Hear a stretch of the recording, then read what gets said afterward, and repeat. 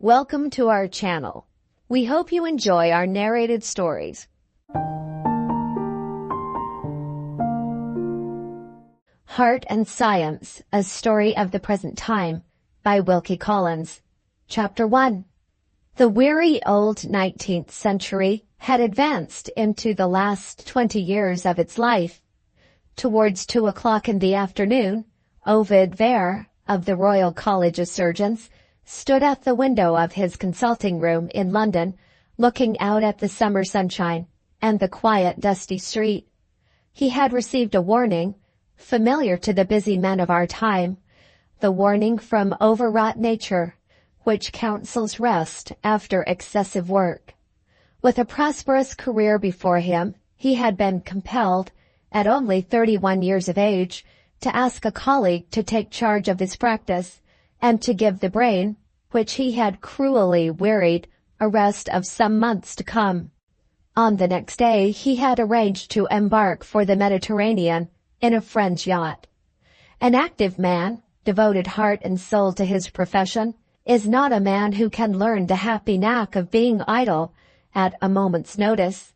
Ovid found the mere act of looking out of window and wondering what he should do next more than he had patience to endure. He turned to his study table. If he had possessed a wife to look after him, he would have been reminded that he and his study table had nothing in common under present circumstances.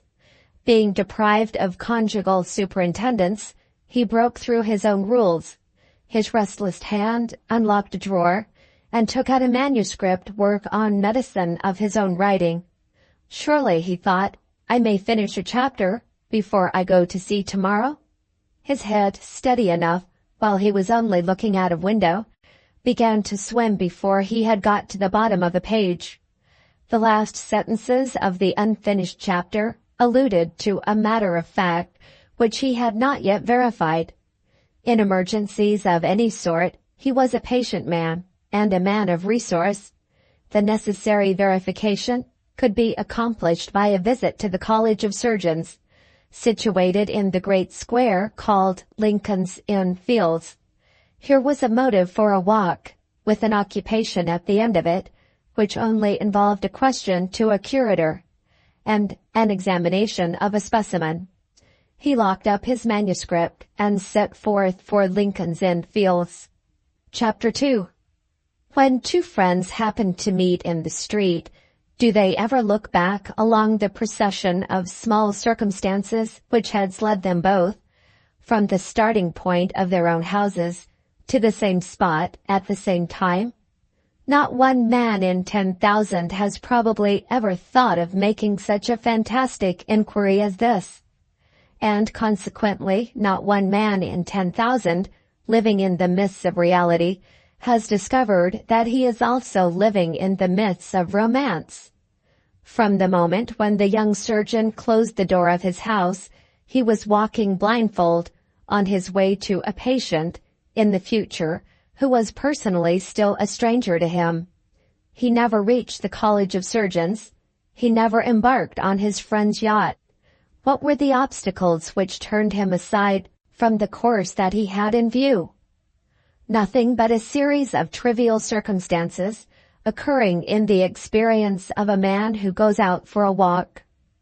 He had only reached the next street when the first of the circumstances presented itself in the shape of a friend's carriage, which drew up at his side. A bright, benevolent face encircled by bushy white whiskers looked out of the window, and a hearty voice asked him if he had completed his arrangements for a long holiday. Having replied to this, Ovid had a question to put on his side. How is our patient, Sir Richard? Out of danger. And what do the other doctors say now? Sir Richard laughed. They say it's my luck. Not convinced yet? Not in the least. Who has ever succeeded in convincing fools? Let's try another subject. Is your mother reconciled to your new plans? I can hardly tell you. My mother is in a state of indescribable agitation. Her brother's will has been found in Italy, and his daughter may arrive in England at a moment's notice." "Unmarried?" Sir Richard asked slyly. "I don't know." "Any money?" Ovid smiled, not cheerfully. "Do you think my poor mother would be in a state of indescribable agitation if there was not money?" Sir Richard was one of those obsolete elderly persons who quote Shakespeare. "Ah, well," he said, "your mother is like Kent in King Lear. She's too old to learn." "Is she as fond as ever of lace? And as keen as ever after a bargain?" He handed a card out of the carriage window. "I have just seen an old patient of mine," he resumed, "in whom I feel a friendly interest. She is retiring from business by my advice, and she asks me, of all the people in the world, to help her in getting rid of some wonderful remnants, at an alarming sacrifice. My kind regards to your mother, and there's a chance for her. One last word, Ovid. Don't be in too great a hurry to return to work. You have plenty of spare time before you. Look at my wise dog here on the front seat, and learn from him to be idle and happy." The great physician had another companion besides his dog. A friend, bound his way, had accepted a seat in the carriage. "Who is that handsome young man?" the friend asked as they drove away. "He is the only son of a relative of mine, dead many years since," Sir Richard replied. "Don't forget that you have seen him."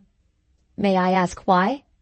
"He has not yet reached the prime of life, and he is on the way, already far on the way, to be one of the foremost men of his time.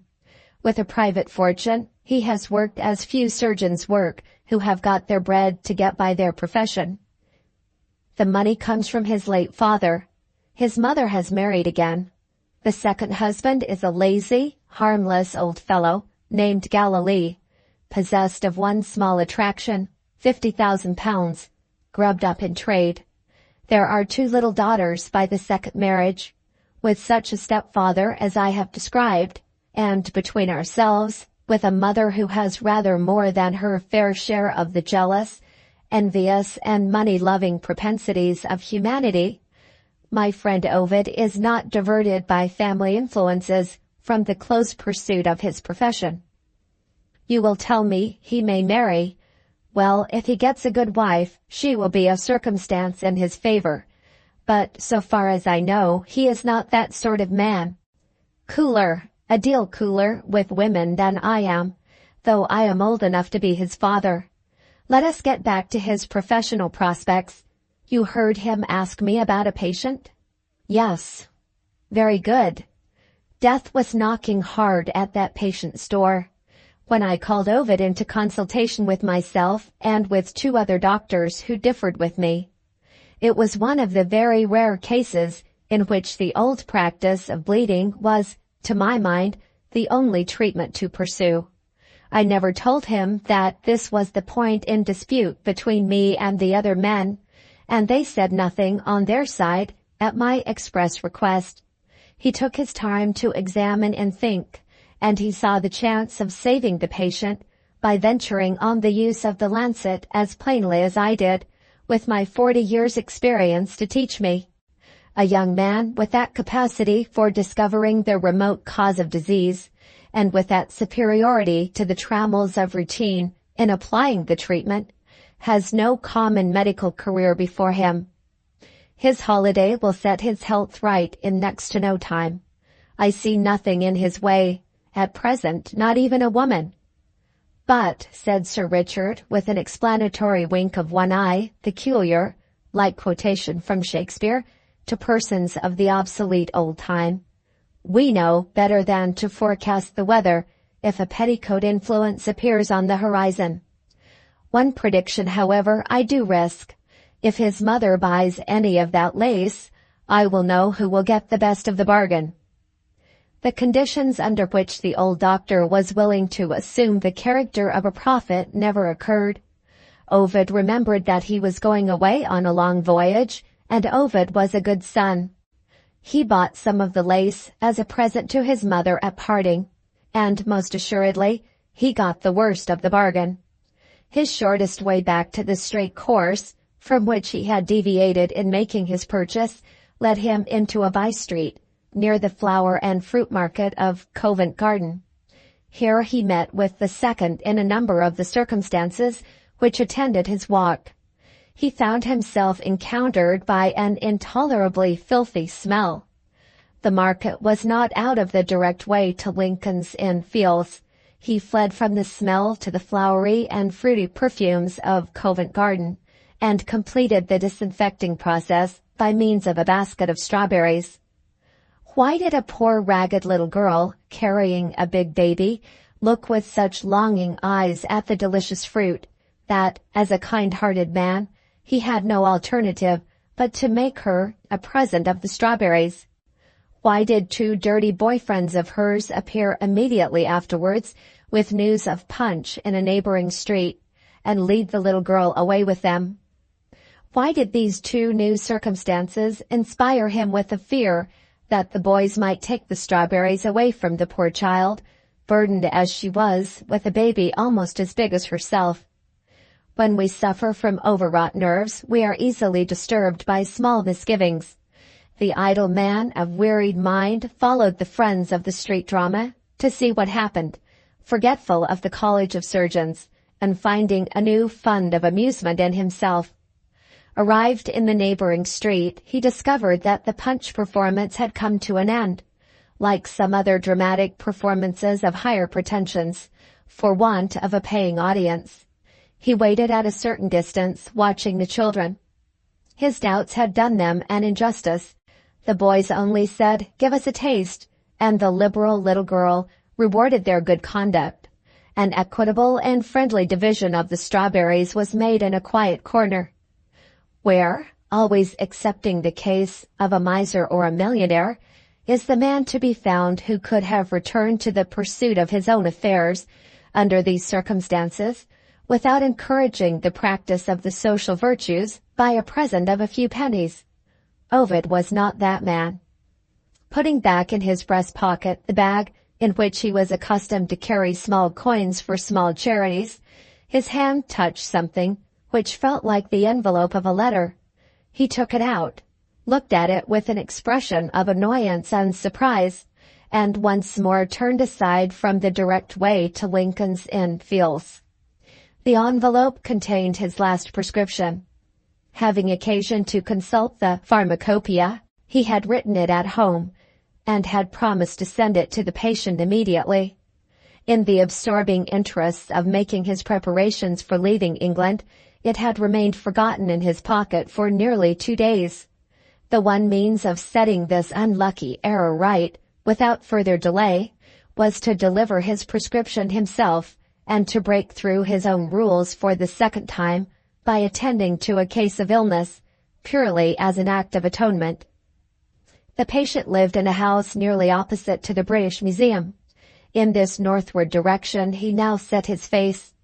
He made his apologies and gave his advice, and, getting out again into the street, tried once more to shape his course for the College of Surgeons. Passing the walled garden of the British Museum, he looked towards it and paused.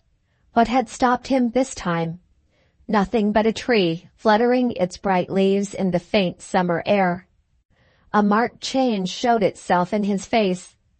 The moment before he had been passing in review the curious little interruptions which had attended his walk, and had wondered humorously what would happen next. Two women, meeting him, and seeing a smile on his lips, had said to each other, "There goes a happy man." If they had encountered him now, they might have reversed their opinion. They would have seen a man thinking of something once dear to him in the far and unforgotten past. He had crossed over the road to the side street which faced the garden. His head drooped. He moved mechanically. Arrived in the street, he lifted his eyes and stood, within nearer view of it, looking at the tree. Hundreds of miles away from London, under another tree of that gentle family, this man, so cold to women in after life, had made child love, in the days of his boyhood, to a sweet little cousin, long since numbered with the dead. The present time, with his interests and anxieties, passed away like the passing of a dream. Little by little, as the minutes followed each other, his sore heart felt a calming influence, breathed mysteriously from the fluttering leaves.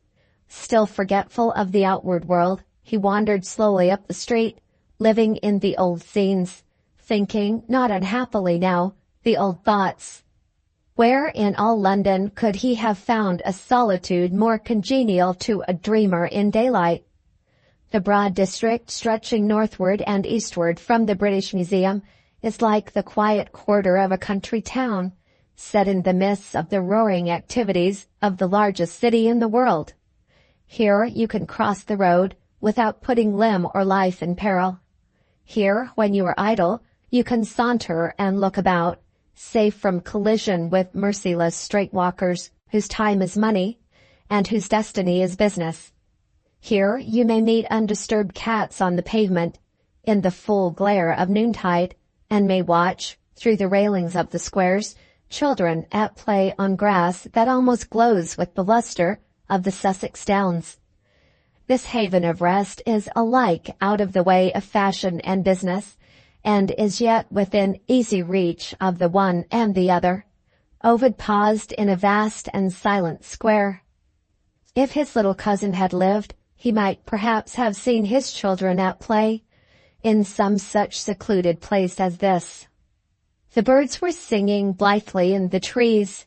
A tradesman boy, delivering fish to the cook, and two girls watering flowers at a window, were the only living creatures near him, as he roused himself and looked around. Where was the college? Where were the curator and the specimen? Those questions brought with them no feeling of anxiety or surprise. He turned in a half-awakened way, without a wish or a purpose, turned and listlessly looked back. 2 foot passengers, dressed in mourning garments, were rapidly approaching him. One of them, as they came nearer, proved to be an aged woman. The other was a girl. He drew aside to let them pass. They looked at him with the lukewarm curiosity of strangers as they went by. The girl's eyes and his met, only the glance of an instant, and its influence held him for life. She went swiftly on, as little impressed by the chance meeting as the old woman at her side. Without stopping to think, without being capable of thought, Ovid followed them. Never before had he done what he was doing now. He was literally out of himself. He saw them ahead of him, and he saw nothing else. Towards the middle of the square, they turned aside into a street on the left. A concert hall was in the street, with doors open for an afternoon performance. They entered the hall. Still out of himself, Ovid followed them. Chapter 3. A room of magnificent size, furnished with every conventional luxury that money can buy, lavishly provided with newspapers and books of reference, lighted by tall windows in the daytime and by gorgeous chandeliers at night, may be, nevertheless, one of the dreariest places of rest and shelter that can be found on the civilized earth. Such places exist by hundreds in those hotels of monstrous proportions and pretensions, which now engulf the traveler who ends his journey on the pier or the platform. It may be that we feel ourselves to be strangers among strangers. It may be that there is something innately repellent in splendid carpets and curtains, chairs and tables, which have no social associations to recommend them. It may be that the mind loses its elasticity under the inevitable restraint on friendly communication, which expresses itself in lowered tones and instinctive distrust of our next neighbor. But this alone is certain. Life in the public drawing room of a great hotel is life with all its healthiest emanations perishing in an exhausted receiver. On the same day, and nearly at the same hour, when Ovid had left his house, 2 women sat in a corner of the public room, in one of the largest of the railway hotels latterly built in London. Without observing it themselves, they were objects of curiosity to their fellow travelers. They spoke to each other in a foreign language. They were dressed in deep mourning, with an absence of fashion and a simplicity of material which attracted the notice of every other woman in the room. One of them wore a black veil over her gray hair. Her hands were brown and knotty at the joints. Her eyes looked unnaturally bright for her age. Innumerable wrinkles crossed and recrossed her skinny face, and her aquiline nose, as one of the ladies present took occasion to remark, was so disastrously like the nose of the great Duke of Wellington as to be an offensive feature in the face of a woman. The lady's companion, being a man, took a more merciful view. "She can't help being ugly," he whispered, "but see how she looks at the girl with her. A good old creature, I say, if ever there was one yet." The lady eyed him, as only a jealous woman can eye her husband, and whispered back, "Of course you're in love with that slip of a girl." She was a slip of a girl, and not even a tall slip. At 17 years of age, it was doubtful whether she would ever grow to a better height. But a girl who is too thin, and not even so tall as the Venus de Medici, may still be possessed of personal attractions. It was not altogether a matter of certainty in this case that the attractions were sufficiently remarkable to excite general admiration. The fine color and the plump healthy cheeks, the broad smile and the regular teeth, the well-developed mouth and the promising bosom, which form altogether the average type of beauty found in the purely bred English maiden, were not among the noticeable charms of the small creature in gloomy black, shrinking into a corner of the big room. She had very little color of any sort to boast of.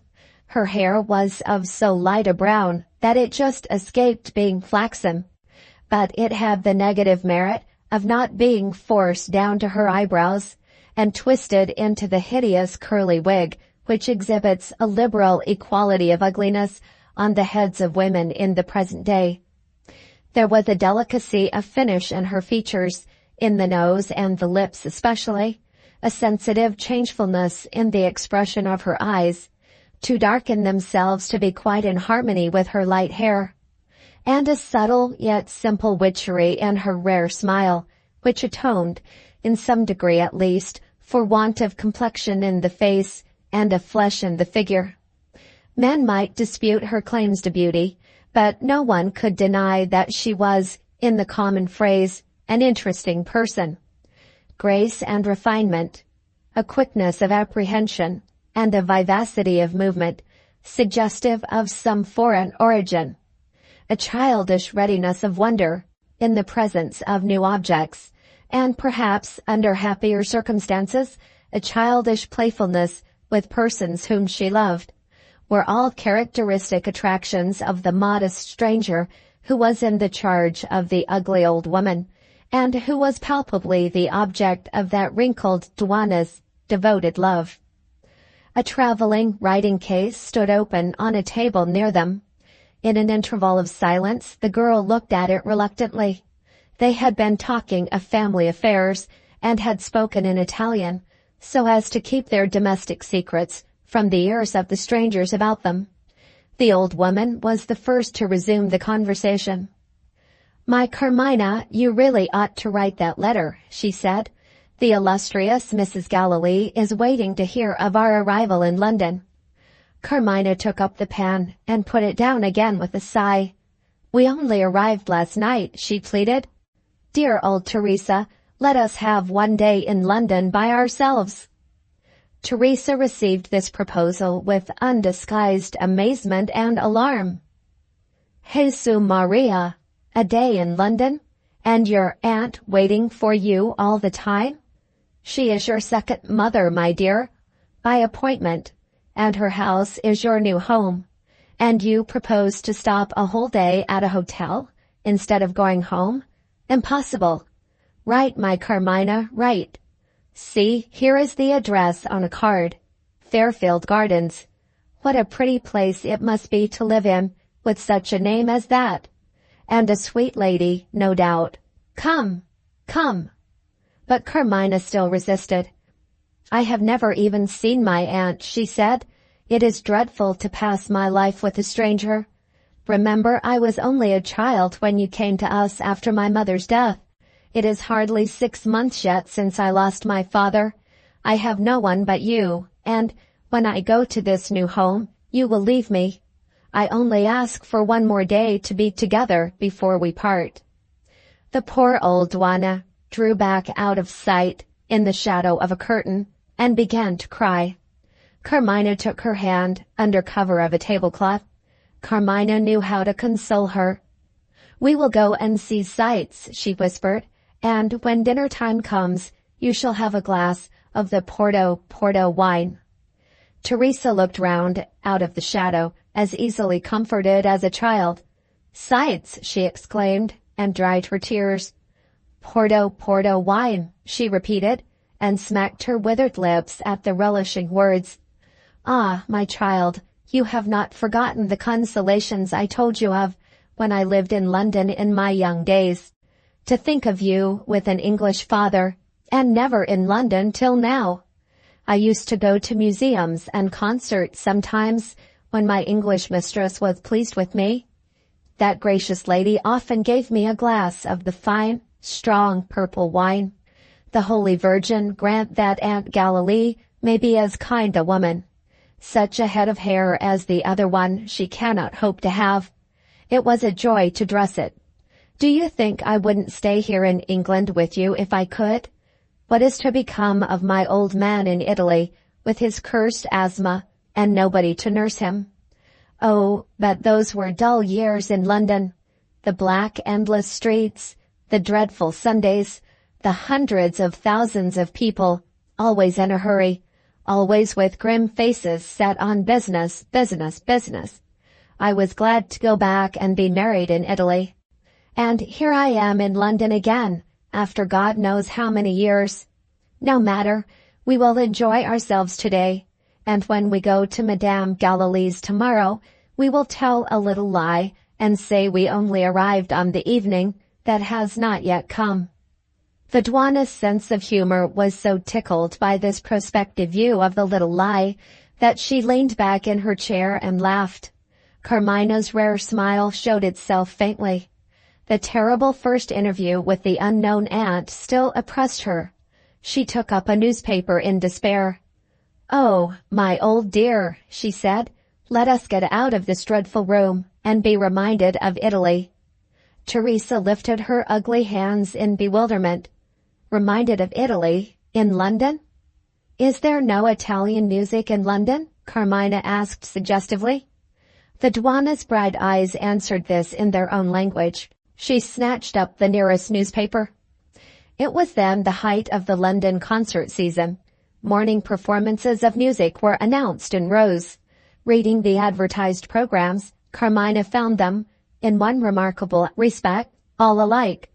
They would have led an ignorant stranger to wonder whether any such persons as Italian composers, French composers, and English composers had ever existed. The music offered to the English public was music of exclusively German, and for the most part modern German, origin. Carmina held the opinion, in common with Mozart and Rossini, as well as with other people, that music without melody is not music at all. She laid aside the newspaper. The plan of going to a concert being thus abandoned, the idea occurred to them of seeing pictures. Teresa, in search of information, tried her luck at a great table in the middle of the room, on which useful books were liberally displayed. She returned with a catalogue of the Royal Academy exhibition, which someone had left on the table, and with the most universally well-informed book, on a small scale, that has ever enlightened humanity, modestly described on the title page as an almanac. Carmina opened the catalogue at the first page and discovered a list of Royal Academicians. Were all these gentlemen celebrated painters? Out of nearly 40 names, 3 only had made themselves generally known beyond the limits of England. She turned to the last page. The works of art on show numbered more than 1,500. Teresa, looking over her shoulder, made the same discovery. Our heads will ache and our feet will ache, she remarked, before we get out of that place. Carmina laid aside the catalogue. Teresa opened the almanac at hazard and hit on the page devoted to amusements. Her next discovery led her to the section inscribed Museums. She scored an approving mark at that place with her thumbnail and read the list in fluent broken English. The British Museum? Teresa's memory of that magnificent building recalled it vividly in one respect. She shook her head. More headache and footache there. Bethnal Green. Indian Museum. College of Surgeons. Practical Geology. South Kensington. Patent Museum. All unknown to Teresa. The saints preserve us. What headaches and footaches in all these, if they are as big as that other one. She went on with the list, and astonished everybody in the room by suddenly clapping her hands. Sir John Soane's Museum. Lincoln's Inn Fields. Ah, but I remember that. A nice little easy museum in a private house, and all sorts of pretty things to see. My dear love, trust your old Teresa. Come to Soane. In 10 minutes more they were dressed, and on the steps of the hotel. The bright sunlight, the pleasant air, invited them to walk. On the same afternoon, when Ovid had set forth on foot for Lincoln's Inn Fields, Carmina and Teresa set forth on foot for Lincoln's Inn Fields. Trivial obstacles had kept the man away from the college. Would trivial obstacles keep the women away from the museum? They crossed the Strand and entered a street which led out of it towards the north. Teresa's pride in her memory forbidding her thus far to ask their way. Their talk, dwelling at first on Italy and on the memory of Carmina's Italian mother, reverted to the formidable subject of Mrs. Galilee. Teresa's hopeful view of the future turned to the cousins and drew the picture of 2 charming little girls eagerly waiting to give their innocent hearts to their young relative from Italy. Are there only 2? She said. Surely you told me there was a boy besides the girls? Carmina set her right. My cousin Ovid is a great doctor, she continued with an air of importance. Poor papa used to say that our family would have reason to be proud of him. Does he live at home? Asked simple Teresa. Oh dear no, he has a grand house of his own. Hundreds of sick people go there to be cured, and give hundreds of golden guineas. Hundreds of golden guineas gained by only curing sick people represented to Teresa's mind something in the nature of a miracle. She solemnly raised her eyes to heaven. What a cousin to have! Is he young? Is he handsome? Is he married? Instead of answering these questions, Carmina looked over her shoulder. Is this poor creature following us? She asked. They had now turned to the right, and had entered a busy street leading directly to Covent Garden. The creature, who was undoubtedly following them, was one of the starved and vagabond dogs of London. Every now and then the sympathies of their race led these inveterate wanderers to attach themselves for the time to some human companion, whom their mysterious insight chooses from the crowd. Teresa, with the hard feeling towards animals, which is one of the serious defects of the Italian character, cried, "Ah, the mangy beast!" and lifted her umbrella. The dog stared back, waited a moment, and followed them again as they went on. Carmina's gentle heart gave its pity to this lost and hungry fellow creature. I must buy that poor dog something to eat, she said, and stopped suddenly as the idea struck her. The dog, accustomed to kicks and curses, was ignorant of kindness. Following close behind her, when she checked herself, he darted away in terror into the road. A cab was driven by rapidly at the same moment. The wheel passed over the dog's neck, and there was an end, as a man remarked looking on, of the troubles of a cur. This common accident struck the girl's sensitive nature with horror. Helpless and speechless, she trembled piteously. The nearest open door was the door of a music-seller's shop. Teresa led her in and asked for a chair and a glass of water. The proprietor, feeling the interest in Carmina, which she seldom failed to inspire among strangers, went the length of offering her a glass of wine. Preferring water, she soon recovered herself sufficiently to be able to leave her chair. "May I change my mind about going to the museum?" she said to her companion. "After what has happened, I hardly feel equal to looking at curiosities." Teresa's ready sympathy tried to find some acceptable alternative. "Music would be better, wouldn't it?" she suggested. The so-called Italian opera was open that night, and the printed announcement of the performance was in the shop. They both looked at it. Fortune was still against them. A German opera appeared on the bill. Carmina turned to the music seller in despair. "Is there no music, sir, but German music, to be heard in London?" she asked. The hospitable shopkeeper produced a concert programmed for that afternoon, the modest enterprise of an obscure pianoforte teacher who could only venture to address pupils, patrons, and friends. What did he promise? Among other things, music from Lucia, music from Norma, music from Ernani. Teresa made another approving mark with her thumbnail, and Carmina purchased tickets. The music seller hurried to the door to stop the first empty cab that might pass. Carmina showed a deplorable ignorance of the law of chances. She shrank from the bare idea of getting into a cab. "We may run over some other poor creature," she said. "If it isn't a dog, it may be a child next time." Teresa and the music seller suggested a more reasonable view as gravely as they could. Carmina humbly submitted to the claims of common sense, without yielding for all that. "I know I'm wrong," she confessed. "Don't spoil my pleasure. I can't do it." The strange parallel was now complete. Bound for the same destination, Carmina and Ovid had failed to reach it alike, and Carmina had stopped to look at the garden of the British Museum before she overtook Ovid in the quiet square. Chapter 4. If, on entering the hall, Ovid had noticed the placards, he would have found himself confronted by a coincidence. The person who gave the concert was also the person who taught music to his half-sisters. Not many days since, he had himself assisted the enterprise by taking a ticket at his mother's request. Seeing nothing, remembering nothing, hurried by the fear of losing sight of the two strangers if there was a large audience, he impatiently paid for another ticket at the doors.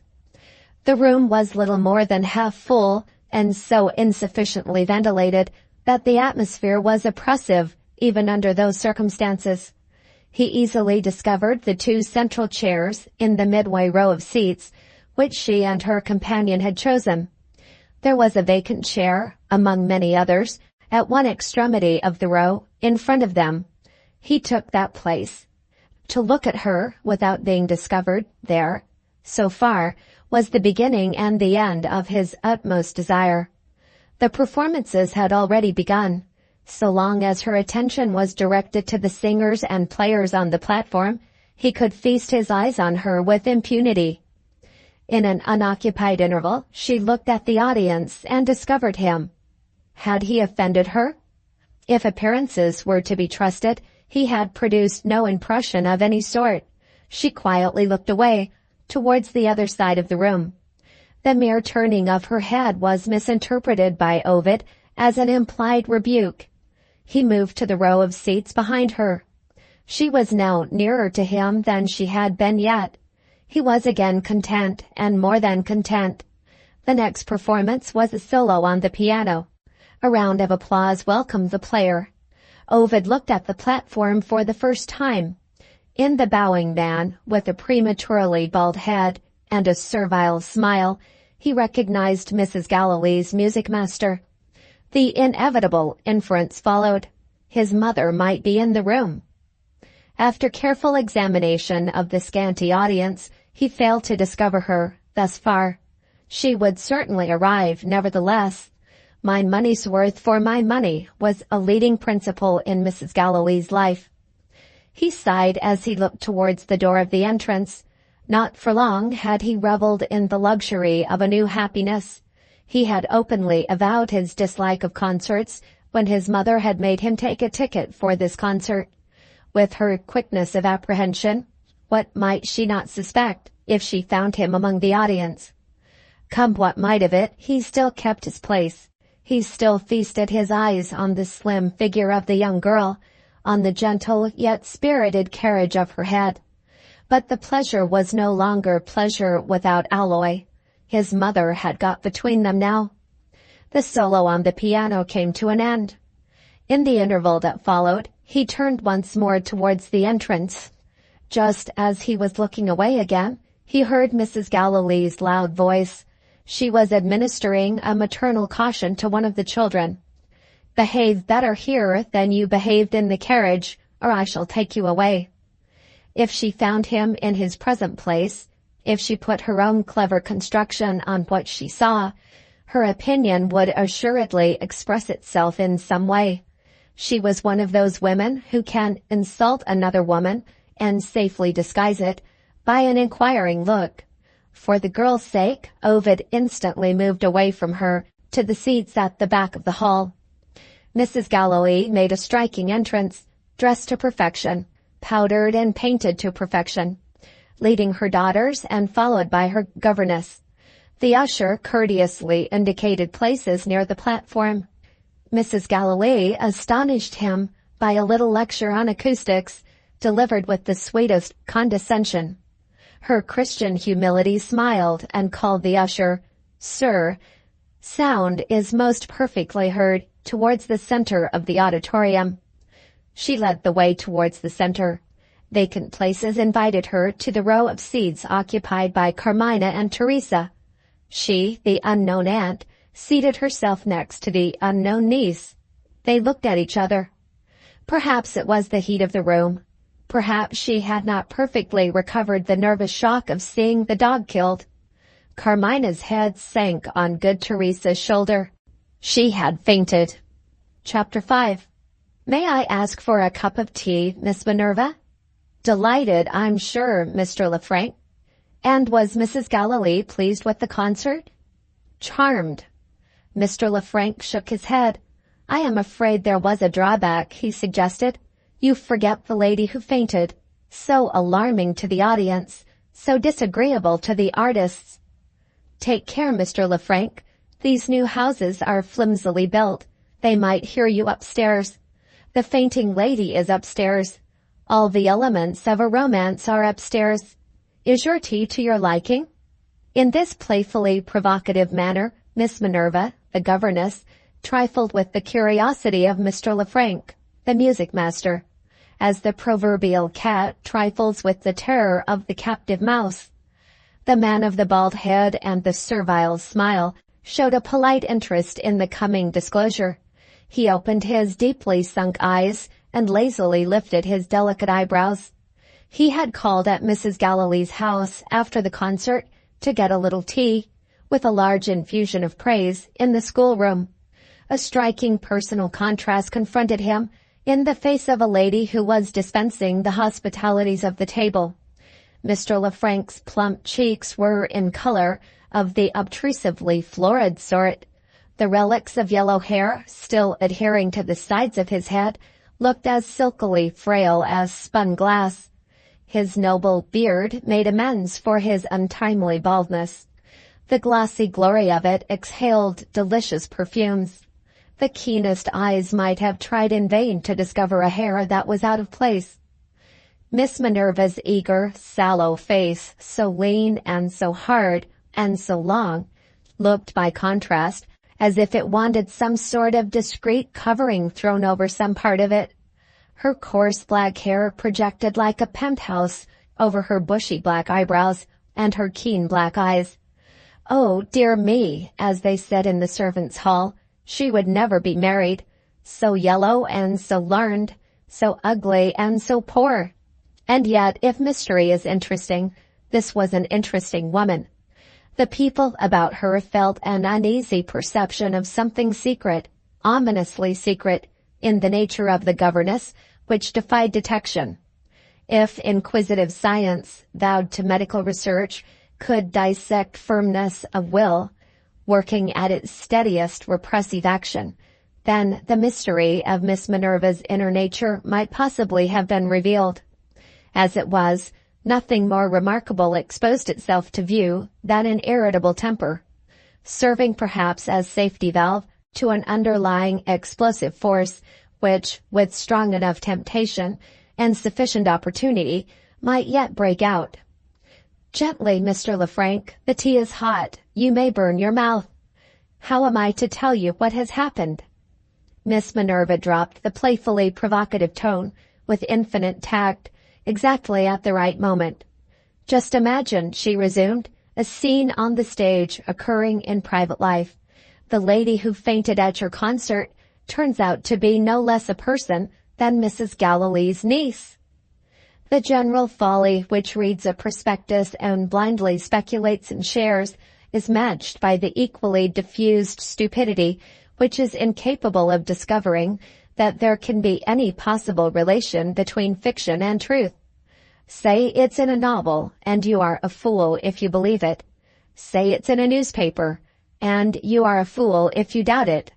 Mr. Lefranc, following the general example, followed it on this occasion a little too unreservedly. He avowed his doubts of the circumstance just related, although it was, on the authority of a lady, a circumstance occurring in real life. Far from being offended, Miss Minerva cordially sympathized with him. "It is too theatrical to be believed," she admitted, "but this fainting young person is positively the interesting stranger we have been expecting from Italy. You know Mrs. Galilee. Hers was the first smelling bottle produced. Hers was the presence of mind which suggested a horizontal position. 'Help the heart,' she said, 'don't impede it.' The whole theory of fainting fits in 6 words. In another moment," proceeded the governess, making a theatrical point without suspecting it, "in another moment Mrs. Galilee herself stood in need of the smelling bottle." Mr. Lefranc was not a true believer even yet. "You don't mean she fainted," he said. Miss Minerva held up the indicative forefinger with which she emphasized instruction when her pupils required rousing. "Mrs. Galilee's strength of mind, as I was about to say, if you had listened to me, resisted the shock.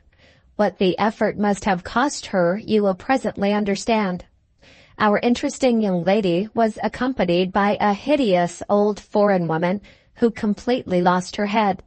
She smacked her hands distractedly. She called on the saints, without producing the slightest effect, but she mixed up a name, remarkable, even in Italy, with the rest of the delirium. And that was serious. Put yourself in Mrs. Galilee's place."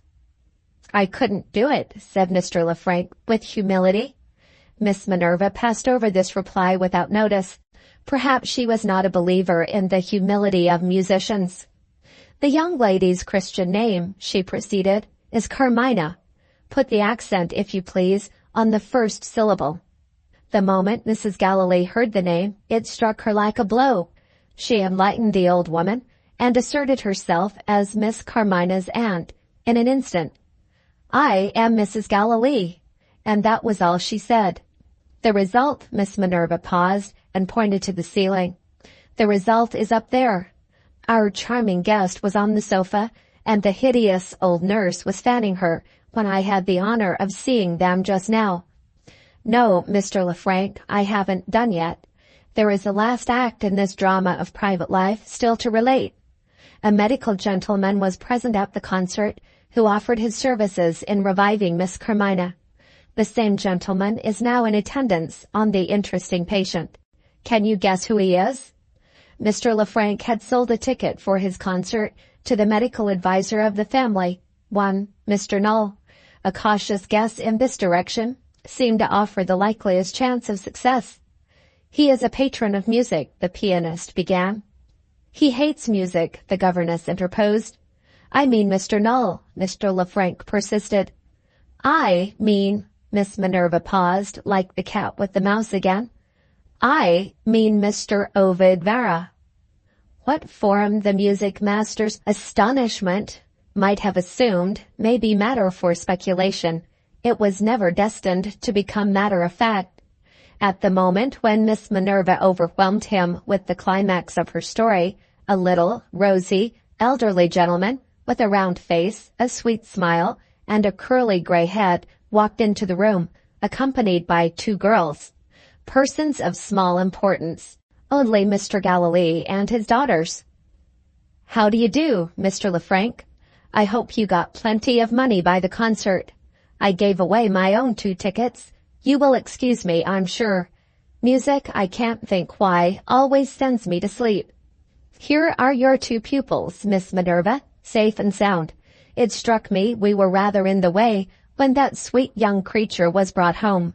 Sadly in want of quiet, poor thing, not in want of us. Mrs. Galilee and Ovid, so clever and attentive, were just the right people in the right place, so I put on my hat. I'm always available, Mr. Lefranc. I have the great advantage of never having anything to do. And I said to the girls, let's have a walk. We had no particular place to go to. That's another advantage of mine. So we drifted about.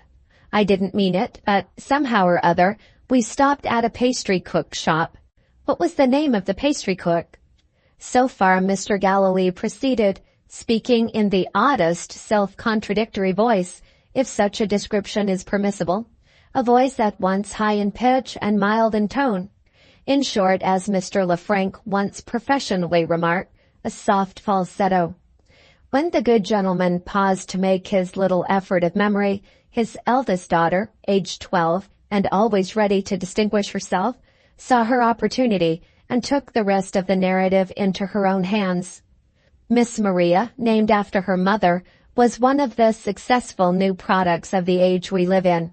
The conventionally charming child, who has never been smacked, possessed of the large round eyes that we see in pictures, and the sweet manners and perfect principles that we read of in books. She called everybody dear. She knew to a nicety how much oxygen she wanted in the composition of her native air. And alas, poor wretch, she had never wetted her shoes or dirtied her face since the day when she was born. Dear Miss Minerva, said Maria, the pastry cook's name was Timble. We have had ices. His mind being now set at rest on the subject of the pastry cook, Mr. Galilee turned to his youngest daughter, aged 10, and one of the unsuccessful products of the age we live in.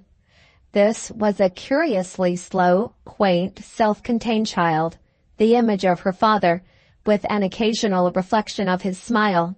Incurably stupid, or incurably perverse, the friends of the family were not quite sure which. Whether she might have been overcrammed with useless knowledge was not a question in connection with the subject which occurred to anybody. Rouse yourself, Zoe, said Mr. Galilee. What did we have besides ices? Zoe, known to her father by vulgar abbreviation as Zoe, took Mr. Galilee's stumpy red hand and held hard by it as if that was the one way in which a dull child could rouse herself with a prospect of success. I've had so many of them, she said. I don't know. Ask Maria.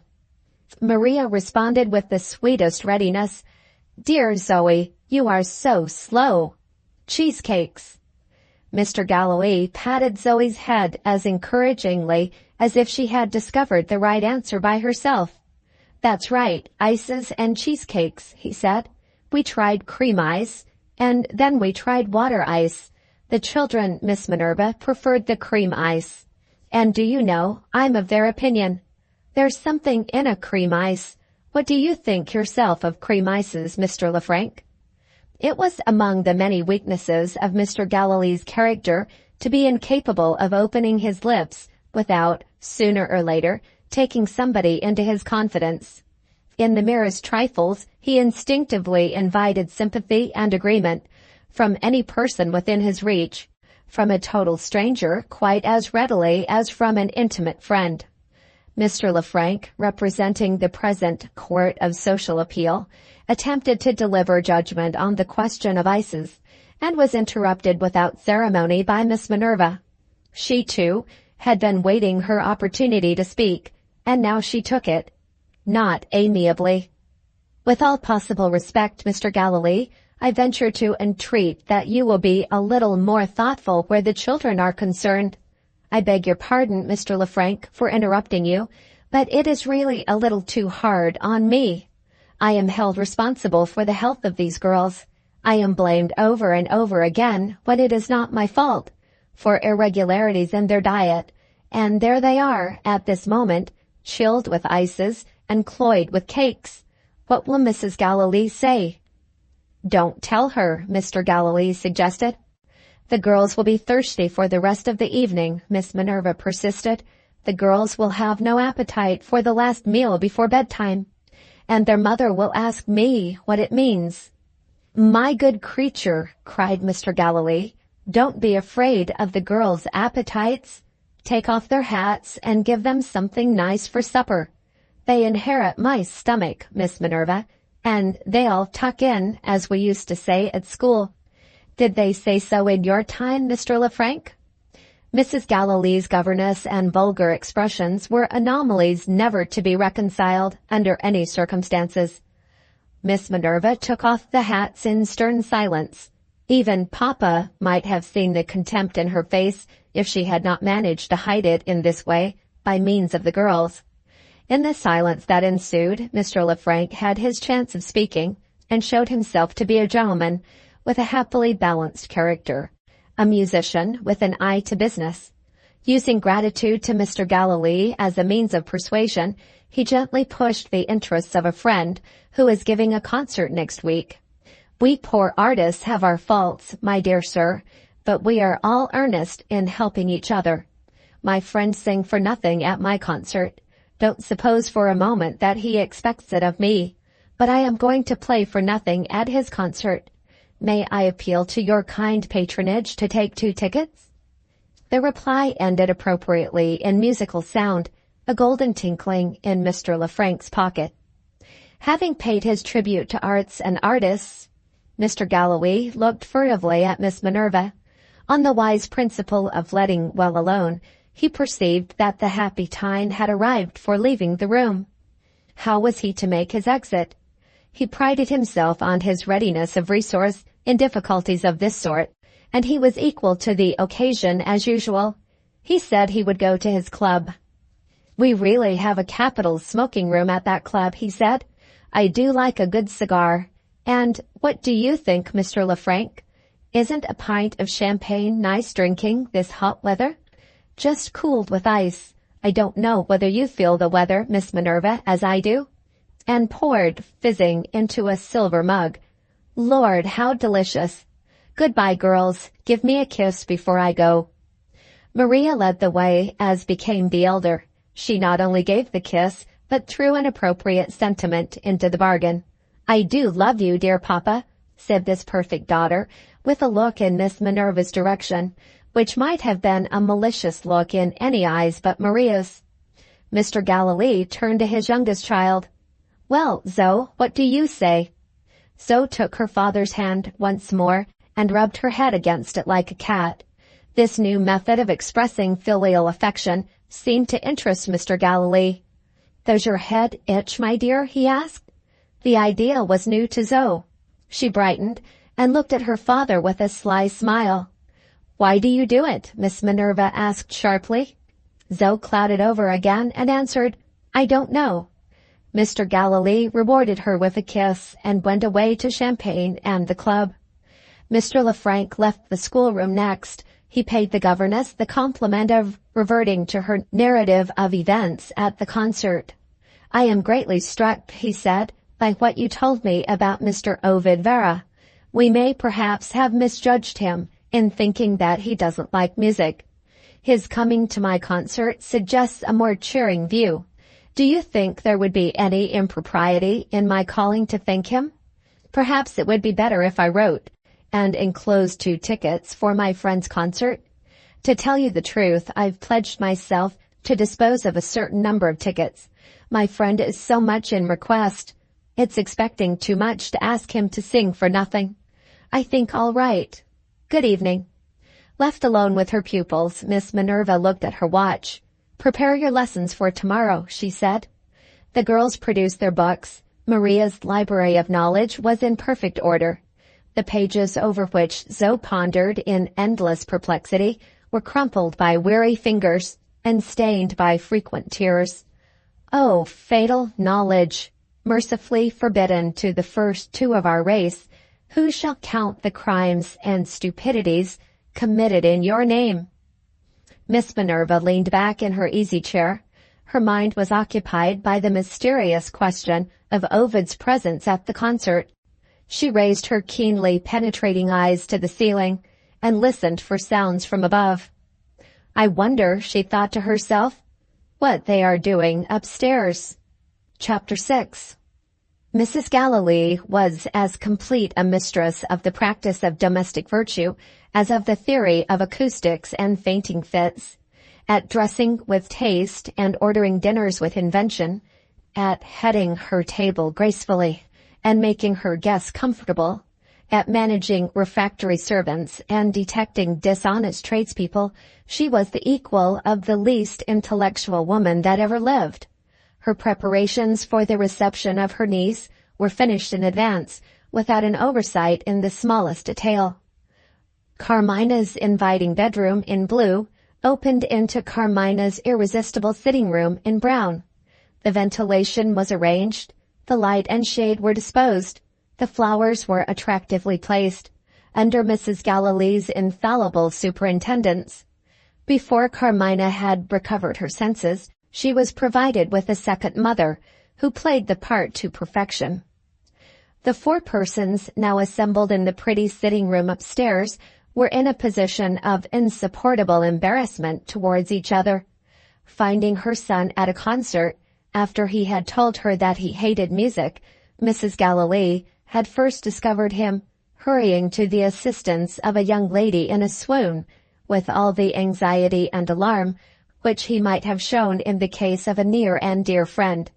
And yet, when this stranger was revealed as a relation, he had displayed an amazement equal to her own. What explanation could reconcile such contradictions as these? As for Carmina, her conduct complicated the mystery. What was she doing at a concert when she ought to have been on her way to her aunt's house? Why, if she must faint when the hot room had not overpowered anyone else, had she failed to recover in the usual way? There she lay on the sofa, alternately flushing and turning pale when she was spoken to, ill at ease in the most comfortable house in London, timid and confused under the care of her best friends. Making all allowance for a sensitive temperament, could a long journey from Italy and a childish fright at seeing a dog run over account for such a state of things as this? Annoyed and perplexed, but yet far too prudent to commit herself ignorantly to inquiries which might lead to future embarrassment, Mrs. Galilee tried suggestive small talk as a means of enlightenment. The wrinkled duenna, sitting miserably on satin supported by frail gilt legs, seemed to take her tone of feeling from her young mistress, exactly as she took her orders. Mrs. Galilee spoke to her in English and spoke to her in Italian, and could make nothing of the experiment in either case. The wild old creature seemed to be afraid to look at her. Ovid himself proved to be just as difficult to fathom in another way. He certainly answered when his mother spoke to him, but always briefly, and in the same absent tone. He asked no questions and offered no explanations. The sense of embarrassment on his side had produced unaccountable changes. He showed the needful attention to Carmina with a silent gentleness which presented him in a new character. His customary manner with ailing persons, women as well as men, was rather abrupt. His quick perception hurried him into taking the words out of their mouths, too pleasantly to give offense, when they were describing their symptoms. There he sat now, contemplating his pale little cousin with a patient attention wonderful to see, listening to the commonplace words which dropped at intervals from her lips, as if, in his state of health, and with the doubtful prospect which it implied, there were no serious interests to occupy his mind. Mrs. Galilee could endure it no longer.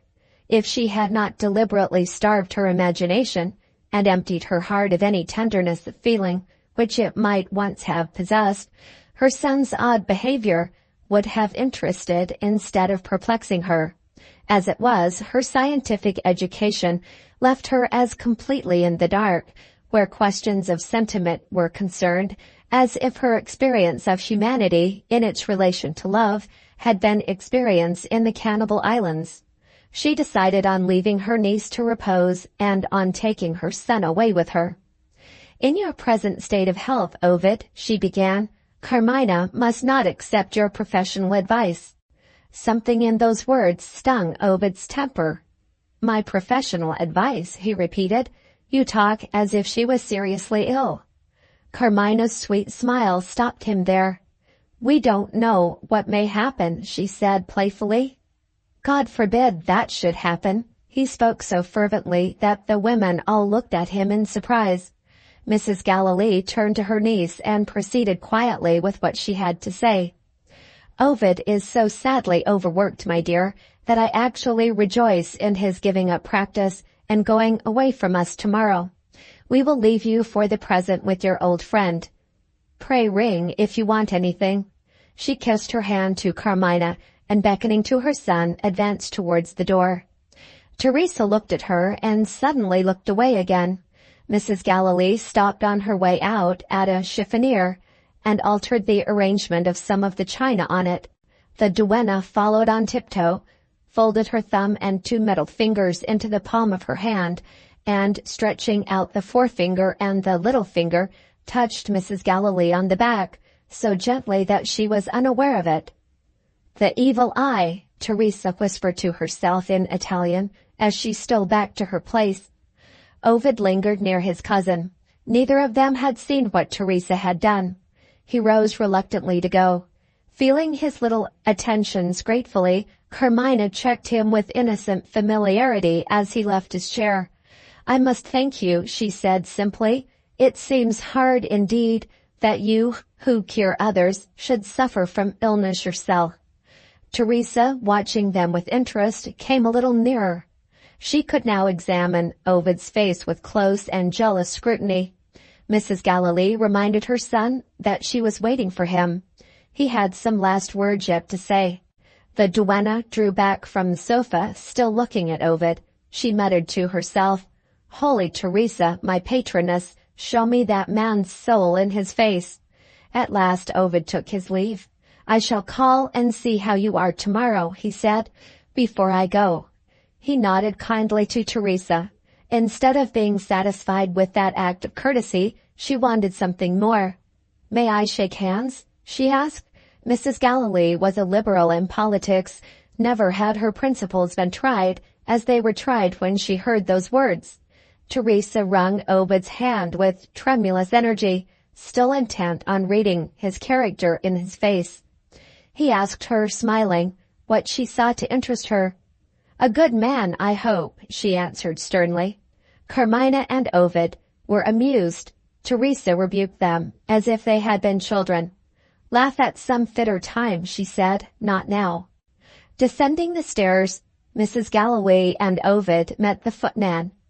"Mr. Moole is in the library, ma'am," the man said. "Have you anything to do, Ovid, for the next half-hour?" his mother asked. "Do you wish me to see Mr. Moole?" "If it's law business, I'm afraid I shall not be of much use."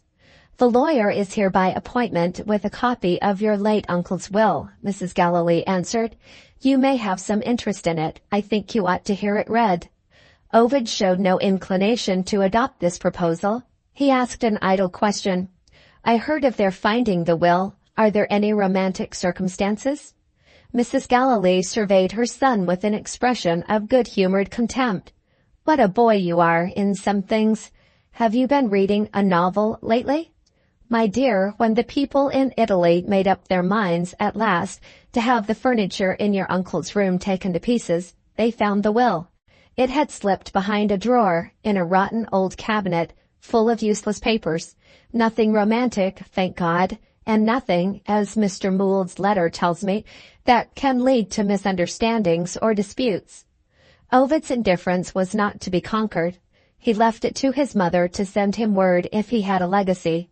"I am not as much interested in it as you are," he explained, Plenty of money left to you, of course? He was evidently thinking all the time of something else. Mrs. Galilee stopped in the hall with an air of downright alarm. "Your mind is in a dreadful state," she said. "Have you really forgotten what I told you only yesterday? The will appoints me Carmina's guardian." He had plainly forgotten it. He started when his mother recalled the circumstance. "Curious," he said to himself, "that I was not reminded of it when I saw Carmina's rooms prepared for her." His mother, anxiously looking at him, observed that his face brightened when he spoke of Carmina. He suddenly changed his mind. "Make allowances for an overworked man," he said. "You are quite right. I ought to hear the will read. I am at your service." Even Mrs. Galilee now drew the right inference at last. She made no remark. Something seemed to move feebly under her powder and paint. Soft emotion trying to find its way to the surface? Impossible. As they entered the library together, Miss Minerva returned to the schoolroom. She had lingered on the upper landing and had heard the conversation between mother and son. Chapter 7. The library at Fairfield Gardens possessed two special attractions besides the books. It opened into a large conservatory, and it was adorned by an admirable portrait of Mrs. Galilee, painted by her brother. Waiting the appearance of the fair original, Mr. Moole looked at the portrait and then mentally reviewed the history of Mrs. Galilee's family. What he did next, no person acquainted with the habits of lawyers will be weak enough to believe. Mr. Moole blushed. Is this the language of exaggeration, describing a human anomaly on the roll of attorneys? The fact shall be left to answer the question. Mr. Moole had made a mistake in his choice of a profession. The result of the mistake was a shy lawyer. Attended by such circumstances as these, the history of the family assumes, for the moment, a certain importance. It is connected with a blushing attorney. It will explain what happened on the reading of the will, and it is sure beforehand of a favorable reception, for it is all about money. Old Robert Graywell began life as the son of a small farmer. He was generally considered to be rather an eccentric man, but prospered nevertheless as a merchant in the city of London. When he retired from business, he possessed a house and estate in the country, and a handsome fortune safely invested in the funds. His children were 3 in number, his son Robert, and his daughters Maria and Susan. The death of his wife, to whom he was devotedly attached, was the first serious calamity of his life. He retired to his estate a soured and broken man. Loving husbands are not always, as a necessary consequence, tender fathers. Old Robert's daughters afforded him no consolation on their mother's death. Their anxiety about their mourning dresses so disgusted him that he kept out of their way. No extraordinary interest was connected with their prospects in life. They would be married, and there would be an end of them. As for the son, he had long since placed himself beyond the narrow range of his father's sympathies. In the first place, his refusal to qualify himself for a mercantile career had made it necessary to dispose of the business to strangers. In the second place, young Robert Graywell proved, without any hereditary influence, and in the face of the strongest discouragement, to be a born painter. One of the greatest artists of that day saw the boy's first efforts and pronounced judgment in these plain words: "What a pity he has not got his bread to earn by his brush." On the death of old Robert, his daughters found themselves, to use their own expression, reduced to a trumpery legacy of £10,000 each. Their brother inherited the estate and the bulk of the property, not because his father cared about founding a family, but because the boy had always been his mother's favorite. The first of the 3 children to marry was the eldest sister. Maria considered herself fortunate in captivating Mr. Vera, a man of old family, with a high sense of what he owed to his name. He had a sufficient income, and he wanted no more. His wife's dowry was settled on herself. When he died, he left her a life interest in his property, amounting to $600 a year. This, added to the annual proceeds of her own little fortune, made an income of £1,000. The remainder of Mr. Vera's property was left to his only surviving child, Ovid. With £1,000 a year for herself and with £2,000 a year for her son, on his coming of age, the widowed Maria might possibly have been satisfied, but for the extraordinary presumption of her younger sister. Susan, ranking second in age, ranked second also in beauty, and yet in the race for a husband, Susan won the prize. Soon after her sister's marriage, she made a conquest of a Scotch nobleman, possessed of a palace in London and a palace in Scotland, and a rent roll of £40,000. Maria, to use her own expression, never recovered it. From the horrid day when Susan became Lady Northlake, Maria became a serious woman. All her earthly interests centered now in the cultivation of her intellect. She started on that glorious career which associated her with the march of science. In only a year afterwards, as an example of the progress which a resolute woman can make, she was familiar with zoophyte fossils and had succeeded in dissecting the nervous system of a bee. Was there no counter-attraction in her married life? Very little. Mr. Vera felt no sympathy with his wife's scientific pursuits. On her husband's death, did she find no consolation in her son? Let her speak for herself. My son fills my heart, but the school, the university, and the hospital have all in turn taken his education out of my hands. My mind must be filled, as well as my heart. She seized her exquisite instruments and returned to the nervous system of the bee. In course of time, Mr. John Galilee, drifting about, as he said of himself, drifted across the path of science. The widowed Mrs. Vera, as exhibited in public, was still a fine woman. Mr. Galilee admired that style, and Mr. Galilee had £50,000, only a little more to my lord and my lady than 1 year's income. But invested at 4%, it added an annual £2,000 to Mrs. Vera's annual £1,000. Result, £3,000 a year, encumbered with Mr. Galilee. On reflection, Mrs. Vera accepted the encumbrance and reaped her reward. Susan was no longer distinguished as the sister who had her dresses made in Paris, and Mrs. Galilee was not now subjected to the indignity of getting a lift in Lady Northlake's carriage. What was the history of Robert during this interval of time? In 2 words, Robert disgraced himself. Taking possession of his country house, the new squire was invited to contribute towards the expense of a pack of hounds kept by subscription in the neighborhood, and was advised to make acquaintance with his fellow sportsmen by giving a hunt breakfast. He answered very politely, but the fact was not to be concealed. The new man refused to encourage hunting. He thought that noble amusement stupid and cruel. For the same reason he refused to preserve game. A last mistake was left to make, and he made it. After returning the rector's visit, he failed to appear at church. No person with the smallest knowledge of the English character, as exhibited in an English county, will fail to foresee that Robert's residence on his estate was destined to come, sooner or later, to an untimely end. When he had finished his sketches of the picturesque aspects of his landed property, he disappeared. The estate was not entailed. Old Robert, who had insisted on the minutest formalities and details in providing for his dearly loved wife, was impenetrably careless about the future of his children. "My fortune has no value now in my eyes," he said to judicious friends. "Let them run through it all, if they please.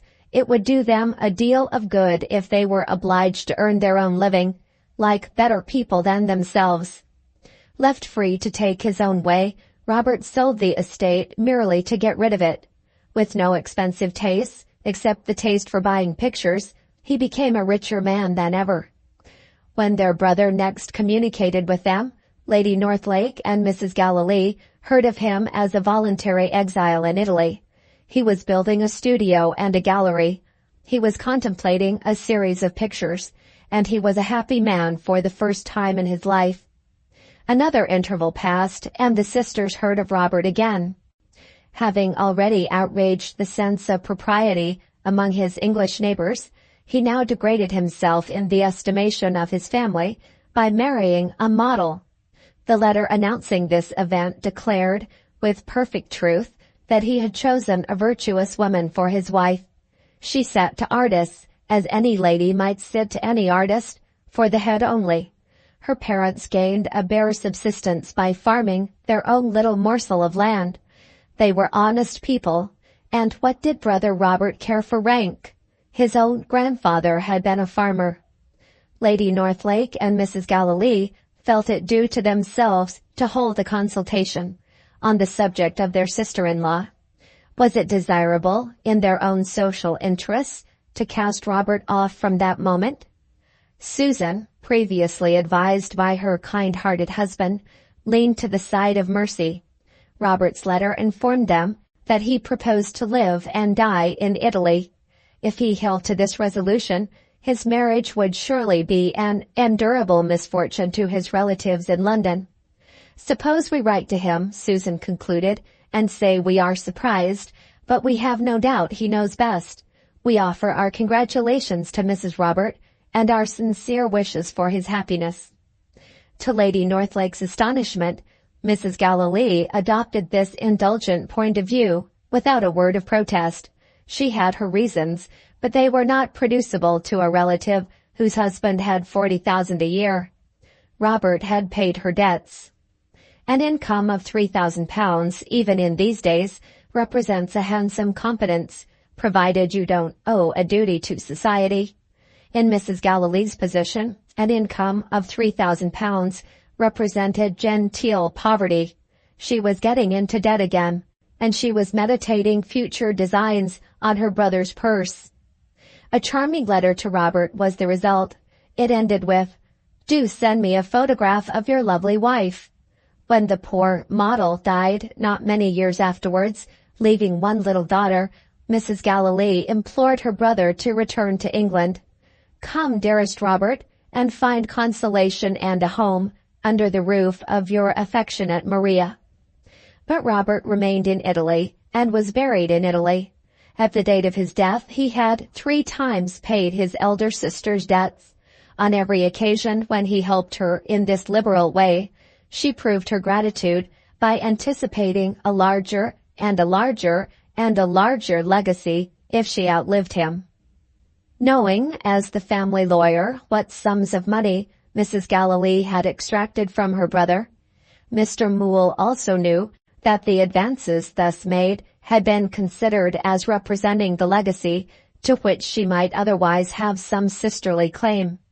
It was his duty to have warned her of this when she questioned him generally on the subject of the will, and he had said nothing about it, acting under a most unbecoming motive. In plain words, the motive of fear. From the self-reproachful feeling that now disturbed him, had risen that wonderful blush which made its appearance on Mr. Moole's countenance. He was actually ashamed of himself. After all, is it too much to have suggested that he was a human anomaly on the roll of attorneys? Chapter 8. Mrs. Galilee made her appearance in the library, and Mr. Moole's pulse accelerated its beat. Mrs. Galilee's son followed her into the room, and Mr. Moole's pulse steadied itself again. By special arrangement with the lawyer, Ovid had been always kept in ignorance of his mother's affairs. No matter how angry she might be in the course of the next few minutes, she could hardly express her indignation in the presence of her son. Joyous anticipation has the happiest effect on female beauty. Mrs. Galilee looked remarkably well that day. Having rather a round and full face, she wore her hair, colored from youthful nature, in a fringe across her forehead, balanced on either side by clusters of charming little curls. Her mourning for Robert was worthy of its Parisian origin. It showed to perfect advantage the bloom of her complexion, and the whiteness of her neck, also worthy of their Parisian origin. She looked like a portrait of the period of Charles II, endowed with life. "How do you do, Mr. Mole? Have you been looking at my ferns?" The ferns were grouped at the entrance, leading from the library to the conservatory. They had certainly not escaped the notice of the lawyer, who possessed a hothouse of his own, and who was an enthusiast in botany. It now occurred to him, if he innocently provoked embarrassing results, that ferns might be turned to useful and harmless account as a means of introducing a change of subject. "Even when she hasn't spoken a word," thought Mr. Mole, consulting his recollections, "I have felt her eyes go through me like a knife." "Spare us the technicalities, please," Mrs. Galilee continued, pointing to the documents on the table. "I want to be exactly acquainted with the duties I owe to Carmina. And, by the way, I naturally feel some interest in knowing whether Lady Northlake has any place in the will." Mrs. Galilee never said "my sister," never spoke in the family circle of Susan. The inexhaustible sense of injury, aroused by that magnificent marriage, asserted itself in keeping her sister at the full distance, implied by never forgetting her title. "The first legacy mentioned in the will," said Mr. Mole, "is a legacy to Lady Northlake." Mrs. Galilee's face turned as hard as iron. £100, Mr. Mole continued, "to buy a mourning ring." Mrs. Galilee's eyes became eloquent in an instant, and said as if in words, "Thank heaven." "So, like your uncle's unpretending good sense," she remarked to her son, "any other legacy to Lady Northlake would have been simply absurd. Yes, Mr. Mole, perhaps my name follows?" Mr. Mole cast a side look at the ferns. He afterwards described his sensations as reminding him of previous experience in a dentist's chair, at the awful moment when the operator says, "Let me look," and has his devilish instrument hidden in his hand. The situation, to use the language of the stage, was indeed critical enough already. Ovid added to the horror of it by making a feeble joke. "What will you take for your chance, mother?" Before bad became worse, Mr. Mole summoned the energy of despair. He wisely read the exact words of the will this time. "And I give one bequeath to my sister, Mrs. Marie Galilee, £100. Ovid's astonishment could only express itself in action. He started to his feet. Mr. Mole went on reading, "Free of legacy duty, to buy a mourning ring." "Impossible!" Ovid broke out. Mr. Mole finished the sentence, "and my sister will understand the motive which animates me in making this bequest." He laid the will on the table and ventured to look up. At the same time, Ovid turned to his mother, struck by the words which had been just read, and eager to inquire what their meaning might be. Happily for themselves, the two men never knew what the preservation of their tranquillity owed to that one moment of delay. If they had looked at Mrs. Galilee when she was first aware of her position in the will, they might have seen the incarnate devil, self-revealed in a human face. They might have read in her eyes and on her lips a warning hardly less fearful than the unearthly writing on the wall, which told the Eastern monarch of his coming death.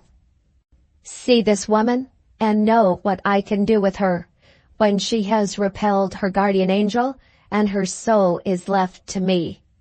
But the revelation showed itself and vanished.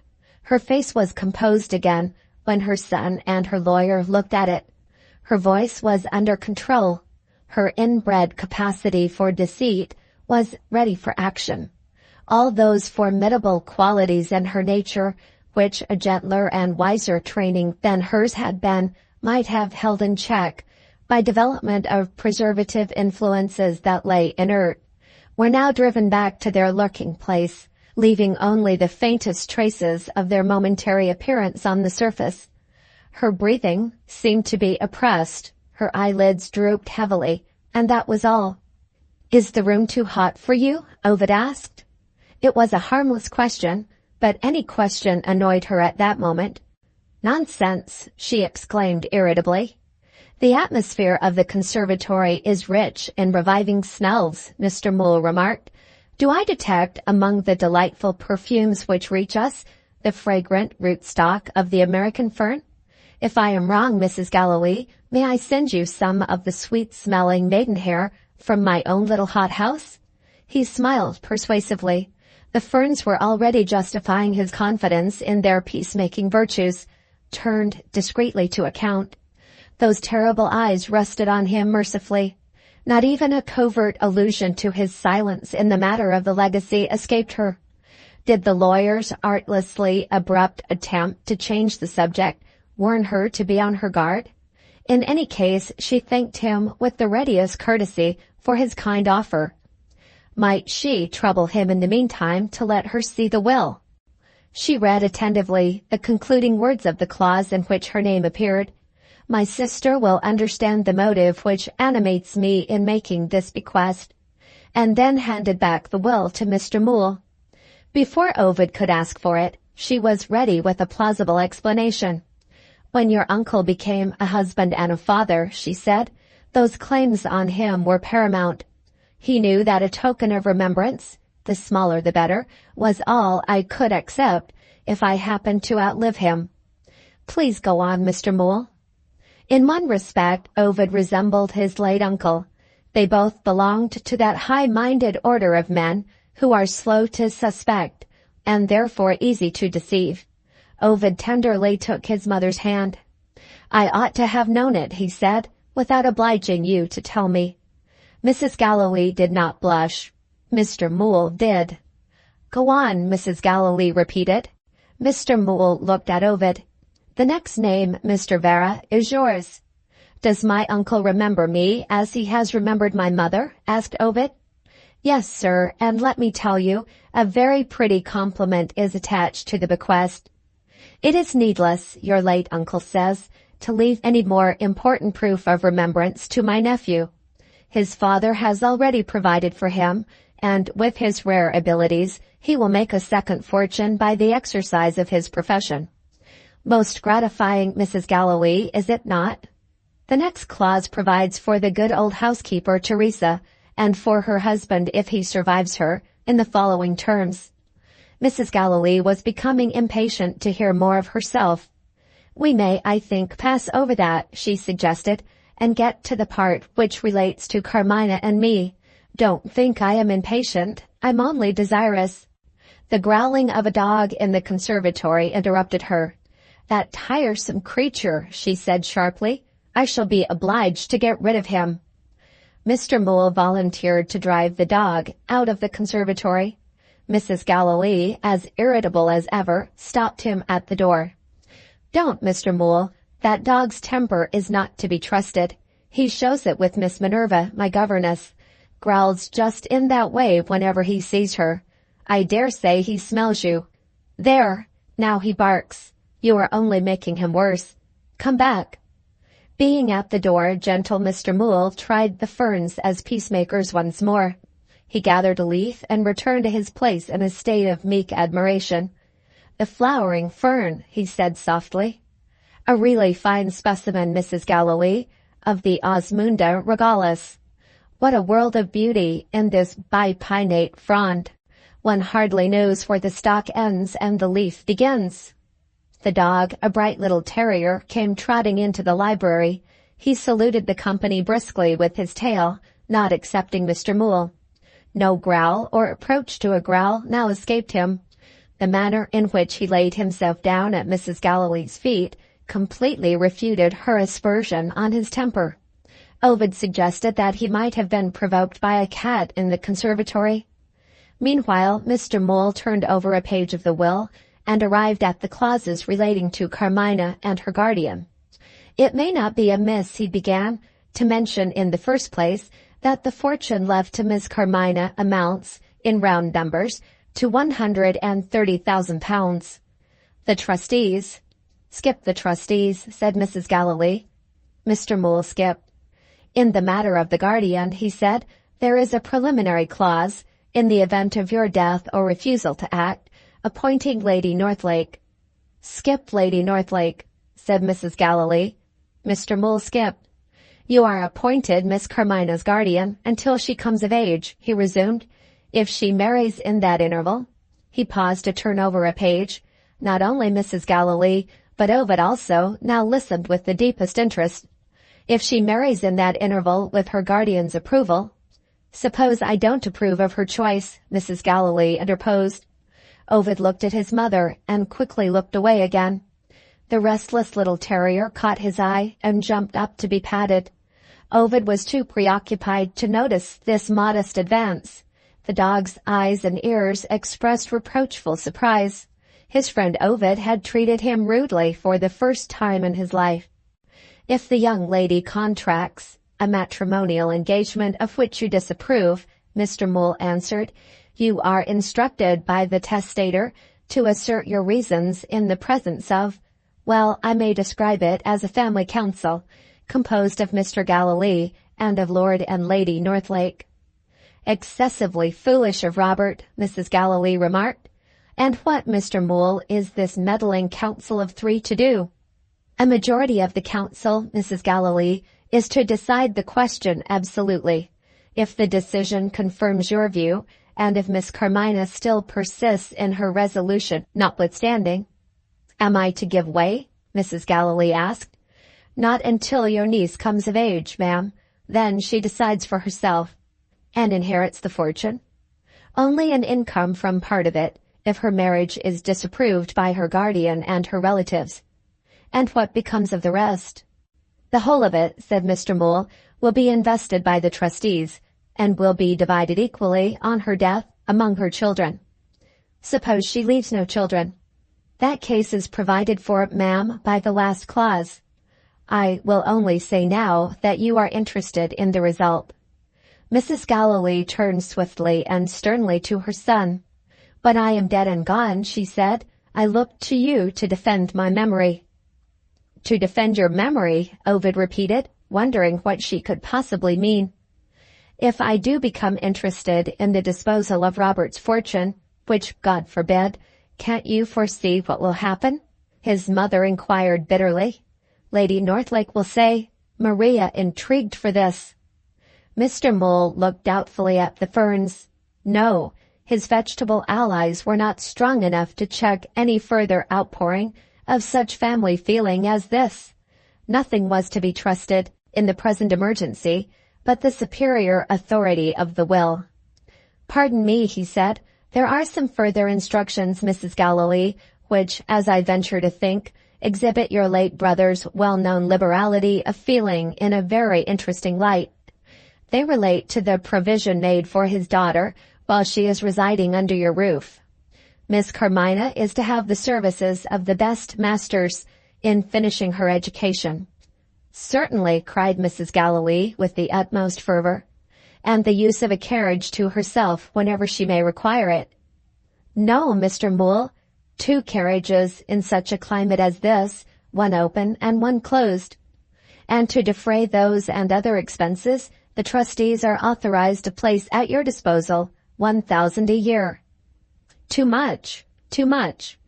Mr. Mole might have agreed with her, if he had not known that Robert Graywell had thought of his sister's interests in making this excessive provision for expenses occurred on his daughter's account. "Perhaps her dresses and her pocket money are included," Mrs. Galilee resumed. Mr. Mole smiled and shook his head. "Mr. Graywell's generosity has no limits," he said, "where his daughter is concerned. Miss Carmina is to have 500 a year for pocket money and dresses." Mrs. Galilee appealed to the sympathies of her son. "Isn't it touching?" she said. "Dear Carmina, my own people in Terrace shall make her dresses." "Well, Mr. Mole?"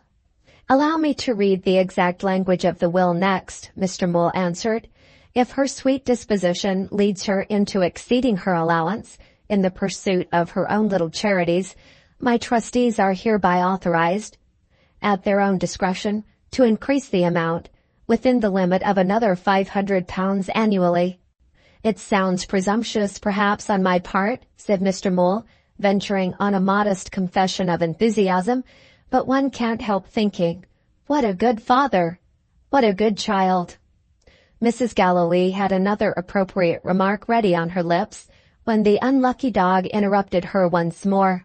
He made a sudden rush into the conservatory, barking with all his might. A crashing noise followed the dog's outbreak, which sounded like the fall of a flower pot. Ovid hurried into the conservatory, with the dog ahead of him, tearing down the steps which led into the back garden. The pot lay broken on the tiled floor.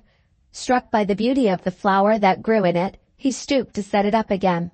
If, instead of doing this, he had advanced at once to the second door, he would have seen a lady hastening into the house, and, though her back view only was presented, he could hardly have failed to recognize Miss Minerva.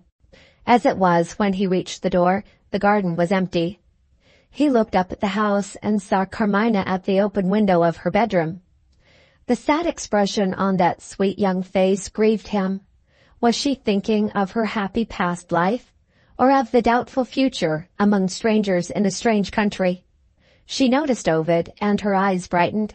His customary coldness with women melted instantly. He kissed his hand to her.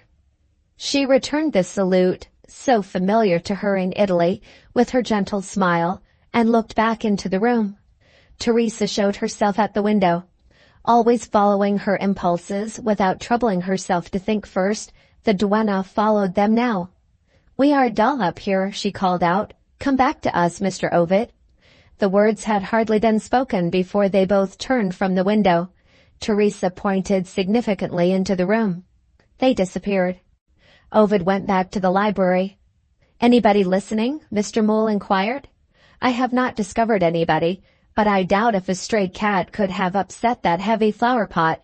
He looked round him as he made the reply. "Where is my mother?" he asked.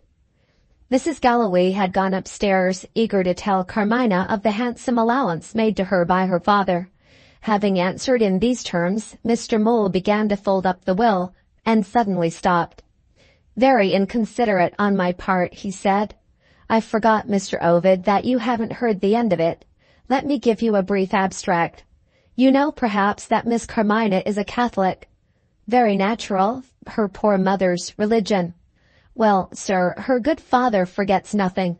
All attempts at proselytizing are strictly forbidden." Ovid smiled.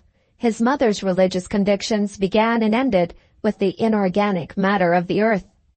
"The last clause," Mr. Mole proceeded, "seemed to agitate Mrs. Galloway quite painfully. I reminded her that her brother had no near relations living, but Lady Northlake and herself. As to leaving money to my lady in my lord's princely position—" "Pardon me," Ovid interposed. "What is there to agitate my mother in this?" Mr. Mole made his apologies for not getting sooner to the point, with the readiest goodwill. "Professional habit, Mr. Ovid," he explained. "We are apt to be wordy, paid, in fact, at so much a folio for so many words, and we like to clear the ground first. Your late uncle ends his will by providing for the disposal of his fortune in two possible events, as follows: Miss Carmina may die unmarried, or Miss Carmina, being married, may die without offspring." Seeing the importance of the last clause now, Ovid stopped him again. "Do I remember the amount of the fortune correctly?" he asked. "Was it £130,000? "Yes." "And what becomes of all that money if Carmina never marries, or if she leaves no children?" "In either of those two cases, sir, the whole of the money goes to Mrs. Galloway and her daughters." Chapter 9. Time had advanced to midnight after the reading of the will, and Ovid was at home. The silence of the quiet street in which he lived was only disturbed by the occasional rolling of carriage wheels, and by dance music from the house of one of his neighbors who was giving a ball. He sat at his writing table, thinking. Honest self-examination had laid out the state of his mind before him like a map, and had shown him in its true proportions the new interest that filled his life. Of that interest he was now the willing slave. If he had not known his mother to be with her, he would have gone back to Carmina when the lawyer left the house. As it was, he had left a message upstairs inviting himself to dinner solely for the purpose of seeing Carmina again. and he had been bitterly disappointed when he heard that Mr. and Mrs. Galilee were engaged and that his cousin would take tea in her room. He had eaten something at his club without caring what it was. He had gone to the opera afterwards, merely because his recollections of a favourite singing lady of that season vaguely reminded him of Carmina. And there he was at midnight, on his return from the music, eager for the next opportunity of seeing his cousin a few hours hence, when he had arranged to say good-bye at the family breakfast table. To feel this change in him as vividly as he felt it could lead to but one conclusion in the mind of a man who was incapable of purposely deceiving himself. He was as certain as ever of the importance of rest and change in the broken state of his health, and yet, in the face of that conviction, his contemplated sea voyage had already become one of the vanished illusions of his life. His friend had arranged to travel with him that morning from London to the port at which the yacht was waiting for them. They were hardly intimate enough to trust each other unreservedly with secrets. The customary apology for breaking an engagement was the alternative that remained. With the paper on his desk and with the words on his mind, he was yet in such a strange state of indecision that he hesitated to write the letter. His morbidly sensitive nerves were sadly shaken. Even the familiar record of the half-hour by the hall clock startled him. The stroke of the bell was succeeded by a mild and mournful sound outside the door, the mewing of a cat. He rose without any appearance of surprise and opened the door.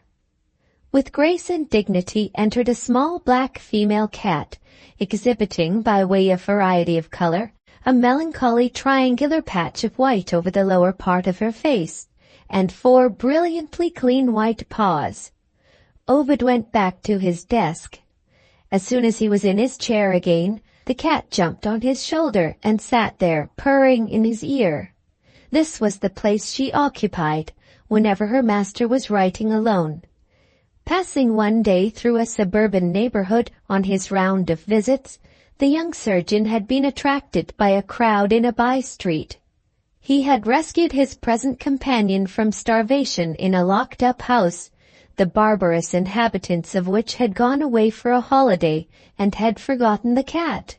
When Ovid took the poor creature home with him in his carriage, popular feeling decided that the unknown gentleman was a rumman. From that moment, this fortunate little member of a brutally slandered race attached herself to her new friend, and to that friend only. If Ovid had owned the truth, he must have acknowledged that her company was a relief to him in the present state of his mind. When a man's flagging purpose is in want of a stimulant, the most trifling change in the circumstances of the moment often applies the animating influence. Even such a small interruption as the appearance of his cat rendered this service to Ovid. To use the common and expressive phrase, it had shaken him up. He wrote the letter, and his patient companion killed the time by washing her face.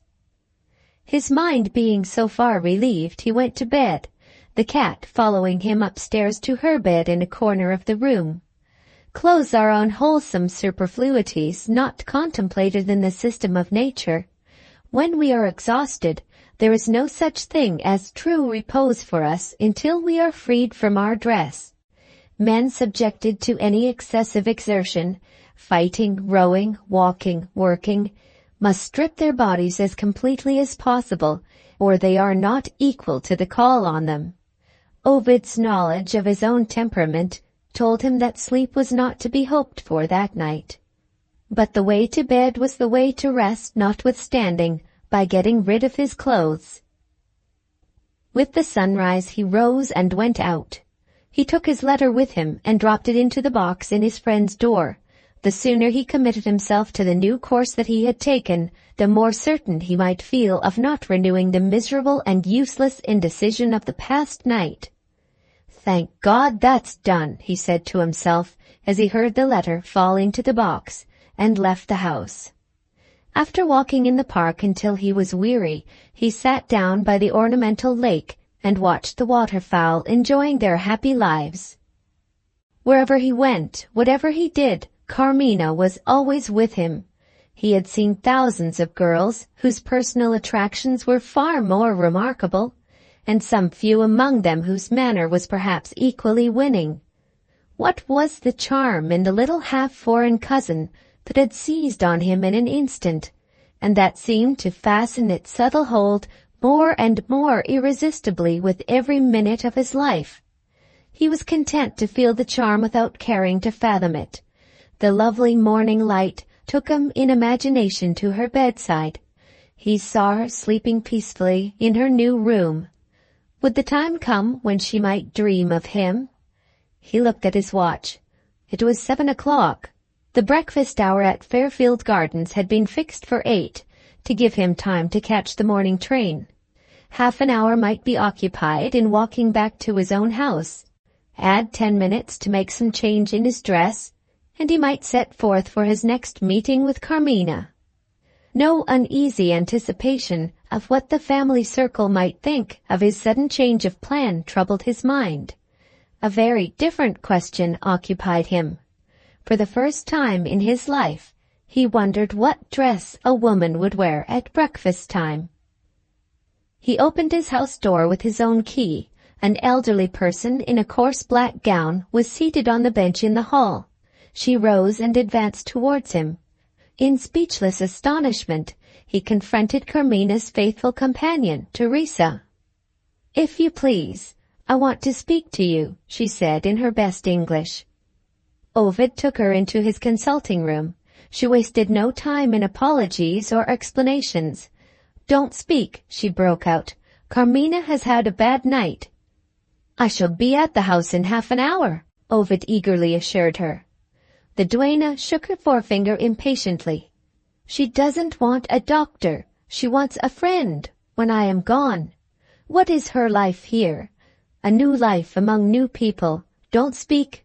She's frightened and miserable, so young, so shy, so easily startled. And I must leave her. I must. My old man is failing fast. He may die without a creature to comfort him if I don't go back. I could tear my hair when I think of it.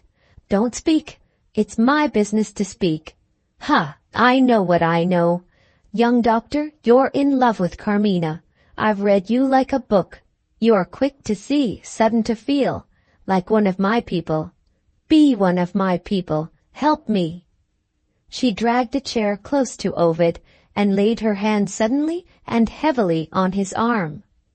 "It's not my fault, mind. I have said nothing to disturb her. No, I've made the best of it. I've lied to her. What do I care? I would lie like Judas Iscariot himself to spare Carmina a moment's pain. It's such a new life for her. Try to see it for yourself. Such a new life. You and I shook hands yesterday. Do it again. Are you surprised to see me? I asked your mother's servant where you lived, and here I am, with the cruel teeth of anxiety gnawing me alive when I think of the time to come. Oh, my lamb, my angel, she's alone. Oh, my God, only 17 years old and alone in the world.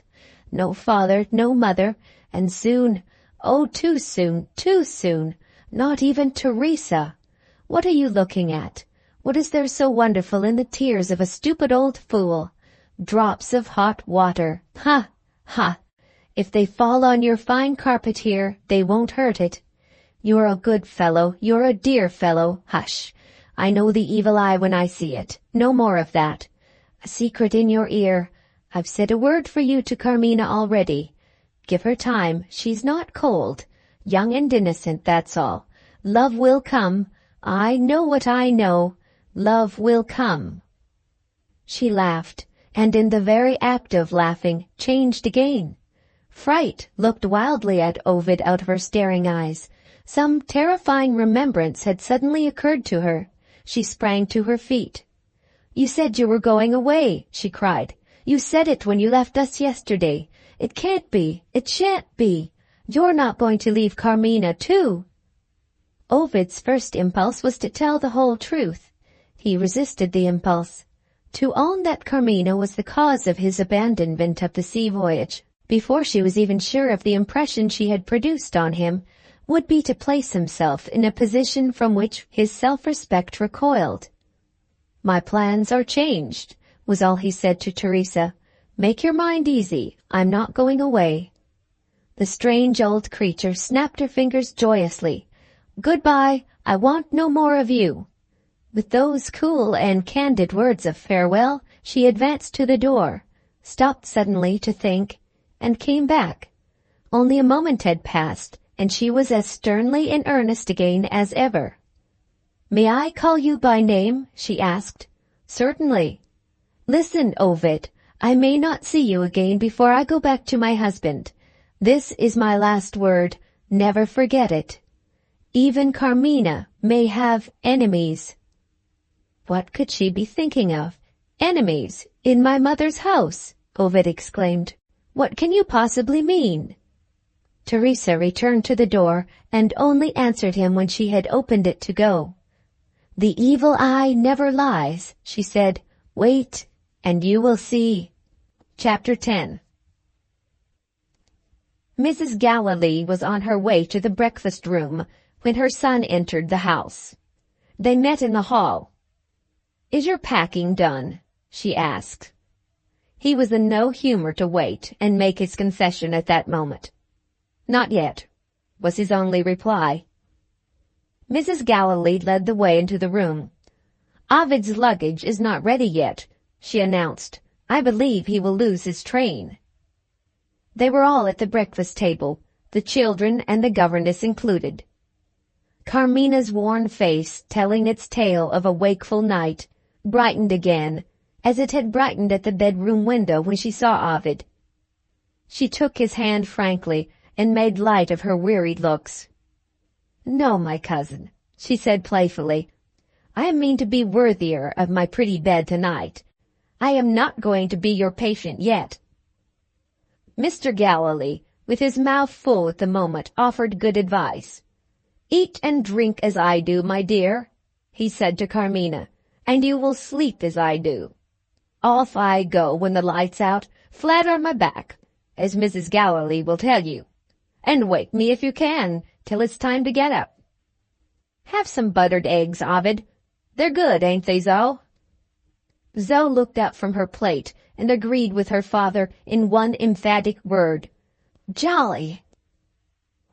Miss Minerva, queen of governesses, instantly did her duty. "Zoe, how often must I tell you not to talk slang? Do you ever hear your sister say jolly?"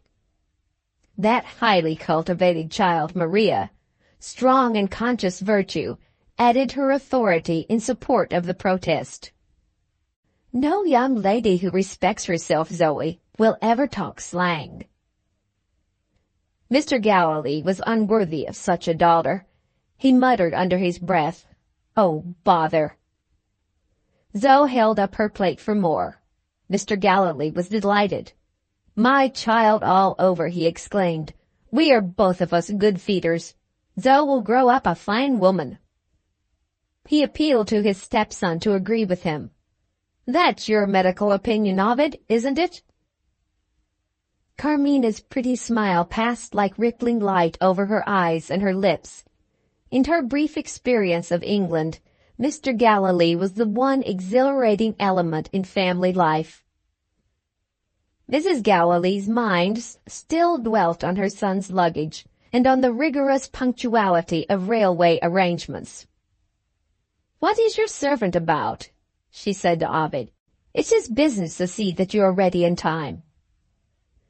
It was useless to allow the false impression that prevailed to continue any longer. Ovid set them all right in the plainest and fewest words. "My servant is not to blame," he said. "I have written an apology to my friend. I am not going away." For the moment, this astounding announcement was received in silent dismay, excepting the youngest member of the company. After her father, Ovid was the one other person in the world who held a place in Zoe's odd little heart. Her sentiments were now expressed without hesitation and without reserve. She put down her spoon and she cried, "Hooray!" Another exhibition of vulgarity. But even Miss Minerva was too completely preoccupied by the revelation which had burst on the family to administer the necessary reproof. Her eager eyes were riveted on Ovid. As for Mr. Galilee, he held his bread and butter suspended in mid-air and stared open-mouthed at his stepson in helpless consternation. Mrs. Galilee always set the right example. Mrs. Galilee was the first to demand an explanation. "What does this extraordinary proceeding mean?" she asked. Ovid was impenetrable to the tone in which that question was put. He had looked at his cousin when he declared his change of plan, and he was looking at her still. Whatever the feeling of the moment might be, Carmina's sensitive face expressed it vividly. Who could mistake the faintly rising color in her cheeks, the sweet quickening of light in her eyes when she met Ovid's look? Still hardly capable of estimating the influence that she exercised over him, her sense of the interest taken in her by Ovid was the proud sense that makes girls innocently bold. Whatever the others might think of his broken engagement, her artless eyes said plainly, "My feeling is happy surprise." Mrs. Galilee summoned her son to attend her in no friendly voice. She too had looked at Carmina, and had registered the result of her observation privately.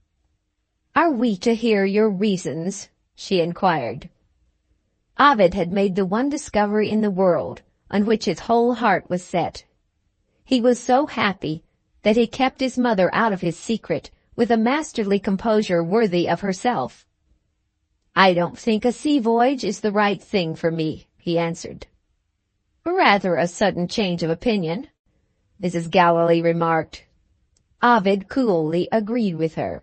"It was rather sudden," he said.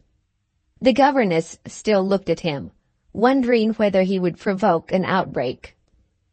After a little pause, Mrs. Galilee accepted her son's short answer with a sudden submission which had a meaning of its own. She offered Ovid another cup of tea, and more remarkable yet, she turned to her eldest daughter and deliberately changed the subject. "What are your lessons, my dear, today?" she asked with bland maternal interest. By this time, bewildered Mr. Galilee had finished his bread and butter. "Ovid knows best, my dear," he said cheerfully to his wife. Mrs. Galilee's sudden recovery of her temper did not include her husband.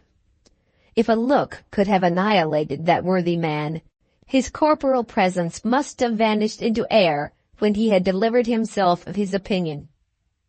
As it was, he only helped Zoe to another spoonful of jam. "When Ovid first thought of that voyage," he went on, "I said, 'Suppose he's sick.' A dreadful sensation, isn't it, Miss Minerva? First you seem to sink into your shoes, and then it all comes up, eh? You're not sick at sea? I congratulate you. I most sincerely congratulate you. My dear Ovid, come and dine with me tonight at the club." He looked doubtfully at his wife as he made that proposal. "Got the headache, my dear? I'll take you out with pleasure for a walk. What's the matter with her, Miss Minerva?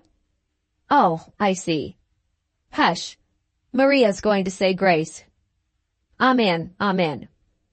They all rose from the table. Mr. Galilee was the first to open the door. The smoking room at Fairfield Gardens was over the kitchen. He preferred enjoying his cigar in the garden of the square. He looked at Carmina and Ovid as if he wanted one of them to accompany him. They were both at the aviary, admiring the birds and absorbed in their own talk. Mr. Galilee resigned himself to his fate, appealing on his way out to somebody to agree with him as usual. "Well," he said, with a little sigh, "a cigar keeps one company." Miss Minerva, absorbed in her own thoughts, passed near him on her way to the schoolroom with her pupils. "You would find it so yourself, Miss Minerva. That is to say, if you smoked, which of course you don't. Be a good girl, Zoe. Attend to your lessons. Zoe's perversity in the matter of lessons put its own crooked construction on this excellent advice. She answered in a whisper, "Give us a holiday." The passing aspirations of idle minds, being subject to the law of chances, are sometimes fulfilled, and so exhibit poor human wishes in a consolatory light. Thanks to the conversation between Carmina and Ovid, Zoe got her holiday after all. Mrs. Galilee, still as amiable as ever, had joined her son and her niece at the aviary. Ovid said to his mother, "Carmina is fond of birds. I have been telling her she may see all the races of birds assembled in the zoological gardens. It's a perfect day. Why shouldn't we go?" The stupidest woman living would have understood what this proposal really meant. Mrs. Galilee sanctioned it as composedly as if Ovid and Carmina had been brother and sister. "I wish I could go with you," she said, "but my household affairs fill my morning, and there is a lecture this afternoon which I cannot possibly lose. I don't know, Carmina, whether you are interested in these things. We are to have the apparatus which illustrates the conversion of radiant energy into sonorous vibrations. Have you ever heard, my dear, of the diathermancy of ebonite? Not in your way, perhaps." Carmina looked as unintelligent as Zoe herself. Mrs. Galilee's science seemed to frighten her. The diathermancy of ebonite, by some incomprehensible process, drove her bewildered mind back on her old companion. "I want to give Teresa a little pleasure before we part," she said timidly. "May she go with us?" "Of course," cried Mrs. Galilee. "And now I think of it, why shouldn't the children have a little pleasure too? I will give them a holiday. Don't be alarmed, Ovid. Miss Minerva will look after them. In the meantime, Carmina, tell your good old friend to get ready." Carmina hastened away, and so helped Mrs. Galilee to the immediate object which she had in view, a private interview with her son. Ovid anticipated a searching inquiry into the motives which had led him to give up the sea voyage. His mother was far too clever a woman to waste her time in that way. Her first words told him that his motive was as plainly revealed to her as the sunlight shining in at the window. "That's a charming girl," she said, when Carmina closed the door behind her. "Modest and natural. Quite the sort of girl, Ovid, to attract a clever man like you." Ovid was completely taken by surprise, and owned it by his silence. Mrs. Galilee went on in a tone of innocent, maternal pleasantry. "You know you began young," she said. "Your first love was that poor little wizen girl of Lady Northlake's, who died. Child's play, you will tell me, and nothing more. But, my dear, I am afraid I shall require some persuasion before I quite sympathize with this what shall I call it? Infatuation is too hard a word, and fancy means nothing. We will leave it a blank. Marriages of cousins are debatable marriages, to say the least of them, and Protestant fathers and Papist mothers do occasionally involve difficulties with children.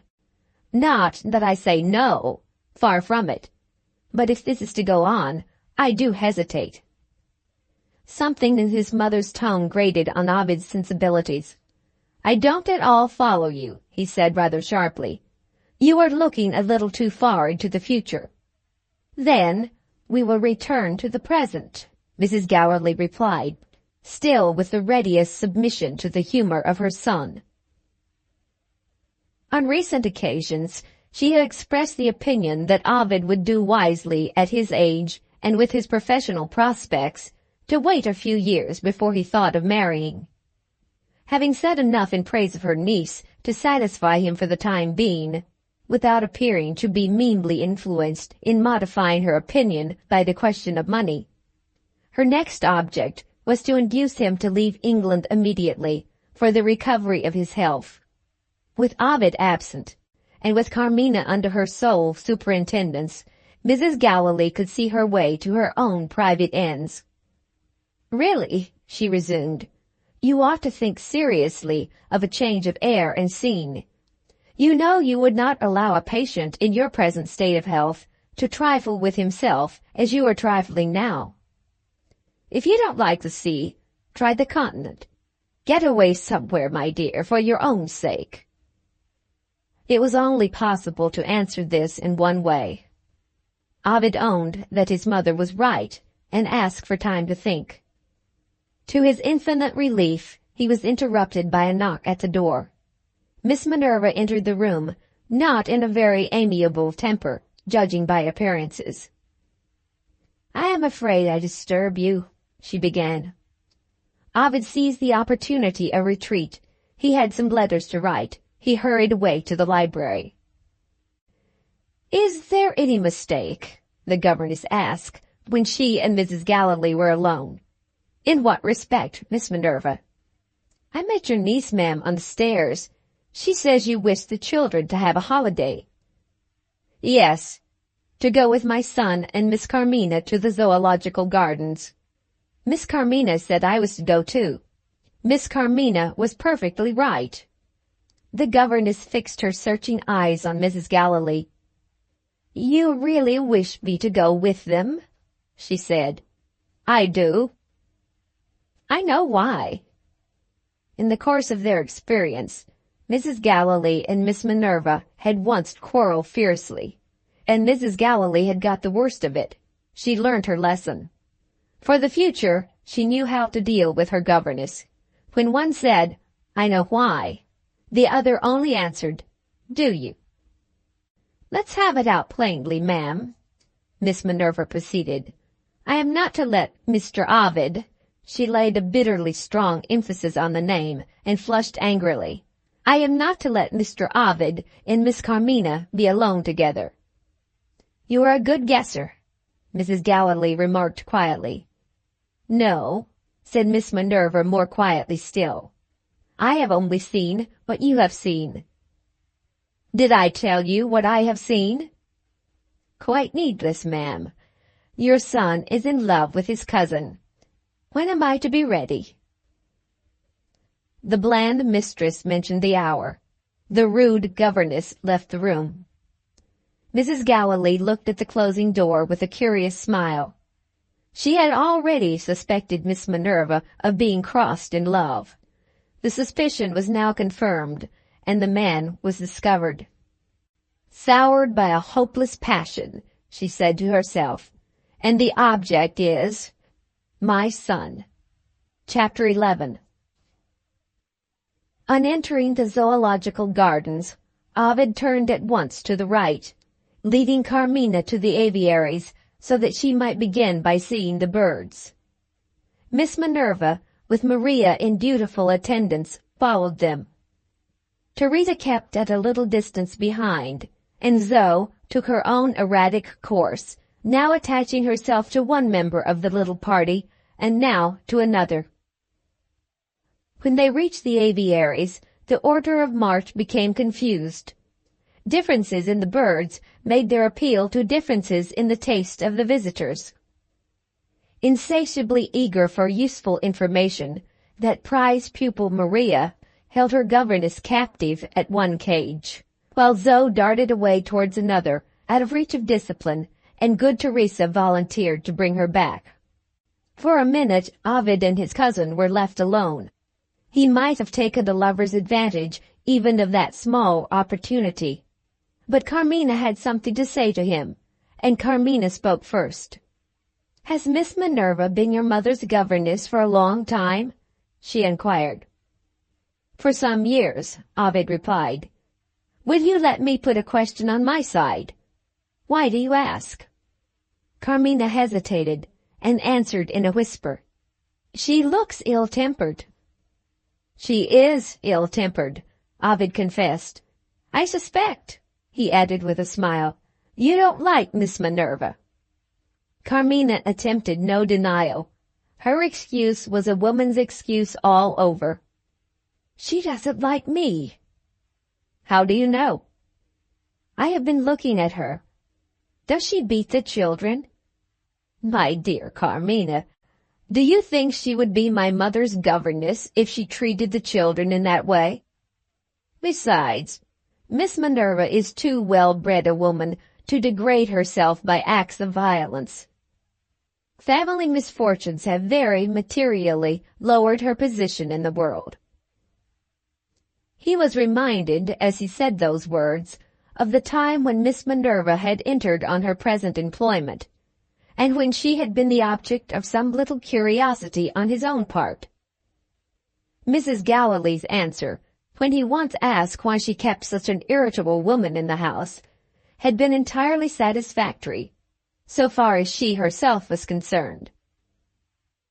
Miss Minerva is remarkably well informed, and I get her cheap. Exactly like his mother. But it left Miss Minerva's motives involved in utter obscurity. Why had this highly cultivated woman accepted an inadequate reward for her services for years altogether? Why, to take the event of that morning as another example, after plainly showing her temper to her employer, had she been so ready to submit to a suddenly decreed holiday which disarranged her whole course of lessons for the week?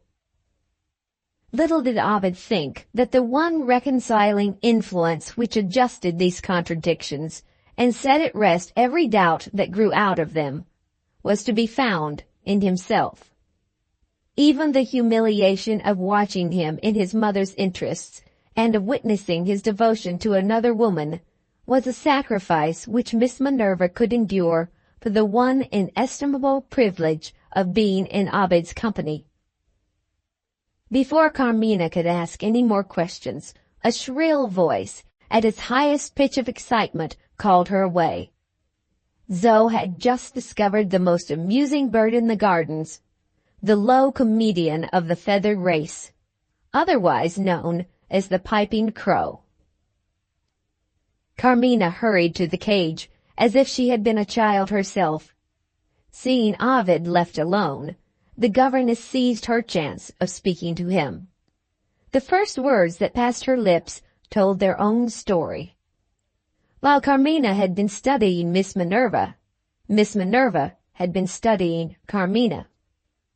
Already, the same instinctive sense of rivalry had associated, on a common ground of feeling, the two most dissimilar women that ever breathed the breath of life. "Does your cousin know much about birds?" Miss Minerva began. "The opinion that declares that vanity is a failing peculiar to the sex is a slander on women. All the world over, there are more vain men in it than vain women.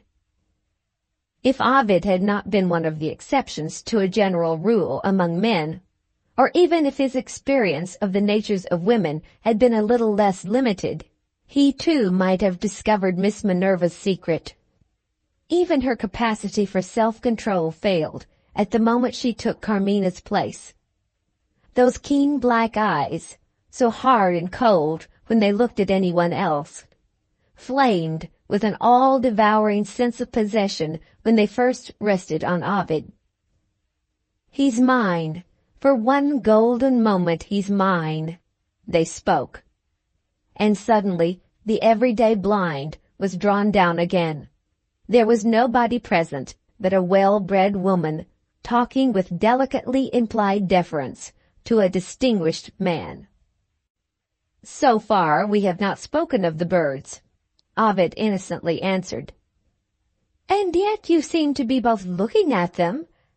She at once covered this unwary outbreak of jealousy under an impervious surface of compliment. "Miss Carmina is not perhaps exactly pretty, but she is a singularly interesting girl." Ovid cordially, too cordially, agreed. Miss Minerva had presented her better self to him under a most agreeable aspect. She tried, struggled, fought with herself to preserve appearances. The demon in her got possession again of her tongue. "Do you find the young lady intelligent?" she inquired. Certainly. Only one word, spoken perhaps a little sharply. The miserable woman shrank under it. An idle question on my part, she said, with the pathetic humility that tries to be cheerful. And another warning, Mr. Vere, never to judge by appearances. She looked at him and returned to the children. Ovid's eyes followed her compassionately.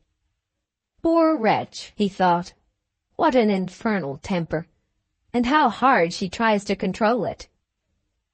He joined Carmina with a new delight in being near her again. Zoe was still in ecstasies over the piping crow. Oh, the jolly little chap! Look how he cocks his head. He mocks me when I whistle. Buy him! Cried Zoe, tugging at Ovid's coat-tails in the excitement that possessed her. Buy him, and let me take him home with me. Some visitors within hearing began to laugh. Miss Minerva opened her lips. Maria opened her lips. To the astonishment of both of them, the coming rebuke proved to be needless. A sudden transformation to silence and docility had made a new creature of Zoe before they could speak. And Ovid had unconsciously worked the miracle. For the first time in the child's experience, he had suffered his coat-tails to be pulled without immediately attending to her. Who was he looking at? It was only too easy to see that Carmina had got him all to herself. The jealous little heart swelled in Zoe's bosom. In silent perplexity, she kept watch on the friend who had never disappointed her before. Little by little, her slow intelligence began to realize the discovery of something in his face which made him look handsomer than ever, and which she had never seen in it yet. They all left the aviaries and turned to the railed paddocks in which the larger birds were assembled. And still Zoe followed so quietly, so silently, that her elder sister, threatened with a rival in good behavior, looked at her in undisguised alarm. Incited by Maria, who felt the necessity of vindicating her character, Miss Minerva began a dissertation on cranes, suggested by the birds with the brittle-looking legs hopping up to her in expectation of something to eat. Ovid was absorbed in attending to his cousin. He had provided himself with some bread, and was helping Carmina to feed the birds. But one person noticed Zoe, now that her strange lapse into good behavior had lost the charm of novelty. Old Teresa watched her. There was something plainly troubling the child in secret. She had a mind to know what it might be. Zoe approached Ovid again, determined to understand the change in him if perseverance could do it. He was talking so confidentially to Carmina that he almost whispered in her ear. Zoe eyed him, without daring to touch his coat-tails again. Miss Minerva tried hard to go on composedly with the dissertation on cranes. Flocks of these birds, Maria, pass periodically over the southern and central countries of Europe. Her breath failed her as she looked at Ovid. She could say no more. Zoe stopped those maddening confidences. Zoe, in desperate want of information, tugged boldly at Carmina's skirts this time. The young girl turned round directly. "What is it, dear?" With big tears of indignation rising in her eyes, Zoe pointed to Ovid. "I say," she whispered, "is he going to buy the piping crow for you?" To Zoe's discomfiture, they both smiled. She dried her eyes with her fists and waited doggedly for an answer. Carmina set the child's mind at ease very prettily and kindly, and Ovid added the pacifying influence of a familiar pat on her cheek. Noticed at last, and satisfied that the bird was not to be bought for anybody, Zoe's sense of injury was appeased. Her jealousy melted away as the next result. After a pause, produced, as her next words implied, by an effort of memory, she suddenly took Carmina into her confidence. "Don't tell," she began. I saw another man look like Ovid." "When, dear?" Carmina answered, meaning at what past date. "When his face was close to yours," Zoe answered, meaning under what recent circumstances. Ovid, hearing this reply, knew his small sister well enough to foresee embarrassing results if he allowed the conversation to proceed. He took Carmina's arm and led her a little farther on. Miss Minerva obstinately followed them, with Maria in attendance, still imperfectly enlightened on the migration of cranes. Zoe looked round in search of another audience. Teresa had been listening. She was present, waiting for events. Being herself what stupid people call an oddity, her sympathies were attracted by this quaint child.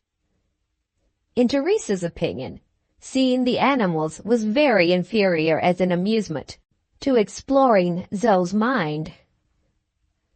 She produced a cake of chocolate from a traveling bag, which she carried with her everywhere. The cake was sweet. It was flavored with vanilla, and it was offered to Zoe, unembittered by advice not to be greedy and make herself ill. Staring hard at Teresa, she took an experimental bite. The wily duenna chose that propitious moment to present herself in the capacity of a new audience. "Who was that other man you saw, who looked like Mr. Ovid?" she asked, speaking in the tone of serious equality, which is always flattering to the self-esteem of children in the intercourse with elders. Zoe was so proud of having her own talk reported by a grown-up stranger that she even forgot the chocolate. "I wanted to say more than that," she announced. "Would you like to hear the end of it?" And this amiable foreign person answered, "I should very much like." Zoe hesitated. To follow out its own little train of thought in words was no easy task to the immature mind, which Miss Minerva had so mercilessly overworked. Led by old Dame Nature, first of governesses, Zoe found her way out of the labyrinth by means of questions. "Do you know Joseph?" she began. Teresa had heard the footman call by his name. She knew who Joseph was. "Do you know Matilda?" Zoe proceeded. Teresa had heard the housemaid call by her name. She knew who Matilda was. And better still, she helped her little friend by a timely guess at what was coming, presented under the form of a reminder. "You saw Mr. Ovid's face close to Carmina's face," she suggested. Zoe nodded furiously. The end of it was coming already. "And before that," Teresa went on, "you saw Joseph's face close to Matilda's face." "I saw Joseph kiss Matilda!" Zoe burst out with a scream of triumph. "Why doesn't Ovid kiss Carmina?" A deep bass voice behind them answered gravely, "Because the governess is in the way."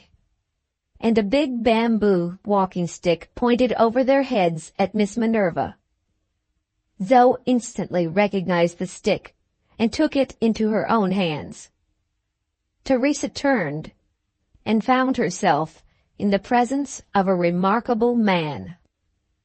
Chapter 12. In the first place, the stranger was almost tall enough to be shown as a giant.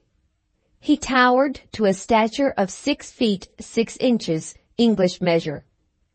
If his immense bones had been properly covered with flesh, he might have presented the rare combination of fine proportions with great height. He was so miserably, it might almost be said so hideously thin, that his enemies spoke of him as the living skeleton. His massive forehead, his great gloomy gray eyes, his protuberant cheekbones overhung a fleshless lower face, naked of beard, whiskers, and mustache. His complexion added to the startling effect which his personal appearance produced on strangers. It was of the true gypsy brown, and being darker in tone than his eyes, added remarkably to the weird look, the dismal, thoughtful scrutiny which it was his habit to fix on persons talking with him, no matter whether they were worthy of attention or not. His straight black hair hung as gracelessly on either side of his hollow face as the hair of an American Indian. His great, dusky hands, never covered by gloves in the summertime, showed amber-colored nails and bluntly pointed fingers turned up at the tips. Those tips felt like satin when they touched you. When he wished to be careful, he could handle the frailest objects with the most exquisite delicacy. His dress was of the recklessly loose and easy kind. His long frock coat descended below his knees. His flowing trousers were veritable bags. His lean and wrinkled throat turned about in a widely opened shirt collar, unconfined by any sort of necktie. He had a theory that a headdress should be solid enough to resist a chance blow, a fall from a horse, or the dropping of a loose brick from a house under repair. His hard black hat, broad and curly at the brim, might have graced the head of a bishop if it had not been secularized by a queer resemblance to the bell-shaped hat worn by dandies in the early years of the present century. In one word, he was, both in himself and in his dress, the sort of man whom no stranger is careless enough to pass without turning round for a second look. Teresa, eyeing him with reluctant curiosity, drew back a step and privately reviled him, in the secrecy of her own language, as an ugly beast. Even his name startled people by the outlandish sound of it. Those enemies who called him the living skeleton said it revealed his gypsy origin. In medical and scientific circles, he was well and widely known as Dr. Benjulia. Zoe ran away with his bamboo stick. After a passing look of gloomy indifference at the duenna, he called to the child to come back. She obeyed him in an oddly indirect way, as if she had been returning against her will. At the same time, she looked up in his face with an absence of shyness, which showed, like the snatching away of his stick, that she was familiarly acquainted with him, and accustomed to take liberties.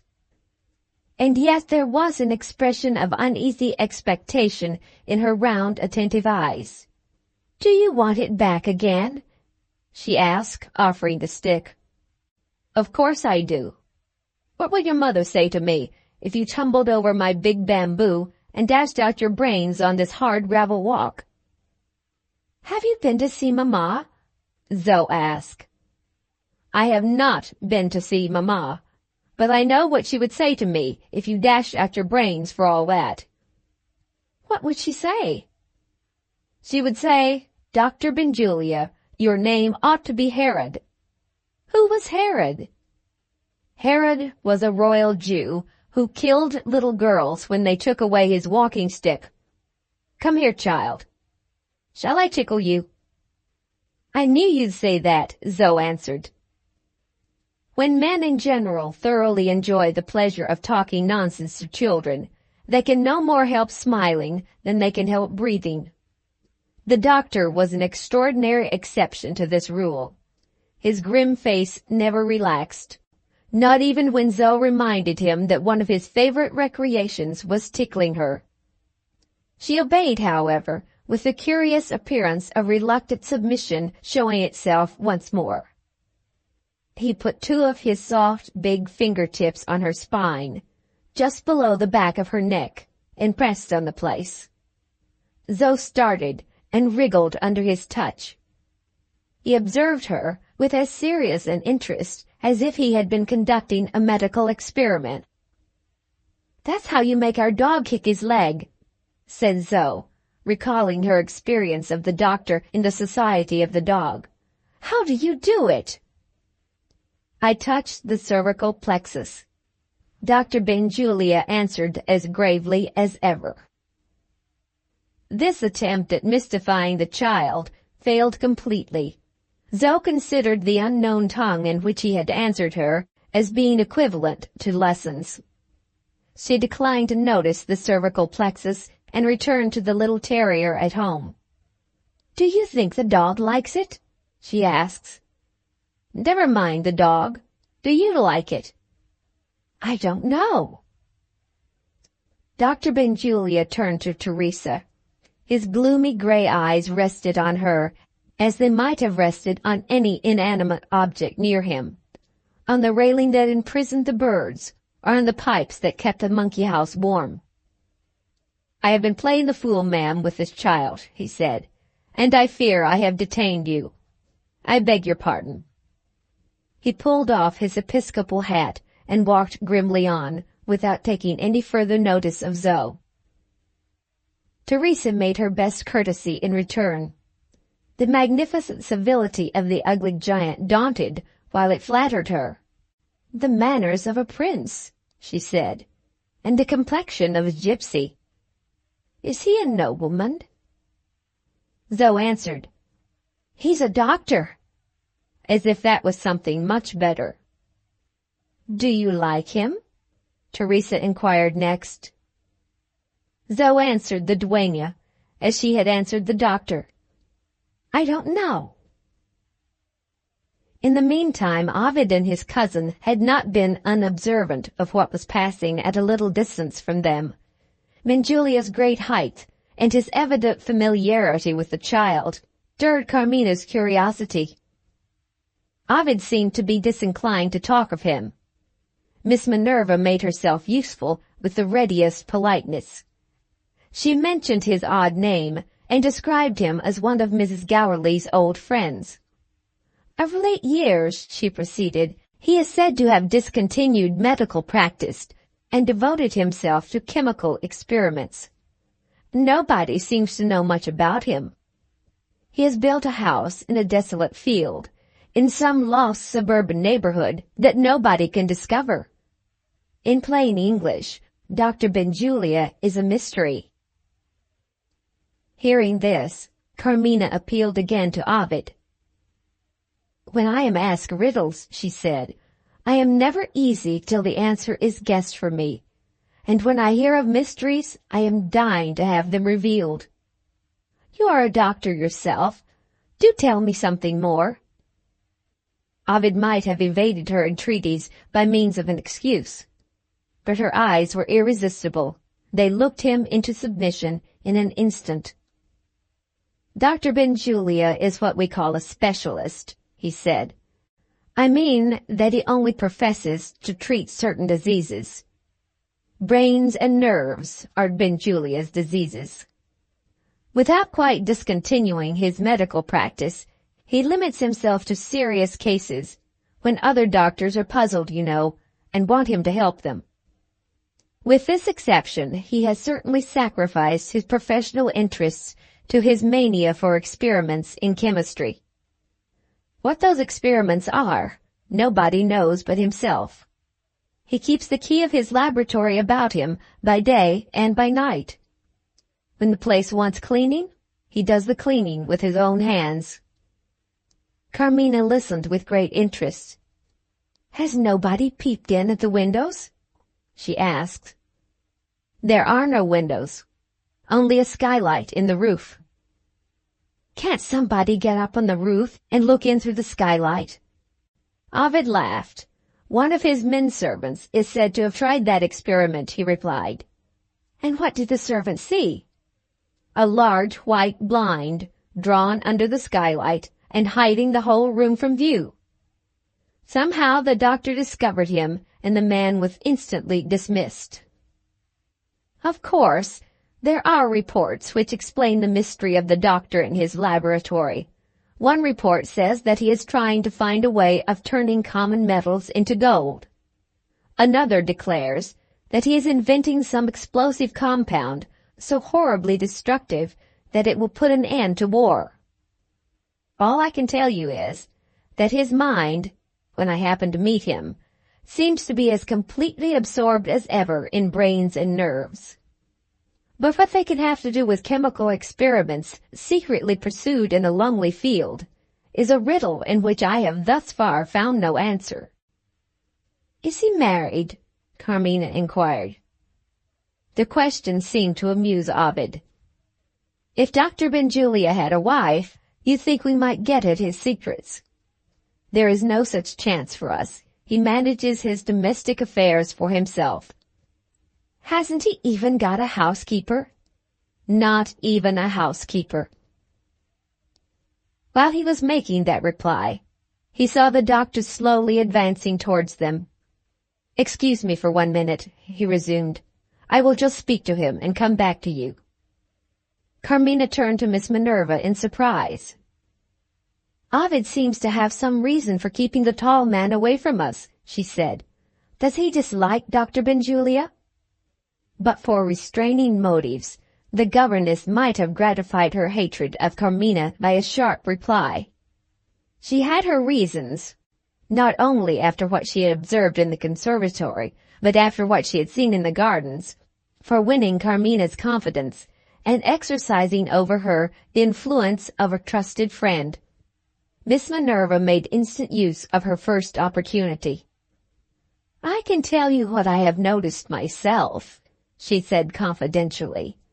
"When Mrs. Galilee gives parties, I am allowed to be present, to see the famous professors of science.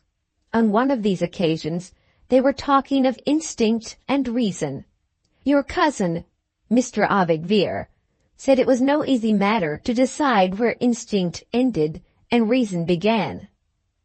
In his own experience, he had sometimes found people of feeble minds, who judged by instinct, arrive at sounder conclusions than their superiors in intelligence, who judged by reason." The talk took another turn, and soon after Dr. Benjulia joined the guests. "I don't know whether you have observed that Mr. Galilee is very fond of his stepson." Oh yes, Carmina had noticed that. "I like Mr. Galilee," she said warmly. "He is such a nice, kind-hearted, natural old man." Miss Minerva concealed a sneer under a smile. "Fond of Mr. Galilee? What simplicity!" "Well," she resumed, "the doctor paid his respects to the master of the house, and then he shook hands with Mr. Ovid. And then the scientific gentlemen all got round him and had learned talk. Mr. Galilee came up to his stepson looking a little discomposed. He spoke in a whisper. You know his way. 'Ovid, do you like Dr. Benjulia?' 'Don't mention it. I hate him.' Strong language for Mr. Galilee, wasn't it? Mr. Ovid said, 'Why do you hate him?' And poor Mr. Galilee answered like a child, 'Because I do.' Some ladies came in and the old gentleman left us to speak to them.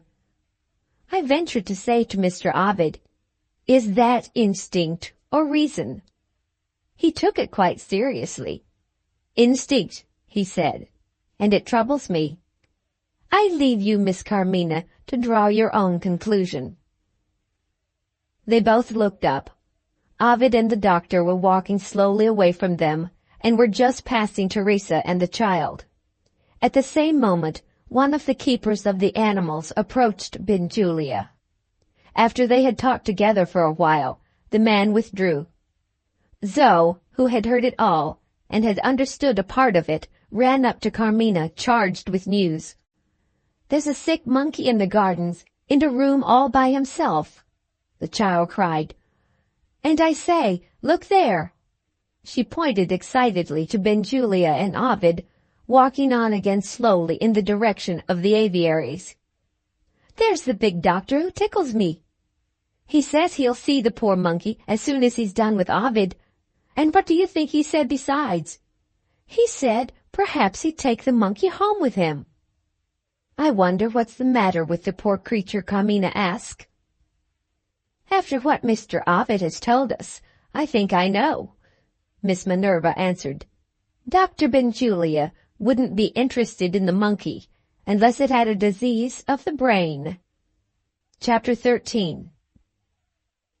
Ovid had promised to return to Carmina in a minute. The minutes passed, and still Dr. Benjulia held him in talk.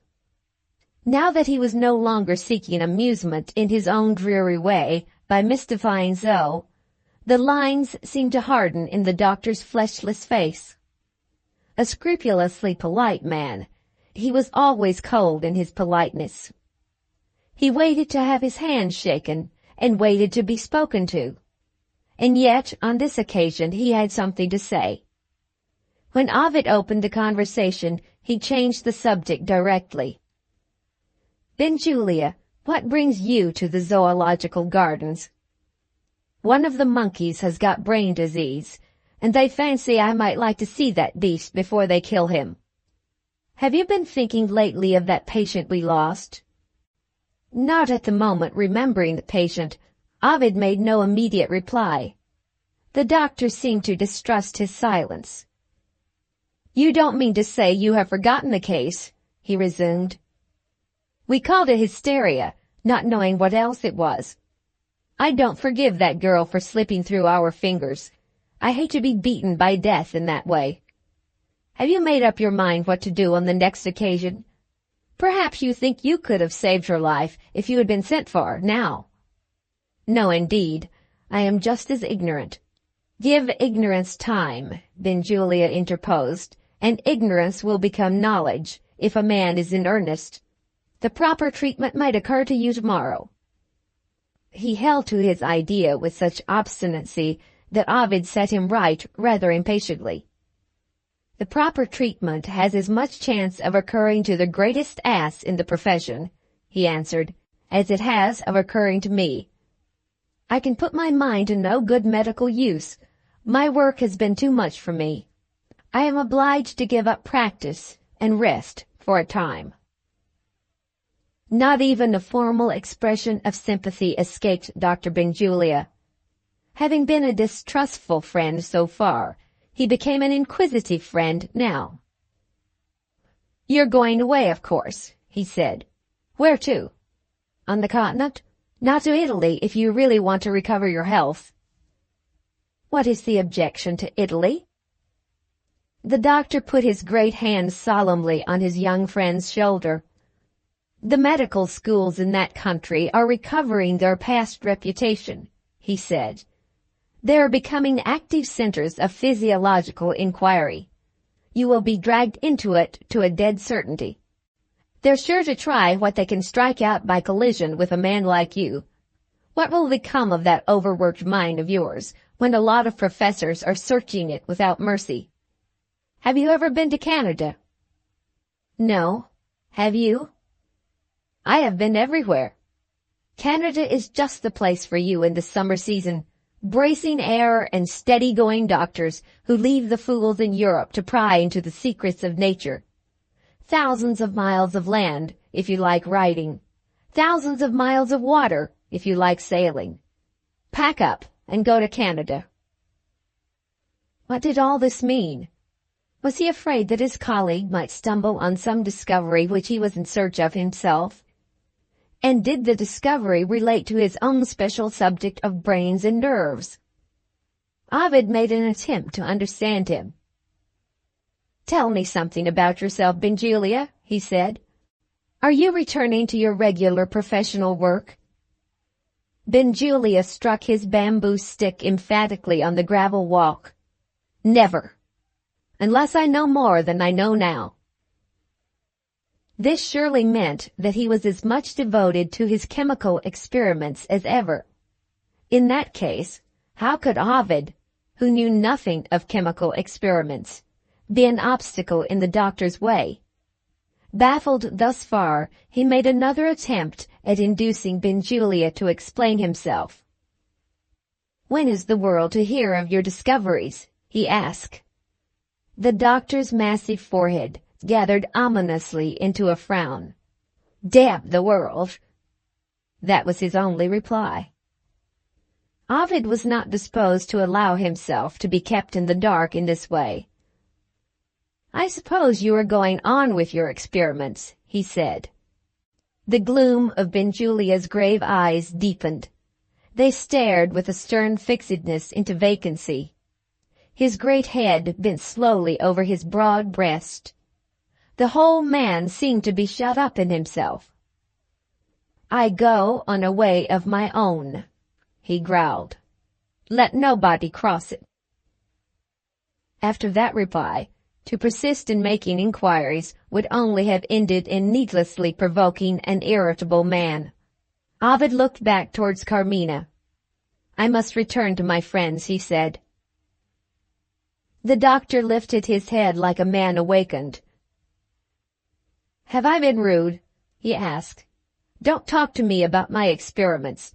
That's my raw place, and you hit me on it. What did you say just now? Friends? Who are your friends?" He rubbed his hand savagely over his forehead. It was a way he had of clearing his mind. "I know," he went on. "I saw your friends just now. Who's the young lady?" His most intimate companions had never heard him laugh. They had sometimes seen his thin-lipped mouth widen drearily into a smile. It widened now. "Whoever she is," he proceeded, "Zoe wonders why you don't kiss her." This specimen of Benjulia's attempts at pleasantry was not exactly to Ovid's taste.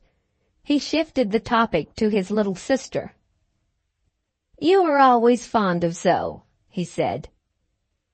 Benjulia looked thoroughly puzzled. Fondness for anybody was, to all appearance, one of the few subjects on which he had not qualified himself to offer an opinion. He gave his head another savage rub, and returned to the subject of the young lady. "Who is she?" he asked again.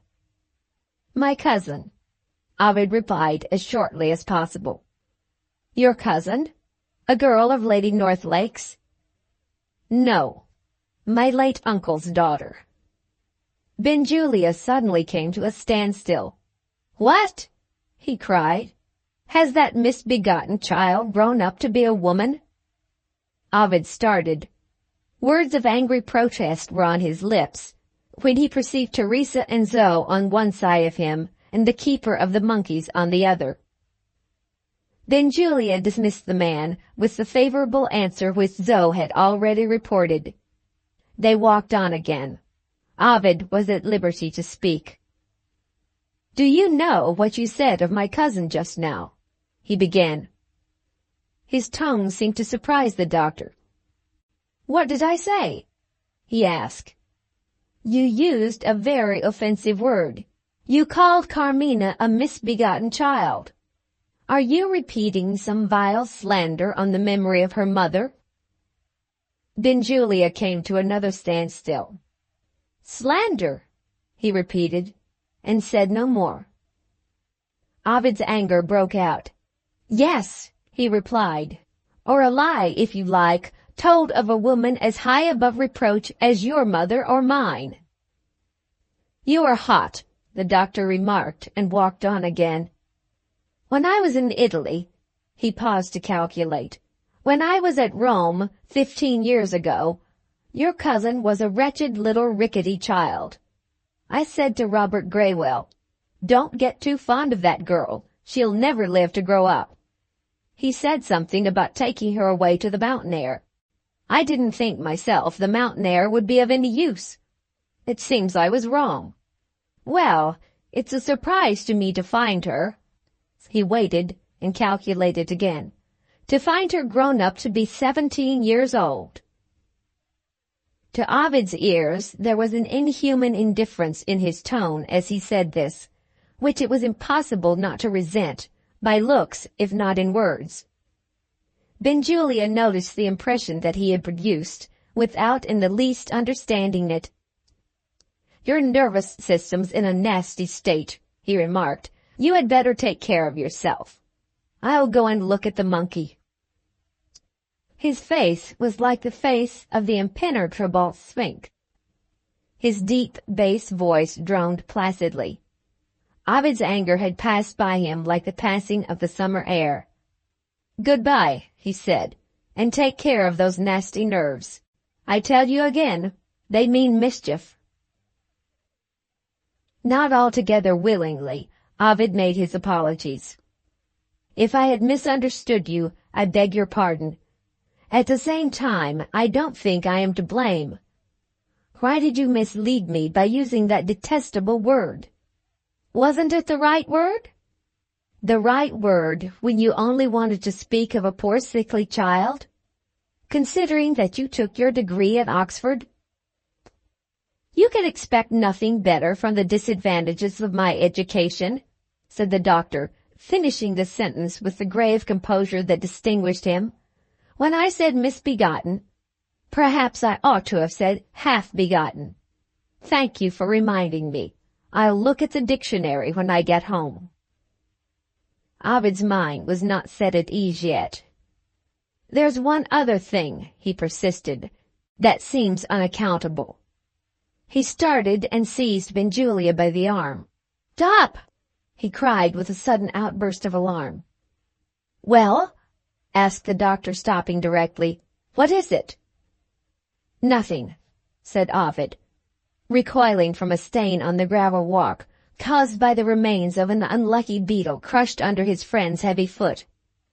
"You trod on the beetle before I could stop you." Benjulia's astonishment at finding an adult male human being, not in a lunatic asylum, anxious to spare the life of a beetle, literally struck him speechless. His medical instincts came to his assistance. "You had better leave London at once," he suggested. "Get into pure air, and be out of doors all day long." He turned over the remains of the beetle with the end of his stick. "The common beetle," he said. "I haven't damaged a specimen." Ovid returned to the subject which had suffered interruption through his abortive little act of mercy. "You knew my uncle in Italy. It seems strange, Benjulia, that I should never have heard of it before." "Yes, I knew your uncle, and," he added with especial emphasis, "I knew his wife." "Well?" "Well, I can't say I felt any particular interest in either of them. Nothing happened afterwards to put me in mind of the acquaintance till you told me who the young lady was just now. Surely my mother must have reminded you." "Not that I can remember. Women in her position don't much fancy talking of a relative who has married—" He stopped to choose his next words. "I don't want to be rude. Suppose we say married beneath him." Reflection told Ovid that this was true. Even in conversation with himself before the arrival in England of Robert's will, his mother rarely mentioned her brother, and still more rarely his family. There was another reason for Mrs. Gallilee's silence, known only to herself. Robert was in the secret of her debts, and Robert had laid her under heavy pecuniary obligations. The very sound of his name was revolting to his amiable sister. It reminded her of that humiliating sense known as society, as a sense of gratitude. Carmina was still waiting, and there was nothing further to be gained by returning to the subject of her mother with such a man as Benjulia. Ovid held out his hand to say good-bye. Taking the offered hand readily enough, the doctor repeated his odd question. "I haven't been rude, have I?" with an unpleasant appearance of going through a form purely for form's sake. Ovid's natural generosity of feeling urged him to meet the advance, strangely as it had been made, with a friendly reception. "I am afraid it is I who have been rude," he said. "Will you go back with me and be introduced to Carmina?" Benjulia made his acknowledgments in his own remarkable way. "No, thank you," he said quietly. "I'd rather see the monkey." Chapter 14. In the meantime, Zoe had become the innocent cause of a difference of opinion between two no less dissimilar personages than Maria and the duenna. Having her mind full of the sick monkey, the child felt a natural curiosity to see the other monkeys who were well. Amiable Miss Minerva consulted her young friend from Italy before she complied with Zoe's wishes. Would Miss Carmina like to visit the monkey house? Ovid's cousin, remembering Ovid's promise, looked towards the end of the walk. He was not returning to her. He was not even in sight. Carmina resigned herself to circumstances with a little air of pique, which was duly registered in Miss Minerva's memory. Arriving at the monkey house, Teresa appeared in her new character. She surprised her companions by showing an interest in natural history. "Are they all monkeys in that big place?" she asked. "I don't know much about foreign beasts. How do they like it, I wonder?" This comprehensive inquiry was addressed to the governess as the most learned person present. Miss Minerva referred to her elder pupil with an encouraging smile. "Maria will inform you," she said. "Her studies in natural history have made her well acquainted with the habits of monkeys." Thus authorized to exhibit her learning, even the discreet Maria actually blushed with pleasure.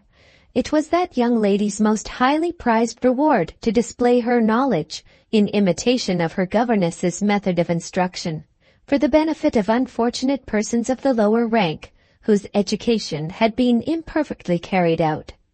The tone of amiable patronage with which she now imparted useful information to a woman old enough to be her grandmother would have made the hands of the bygone generation burn to box her ears. "The monkeys are kept in large and airy cages," Maria began, "and the temperature is regulated with the utmost care.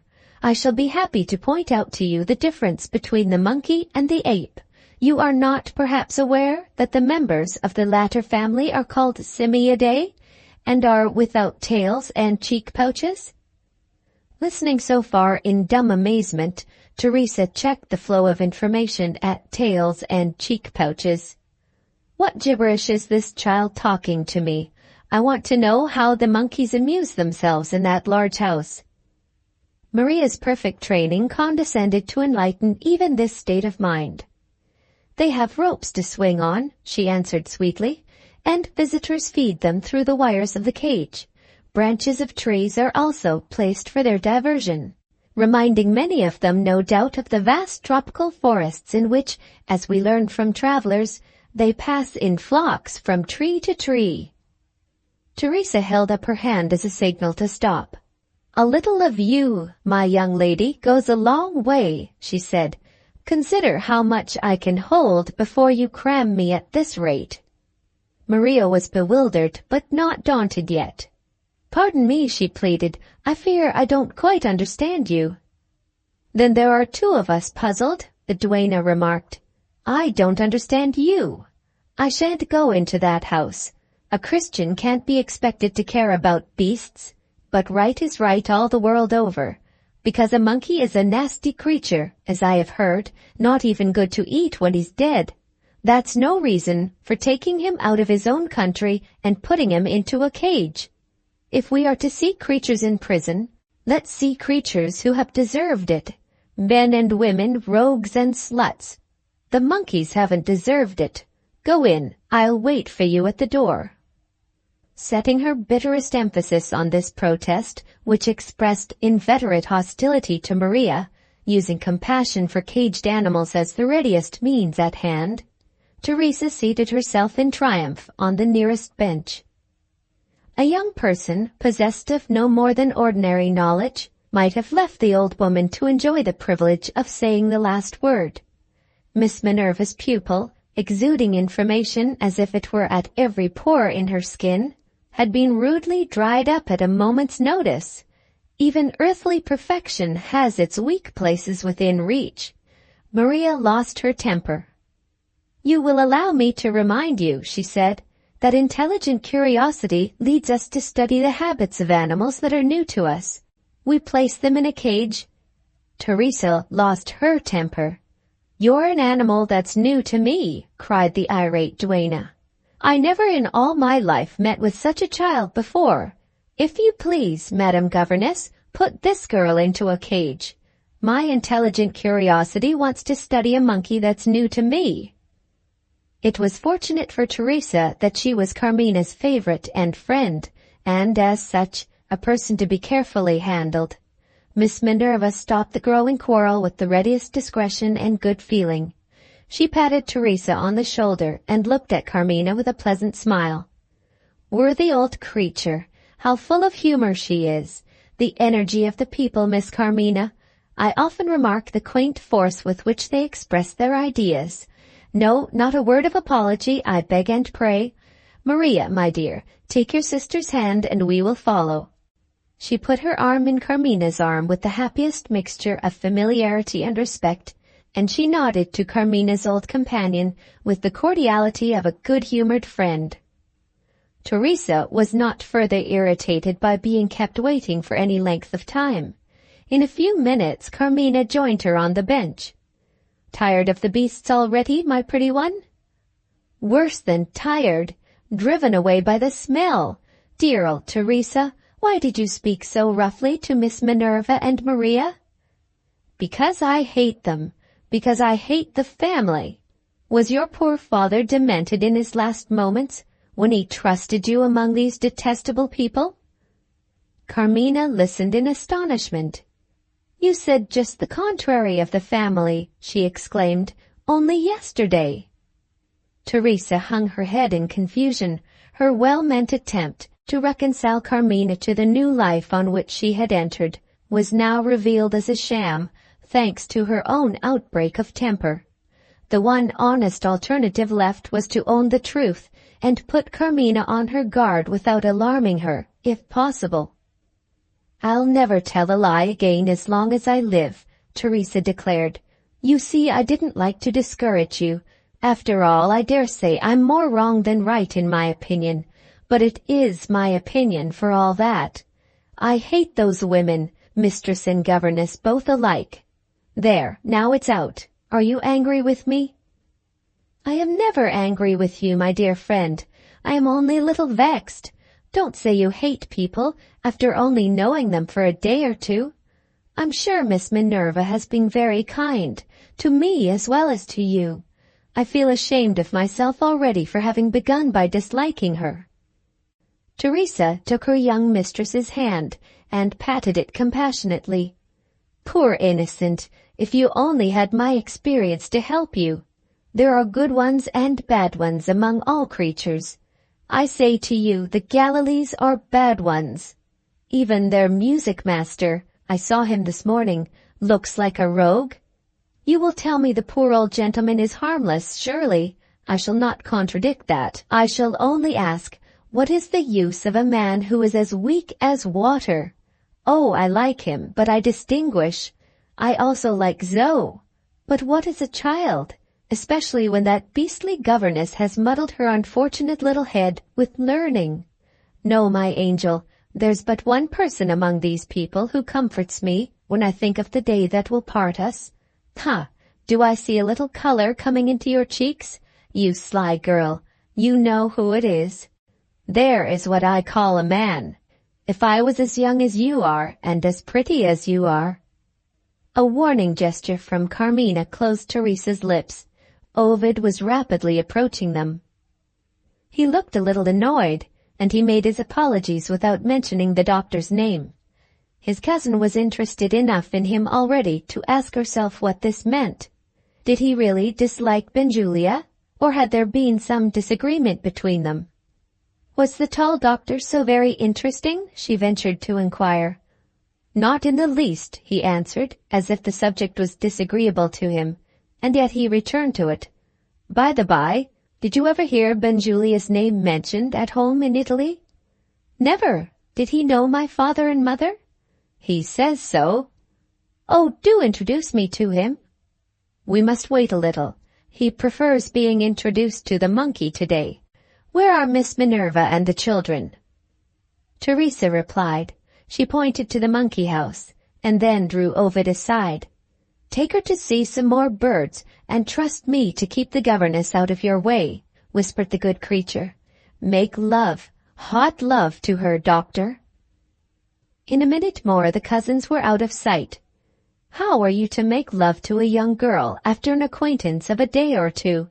The question would have been easily answered by some men. It thoroughly puzzled Ovid. "I am glad to get back to you," he said, honestly opening his mind to her. "Were you half as glad when you saw me return?" He knew nothing of the devious and serpentine paths by which love finds the way to its ends. It had not occurred to him to approach her with those secret tones and stolen looks which speak for themselves. She answered with the straightforward directness of which he had set the example. "I hope you don't think me insensible to your kindness," she said. "I am more pleased and more proud than I can tell you." "Proud?" Ovid repeated, not immediately understanding her. "Why not?" she asked. "My poor father used to say you would be an honor to the family. Ought I not to be proud when I find such a man taking so much notice of me?" She looked up at him shyly. At that moment he would have resigned all his prospects of celebrity for the privilege of kissing her. He made another attempt to bring her, in spirit, a little nearer to him. "Carmina, do you remember where you first saw me?" "How can you ask? It was in the concert room. When I saw you there, I remembered passing you in the large square. It seems a strange coincidence that you should have gone to the very concert that Teresa and I went to by accident." Ovid ran the risk and made his confession. "It was no coincidence," he said. "After our meeting in the square, I followed you to the concert." This bold avowal would have confused a less innocent girl. It only took Carmina by surprise. "What made you follow us?" she asked. Us? Did she suppose he had followed the old woman? Ovid lost no time in setting her right. "I didn't even see Teresa," he said. "I followed you." She was silent. What did her silence mean? Was she confused? Or was she still at a loss to understand him? That morbid sensitiveness, which was one of the most serious signs of his failing health, was by this time sufficiently irritated to hurry him into extremities. "Did you ever hear," he asked, "of such a thing as love at first sight?" She started. Surprise, confusion, doubt succeeded each other in rapid changes on her mobile and delicate face. Still silent, she roused her courage and looked at him. If he had returned the look, he would have told the story of his first love without another word to help him. But his shattered nerves unmanned him, at the moment of all others when it was his interest to be bold. The fear that he might have allowed himself to speak too freely, a weakness which would never have misled him in his days of health and strength, kept his eyes on the ground. She looked away again with a quick flush of shame. When such a man as Ovid spoke of love at first sight, what an instance of her own vanity it was to have thought that his mind was dwelling on her. He had kindly lowered himself to the level of a girl's intelligence and had been trying to interest her by talking the language of romance. She was so dissatisfied with herself that she made a movement to turn back. He was too bitterly disappointed on his side to attempt to prolong the interview. A deadly sense of weakness was beginning to overpower him. It was the inevitable result of his utter want of care for himself. After a sleepless night, he had taken a long walk before breakfast, and to these demands on his failing reserves of strength, he had now added the fatigue of dawdling about a garden. Physically and mentally, he had no energy left. "I didn't mean it," he said to Carmina sadly. "I am afraid I have offended you." "Oh, how little you know me," she cried, "if you think that."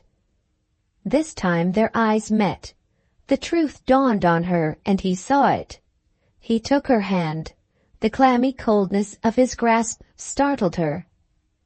"Do you still wonder why I followed you?" he asked. The words were so faintly uttered that she could barely hear them. Heavy drops of perspiration stood on his forehead. His face faded to a gray and ghastly whiteness. He staggered and tried desperately to catch at the branch of a tree near them. She threw her arms round him. With all her little strength she tried to hold him up. Her utmost effort only availed to drag him to the grass plot by their side, and to soften his fall. Even as the cry for help passed her lips, she saw help coming. A tall man was approaching her, not running, even when he saw what had happened, only stalking with long strides. He was followed by one of the keepers of the gardens. Dr. Benjulia had his sick monkey to take care of. He kept the creature sheltered under his long frock coat. "Don't do that, if you please," was all the doctor said, as Carmina tried to lift Ovid's head from the grass. He spoke with his customary composure, and laid his hand on the heart of the fainting man, as coolly as if it had been the heart of a stranger. "Which of you two can run the fastest?" he asked, looking backwards and forwards between Carmina and the keeper. "I want some brandy." The refreshment room was within sight. Before the keeper quite understood what was required of him, Carmina was speeding over the grass like Atlanta herself. Benjulia looked after her with his usual grave attention. "That wench can run," he said to himself, and turned once more to Ovid. "In his state of health he's been fool enough to overexert himself." So he disposed of the case in his own mind. Having done that, he remembered the monkey, deposited for the time being on the grass. "Too cold for him," he remarked, with more appearance of interest than he had shown yet. "Here, keeper, pick up the monkey till I'm ready to take him again." The man hesitated. "He might bite me, sir." "Pick him up," the doctor reiterated. "He can't bite anybody after what I've done to him." The monkey was indeed in a state of stupor. The keeper obeyed his instructions, looking half stupefied himself. He seemed to be even more afraid of the doctor than of the monkey. "Do you think I'm the devil?" Benjulia asked with dismal irony. The man looked as if he would say yes, if he dared. Carmina came running back with the brandy. The doctor smelt it first and then took notice of her. "Out of breath?" he said. "Why don't you give him the brandy?" she answered impatiently. "Strong lungs," Benjulia proceeded, sitting down cross-legged by Ovid and administering the stimulant without hurrying himself. "Some girls would not have been able to speak after such a run as you have had. I didn't think much of you or your lungs when you were a baby." "Is he coming to himself?" Carmina asked. "Do you know what a pump is?" Benjulia rejoined. "Very well. A pump sometimes gets out of order. Give the carpenter time and he'll put it right again." He let his mighty hand drop on Ovid's breast. "This pump is out of order, and I'm the carpenter. Give me time and I'll set it right again. You're not a bit like your mother." Watching eagerly for the slightest signs of recovery in Ovid's face, Carmina detected a faint return of color. She was so relieved that she was able to listen to the doctor's oddly discursive talk, and even to join in it. "Some of our friends used to think I was like my father," she answered. "Did they?" said Benjulia, and shut his thin-lipped mouth as if he was determined to drop the subject forever. Ovid stirred feebly and half opened his eyes. Benjulia got up. "You don't want me any longer," he said. "Now, Mr. Keeper, give me back the monkey." He dismissed the man and tucked the monkey under one arm, as if it had been a bundle. "There are your friends," he resumed, pointing to the end of the walk. "Good day." Carmina stopped him. Too anxious to stand on ceremony, she laid her hand on his arm. He shook it off, not angrily, just brushing it away as he might have brushed away the ash of his cigar, or a splash of mud in the street. "What does this fainting fit mean?" she asked timidly. "Is Ovid going to be ill?" "Seriously ill, unless you do the right thing with him, and do it at once." He walked away. She followed him humbly and yet resolutely. "Tell me, if you please," she said, "what we are to do." He looked back over his shoulder. "Send him away." She returned and knelt down by Ovid, still slowly reviving. With a fond and gentle hand, she wiped the moisture from his forehead. "Just as we were beginning to understand each other," she said to herself, with a sad little sigh. Chapter 15. 2 days passed. In spite of the warnings that he had received, Ovid remained in London. The indisputable authority of Benjulia had no more effect on him than the unanswerable arguments of Mrs. Gallilee. Recent circumstances, as his mother expressed it, had strengthened his infatuated resistance to reason. The dreaded necessity for Teresa's departure had been hastened by a telegram from Italy. Ovid felt for Carmina's distress with sympathies which made her dearer to him than ever. On the second morning after the visit to the zoological gardens, her fortitude had been severely tried. She had found the telegram under her pillow, enclosed in a farewell letter. Teresa had gone. "My Carmina, I have kissed you and cried over you, and I am writing goodbye as well as my poor eyes will let me. Oh, my heart's darling, I cannot be cruel enough to wake you and see you suffer. Forgive me for going away with only this dumb farewell. I am so fond of you. That is my only excuse. While he still lives, my helpless old man has his claim on me. Write by every post and trust me to write back. And remember what I said when I spoke of Ovid. Love the good man who loves you, and try to make the best of the others. They cannot surely be cruel to the poor angel who depends on their kindness. Oh, how hard life is." The paper was blotted and the rest was illegible. The miserable day of Teresa's departure was passed by Carmina in the solitude of her room. Gently and firmly, she refused to see anyone. This strange conduct added to Mrs. Galilee's anxieties. Already absorbed in considering Ovid's obstinacy and the means of overcoming it, she was now confronted by a resolute side in the character of her niece, which took her by surprise. There might be difficulties to come in managing Carmina, which she had not foreseen. Meanwhile, she was left to act on her own unaided discretion in the serious matter of her son's failing health. Benjulia had refused to help her. He was too closely occupied in his laboratory to pay or receive visits. "I have already given my advice," the doctor wrote. "Send him away. When he has had a month change, let me see his letters, and then, if I have anything more to say, I will tell you what I think of your son." Left in this position, Mrs. Galilee's hard self-denial yielded to the one sound conclusion that lay before her. The only influence that could be now used over Ovid, with the smallest chance of success, was the influence of Carmina. 3 days after Teresa's departure, she invited her niece to take tea in her own boudoir. Carmina found her reading a charming book, she said as she laid it down, on a most interesting subject, geographical botany. The author divides the earth into 25 botanical regions.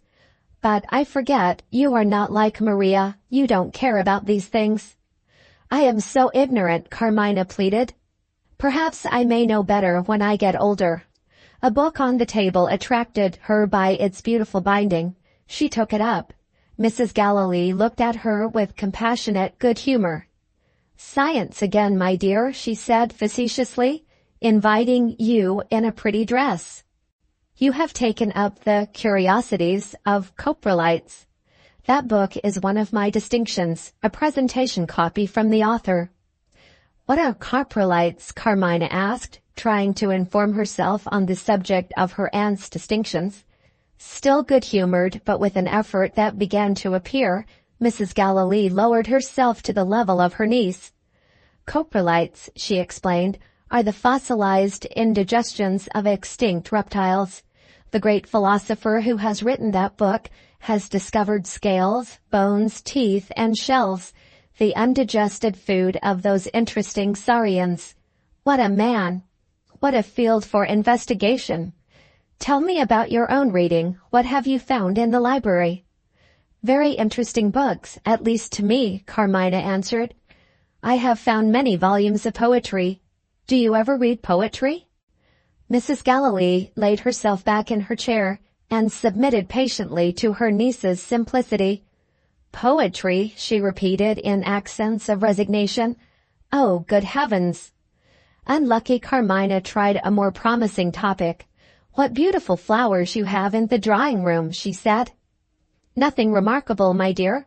Everybody has flowers in their drawing-rooms. They are part of the furniture." Did you arrange them yourself, Aunt? Mrs. Galilee still endured it. The florist's man, she said, does all that. I sometimes dissect flowers, but I never trouble myself to arrange them. What would be the use of the man if I did? This view of the question struck Carmina dumb. Mrs. Galilee went on. By the by, talking of flowers reminds one of other superfluities. Have you tried the piano in your room? Will it do? The tone is quite perfect, Carmina answered with enthusiasm. Did you choose it? Mrs. Galilee looked as if she was going to say, Good heavens, again, and perhaps to endure it no longer. Carmina was too simple to interpret these signs in the right way. Why should her aunt not choose a piano? Don't you like music? She asked. Mrs. Galilee made a last effort. When you see a little more of society, my child, you will know that one must like music. So again with pictures. One must go to the Royal Academy exhibition. So again. Before she could mention any more social sacrifices, the servant came in with a letter and stopped her. Mrs. Galilee looked at the address. The weary indifference of her manner changed to vivid interest the moment she saw the handwriting. From the professor, she exclaimed. Excuse me for 1 minute. She read the letter and closed it again with a sigh of relief. I knew it, she said to herself. I have always maintained that the albuminoid substance of frogs' eggs is insufficient, viewed as nourishment, to transform a tadpole into a frog. And at last the professor owns that I am right. I beg your pardon, Carmina. I am carried away by a subject that I have been working at in my stolen intervals for weeks past. Let me give you some tea. I have asked Miss Minerva to join us. What is keeping her, I wonder? She is usually so punctual. I suppose Zoe has been behaving badly again. In a few minutes more, the governess herself confirmed this maternal forewarning of the truth. Zoe had declined to commit to memory the political consequences of the granting of Magna Carta, and now stood reserved for punishment when her mother had time to attend to it. Mrs. Galilee at once disposed of this little responsibility. Bread and water for tea, she said, and proceeded to the business of the evening. I wish to speak to you both, she began, on the subject of my son. The two persons addressed waited in silence to hear more. Carmina's head drooped. She looked down. Miss Minerva attentively observed Mrs. Galilee. Why am I invited to hear what she has to say about her son? Was the question which occurred to the governess. Is she afraid that Carmina might tell me about it, if I was not let into the family secrets? Admirably reasoned and correctly guessed. Mrs. Galilee had latterly observed that the governess was insinuating herself into the confidence of her niece. That is to say, into the confidence of a young lady whose father was generally reported to have died in possession of a handsome fortune. Personal influence, once obtained over an heiress, is not infrequently misused. To check the further growth of a friendship of this sort, without openly offending Miss Minerva, was an imperative duty. Mrs. Galilee saw her way to the discreet accomplishment of that object. Her niece and her governess were interested, diversely interested, in Ovid. If she invited them both together to consult with her on the delicate subject of her son, there would be every chance of exciting some difference of opinion, sufficiently irritating to begin the process of estrangement by keeping them apart when they had left the tea-table. It is most important that there should be no misunderstanding among us, Mrs. Galilee proceeded. Let me set the example of speaking without reserve. We all three know that Ovid persists in remaining in London. She paused on the point of finishing the sentence. Although she had converted a professor, Mrs. Galilee was still only a woman. There did enter into her other calculations the possibility of exciting some accidental betrayal of her governess's passion for her son. On alluding to Ovid, she turned suddenly to Miss Minerva. I am sure you will excuse my troubling you with family anxieties, she said, especially when they are connected with the health of my son. It was cleverly done, but it labored under one disadvantage. Miss Minerva had no idea of what the needless apology meant, having no suspicion of the discovery of her secret by her employer. But to feel herself baffled in trying to penetrate Mrs. Gallilee's motives was enough, of itself, to put Mrs. Gallilee's governess on her guard for the rest of the evening. "You honor me, madame, by admitting me to your confidence," was what she said. "Trip me up, you cat, if you can," was what she thought. Mrs. Gallilee resumed. "We know that Ovid persists in remaining in London when change of air and scene are absolutely necessary to the recovery of his health. And we know why. Carmina, my child, don't think for a moment that I blame you. Don't even suppose that I blame my son. You are too charming a person not to excuse, nay, even to justify, any man's admiration. But let us, as we hard old people say, look the facts in the face. If Ovid had not seen you, he would now be on the health-giving sea, on his way to Spain and Italy. You are the innocent cause of his obstinate indifference, his most deplorable and dangerous disregard of the duty which he owes to himself. He refuses to listen to his mother. He sets the opinion of his skilled medical colleague at defiance. But one person has any influence over him now." She paused again and tried to trip up the governess once more. "Miss Minerva, let me appeal to you. I regard you as a member of our family. I have the sincerest admiration of your tact and good sense. Am I exceeding the limits of delicacy if I say plainly to my niece, persuade Ovid to go?" If Carmina had possessed an elder sister with a plain personal appearance and an easy conscience, not even that sister could have matched the perfect composure with which Miss Minerva replied. "I don't possess your happy faculty of expressing yourself, Mrs. Gallilee, but if I had been in your place, I should have said to the best of my poor ability exactly what you have said now." She bent her head with a graceful gesture of respect, and looked at Carmina with a gentle, sisterly interest while she stirred her tea. At the very opening of the skirmish, Mrs. Gallilee was defeated. She had failed to provoke the slightest sign of jealousy, or even of ill temper. Unquestionably the most crafty and most cruel woman of the two, possessing the most dangerously deceitful manner, and the most mischievous readiness of language, she was, nevertheless, Miss Minerva's inferior in the one supreme capacity of which they both stood in need, the capacity for self-restraint. She showed this inferiority on expressing her thanks. The underlying malice broke through the smooth surface that was intended to hide it. "I am apt to doubt myself," she said, "and such sound encouragement as yours always relieves me.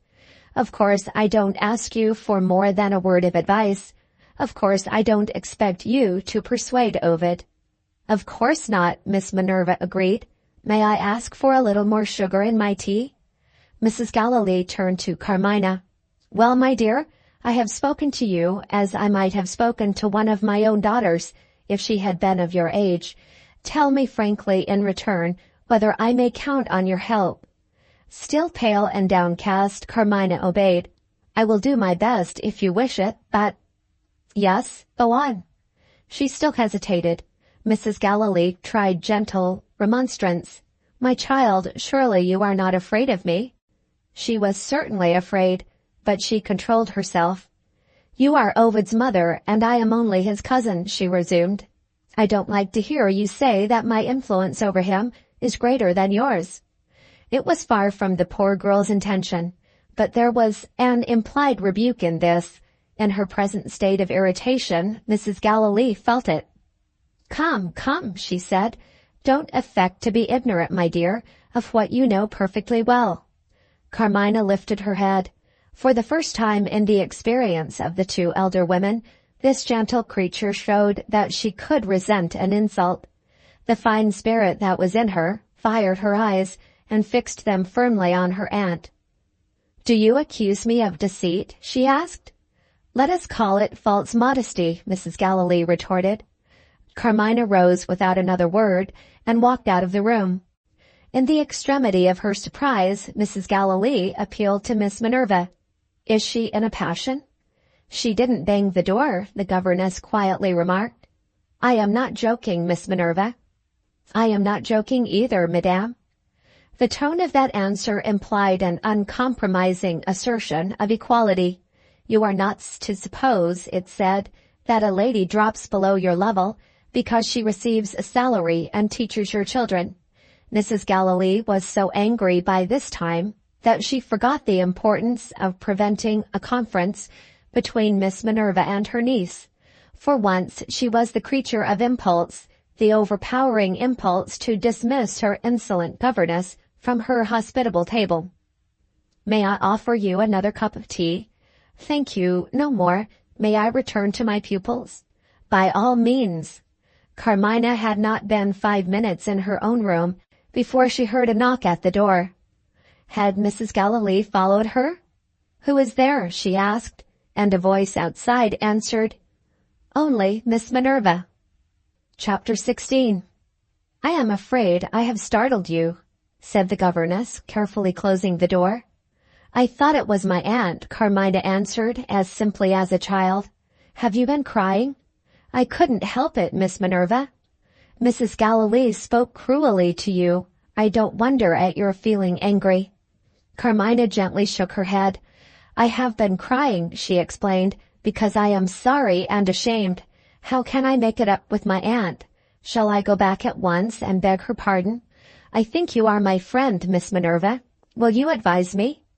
It was so prettily and innocently said that even the governess was touched for a moment. "Shall I prove to you that I am your friend?" she proposed. "I advise you not to go back yet to your aunt, and I will tell you why. Miss Galilee bears malice. She is a thoroughly unforgiving woman, and I should be the first to feel it if she knew what I have just said to you." "Oh, Miss Minerva, you don't think that I would betray your confidence?" "No, my dear, I don't. I felt attracted towards you when we first met. You didn't return the feeling. You, very naturally, disliked me. I am ugly and ill-tempered, and if there is anything good in me, it doesn't show itself on the surface. Yes, yes, I believe you are beginning to understand me. If I can make your life here a little happier as time goes on, I shall be only too glad to do it." She put her long yellow hands on either side of Carmina's head and kissed her forehead. The poor child threw her arms round Miss Minerva's neck and cried her heart out on the bosom of the woman who was deceiving her. "I have nobody left now Teresa has gone," she said.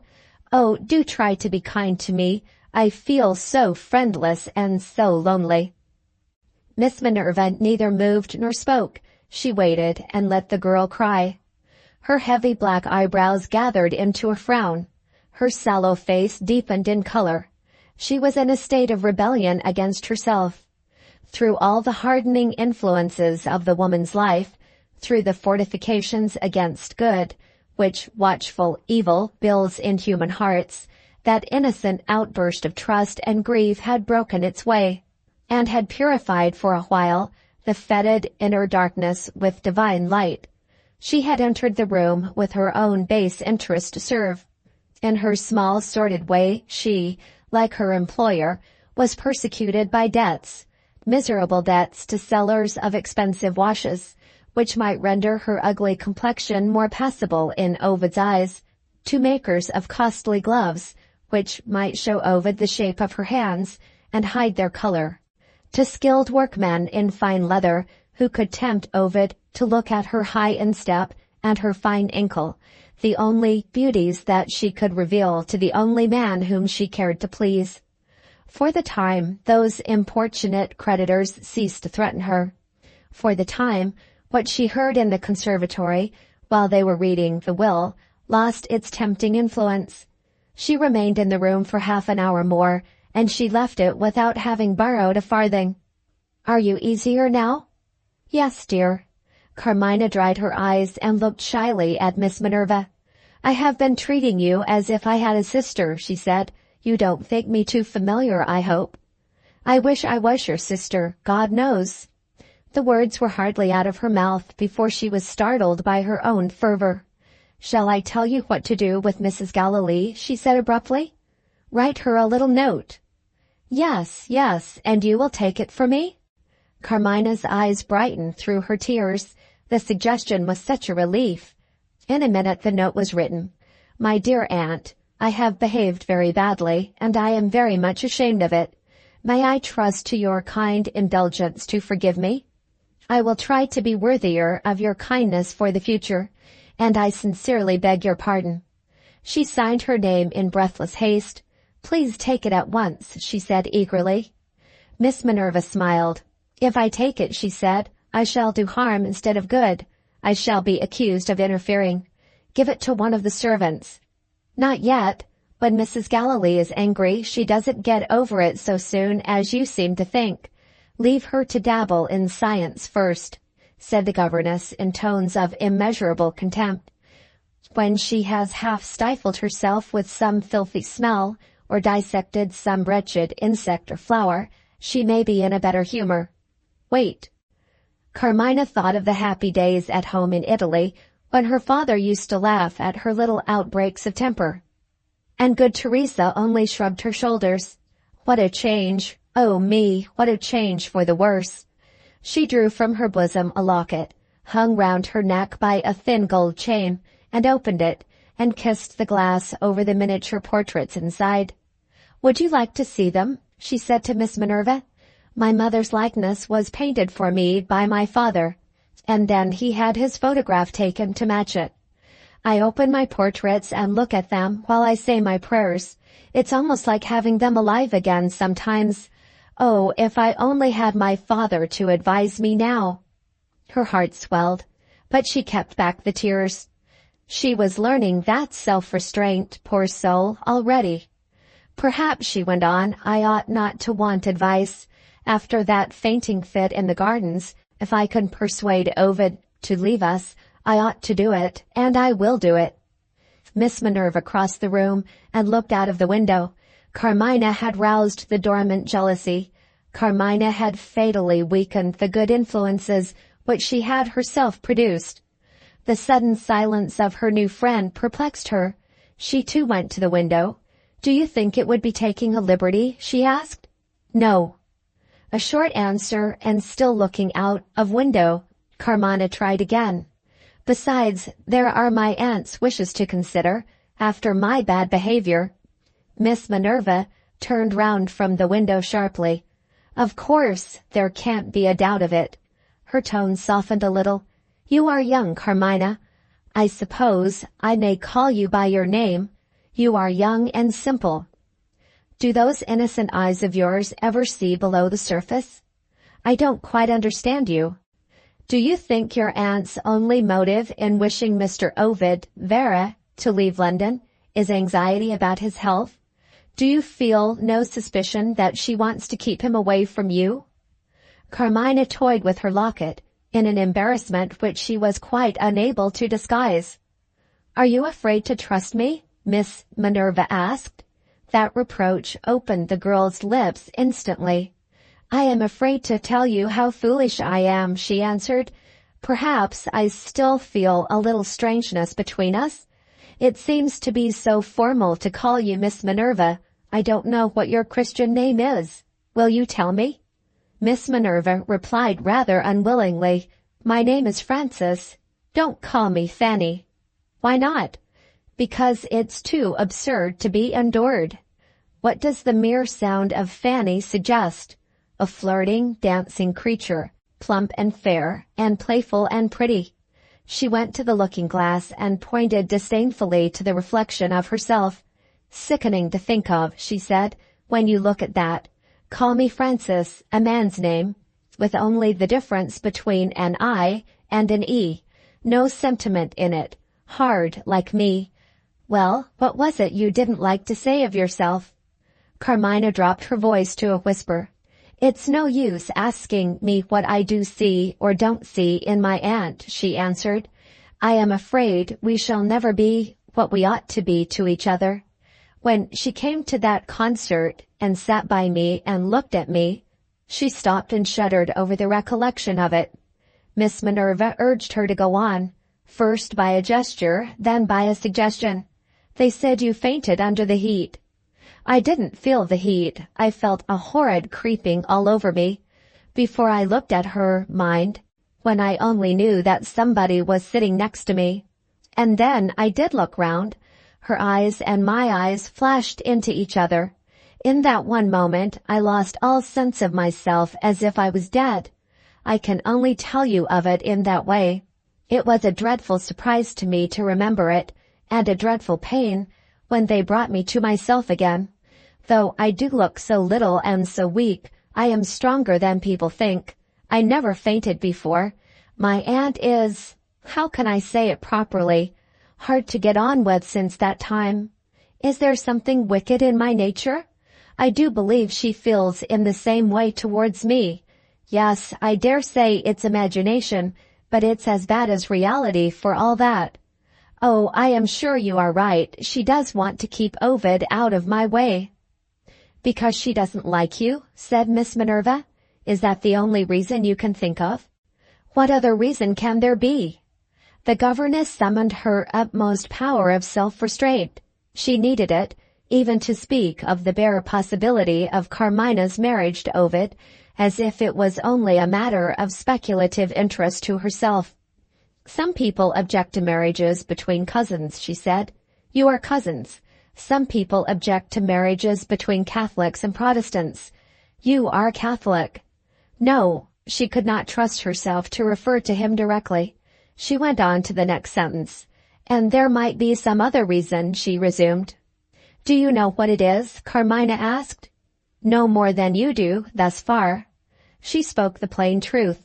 Thanks to the dog's interruption, and to the necessity of saving herself from discovery, the last clauses of the will had been read in her absence. Can't you even guess what it is? Carmina persisted. Mrs. Galilee is very ambitious, the governess replied, and her son has a fortune of his own. She may wish him to marry a lady of high rank, but no, she is always in need of money. In some way, money may be concerned in it. In what way? Carmina asked. I have already told you, Miss Minerva answered, that I don't know. Before the conversation could proceed, they were interrupted by the appearance of Mrs. Galilee's maid, with a message from the schoolroom. Miss Maria wanted a little help in her Latin lesson. Noticing Carmina's letter as she advanced to the door, it struck Miss Minerva that the woman might deliver it. Is Mrs. Galilee at home? She asked. Mrs. Galilee had just gone out. One of her scientific lectures, I suppose, said Miss Minerva to Carmina. Your note must wait till she comes back. The door closed on the governess, and the lady's maid took a liberty. She remained in the room, and produced a morsel of folded paper, hitherto concealed from view. Smirking and smiling, she handed the paper to Carmina. From Mr. Ovid, Miss. Chapter 17. Pray come to me. I am waiting for you in the garden of the square. In those 2 lines, Ovid's note began and ended. Mrs. Galilee's maid, deeply interested in an appointment which was not without precedent in her own experience, ventured on an expression of sympathy before she returned to the servants' hall. Please to excuse me, miss. I hope Mr. Ovid isn't ill. He looked sadly pale, I thought. Allow me to give you your hat. Carmina thanked her and hurried downstairs. Ovid was waiting at the gate of the square, and he did indeed look wretchedly ill. It was useless to make inquiries. They only seemed to irritate him. I am better already, now you have come to me. He said that and led the way to a sheltered seat among the trees. In the later evening time, the square was almost empty. 2 middle-aged ladies walked up and down, who considerately remembered their own youth and kept out of the way, and a boy rigging a model yacht, who was too closely occupied to notice them, were the only persons in the enclosure besides themselves. Does my mother know that you have come here? Ovid asked. Mrs. Galilee has gone out. I didn't stop to think of it when I got your letter. Am I doing wrong? Ovid took her hand. Is it doing wrong to relieve me of anxieties that I have no courage to endure? When we meet in the house, either my mother or her obedient servant, Miss Minerva, is sure to interrupt us. At last, my darling, I have got you to myself. You know that I love you. Why can't I look into your heart and see what secrets it is keeping from me? I try to hope, but I want some little encouragement.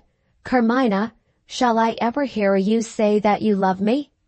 She trembled and turned away her head. Her own words to the governess were in her mind. Her own conviction of the want of all sympathy between his mother and herself made her shrink from answering him. I understand your silence. With those words he dropped her hand and looked at her no more. It was sadly, not bitterly spoken. She attempted to find excuses. She showed but too plainly how she pitied him. If I only had myself to think of, her voice failed her. A new life came into his eyes. The color rose in his haggard face. Even those few faltering words had encouraged him. She tried again to make him understand her. I am so afraid of distressing you, Ovid, and I am so anxious not to make mischief between you and your mother. What has my mother to do with it? She went on without noticing the interruption. You won't think me ungrateful? We had better speak of something else. Only this evening your mother sent for me, and, don't be angry, I am afraid she might be vexed if she knew what you have been saying to me. Perhaps I am wrong. Perhaps she only thinks I am too young. Oh, Ovid, how you look at me! Your mother hasn't said in so many words. What has she said? In that question she saw the chance of speaking to him of other interests than the interests of love. You must go away to another climate, she said, and your mother tells me I must persuade you to do it. I obey her with a heavy heart. Dear Ovid, you know how I shall miss you. You know what a loss it will be to me when you say goodbye. But there is only one way to get well again. I entreat you to take that way. Your mother thinks I have some influence over you. Have I any influence? Judge for yourself, he answered. You wish me to leave you? For your own sake, only for your own sake. Do you wish me to come back again? It's cruel to ask the question. It rests with you, Carmina. Send me away when you like and where you like, but before I go, give me my one reason for making the sacrifice. No change will do anything for me, no climate will restore my health, unless you give me your love. I am old enough to know myself. I have thought of it by day and by night. Am I cruel to press you in this way? I will only say one word more. It doesn't matter what becomes of me, if you refuse to be my wife. Without experience, without advice, with her own heart protesting against her silence, the restraint that she had laid on herself grew harder and harder to endure. The tears rose in her eyes. He saw them. They embittered his mind against his mother. With a darkening face he rose and walked up and down before her, struggling with himself. This is my mother's doing, he said. His tone terrified her. The dread, present to her mind all through the interview, of making herself a cause of estrangement between mother and son, so completely overcame her that she even made an attempt to defend Mrs. Galilee. At the first words he sat down by her again. For a moment he scrutinized her face without mercy, and then repented of his own severity. My poor child, he said, you are afraid to tell me what has happened. I won't press you to speak against your own inclinations. It would be cruel and needless. I have got at the truth at last. In the one hope of my life, my mother is my enemy. She is bent on separating us. She shall not succeed. I won't leave you. Carmina looked at him. His eyes dropped before her in confusion and shame. Are you angry with me? She asked. No reproaches could have touched his heart as that question touched it. Angry with you? Oh, my darling, if you only knew how angry I am with myself. It cuts me to the heart to see how I have distressed you. I am a miserable, selfish wretch. I don't deserve your love. Forgive me and forget me. I will make the best atonement I can, Carmina. I will go away tomorrow. Under hard trial, she had preserved her self-control. She had resisted him. She had resisted herself. His sudden submission disarmed her in an instant. With a low cry of love and fear, she threw her arms around his neck and laid her burning cheek against his face. I can't help it, she whispered. Oh, Ovid, don't despise me. His arms closed round her. His lips were pressed to hers. Kiss me, he said. She kissed him, trembling in his embrace. That innocent self-abandonment did not plead with him in vain. He released her and only held her hand. There was silence between them. Long, happy silence. He was the first to speak again. How can I go away now? He said. She only smiled at that reckless forgetfulness of the promise by which he had bound himself a few minutes since. What did you tell me, she asked playfully, when you called yourself by hard names and said you didn't deserve my love? Her smile vanished softly and left only a look of tender entreaty in its place. Set me an example of firmness, Ovid. Don't leave it all to me. Remember what you have made me say. Remember, she only hesitated for a moment. Remember what an interest I have in you now. I love you, Ovid. Say you will go. He said it gratefully. My life is yours, my will is yours. Decide for me, and I will begin my journey. She was so impressed by her sense of this new responsibility that she answered him as gravely as if she had been his wife. I must give you time to pack up, she said. Say time to be with you. She fell into thought. He asked if she was still considering when to send him away. No, she said, it isn't that. I was wondering at myself. What is it that makes a great man like you so fond of me? His arms stole round her waist. He could just see her in the darkening twilight under the trees.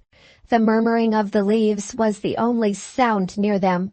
His kisses lingered on her face. She sighed softly. Don't make it too hard for me to send you away, she whispered. He raised her and put her arm in his. Come, he said, we will walk a little in the cool air. They returned to the subject of his departure. It was still early in the week.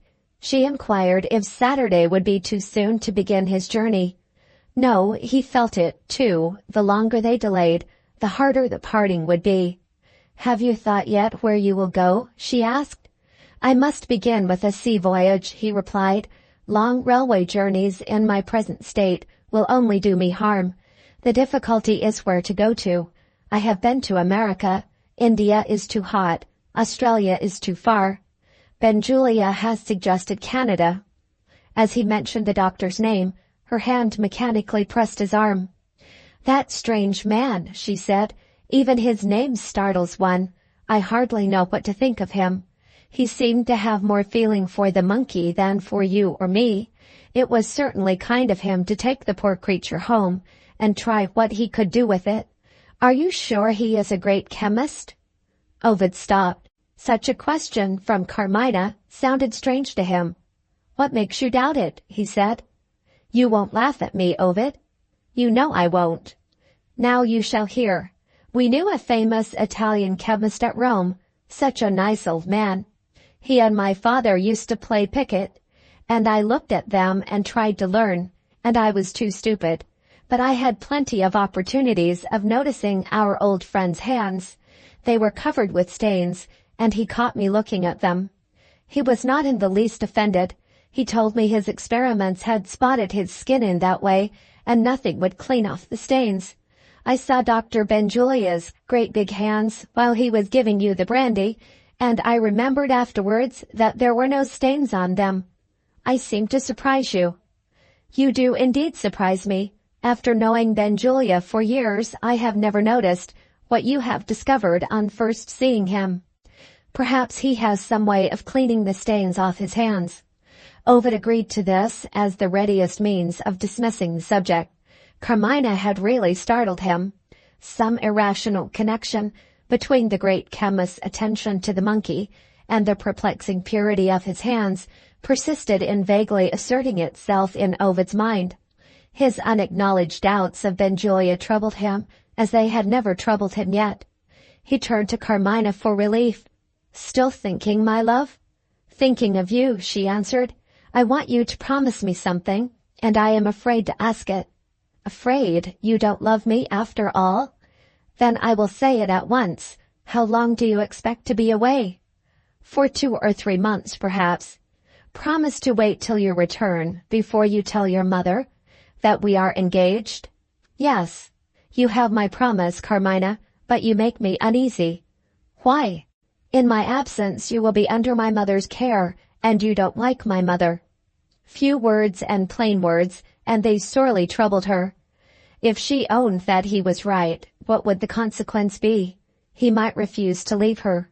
Even assuming that he controlled himself, he would take his departure harassed by anxieties which might exercise the worst possible influence over the good effect of the journey. To prevaricate with herself or with him was out of the question. That very evening she had quarrelled with his mother, and she had yet to discover whether Mrs. Gallilee had forgiven her. In her heart of hearts she hated deceit, and in her heart of hearts she longed to set his mind at ease. In that embarrassing position, which was the right way out? Satan persuaded Eve, and love persuaded Carmina. Love asked if she was cruel enough to make her heart's darling miserable when he was so fond of her. Before she could realize it, she had begun to deceive him. Poor humanity! Poor Carmina! "You are almost as hard on me as if you were Dr. Benjulia himself," she said. "I feel your mother's superiority, and you tell me I don't like her. Haven't you seen how good she has been to me?" She thought this way of putting it irresistible. Ovid resisted, nevertheless. Carmina plunged into lower depths of deceit immediately. "Haven't you seen my pretty rooms, my piano, my pictures, my china, my flowers? I should be the most insensible creature living if I didn't feel grateful to your mother. And yet you are afraid of her." She shook his arm impatiently. "I say no." He was as obstinate as ever. "I say yes. If you are not afraid, why do you wish to keep our engagement from my mother's knowledge?" His reasoning was unanswerable. But where is the woman to be found who is not supple enough to slip through the stiff fingers of reason? She sheltered herself from his logic behind his language. "Must I remind you again of the time when you were angry?" she rejoined. "You said your mother was bent on separating us. If I don't want her to know of our engagement just yet, isn't that a good reason?" She rested her head caressingly on his shoulder. "Tell me," she went on, thinking of one of Miss Minerva's suggestions, "doesn't my aunt look to a higher marriage for you than a marriage with me?" It was impossible to deny that Mrs. Gallilee's views might justify that inquiry. Had she not more than once advised him to wait a few years? In other words, to wait until he had won the highest honors of his profession, before he thought of marrying at all? But Carmina was too precious to him to be humiliated by comparisons with other women, no matter what their rank might be. He paid her a compliment instead of giving her an answer. "My mother can't look higher than you," he said. "I wish I could feel sure, Carmina, in leaving you with her, that I am leaving you with a friend whom you trust and love." There was a sadness in his tone that grieved her. "Wait till you come back," she replied, speaking as gaily as she could. "You will be ashamed to remember your own misgivings. And don't forget, dear, that I have another friend besides your mother, the best and kindest of friends, to take care of me." Ovid heard this with some surprise. "A friend in my mother's house?" he asked. "Certainly. Who is it?" "Miss Minerva." "What?" His tone expressed such immeasurable amazement that Carmina's sense of justice was roused in defense of her new friend. "If I began by wronging Miss Minerva, I had the excuse of being a stranger," she said warmly. "You have known her for years, and you ought to have found out her good qualities long since. Are all men alike, I wonder? Even my kind dear father used to call ugly women the inexcusable mistakes of nature. Poor Miss Minerva says herself she is ugly and expects everybody to misjudge her accordingly. I don't misjudge her for one. Teresa has left me, and you are going away next. A miserable prospect, Ovid, but not quite without hope. Frances, yes, I call her by her Christian name, and she calls me by mine. Frances will console me and make my life as happy as it can be, till you come back. Accepting bad temper and merciless cultivation of the minds of children, Ovid knew of nothing that justified his prejudice against the governess. Still, Carmina's sudden conversion inspired him with something like alarm. I suppose you have good reasons for what you tell me, he said. The best reasons, she replied in the most positive manner.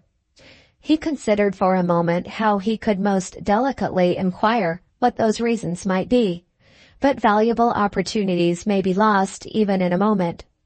Will you help me to do justice to Miss Minerva? He cautiously began. Hush, Carmina interposed. Surely I heard someone calling to me. They paused and listened. A voice hailed them from the outer side of the garden. They started guiltily. It was the voice of Mrs. Galilee. Chapter 18. Carmina, are you in the square? Leave it to me, Ovid whispered. We will come to you directly, he called back. Mrs. Galilee was waiting for them at the gate. Ovid spoke the moment they were within sight of each other. You will have no more cause to complain of me, he said cheerfully. I am going away at the end of the week. Mrs. Galilee's answer was addressed to Carmina instead of to her son. Thank you, my dear, she said, and pressed her niece's hand. It was too dark to see more of the faces than their shadowy outline. The learned lady's tone was the perfection of amiability. She sent Ovid across the road to knock at the house door and took Carmina's arm confidentially. You little goose, she whispered. How could you suppose I was angry with you? I can't even regret your mistake. You have written such a charming note. Ovid was waiting for them in the hall. They went into the library. Mrs. Galilee enfolded her son in a fervent motherly embrace. This completes the enjoyment of a most delightful evening, she said. First, a perfect lecture, and then the relief of overpowering anxiety about my son. I suppose your professional studies, Ovid, have never taken you as high as the interspatial regions? We were an immense audience tonight to hear the professor on that subject, and I really haven't recovered it yet. 50 miles above us, only 50 miles, there is an atmosphere of cold that would freeze the whole human family to death in a second of time. Moist matter in that terrific emptiness would explode and become stone. And, listen to this, Carmina, the explosion itself would be frozen and produce no sound. Think of serious people looking up in that dreadful direction and talking of going to heaven. Oh, the insignificance of man, except, I am going to make a joke, Ovid, except when he pleases his old mother by going away for the benefit of his health. And where are you going? Has sensible Carmina advised you? I agree with her beforehand, whatever she has said. Ovid informed his mother of Benjulia's suggestion, and asked her what she thought of it. Mrs. Galilee's overflowing geniality instantly flooded the absent doctor. He was rude, he was ugly, but what an inestimable friend! What admirable advice! In Ovid's state of health he must not write letters. His mother would write and thank the doctor, and ask for introductions to local grandees who occupied a position in colonial society. She seized the newspaper. A steamer for Canada sailed from Liverpool on Saturday. Ovid could secure his cabin the next morning, amidships, my dear, if you can possibly get it, and could leave London by Friday's train. In her eagerness to facilitate his departure, she proposed to superintend the shutting up of his house in his absence, and to arrange the disposal of the servants, if he considered it worthwhile to keep them. She even thought of the cat. The easiest way to provide for the creature would be, of course, to have her poisoned, but Ovid was so eccentric in some things that practical suggestions were thrown away on him. 6 pence a week for cat's meat isn't much, cried Mrs. Galilee in an outburst of generosity. "We will receive the cat." Ovid made his acknowledgments resignedly. Carmina could see that Mrs. Galilee's overpowering vitality was beginning to oppress her son. "I needn't trouble you, mother," he said. "My domestic affairs were all settled when I first felt the necessity of getting rest. My manservant travels with me.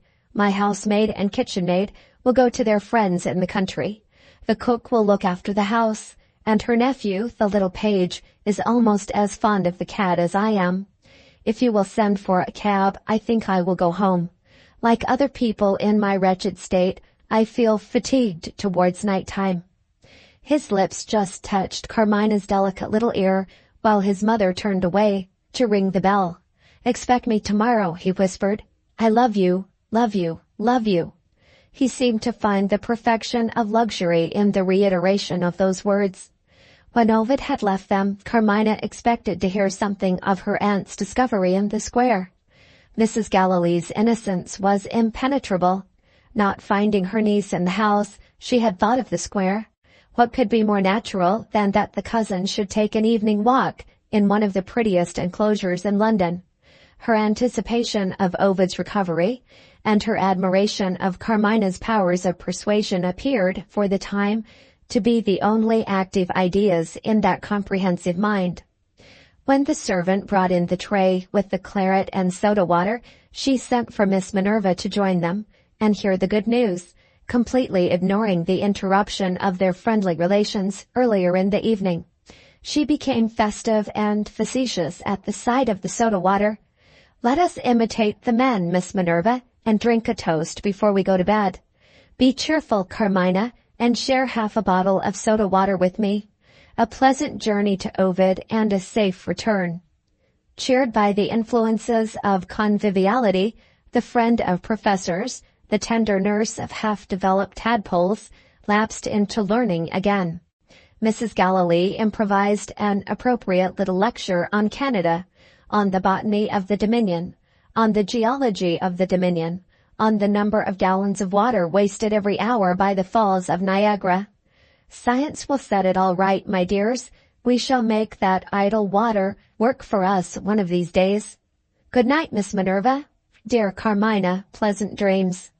Safe in the solitude of her bedroom, the governess ominously knitted her heavy eyebrows. "In all my experience," she thought, "I never saw Mrs. Galilee in such spirits before. What mischief is she meditating when she has got rid of her son?" Chapter 19. The lapse of a few hours exercised no deteriorating influence on Mrs. Galilee's amiability. On the next day, thanks to his mother's interference, Ovid was left in the undisturbed enjoyment of Carmina's society.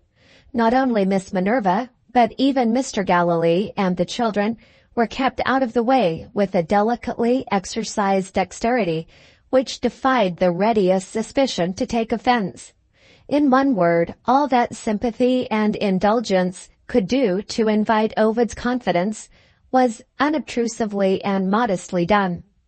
Never had the mistress of domestic diplomacy reached her ends with finer art. In the afternoon, a messenger delivered Benjulia's reply to Mrs. Galilee's announcement of her son's contemplated journey, dispatched by the morning's post. The doctor was confined to the house by an attack of gout. If Ovid wanted information on the subject of Canada, Ovid must go to him and get it, that was all. "Have you ever been to Dr. Benjulia's house?" Carmina asked. "Never." "Then all you have told me about him is mere report. Now you will find out the truth. Of course you will go." Ovid felt no desire to make a voyage of exploration to Benjulia's house, and said so plainly. Carmina used all her powers of persuasion to induce him to change his mind. Mrs. Galilee, superior to the influence of girlish curiosity, felt the importance of obtaining introductions to Canadian society, and agreed with her niece. "I shall order the carriage," she said, assuming a playfully despotic tone. "And if you don't go to the doctor, Carmina and I will pay him a visit in your place." Threatened if he remained obstinate, with such a result as this, Ovid had no alternative but to submit. The one order that could be given to the coachman was to drive to the village of Hendon, on the northwestern side of London, and to trust to inquiries for the rest of the way. Between Hendon and Willesden there are pastoral solitudes within an hour's drive of Oxford Street, wooded lanes and wild flowers, farms and cornfields, still unprofaned by the devastating brickwork of the builder of modern times. Following winding ways, under shadowing trees, the coachman made his last inquiry at a roadside public house. Hearing that Benjulia's place of abode was now within half a mile of him, Ovid set forth on foot, leaving the driver and the horses to take their ease at the inn. He arrived at an iron gate opening out at a lonely lane. There, in the middle of a barren little field, he saw Benjulia's house, a hideous square building of yellow brick with a slate roof. A low wall surrounded the place, having another iron gate at the entrance. The enclosure within was as barren as the field without. Not even an attempt at flower garden or kitchen garden was visible. At a distance of some 200 yards from the house stood a second and smaller building with a skylight in the roof, which Ovid recognized, from description, as the famous laboratory. Behind it was the hedge which parted Benjulia's morsel of land from the land of his neighbor. Here the trees rose again, and the fields beyond were cultivated. No dwellings and no living creatures appeared.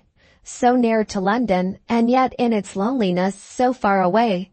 There was something unnatural in the solitude of the place.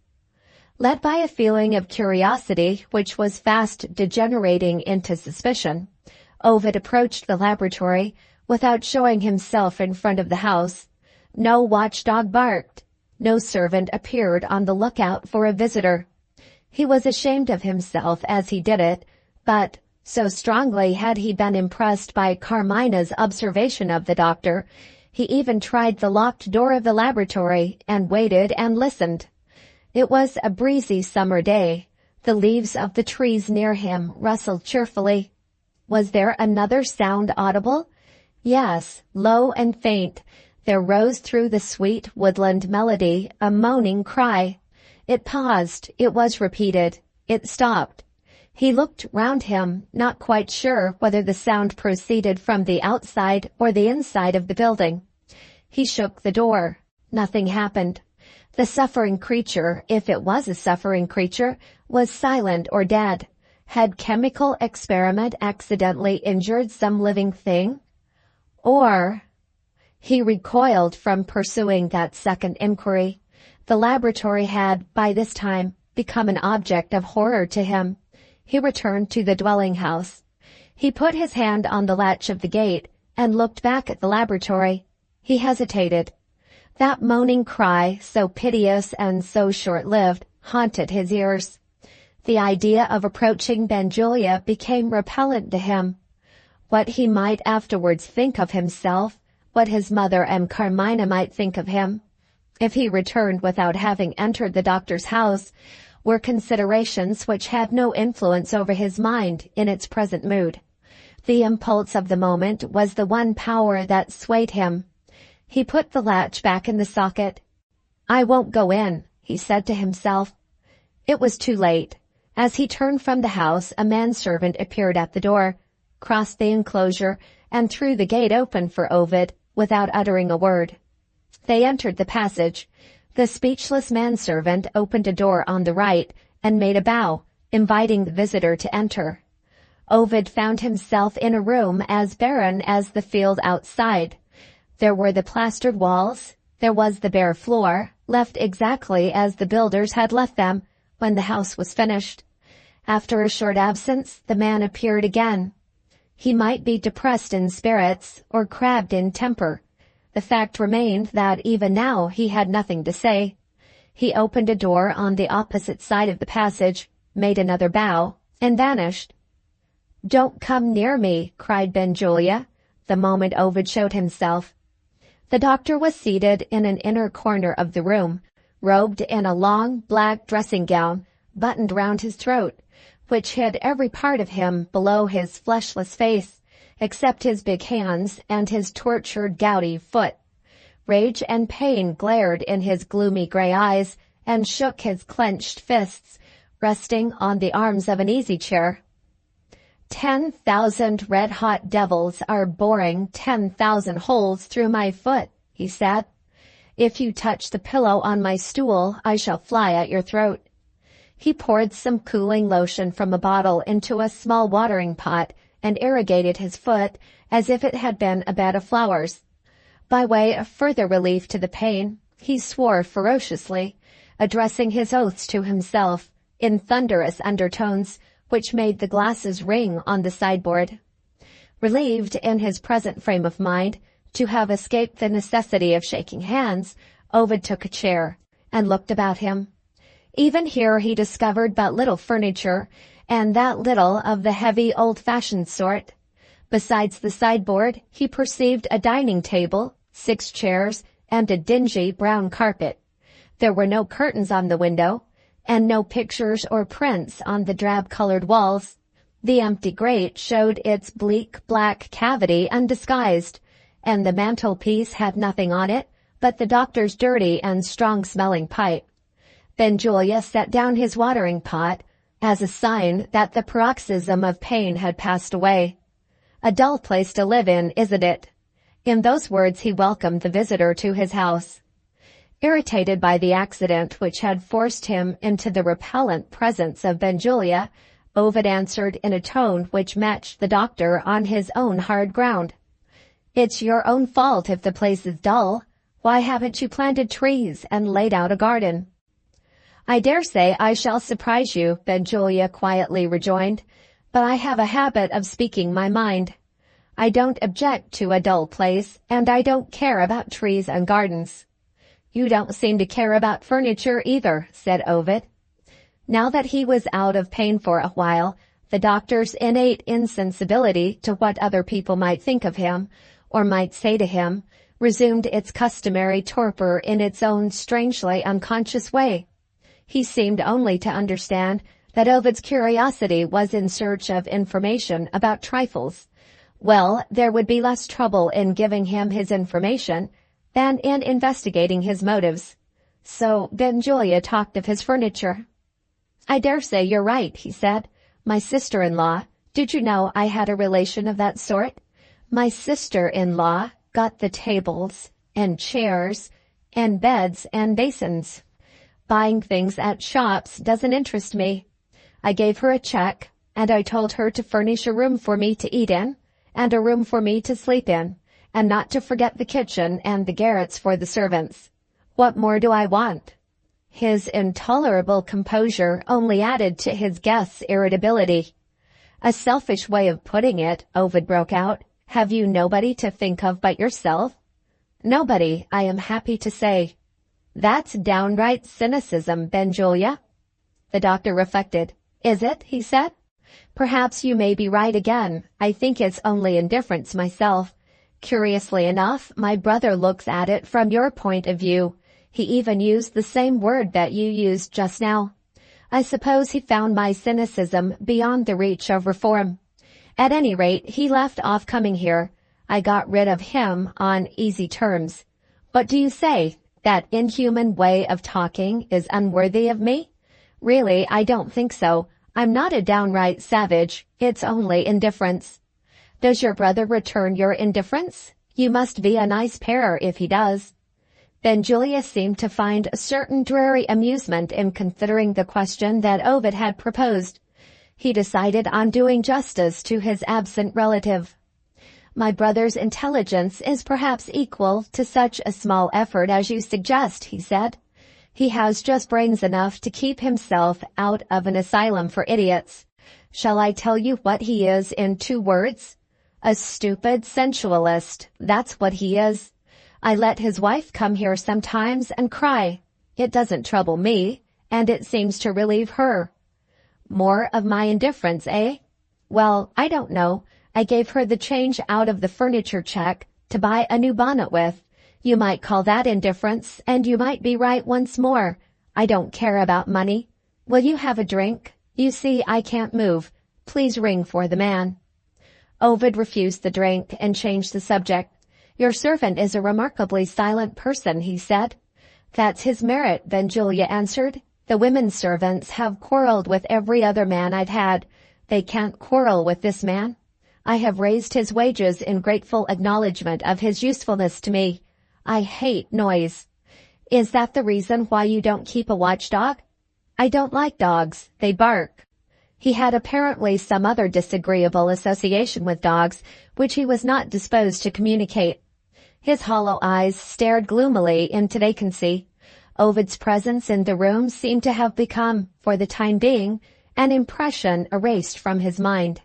He recovered himself with the customary vehement rubbing of his head, and turned the talk to the object of Ovid's visit. So you have taken my advice, he said. You're going to Canada, and you want to get at what I can tell you before you start. Here's my journal. It will jog my memory and help us both. His writing materials were placed on a movable table, screwed to his chair. Near them lay a shabby-looking book, guarded by a lock. 10 minutes after he had opened his journal, and had looked here and there through the pages, his hard intellect had grasped all that it required. Steadily and copiously, his mind emptied its information into Ovid's mind, without a single digression from beginning to end, and with the most mercilessly direct reference to the traveller's practical wants. Not a word escaped him, relating to national character or to the beauties of nature. Mrs. Galilee had criticized the Falls of Niagara as a reservoir of wasted power. Dr. Benjulia's scientific superiority over the woman asserted itself with magnificent ease, Niagara being nothing but useless water. He'd never mentioned Niagara at all. Have I served your purpose as a guide? He asked. Never mind thanking me. Yes or no will do. Very good. I have got a line of writing to give you next. He mended his quill pen and made an observation. Have you ever noticed that women have one pleasure which lasts to the end of their lives? He said. Young and old, they have the same inexhaustible enjoyment of society. And, young and old, they are all alike incapable of understanding a man when he says he doesn't care to go to a party. Even your clever mother thinks you want to go to parties in Canada. He tried his pen and found it would do, and began his letter. Seeing his hands at work, Ovid was again reminded of Carmina's discovery. His eyes wandered a little aside towards the corner formed by the pillar of the chimney-piece and the wall of the room. The big bamboo stick rested there. A handle was attached to it, made of light-colored horn, and on that handle there were some stains. Ovid looked at them with a surgeon's practised eye. They were dry stains of blood. Had he washed his hands on the last occasion when he used his stick? And had he forgotten that the handle wanted washing too? Benjulia finished his letter and wrote the address. He took up the envelope to give it to Ovid, and stopped, as if some doubt tempted him to change his mind. The hesitation was only momentary. He persisted in his first intention, and gave Ovid the letter. It was addressed to a doctor at Montreal. That man won't introduce you to society, Benjulia announced, and won't worry your brains with medical talk. Keep off one subject on your side. A mad bull is nothing to my friend if you speak of vivisection. Ovid looked at him steadily when he uttered the last word. Benjulia looked back just as steadily at Ovid. At the moment of that reciprocal scrutiny, did the two men suspect each other? Ovid, on his side, determined not to leave the house without putting his suspicions to the test. I thank you for the letter, he began, and I will not forget the warning. The doctor's capacity for the exercise of the social virtues had its limits. His reserves of hospitality were by this time near their end. Is there anything more I can do for you? He interposed. You can answer a simple question, Ovid replied. My cousin Carmina. Benjulia interrupted him again. Don't you think we said enough about your cousin in the gardens? He suggested. Ovid acknowledged the hint with a neatness of retort almost worthy of his mother. You have your own merciful disposition to blame if I return to the subject, he replied. My cousin cannot forget your kindness to the monkey. The sooner she forgets my kindness, the better. The monkey is dead. I am glad to hear it. Why? I thought the creature was living in pain. What do you mean? I mean that I heard a moaning. Where? In the building behind your house. You heard the wind in the trees. Nothing of the sort. Are your chemical experiments ever made on animals? The doctor parried that direct attack without giving ground by so much as a hair's breadth.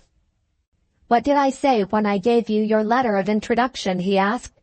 I said a mad bull is nothing to my friend, if you speak to him of vivisection. Now I have something more to tell you. I am like my friend. He waited a little. Will that do? He asked. Yes, said Ovid, that will do. They were as near to an open quarrel as two men could be. Ovid took up his hat to go. Even at that critical moment, Benjulia's strange jealousy of his young colleague, as a possible rival in some field of discovery which he claimed as his own, showed itself once more. There was no change in his tone. He still spoke like a judicious friend. A last word of advice, he said. You are traveling for your health. Don't let inquisitive strangers lead you into talk. Some of them might be physiologists. And might suggest new ideas, Ovid rejoined, determined to make him speak out this time. Benjulia nodded in perfect agreement with his guest's view. Are you afraid of new ideas? Ovid went on. Perhaps I am, in your head. He made that admission without hesitation or embarrassment. Goodbye, he resumed. My sensitive foot feels noises. Don't bang the door. Getting out into the lane again, Ovid looked at his letter to the doctor at Montreal. His first impulse was to destroy it. As Benjulia had hesitated before giving him the letter, so now he hesitated before tearing it up. Contrary to the usual practice in such cases, the envelope was closed. Under those circumstances, Ovid's pride decided him on using the introduction. Time was still to pass before events opened his eyes to the importance of his decision. To the end of his life he remembered that Benjulia had been near to keeping back the letter, and that he had been near to tearing it up. Chapter 20. The wise ancient, who asserted that time flies, must have made that remarkable discovery while he was in a state of preparation for a journey. When are we most acutely sensible of the shortness of life? When do we consult our watches in perpetual dread of the result? When does the night steal on us unawares and the morning take us by surprise? When we are going on a journey. The remaining days of the week went by with a rush. Ovid had hardly time to ask himself if Friday had really come before the hours of his life at home were already numbered. He had still a little time to spare when he presented himself at Fairfield Gardens late in the afternoon. Finding no one in the library, he went up to the drawing-room. His mother was alone, reading. Have you anything to say to me before I tell Carmina that you are here? Mrs. Gallilee put that question quietly, so far as her voice was concerned, but she still kept her eyes on her book. Ovid knew that she was offering him his first and last chance of speaking plainly before he went away. In Carmina's interest he spoke. Mother, he said, I am leaving the one person in the world who is most precious to me, under your care. Do you mean, Mrs. Gallilee asked, that you and Carmina are engaged to be married? I mean that, and I am not sure that you approve of the engagement. Will you be plainer with me than you were on the last occasion when we spoke on this subject? When was that? Mrs. Gallilee inquired. When you and I were alone for a few minutes on the morning when I breakfasted here.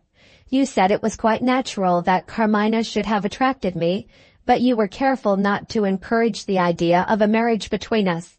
I understand that you disapproved of it, but you didn't plainly tell me why. Can women always give their reason? Yes, when they are women like you. Thank you, my dear, for a pretty compliment. I can trust my memory. I think I hinted at the obvious objections to an engagement. You and Carmina are cousins, and you belong to different religious communities. I may add that a man with your brilliant prospects has, in my opinion, no reason to marry unless his wife is in a position to increase his influence and celebrity. I had looked forward to seeing my clever son rise more nearly to a level with persons of rank who are members of our family. There is my confession, Ovid. If I did hesitate on the occasion to which you have referred, I have now, I think, told you why. Am I to understand that you hesitate still? Ovid asked. No. With that brief reply, she rose to put away her book. Ovid followed her to the bookcase. Has Carmina conquered you? He said. She put her book back in its place. Carmina has conquered me, she answered. You say it coldly. What does that matter if I say it truly? The struggle in him between hope and fear burst its way out. Oh, mother, no words can tell you how fond I am of Carmina. For God's sake, take care of her and be kind to her. For your sake, said Mrs. Galilee, gently correcting the language of her excitable son, from her own protoplastic point of view. You do me an injustice if you feel anxious about Carmina when you leave her here. My dead brother's child is my child. You may be sure of that. She shook his hand and drew him to her and kissed his forehead with dignity and deliberation.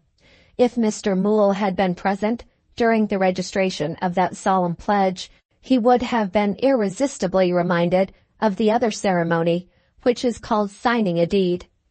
Have you any instructions to give me? Mrs. Galilee proceeded. For instance, do you object to my taking Carmina to parties? I mean, of course, parties which will improve her mind. He fell sadly below his mother's level in replying to this. Do everything you can to make her life happy while I am away. Those were his only instructions. But Mrs. Galilee had not done with him yet. With regard to visitors, she went on, I presume you wish me to be careful if I find young men calling here oftener than usual? Ovid actually laughed at this. Do you think I doubt her? He asked. The earth doesn't hold a truer girl than my little Carmina. A thought struck him while he said it. The brightness faded out of his face. His voice lost its gaiety. There is one person who may call on you, he said, whom I don't wish her to see. Who is he? Unfortunately, he is a man who has excited her curiosity. I mean Benjulia. It was now Mrs. Galilee's turn to be amused. Her laugh was not one of her foremost fascinations. It was hard in tone and limited in range. It opened her mouth, but it failed to kindle any light in her eyes. Jealous of the ugly doctor, she exclaimed. Oh, Ovid, what next? You never made a greater mistake in your life, her son answered sharply. Then what is the objection to him? Mrs. Galilee rejoined. It was not easy to meet that question with a plain reply.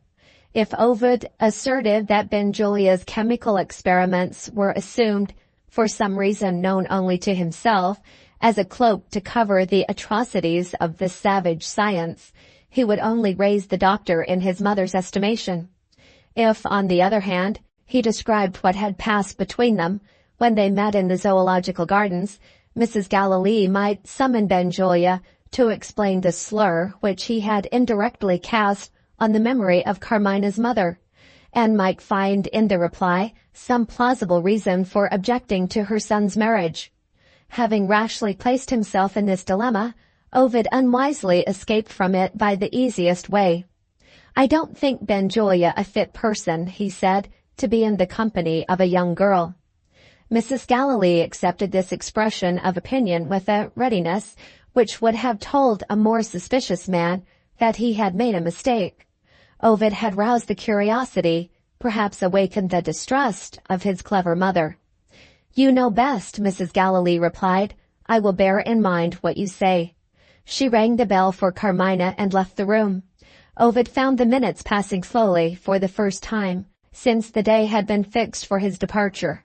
He attributed this impression to his natural impatience for the appearance of his cousin, until the plain evidence of the clock pointed to a delay of 5 endless minutes and more. As he approached the door to make inquiries, it opened at last. Hurrying to meet Carmina, he found himself face to face with Miss Minerva. She came in hastily and held out her hand, without looking at him. "Forgive me for intruding on you," she said, with a rapidity of utterance and a timidity of manner strangely unlike herself. "I'm obliged to prepare the children's lessons for tomorrow, and this is my only opportunity of bidding you goodbye. You have my best wishes, my heartfelt wishes, for your safety and your health, and your enjoyment of the journey. Goodbye, goodbye." After holding his hand for a moment, she hastened back to the door. There she stopped, turned towards him again, and looked at him for the first time. "I have one more thing to say," she broke out. "I will do all I can to make Carmina's life pleasant in your absence." Before he could thank her, she was gone. In another minute Carmina came in, and found Ovid looking perplexed and annoyed. She had passed Francis on the stairs. Had there been any misunderstanding between Ovid and the governess? "Have you seen Miss Minerva?" she asked.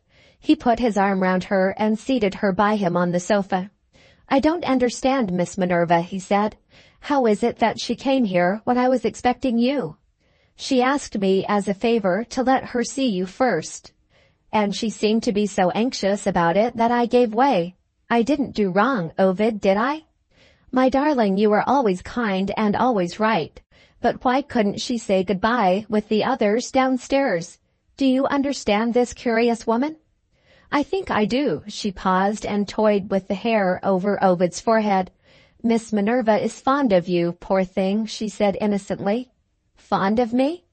The surprise which his tone expressed failed to attract her attention. She quietly varied the phrase that she had just used. "Miss Minerva has a true regard for you, and knows that you don't return it," she explained, still playing with Ovid's hair. "I want to see how it looks," she went on, "when it's parted in the middle." "No, it looks better as you always wear it. How handsome you are, Ovid. Don't you wish I was beautiful too? Everybody in the house loves you, and everybody is sorry you are going away. I like Miss Minerva, I like everybody, for being so fond of my dear, dear hero. Oh, what shall I do when day after day passes and only takes you farther and farther away from me? No, I won't cry. You shan't go away with a heavy heart, my dear one, if I can help it. Where is your photograph? You promised me your photograph. Let me look at it. Yes, it's like you, and yet not like you. It will do to think over when I am alone. My love, it has copied your eyes, but it has not copied the divine kindness and goodness that I see in them." She paused and laid her head on his bosom. "I shall cry in spite of my resolution if I look at you any longer. We won't look, we won't talk. I can feel your arm round me. I can hear your heart. Silence is best. I have been told of people dying happily, and I never understood it before. I think I could die happily now." She put her hand over his lips before he could reprove her, and nestled closer to him. "Hush," she said softly. "Hush." They neither moved nor spoke. That silent happiness was the best happiness, while it lasted. Mrs. Galilee broke the charm. She suddenly opened the door, pointed to the clock, and went away again. The cruel time had come. They made their last promises, shared their last kisses, held each other in the last embrace. She threw herself on the sofa, as he left her, with a gesture which entreated him to go, while she could still control herself. Once he looked round when he reached the door, and then it was over.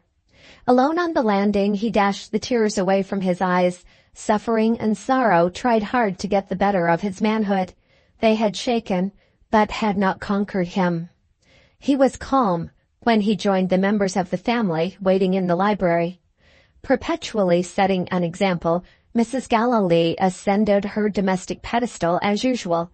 She favored her son with one more kiss and reminded him of the railway.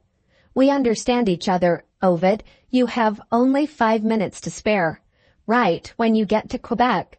Now, Maria, say goodbye." Maria presented herself to her brother with a grace which did honor to the family dancing master. Her short farewell speech was a model of its kind. "Dear Ovid, I am only a child, but I feel truly anxious for the recovery of your health. At this favorable season, you may look forward to a pleasant voyage. Please accept my best wishes." She offered her cheek to be kissed, and looked like a young person who had done her duty and knew it. Mr. Galilee, modestly secluded behind the window curtains, appeared at a sign from his wife. One of his plump red hands held a bundle of cigars. The other clutched an enormous new traveling flask, the giant of its tribe. "My dear boy, it's possible there may be good brandy and cigars on board, but that's not my experience of steamers. Is it yours?" He stopped to consult his wife. "My dear, is it yours?" Mrs. Galilee held up the railway guide and shook it significantly. Mr. Galilee went on in a hurry. "There's some of the right stuff in this flask, Ovid, if you will accept it. 45 years old. Would you like to taste it? Would you like to taste it, my dear?" Mrs. Galilee seized the railway guide again with a terrible look. Her husband crammed the big flask into one of Ovid's pockets and the cigar into the other. "You'll find them a comfort when you're away from us. God bless you, my son. You don't mind my calling you my son? I couldn't be fonder of you if I really was your father. Let's part as cheerfully as we can," said poor Mr. Galilee, with the tears rolling undisguisedly over his fat cheeks. "We can write to each other, can't we? Oh, dear, dear. I wish I could take it as easy as Maria does. Zoe, come and give him a kiss, poor fellow. Where's Zoe?" Mrs. Galilee made the discovery. She dragged Zoe into view from under the table.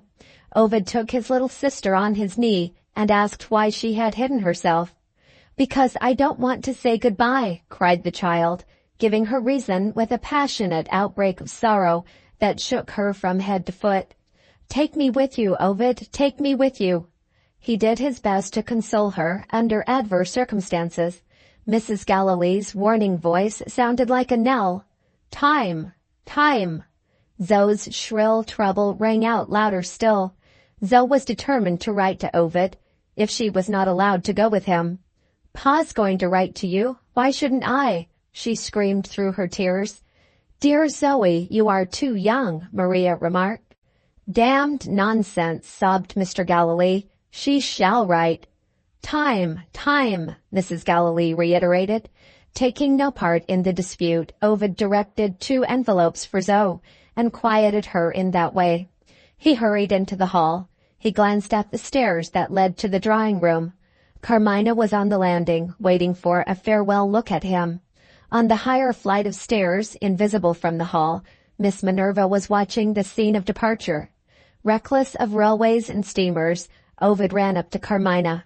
Another and another kiss, and then away to the house door, with Zoe at his heels, trying to get into the cab with him. A last kind word to the child as they carried her back to the house. A last look at the familiar faces in the doorway. A last effort to resist that foretaste of death which embitters all human partings. And Ovid was gone. Chapter 21. On the afternoon of the day that followed Ovid's departure, the 3 ladies of the household were in a state of retirement, each in her own room. The writing table in Mrs. Galilee's boudoir was covered with letters. Her banker's passbook and her checkbook were on the desk. Mr. Galilee's affairs, having long been since left as completely in the hands of his wife as if Mr. Galilee had been dead. A sheet of paper lay near the checkbook, covered with calculations divided into 2 columns. The figures in the right-hand column were contained in one line at the top of the page. The figures in the left-hand column filled the page from top to bottom. With her fan in her hand and her pen in the ink bottle, Mrs. Galilee waited, steadily thinking. It was the hottest day of the season. All the fat women in London fanned themselves on that sultry afternoon, and Mrs. Galilee followed the general example. When she looked to the right, her calculations showed the balance at the bank. When she looked to the left, her calculations showed her debts, some partially paid, some not paid at all. If she wearied of the prospect thus presented, and turned for relief to her letters, she was confronted by polite requests for money, from tradespeople in the first place, and from secretaries of fashionable charities in the second. Here and there, by way of variety, were invitations to parties, representing more pecuniary liabilities incurred for new dresses, and for hospitalities acknowledged by dinners and conversations at her own house. Money that she owed, money that she must spend. Nothing but outlay of money. And where was it to come from? So far as her pecuniary resources were concerned, she was equally removed from hope and fear. Twice a year, the same income flowed in regularly from the same investments. What she could pay at any future time was far more plainly revealed to her than what she might owe. With tact and management, it would be possible to partially satisfy creditors and keep up appearances for 6 months more. To that conclusion, her reflections led her, and left her to write checks. And after the 6 months, what then? Having first completed her correspondence with the tradespeople, and having next decided on her contributions to the charities, this iron matron took up her fan again, cooled herself, and met the question of the future face to face. Ovid was the central figure in the prospect. If he lived devoted to his profession and lived unmarried, there was a last resource always left to Mrs. Galilee. For years past, his professional gains had added largely to the income which he had inherited from his father. Unembarrassed by expensive tastes, he had some thousands of pounds put by, for the simple reason that he was at a loss what else to do with them. Thus far, her brother's generosity had spared Mrs. Galilee the hard necessity of making a confession to her son. As things were now, she must submit to telling the humiliating truth. And Ovid, with no wife to check his liberal instincts, would do what Ovid's uncle, with no wife living to check his liberal instincts, had done already. There was the prospect if her son remained a bachelor. But her son had resolved to marry Carmina. What would be the result if she was weak enough to allow it? There would be not one result, but 3 results: natural, legal, pecuniary. The natural result would be children. The legal result, if only one of those children lived, would be the loss to Mrs. Galilee and her daughters of the splendid fortune reserved for them in the will, if Carmina died without leaving offspring. The pecuniary result would be, adding the husband's income to the wife's, about 8,000 a year for the young married people. And how much for a loan applicable to the mother-in-law's creditors?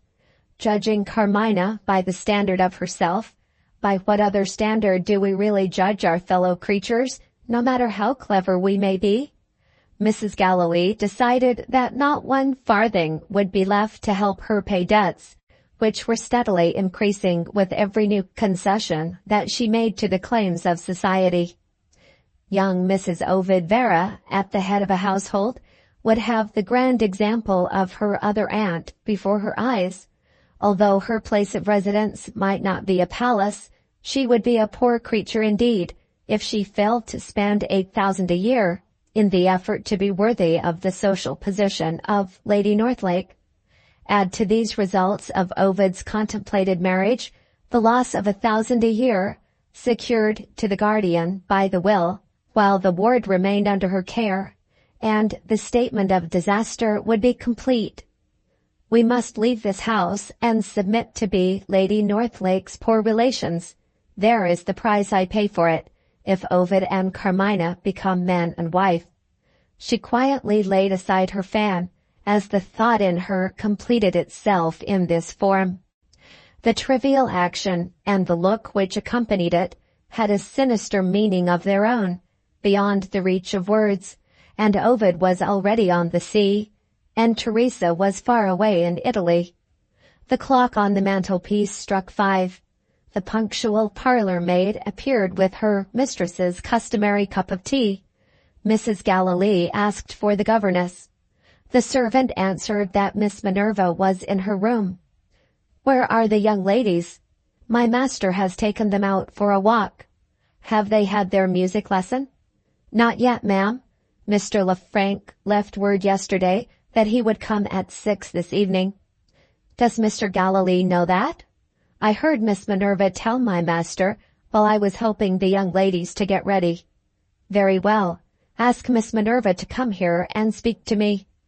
Miss Minerva sat at the open window of her bedroom, looking out vacantly at the backs of houses in the street behind Fairfield Gardens. The evil spirit was the dominant spirit in her again. She too was thinking of Ovid and Carmina. Her memory was busy with the parting scene on the previous day. The more she thought of all that had happened in that short space of time, the more bitterly she reproached herself. Her one besetting weakness had openly degraded her, without so much as an attempt at resistance on her part. The fear of betraying herself if she took leave of the man she secretly loved in the presence of his family had forced her to ask a favor of Carmina, and to ask it under circumstances which might have led her rival to suspect the truth. Admitted to a private interview with Ovid, she had failed to control her agitation, and worse still, in her ungovernable eagerness to produce a favorable impression on him at parting, she had promised, honestly promised, in that moment of impulse, to make Carmina's happiness her own peculiar care. Carmina, who had destroyed in a day the hope of years. Carmina, who had taken him away from her, who had clung round him when he ran upstairs and had kissed him, fervently, shamelessly kissed him, before the servants in the hall. She started to her feet, roused to a frenzy of rage by her own recollections. Standing at the window, she looked down at the pavement of the courtyard. It was far enough below to kill her instantly if she fell on it. Through the heat of her anger, there crept the chill and stealthy prompting of despair. She leaned over the window-sill. She was not afraid. She might have done it, but for a trifling interruption. Somebody spoke outside. It was the parlor maid. Instead of entering the room, she spoke through the open door. The woman was one of Miss Minerva's many enemies in the house. Mrs. Galilee wishes to see you, she said, and shut the door again, the instant the words were out of her mouth. Mrs. Galilee! The very name was full of promise at that moment. It suggested hope, merciless hope. She left the window and consulted her looking-glass. Even to herself, her haggard face was terrible to see. She poured eau de cologne and water into her basin, and bathed her burning head and eyes. Her shaggy black hair stood in need of attention next. She took almost as much pains with it as if she had been going into the presence of Ovid himself. I must make a calm appearance, she thought, still as far as ever from suspecting that her employer had guessed her secret, or his mother may find me out. Her knees trembled under her. She sat down for a minute to rest. Was she merely wanted for some ordinary domestic consultation? Or was there really a chance of hearing the question of Ovid and Carmina brought forward at the coming interview? She believed what she hoped. She believed that the time had come when Mrs. Galilee had need of an ally, perhaps of an accomplice. Only let her object be the separation of the two cousins, and Miss Minerva was eager to help her, in either capacity. Suppose she was too cautious to mention her object? Miss Minerva was equally ready for her employer in that case. The doubt which had prompted her fruitless suggestions to Carmina when they were alone in the young girl's room. The doubt whether a clue to the discovery of Mrs. Galilee's motives might not be found in that latter part of the will, which she had failed to overhear, was as present as ever in the governess's mind. The learned lady is not infallible, she thought as she entered Mrs. Galilee's room. If one unwary word trips over her tongue, I shall pick it up. Mrs. Galilee's manner was encouraging at the outset. She had left her writing table, and she now presented herself, reclining in an easy chair, weary and discouraged, the picture of a woman in want of a helpful friend. My head aches with adding up figures and writing letters, she said. I wish you would finish my correspondence for me. Miss Minerva took her place at the desk. She at once discovered the unfinished correspondence to be a false pretense. 3 checks for charitable subscriptions, due at that date, were waiting to be sent to 3 secretaries, with the customary letters. In 5 minutes, the letters were ready for the post. "Anything more?" Miss Minerva asked. "Not that I remember. Do you mind giving me my fan? I feel perfectly helpless. I am wretchedly depressed today." "The heat, perhaps?" "No, the expenses. Every year, the demands on our resources seem to increase. On principle, I dislike living up to our income, and I am obliged to do it." Here, plainly revealed to the governess's experienced eyes, was another false pretense, used to introduce the true object of the interview, as something which might accidentally suggest itself in the course of conversation. Miss Minerva expressed the necessary regret with innocent readiness. "Might I suggest economy?" she asked with impenetrable gravity.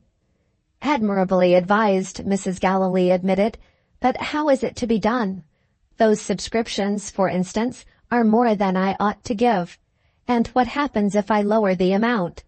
I expose myself to unfavorable comparison with other people of our rank in society." Miss Minerva still patiently played the part expected of her. "You might perhaps do with only 1 carriage horse," she remarked. "My good creature, look at the people who have only 1 carriage horse. Situated as I am, can I descend to that level? Don't suppose I care 2 straws about such things myself. My one pride and pleasure in life is the pride and pleasure of improving my mind. But I have Lady Northlake for a sister, and I must not be entirely unworthy of my family connections. I have 2 daughters, and I must think of their interests. In a few years Maria will be presented at court. Thanks to you, she will be one of the most accomplished girls in England. Think of Maria's mother in a 1-horse chase. Dear child, tell me all about her lessons. Is she getting on as well as ever?" "Examine her yourself, Mrs. Gallilee. I can answer for the result." "No, Miss Minerva. I have too much confidence in you to do anything of the kind. Besides, in one of the most important of Maria's accomplishments, I am entirely dependent on yourself. I know nothing of music. You are not responsible for her progress in that direction. Still, I should like to know if you are satisfied with Maria's music." "Quite satisfied." "You don't think she is getting, how can I express it? Shall I say beyond the reach of Mr. Lefrank's teaching?" "Certainly not." "Perhaps you would consider Mr. Lefrank equal to the instruction of an older and more advanced pupil than Maria?" Thus far, Miss Minerva had answered the questions submitted to her with well-concealed indifference. This last inquiry roused her attention. Why did Mrs. Gallilee show an interest, for the first time, in Mr. Lefrank's capacity as a teacher? Who was this older and more advanced pupil, for whose appearance in the conversation the previous questions had so smoothly prepared the way? Feeling delicate ground under her, the governess advanced cautiously. "I have always thought Mr. Lefrank an excellent teacher," she said. "Can you give me no more definite answer than that?" Mrs. Gallilee asked. "I am quite unacquainted, madame, with the musical proficiency of the pupil to whom you refer. I don't even know, which adds to my perplexity, whether you are speaking of a lady or a gentleman." "I am speaking," said Mrs. Gallilee quietly, "of my niece, Carmina." Those words set all further doubt at rest in Miss Minerva's mind. Introduced by such elaborate preparation, the allusion to Carmina's name could only lead, in due course, to the subject of Carmina's marriage. By indirect methods of approach, Mrs. Gallilee had at last reached the object that she had in view. Chapter 22. There was an interval of silence between the 2 ladies. Mrs. Gallilee waited for Miss Minerva to speak next. Miss Minerva waited to be taken into Mrs. Gallilee's confidence.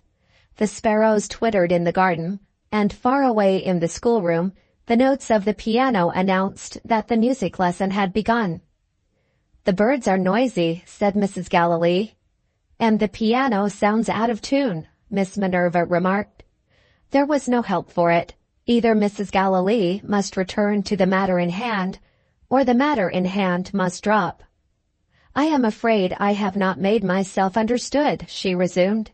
"I am afraid I have been very stupid," Miss Minerva confessed. Resigning herself to circumstances, Mrs. Galilee put the adjourned question under a new form. "We were speaking of Mr. Lefrank as a teacher and of my niece as a pupil," she said. "Have you been able to form any opinion of Carmina's musical abilities?" Miss Minerva remained as prudent as ever. She answered, "I have had no opportunity of forming an opinion." Mrs. Galilee met this cautious reply by playing her trump card.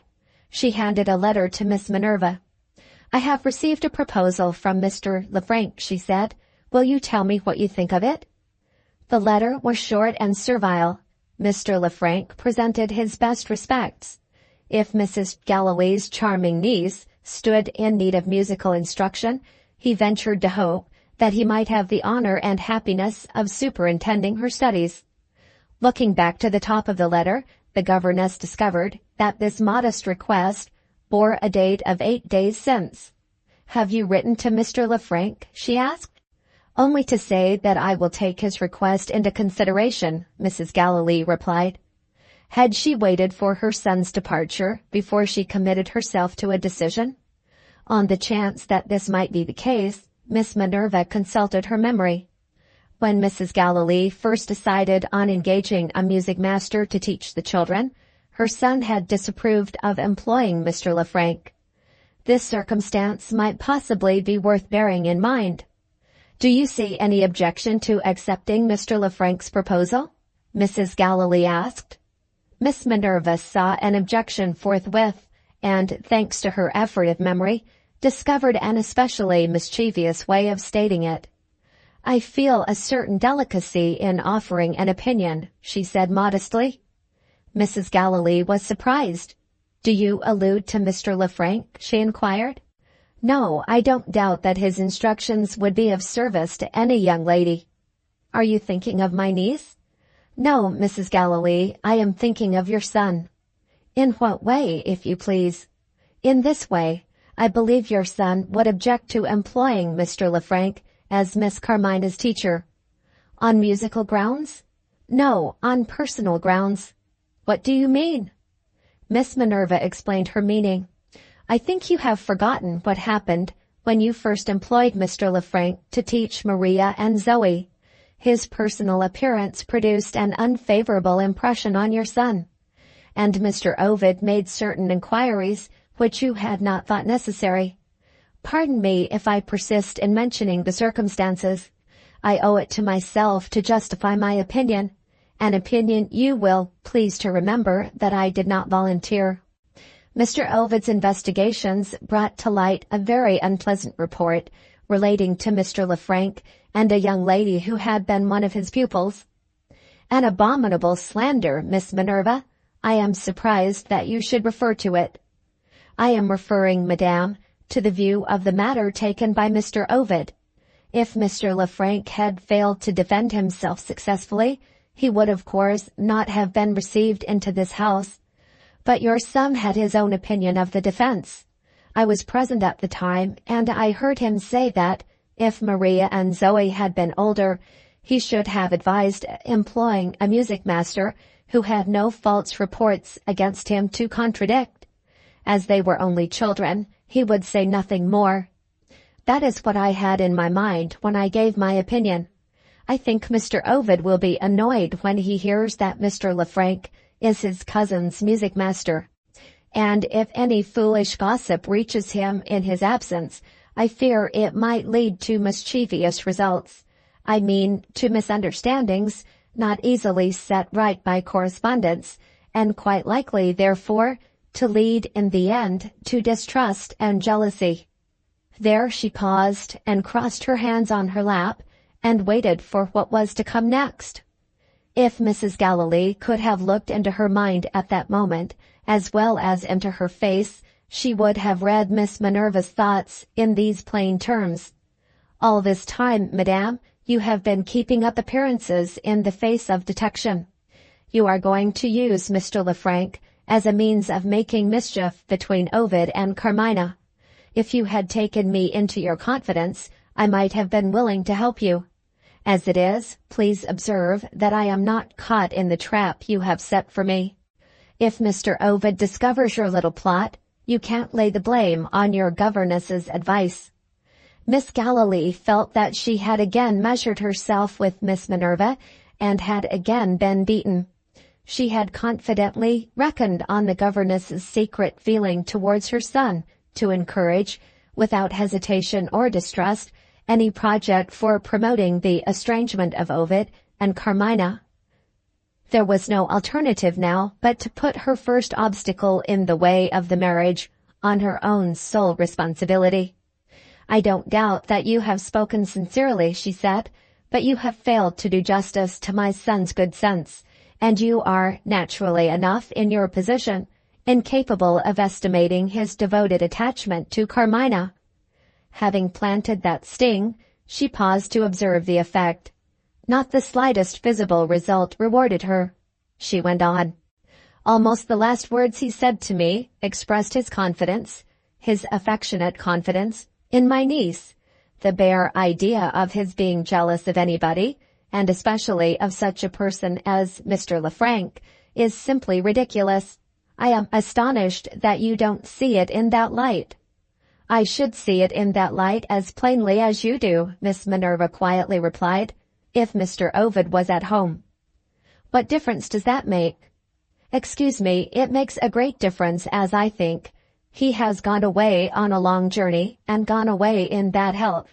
He will have his hours of depression. At such times, trifles are serious things, and even well-meant words, in letters, are sometimes misunderstood. I can offer no better apology for what I have said, and I can only regret that I have made so unsatisfactory a return for your flattering confidence in me."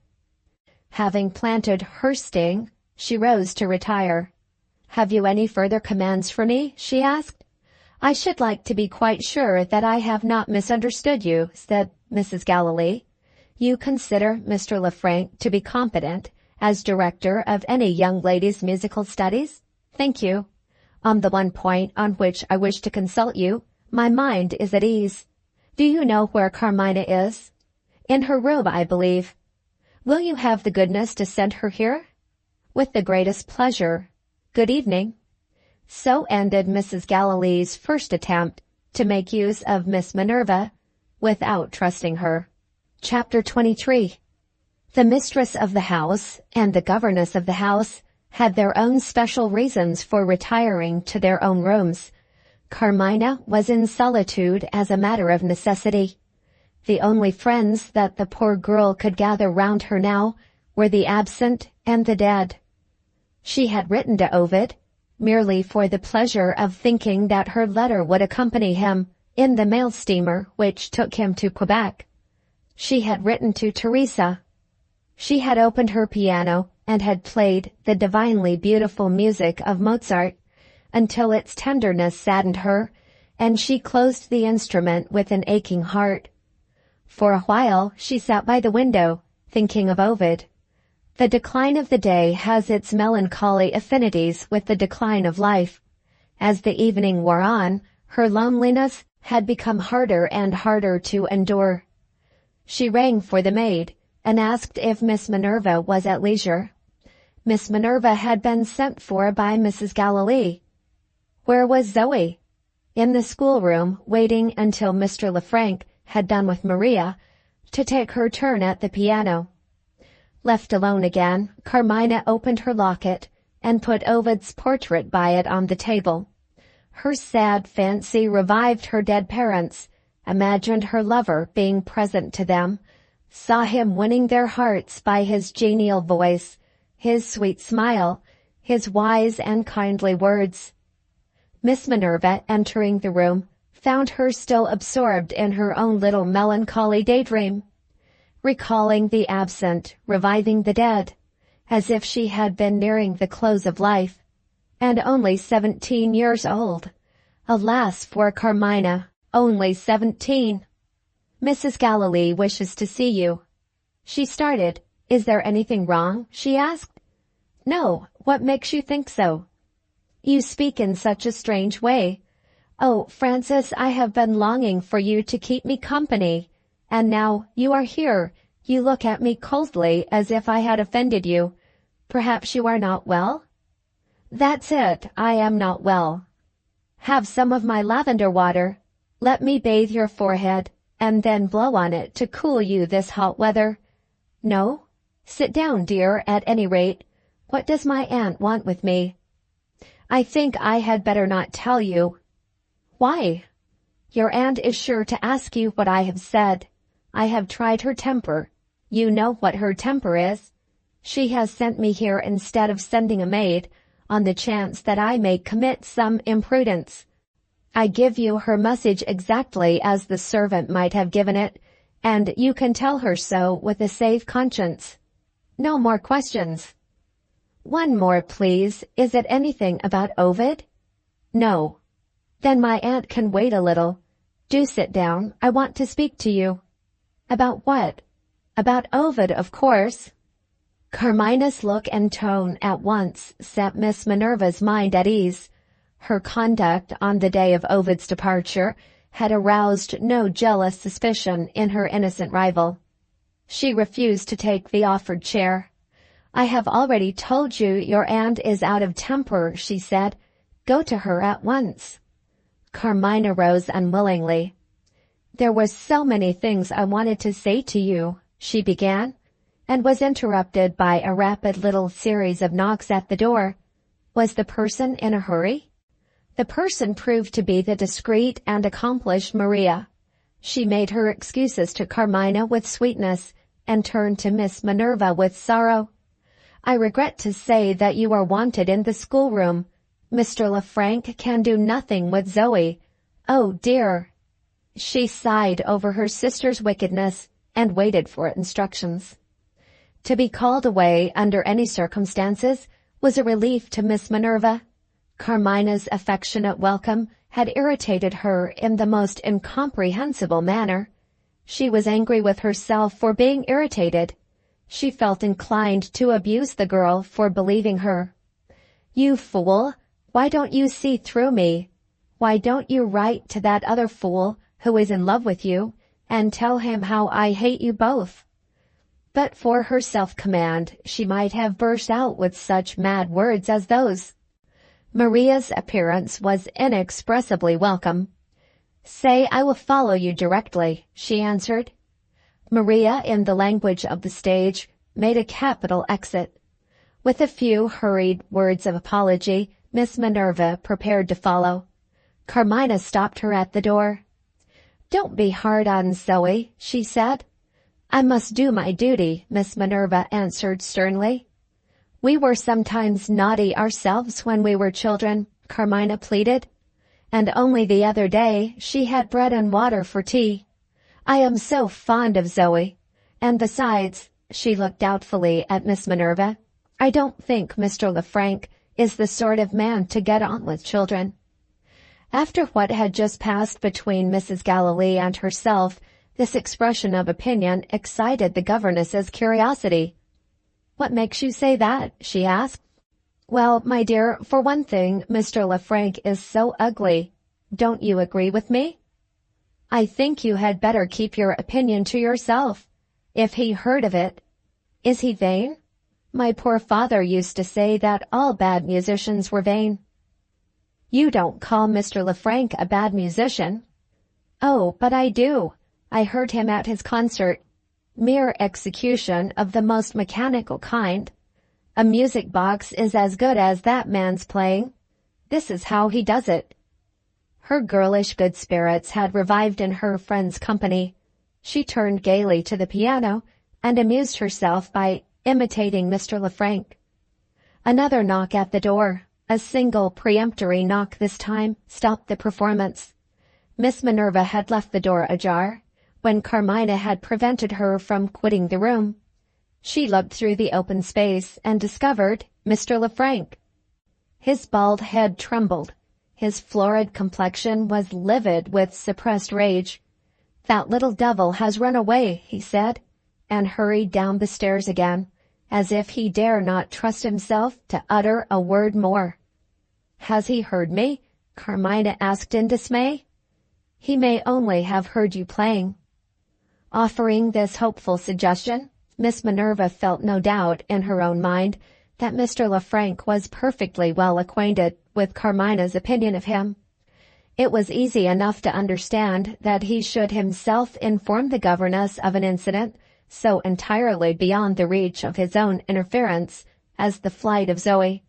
But it was impossible to assume that the furious anger which his face betrayed could have been excited by a child who had run away from a lesson. No, the vainest of men and musicians had heard that he was ugly, and that his pianoforte playing resembled the performance of a musical box. They left the room together, Carmina ill at ease to attend on her aunt, Miss Minerva pondering on what had happened, to find the fugitive Zoe. The footman had already spared her the trouble of searching the house. He had seen Zoe running out bareheaded into the square, and had immediately followed her. The young rebel was locked up. "I don't care," said Zoe. "I hate Mr. Lefranc." Miss Minerva's mind was too seriously preoccupied to notice this aggravation of her pupil's offense. One subject absorbed her attention, the interview then in progress between Carmina and her aunt. How would Mrs. Galilee's scheme prosper now? Mr. Lefranc might or might not consent to be Carmina's teacher. Another result, however, was certain.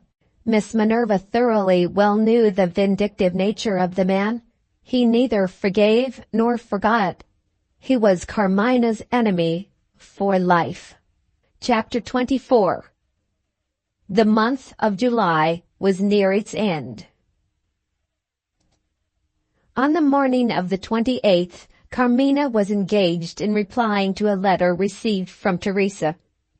Her answer contained a record of domestic events during an interval of serious importance in her life under Mrs. Galilee's roof. Translated from the Italian, the letter was expressed in these terms: "Are you vexed with me, dearest, for this late reply to your sad news from Italy? I have but one excuse to offer. Can I hear of your anxiety about your husband, and not feel the wish to help you to bear your burden by writing cheerfully of myself? Over and over again I have thought of you, and have opened my desk. My spirits have failed me, and I have shut it up again. Am I now in a happier frame of mind? Yes, my good old nurse, I am happier. I have had a letter from Ovid. He has arrived safely at Quebec, and he is beginning to feel better already after the voyage. You cannot imagine how beautifully, how tenderly he writes. I am almost reconciled to his absence when I read his letter. Will that give you some idea of the happiness and the consolation that I owe to this best and dearest of men? Ah, my old granny, I see you start, and make that favorite mark with your thumbnail under the word consolation. I hear you say to yourself, is she unhappy in her English home? And is Aunt Galilee to blame for it? Yes, it is even so. What I would not for the whole world write to Ovid, I may confess to you. Aunt Galilee is indeed a hard, hard woman. Do you remember telling me in your dear downright way that Mr. Lefranc looked like a rogue?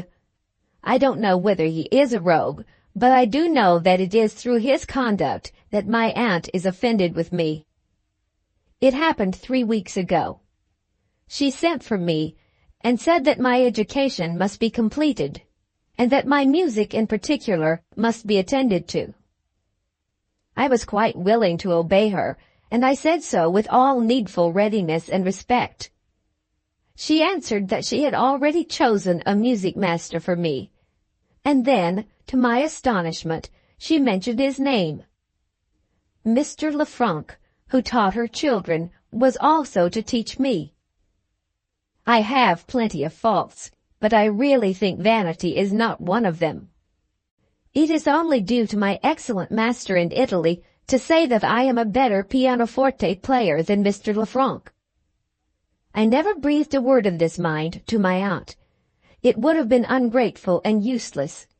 She knows and cares nothing about music.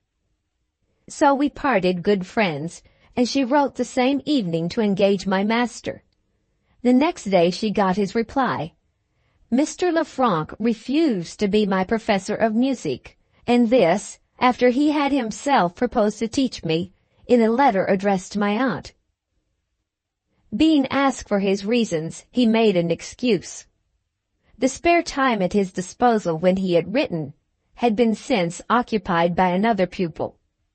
The true reason for his conduct is that he heard me speak of him, rashly enough, I don't deny it, as an ugly man and a bad player. Miss Minerva sounded him on the subject at my request, for the purpose, of course, of making my apologies. He affected not to understand what she meant. With what motive, I am sure I don't know. False and revengeful, you may say, and perhaps you may be right. But the serious part of it, so far as I am concerned, is my aunt's behavior to me.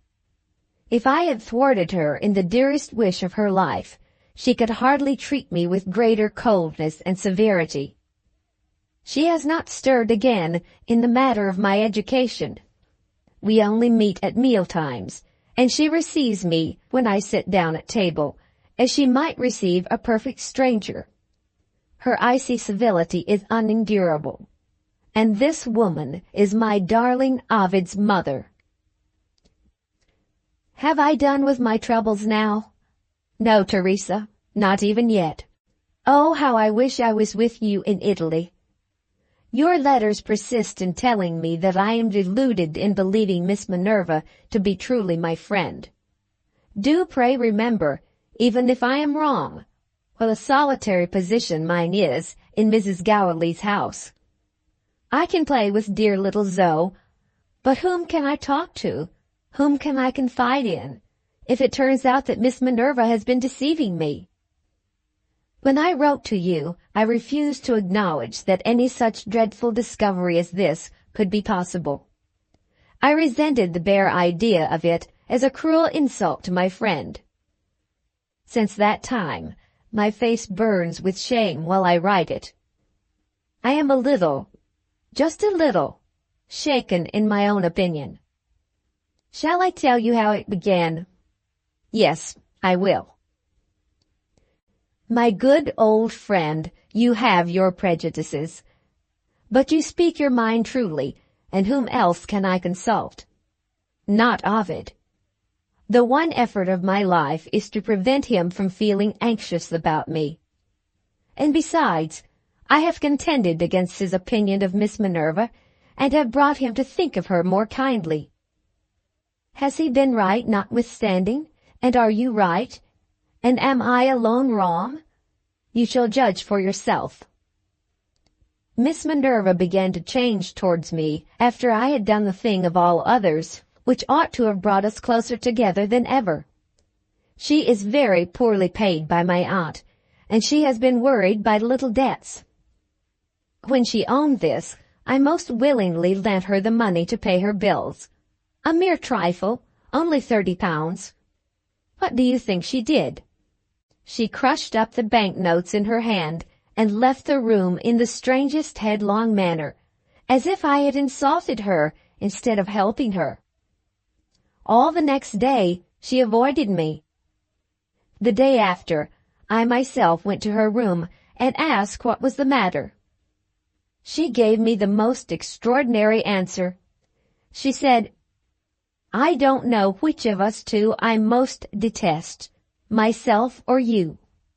Myself for borrowing your money, or you for lending it. I left her, not feeling offended, only bewildered and distressed. More than an hour passed before she made her excuses. I am ill and miserable.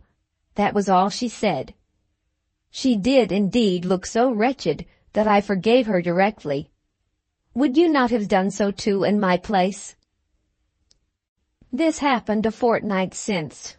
Only yesterday she broke out again and put my affection for her to a far more severe trial. I have not got over it yet. There was a message for her in Ovid's letter, expressed in the friendliest terms. He remembered with gratitude her kind promise on saying goodbye.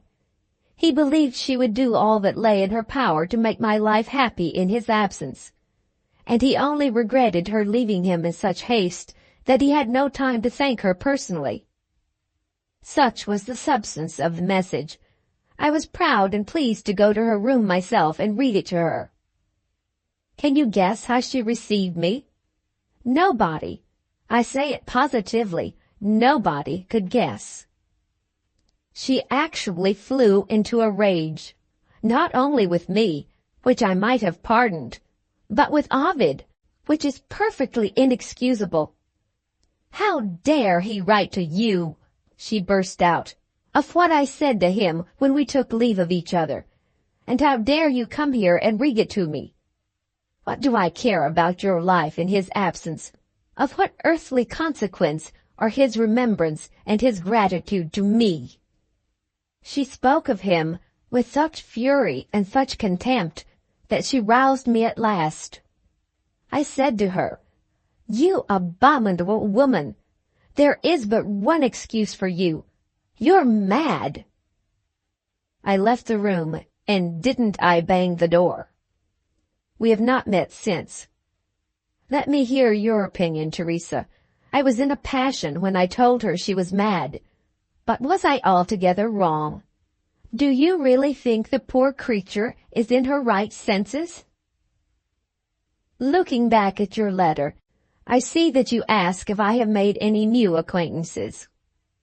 I have been introduced to one of the sweetest women I ever met with. And who do you think she is? My other aunt, Mrs. Galilee's younger sister, Lady Northlake. They say she was not so handsome as Mrs. Galilee when they were both young.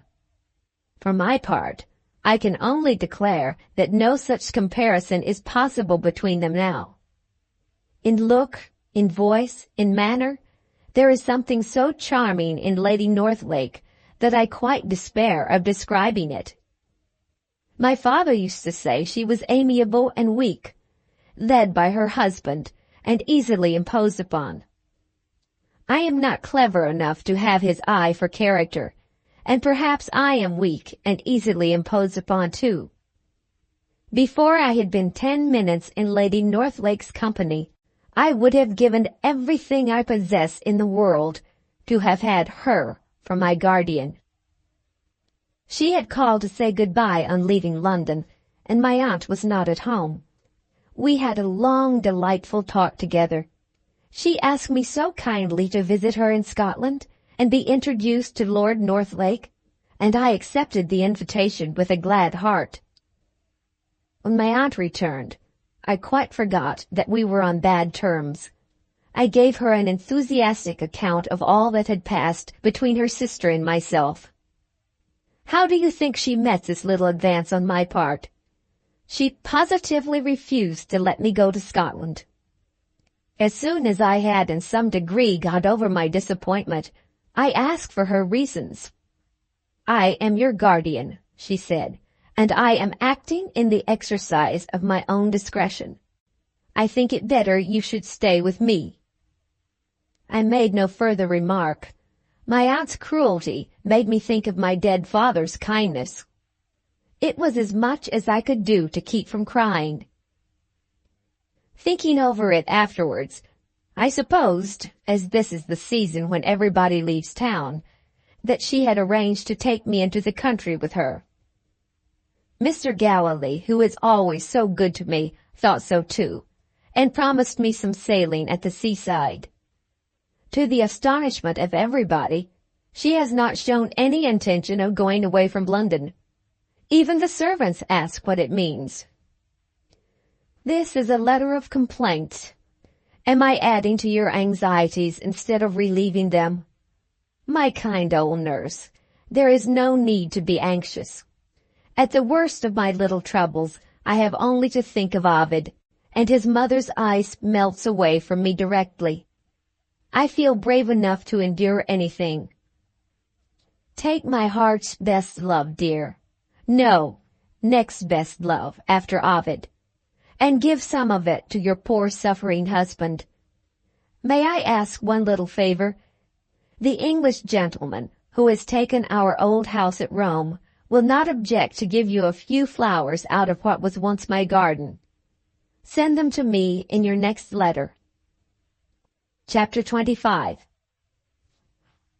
On the 12th of August, Carmina heard from Ovid again. He wrote from Montreal, describing the presentation of that letter of introduction which he had once been tempted to destroy.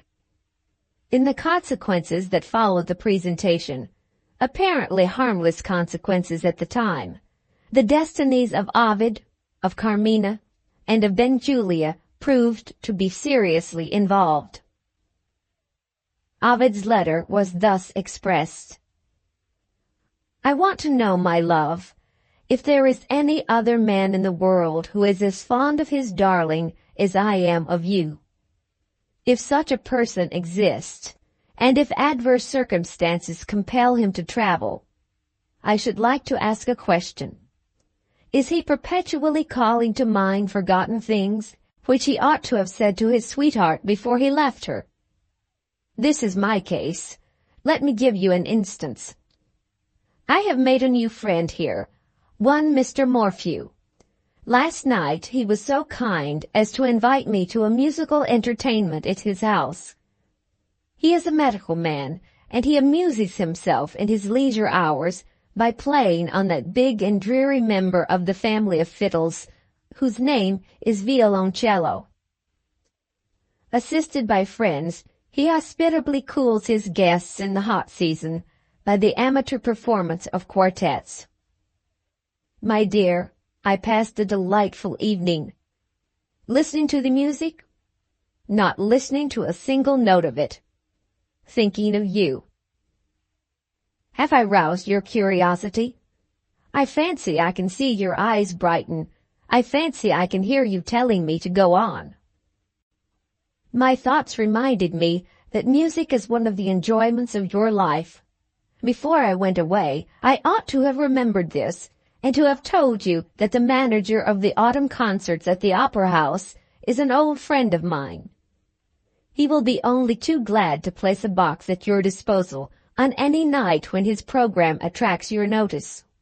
I have already made amends for my forgetfulness by writing to him by this mail.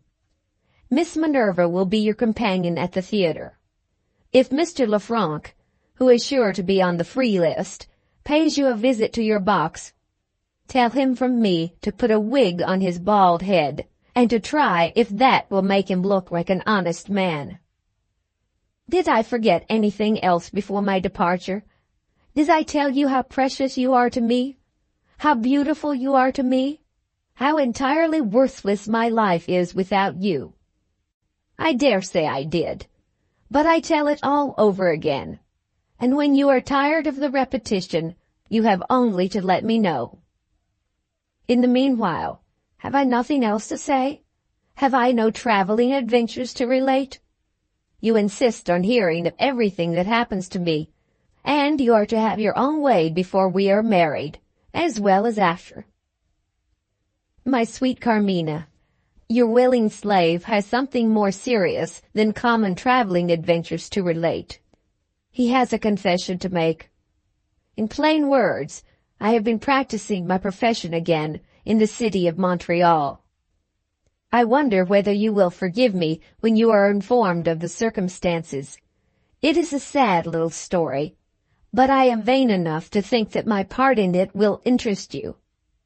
I have been a vain man since that brightest and best of all possible days when you first made your confession, when you said that you loved me. Look back in my letter, and you will see Mr. Morphew mentioned as a new friend of mine in Canada. I became acquainted with him through a letter of introduction given to me by Benjulia. Say nothing to anybody of what I am going to tell you, and be especially careful, if you happen to see him, to keep Benjulia in the dark. I sincerely hope you will not see him. He is a hard-hearted man, and he might say something which would distress you, if he knew of the result which has followed his opening to me the door of his friend's house.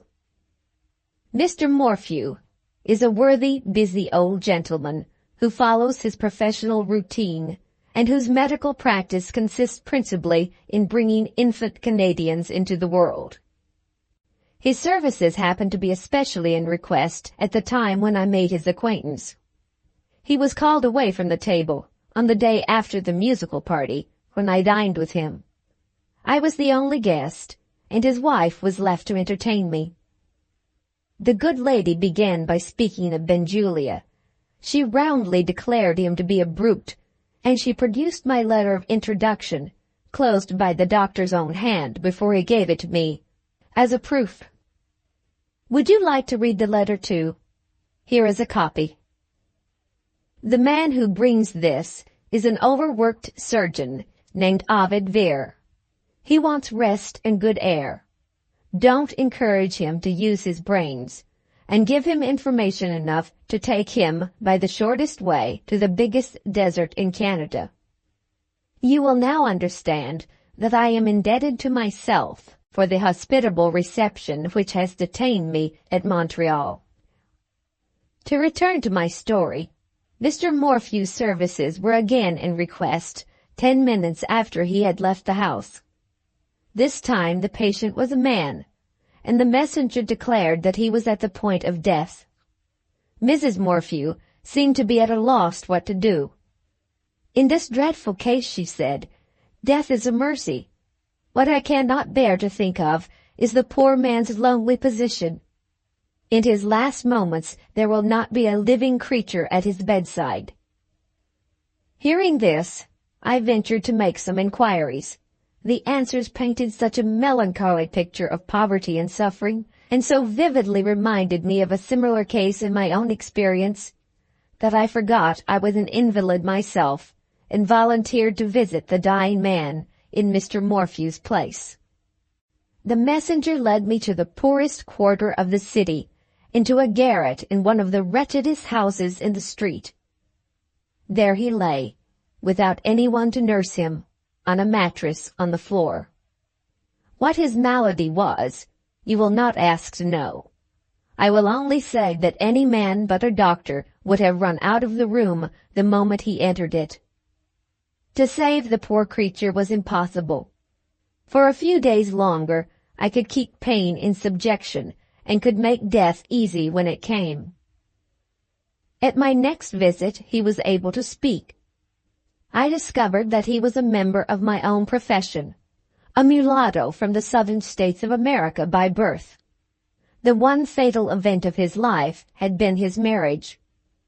Every worst offense of which a bad woman can be guilty, his vile wife had committed, and his infatuated love clung to her through it all.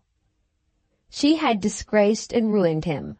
Not once, but again and again he had forgiven her, under circumstances which degraded him in his own estimation, and in the estimation of his best friends. On the last occasion, when she left him, he had followed her to Montreal.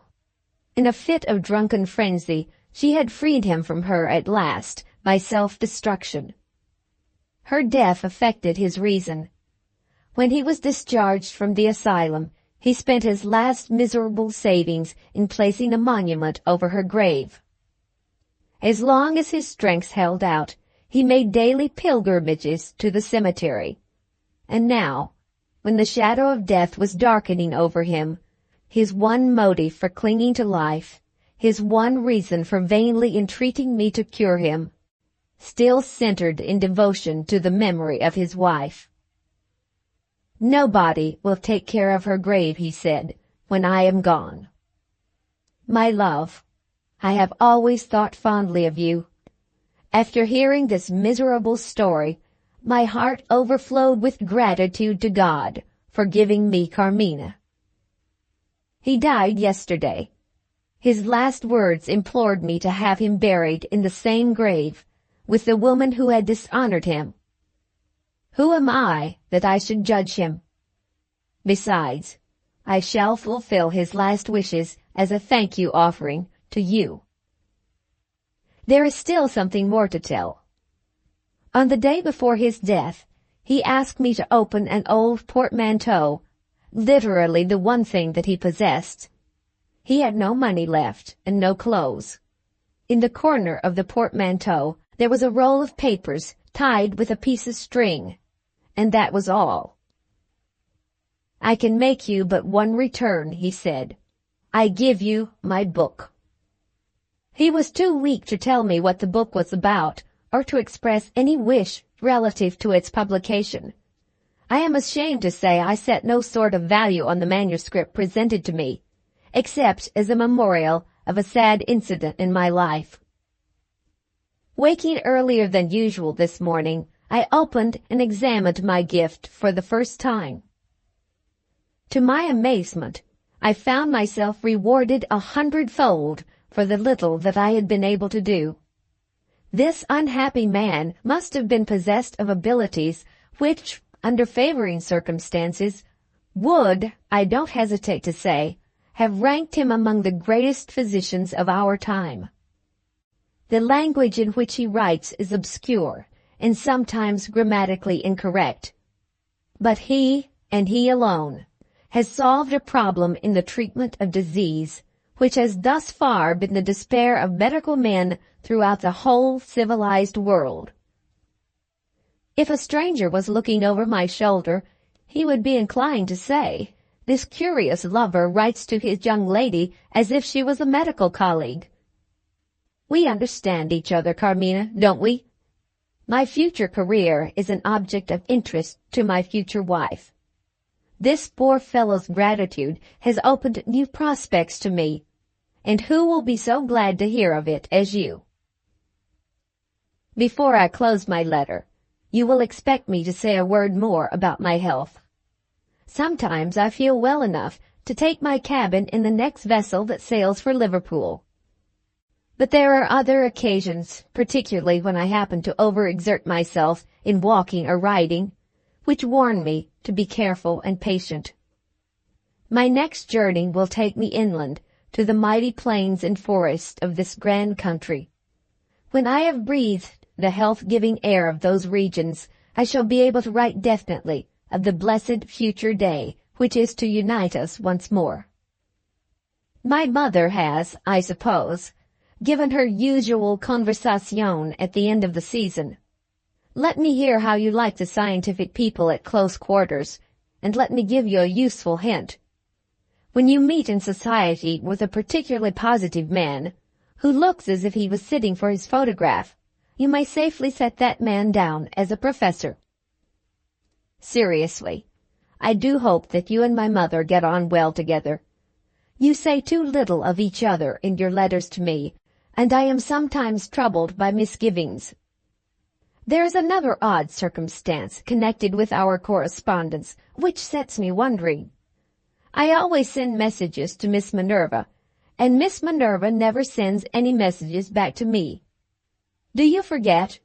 Or am I an object of perfect indifference to your friend? My latest news of you all is from Zoe. She has sent me a letter in one of the envelopes that I directed for her when I went away. Miss Minerva's hair would stand on end if she could see the blots in the spelling. Zoe's account of the family circle, turned into intelligible English, will, I think, personally interest you. Here it is, in its own Roman brevity, with your pretty name shortened to 2 syllables. Except Pa and Car, we are a bad lot at home. After that, I can add nothing that is worth reading. Take the kisses, my angel, that I leave for you on the blank morsel of paper below, and love me as I love you. There is a world of meaning, Carmina, even in those commonplace words. Oh, if I could only go to you by the mail steamer, in the place of my letter. Chapter 26. The answers to Ovid's questions were not to be found in Carmina's reply. She had reasons for not mentioning the conversation, and she shrank from writing to him of his mother. Her true position in Mrs. Gallilee's house, growing day by day harder and harder to endure, threatening more and more plainly complications and perils to come, was revealed in her next letter to her old friend in Italy. She wrote to Teresa in these words: "If you love me, forget the inhuman manner in which I have spoken of Miss Minerva. After I had written to you, I would have recalled my letter if it could have been done. I began that evening to feel ashamed of what I had said in my anger. As the hours went on and bedtime approached, I became so wretched that I ran the risk of another harsh reception by intruding on her once more. It was a circumstance in my favor that she was, to all appearance, in bad spirits too. There was something in her voice when she asked what I wanted which made me think, though she looks like the last person in the world to be guilty of such weakness, that she had been crying. I gave the best expression I could to my feelings of repentance and regret. What I actually said to her has slipped out of my memory. I was frightened and upset, and I am always stupid in that condition. My attempt at reconciliation may have been clumsy enough, but she might surely have seen that I had no intention to mystify and distress her. And yet, what else could she have imagined, to judge by her own actions and words? Her bedroom candle was on the table behind me. She snatched it up and held it before my face, and looked at me as if I was some extraordinary object that she had never seen or heard of before. "You are little better than a child," she said. "I have 10 times your strength of will. What is there in you that I can't resist? Go away from me. Be on your guard against me. I am false. I am suspicious. I am cruel. You simpleton, have you no instincts to protect you? Is there nothing in you that shrinks from me?" She put down the candle and burst into a wretched, mocking laugh. "There she stands," cried this strange creature, "and looks at me with the eyes of a baby that sees something new. I can't frighten her.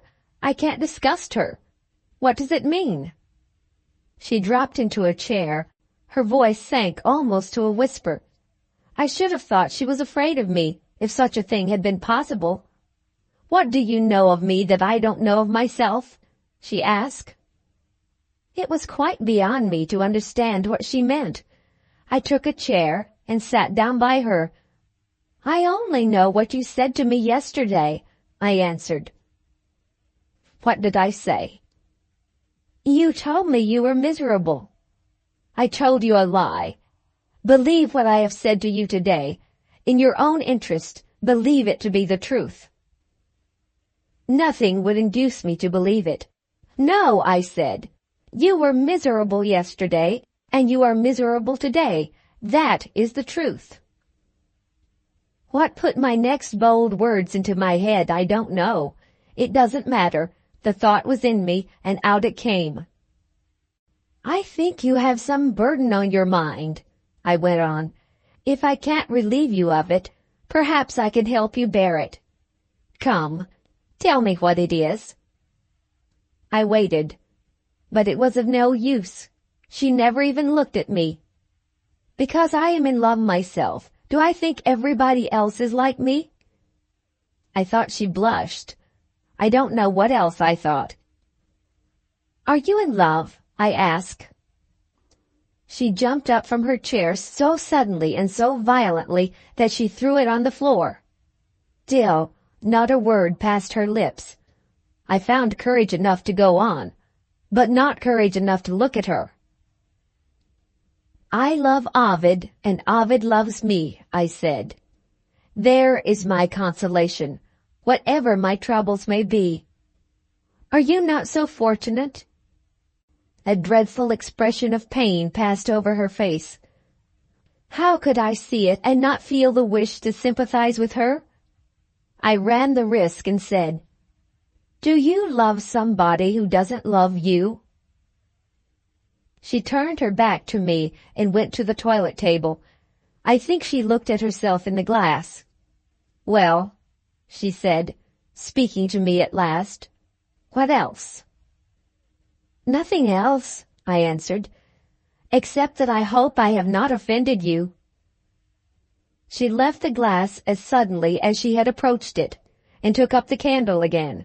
Once more she held it so that it lit my face. Guess who he is, she said. How can I do that? I asked. She quietly put down the candle again.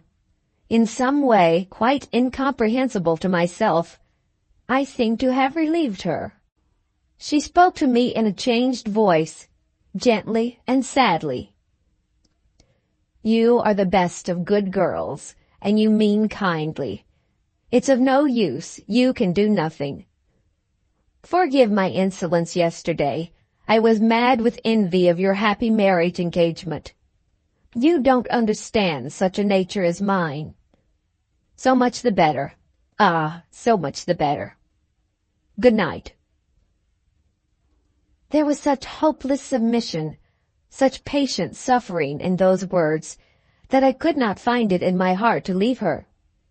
I thought of how I might have behaved, of the wild things I might have said, if Ovid had cared nothing for me. Had some cruel man forsaken her? That was her secret. I asked myself what I could do to encourage her. Your last letter, with the old priest's enclosure, was in my pocket. I took it out. Would you mind reading a short letter, I said, before we wish each other good night? I held out the priest's letter. She drew back with a dark look. She appeared to have some suspicion of it. Who is the writer? She inquired sharply. A person who is a stranger to you. Her face cleared directly. She took the letter from me and waited to hear what I had to say next. The person, I told her, is a wise and good old man. The priest who married my father and mother and baptized me. We are all of us used to consult Father Patricio when we wanted advice. My nurse Teresa felt anxious about me in Ovid's absence. She spoke to him about my marriage engagement and of my exile. Forgive me for using the word, in this house. He said he would consider before he gave her his opinion. The next day he sent her the letter which you have got in your hand. There I came to a full stop, having something yet to say, but not knowing how to express myself with the necessary delicacy. Why do you wish me to read the letter? She asked quietly. I think there is something in it which might...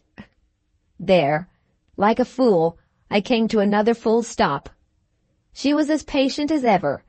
She only made a little sign to me to go on. I think Father Patricio's letter might put you in a better frame of mind, I said. It might keep you from despising yourself. She went back to her chair and read the letter. You have permitted me to keep the comforting words of the good Father among my other treasures. I copy his letter for you in this place, so that you may read it again, and see what I had in my mind, and understand how it affected poor Miss Minerva. Teresa, my well-beloved friend, I have considered the anxieties that trouble you with this result, that I can do my best conscientiously to quiet your mind. I have had the experience of 40 years in the duties of the priesthood. In that long time, the innermost secrets of thousands of men and women have been confided to me. From such means of observation, I have drawn many useful conclusions, and some of them may be also useful to you. I will put what I have to say in the plainest and fewest words. Consider them carefully on your side. The growth of the better nature in women is perfected by one influence, and that influence is love. Are you surprised that a priest should write in this way? Did you expect me to say religion? Love, my sister, is religion in women. It opens their hearts to all that is good for them, and it acts independently of the conditions of human happiness. A miserable woman, tormented by hopeless love, is still the better and the nobler for that love, and a time will surely come when she will show it. You have fears for Carmina. Cast away, poor soul, among strangers with hard hearts. I tell you to have no fears. She may suffer under trials, she may sink under trials, but the strength to rise again is in her, and that strength is love. Having read our old friend's letter, Miss Minerva turned back and read it again, and waited a little, repeating some part of it to herself. "Does it encourage you?" I asked. She handed the letter back to me. "I have got one sentence in it by heart," she said. "You will know what that sentence is without my telling you." I felt so relieved when I saw the change in her for the better. I was so inexpressibly happy in the conviction that we were as good friends again as ever that I bent down to kiss her on saying good night. She put up her hand and stopped me. "No," she said, "not till I have done something to deserve it. You are more in need of help than you think. Stay here a little longer. I have a word to say to you about your aunt." I returned to my chair, feeling a little startled. Her eyes rested on me absently. She was, as I imagined, considering with herself before she spoke. I refrained from interrupting her thoughts. The night was still and dark. Not a sound reached our ears from without. In the house, the silence was softly broken by a rustling movement on the stairs. It came nearer. The door was opened suddenly. Mrs. Galilee entered the room. What folly possessed me? Why was I frightened? I really could not help it. I screamed. My aunt walked straight up to me without taking the smallest notice of Miss Minerva. "What are you doing here when you ought to be in your bed?" she asked. She spoke in such an imperative manner, with such authority and such contempt, that I looked at her in astonishment. Some suspicion seemed to be roused in her by finding me and Miss Minerva together. "No more gossip," she called out sternly. "Do you hear me? Go to bed."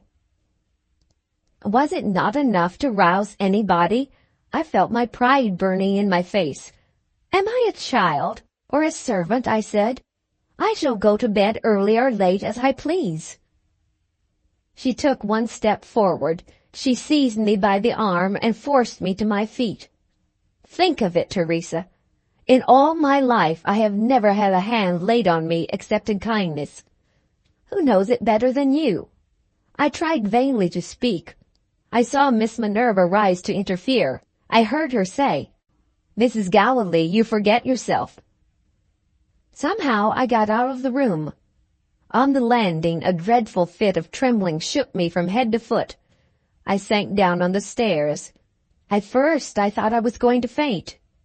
No, I shook and shivered, but I kept my senses. I could hear their voices in the room. Mrs. Galilee began, "Did you tell me just now that I had forgotten myself?"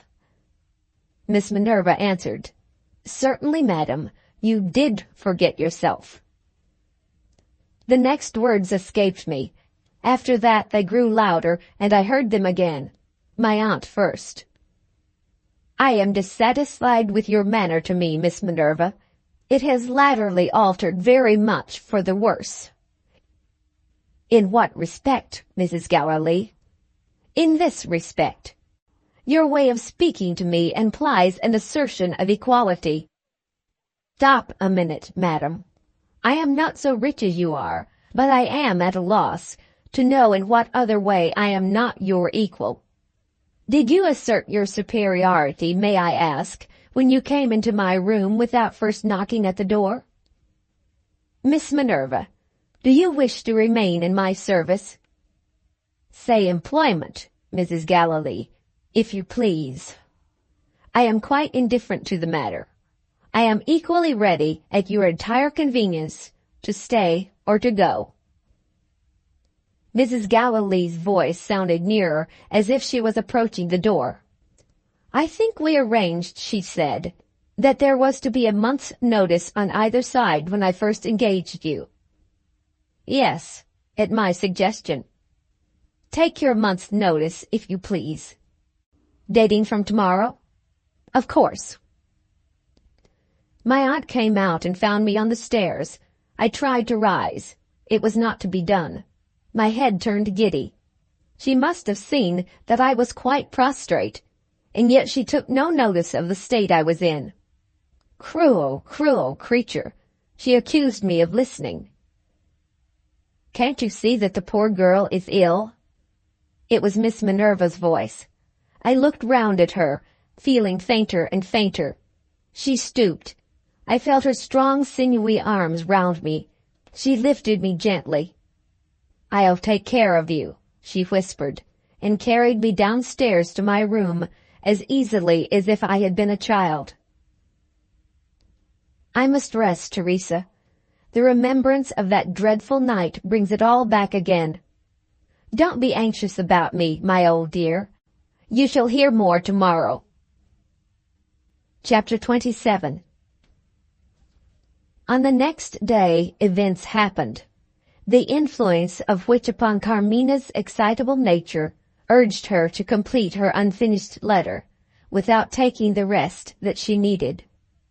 Once more, and as the result proved for the last time, she wrote to her faithful old friend in these words: "Don't ask me to tell you how the night passed. Miss Minerva was the first person who came to me in the morning. She had barely said a few kind words when Maria interrupted us, reminding her governess of the morning's lessons. 'Mrs. Galilee has sent her,' Miss Minerva whispered. 'I will return to you in the hour before the children's dinner.' The next person who appeared was, as we had both anticipated, Mrs. Galilee herself. She brought me a cup of tea, and the first words she spoke were words of apology for her conduct on the previous night. Her excuse was that she had been harassed by anxieties which completely upset her.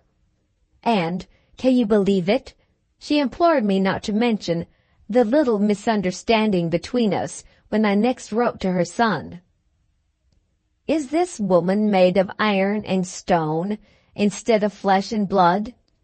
Does she really think me such a wretch as to cause Ovid, under any provocation, a moment's anxiety while he is away? The fewest words that would satisfy her, and so send her out of my room, were the only words I said. After this, an agreeable surprise was in store for me. The familiar voice of good Mr. Galilee applied for admission through the keyhole. "Are you asleep, my dear? May I come in?" His kind, fat old face peeped round the door when I said yes, and reminded me of Zoe at dinner when she asks for more pudding and doesn't think she will get it. Mr. Galilee had something to ask for, and some doubt of getting it, which accounted for the resemblance. "I've taken the liberty, Carmina, of sending for our doctor. You're a delicate plant, my dear." Here his face disappeared, and he spoke to somebody outside. "You think so yourself, don't you, Mr. Noel? And you have a family of daughters, haven't you?" His face appeared again, more like Zoe than ever. "Do please see him, my child. I'm not easy about you. I was on the stairs last night. Nobody ever notices me, do they, Mr. Noel? And I saw Miss Minerva, good creature, and Lord, how strong, carrying you to your bed. Mr. Noel's waiting outside. Don't distress me by saying no." Is there anybody cruel enough to distress Mr. Galilee? The doctor came in, looking like a clergyman, dressed all in black, with a beautiful frill to his shirt and a spotless white cravat. He stared hard at me. He produced a little glass cube. He gave it a shake and put it under my arm. He took it away again and consulted it. He said, "Aha!" He approved of my tongue. He disliked my pulse. He gave his opinion at last. Perfect quiet. I must see Mrs. Galilee. And there was an end of it. Mr. Galilee observed the medical proceedings with awe. "Mr. No is a wonderful man," he whispered, before he followed the doctor out. Ill and wretched as I was, this little interruption amused me. I wonder why I write about it here. There are serious things waiting to be told. Am I weakly putting them off? Miss Minerva came back to me as she had promised. "It is well," she said gravely, "that the doctor has been to see you." I asked if the doctor thought me very ill. "He thinks you have narrowly escaped a nervous fever, and he has given some positive orders. One of them is that your slightest wishes are to be humored." If he had not said that, Mrs. Galilee would have prevented me from seeing you. She has been obliged to give way, and she hates me almost as bitterly, Carmina, as she hates you. This called to my mind the interruption of the previous night, when Miss Minerva had something important to tell me. When I asked what it was, she shook her head and said painful subjects of conversation were not fit subjects in my present state. Need I add that I insisted on hearing what she had to say? Oh, how completely my poor father must have been deceived when he made his horrible sister my guardian. If I had not fortunately offended the music master, she would have used Mr. Lefranc as a means of making Ovid jealous, and of sowing the seeds of dissension between us. Having failed so far, she is, as Miss Minerva thinks, at a loss to discover any other means of gaining her wicked ends. Her rage at finding herself baffled seems to account for her furious conduct when she discovered me in Miss Minerva's room. You will ask, as I did, what she has to gain by this wicked plotting and conniving, with its shocking accompaniments of malice and anger. Miss Minerva answered, "I still believe that money is the motive. Her son is mistaken about her. Her friends are mistaken. They think she is fond of money. The truer conclusion is, she is short of money. There is the secret of the hard bargains she drives, and the mercenary opinions she holds. I don't doubt that her income would be enough for most other women in her position. It is not enough for a woman who is jealous of her rich sister's place in the world. Wait a little, and you will see that I am not talking at random. You were present at the grand party she gave some weeks since." "I wish I had stayed in my own room," I said. Mrs. Galilee was offended with me for not admiring her scientific friends. With one or two exceptions, they all talked of nothing but themselves and their discoveries. And oh dear, how ugly they were. Never mind that now, Carmina. Did you notice the profusion of splendid flowers in the hall and on the staircase, as well as in the reception rooms? Yes. Did you observe? No. You are a young girl. Did you hear any of the gentlemen in the supper room expressing their admiration of the luxuries provided for the guests, the exquisite French cookery, and the delicious wine? Why was all the money which these things cost spent in one evening? Because Lady Northlake's parties must be matched by Mrs. Galilee's parties. Lady Northlake lives in a fashionable neighborhood in London, and has splendid carriages and horses. This is a fashionable neighborhood. Judge what this house costs, and the carriages and horses, when I tell you that the rent of the stables alone is over £100 a year. Lady Northlake has a superb place in Scotland. Mrs. Galilee is not able to rival her sister in that respect, but she has her marine villa in the Isle of Wight. When Mr. Galilee said that you should have some sailing this autumn, did you think he meant that he would hire a boat? He referred to the yacht, which is part of the establishment at the seaside. Lady Northlake goes yachting with her husband, and Mrs. Galilee goes yachting with her husband. Do you know what it costs when the first milliner in Paris supplies English ladies with dresses? That milliner's lowest charge for a dress, which Mrs. Galilee would despise, ordinary material, my dear, and imitation lace, is £40. Think a little, and even your inexperience will see that the mistress of this house is spending more than she can afford, and is likely, unless she has resources that we know nothing about, to be sooner or later in serious need of money. This was a new revelation to me, and it altered my opinion, of course. But I still failed to see what Mrs. Galilee's extravagances had to do with her wicked resolution to prevent Ovid from marrying me. Miss Minerva's only answer to this was to tell me to write a letter to Mr. Moole, while I had the chance, and ask for a copy of my father's will. I will take the letter to him, she said, and bring the reply myself. It will save time, if it does nothing else. The letter was written in a minute.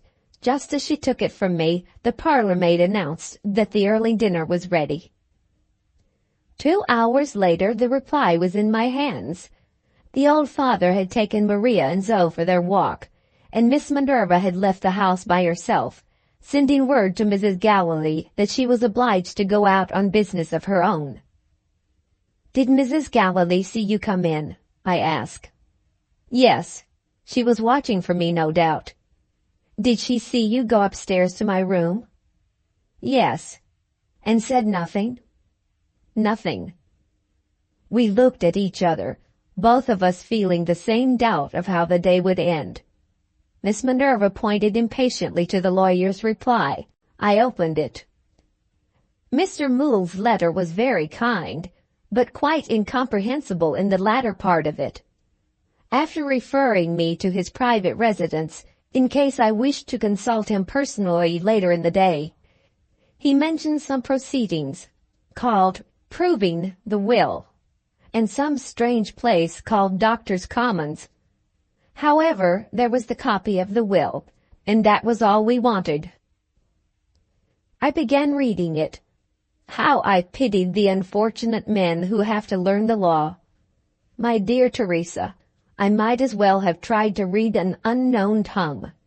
The strange words, the perpetual repetitions, the absence of stops utterly bewildered me. I handed the copy to Miss Minerva. Instead of beginning on the first page as I had done, she turned to the last. With what breathless interest I watched her face. First I saw that she understood what she was reading. Then after a while she turned pale. And then she lifted her eyes to me. "Don't be frightened," she said. But I was frightened. My ignorant imagination pictured some dreadful unknown power given to Mrs. Galilee by the will. "What can my aunt do to me?" I asked. Miss Minerva composed me without concealing the truth. In her position, Carmina, and with her intensely cold and selfish nature, there is no fear of her attempting to reach her ends by violent means. Your happiness may be in danger, and that prospect, God knows, is bad enough. When she talked of my happiness, I naturally thought of Ovid. I asked if there was anything about him in the will. It was no doubt a stupid thing to say at such a time, and it seemed to annoy her. "You are the only person concerned," she answered sharply. "It is Mrs. Galilee's interest that you shall never be her son's wife, or any man's wife. If she can have her way, you will live and die an unmarried woman." This did me good. It made me angry. I began to feel like myself again. I said, "Please, let me hear the rest of it." Miss Minerva first patiently explained to me what she had read in the will. She then returned to the subject of my aunt's extravagance, speaking from experience of what had happened in her own family. If Mrs. Galilee borrows money, she said, her husband will, in all probability, have to repay the loan. And, if borrowings go on in that way, Maria and Zoe will be left wretchedly provided for, in comparison with Lady Northlake's daughters. A fine large fortune would wonderfully improve these doubtful prospects. Can you guess, Carmina, where it is to come from? I could easily guess. Now I understood the will. My good Teresa, if I die without leaving children, the fine large fortune comes from me. You see it all now, don't you? After I had thanked Miss Minerva, turned away my head on the pillow, overpowered by disgust. The clock in the hall struck the hour of the children's tea. Miss Minerva would be wanted immediately. At parting, she kissed me. "There is the kiss that you meant to give me last night," she said. "Don't despair of yourself. I am to be in the house for a month longer, and I am a match for Mrs. Galilee. We will say no more now. Compose yourself and try to sleep." She went away to her duties. Sleep was out of the question. My attention wandered when I tried to read. Doing nothing meant, in other words, thinking of what had happened. If you had come into my room, I should have told you all about it. The next best thing was to talk to you in this way. You don't know what a relief it has been to me to write these lines.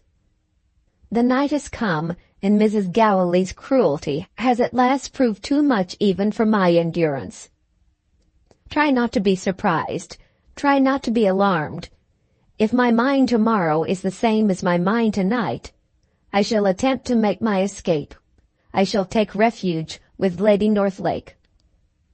Oh, if I could go to Ovid! But he is traveling in the deserts of Canada. Until his return to the coast, I can only write to him to the care of his bankers in Quebec. I should not know where to find him when I arrived. And what a dreadful meeting if I did find him, to be obliged to acknowledge that it is his mother who has driven me away. There will be nothing to alarm him if I go to his mother's sister. If you could see Lady Northlake, you would feel as sure as I do that she will take my part. After writing to you, I must have fallen asleep. It was quite dark when I was awakened by the striking of a match in my room. I looked round, expecting to see Miss Minerva. The person lighting my candle was Mrs. Galilee. She poured out the composing medicine which Mr. Null had ordered for me. I took it in silence. She sat down by the bedside. "My child," she began, "we are friends again now. You bear no malice, I am sure." Distrust still kept me silent. I remembered that she had watched for Miss Minerva's return, and that she had seen Miss Minerva go up to my room. The idea that she meant to be revenged on us both for having our secrets and keeping them from her knowledge took complete possession of my mind. "Are you feeling better?" she asked. "Yes." "Is there anything I can get you?" "Not now, thank you." "Would you like to see Mr. Null again before tomorrow?" "Oh, no." These were ungraciously short replies, but it cost me an effort to speak to her at all. She showed no signs of taking offense. She proceeded as smoothly as ever. "My dear Carmina, I have my faults of temper, and with such pursuits as mine, I am not perhaps a sympathetic companion for a young girl. But I hope you believe that it is my duty and my pleasure to be a second mother to you." Yes, she did really say that. Whether I was only angry or whether I was getting hysterical, I don't know. I began to feel an oppression in my breathing that almost choked me. There are 2 windows in my room, and one of them only was open. I was obliged to ask her to open the other. She did it. She came back and fanned me. I submitted as long as I could, and then I begged her not to trouble herself any longer. She put down the fan and went on with what she had to say. "I wish to speak to you about Miss Minerva. You are aware that I gave her notice last night to leave her situation. For your sake, I regret that I did not take this step before you came to England." My confidence in myself returned when I heard Miss Minerva spoken of in this way. I said at once that I considered her to be one of my best and truest friends. "My dear child, that is exactly what I lament. This person has insinuated herself into your confidence, and she is utterly unworthy of it." Could I let those abominable words pass in silence? "Mrs. Galilee," I said, "you are cruelly wronging a woman whom I love and respect." "Mrs. Galilee," she repeated, "do I owe it to Miss Minerva that you have left off calling me aunt?" "Your obstinacy, Carmina, leaves me no alternative but to speak out. If I had done my duty, I ought to have said long since what I am going to say now. You are putting your trust in the bitterest enemy you have, an enemy who secretly hates you with the unforgiving hatred of a rival. Look back at my letter describing what passed between Miss Minerva and me when I went to her room, and you will know what I felt on hearing her spoken of as a rival. My sense of justice refused to believe it. But oh, my dear old nurse, there was some deeper sense in me that said, as if in words, "It is true." Mrs. Galilee went on without mercy. "I know her thoroughly. I have looked into her false heart. Nobody has discovered her but me. Charge her with it if you like, and let her deny it if she dare. Miss Minerva is secretly in love with my son." She got up. Her object was gained. She was even with me, and with the woman who had befriended me at last. "Lie down in your bed again," she said, "and think over what I have told you. In your own interests, think over it well." I was left alone. Shall I tell you what saved me from sinking under the shock? Ovid. Thousands and thousands of miles away, Ovid saved me. I love him with all my heart and soul, and I do firmly believe that I know him better than I know myself. If his mother had betrayed Miss Minerva to him, as she has betrayed her to me, that unhappy woman would have had his truest pity. I am as certain of this as I am that I see the moon while I write shining on my bed. Ovid would have pitied her, and I pitied her. I wrote the lines that follow and sent them to her by the maid, in the fear that she might mistake my motives and think me angry and jealous. I addressed her with my former familiarity by her Christian name. "Last night, Frances, I ventured to ask if you loved someone who did not love you, and you answered by saying to me, 'Guess who he is?' My aunt has just told me that he is her son. Has she spoken the truth? I am now waiting to receive Miss Minerva's reply. For the first time since I have been in the house, my door is locked. I cannot and will not see Mrs. Galilee again. All her former cruelties are, as I feel it, nothing to the cruelty of her coming here when I am ill, and saying to me what she has said. The weary time passes, and still there is no reply. Is Frances angry, or is she hesitating how to answer me, personally or by writing? No, she has too much delicacy of feeling to answer in her own person. I have only done her justice. The maid has just asked me to open the door. I have got my answer. Read it. Mrs. Galilee has spoken the truth. How I can have betrayed myself so that she has discovered my miserable secret is more than I can tell. I will not own it to her or to any living creature but yourself.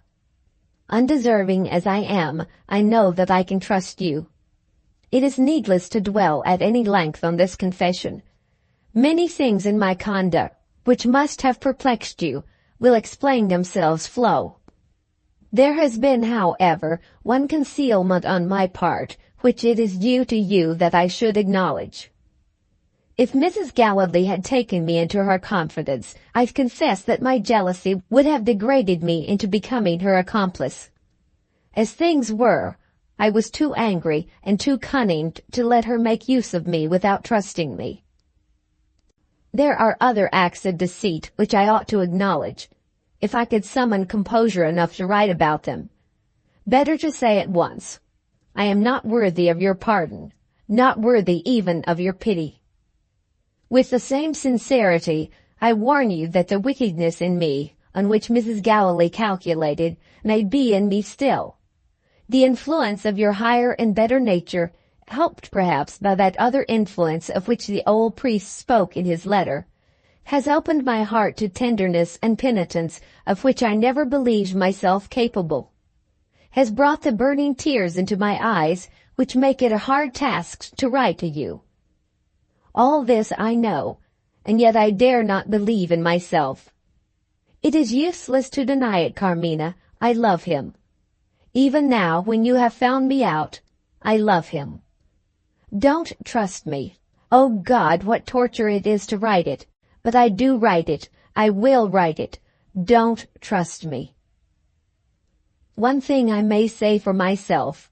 I know the utter hopelessness of that love which I have acknowledged. I know that he returns your love and will never return mine. So let it be. I am not young. I have no right to comfort myself with hopes that I know to be vain.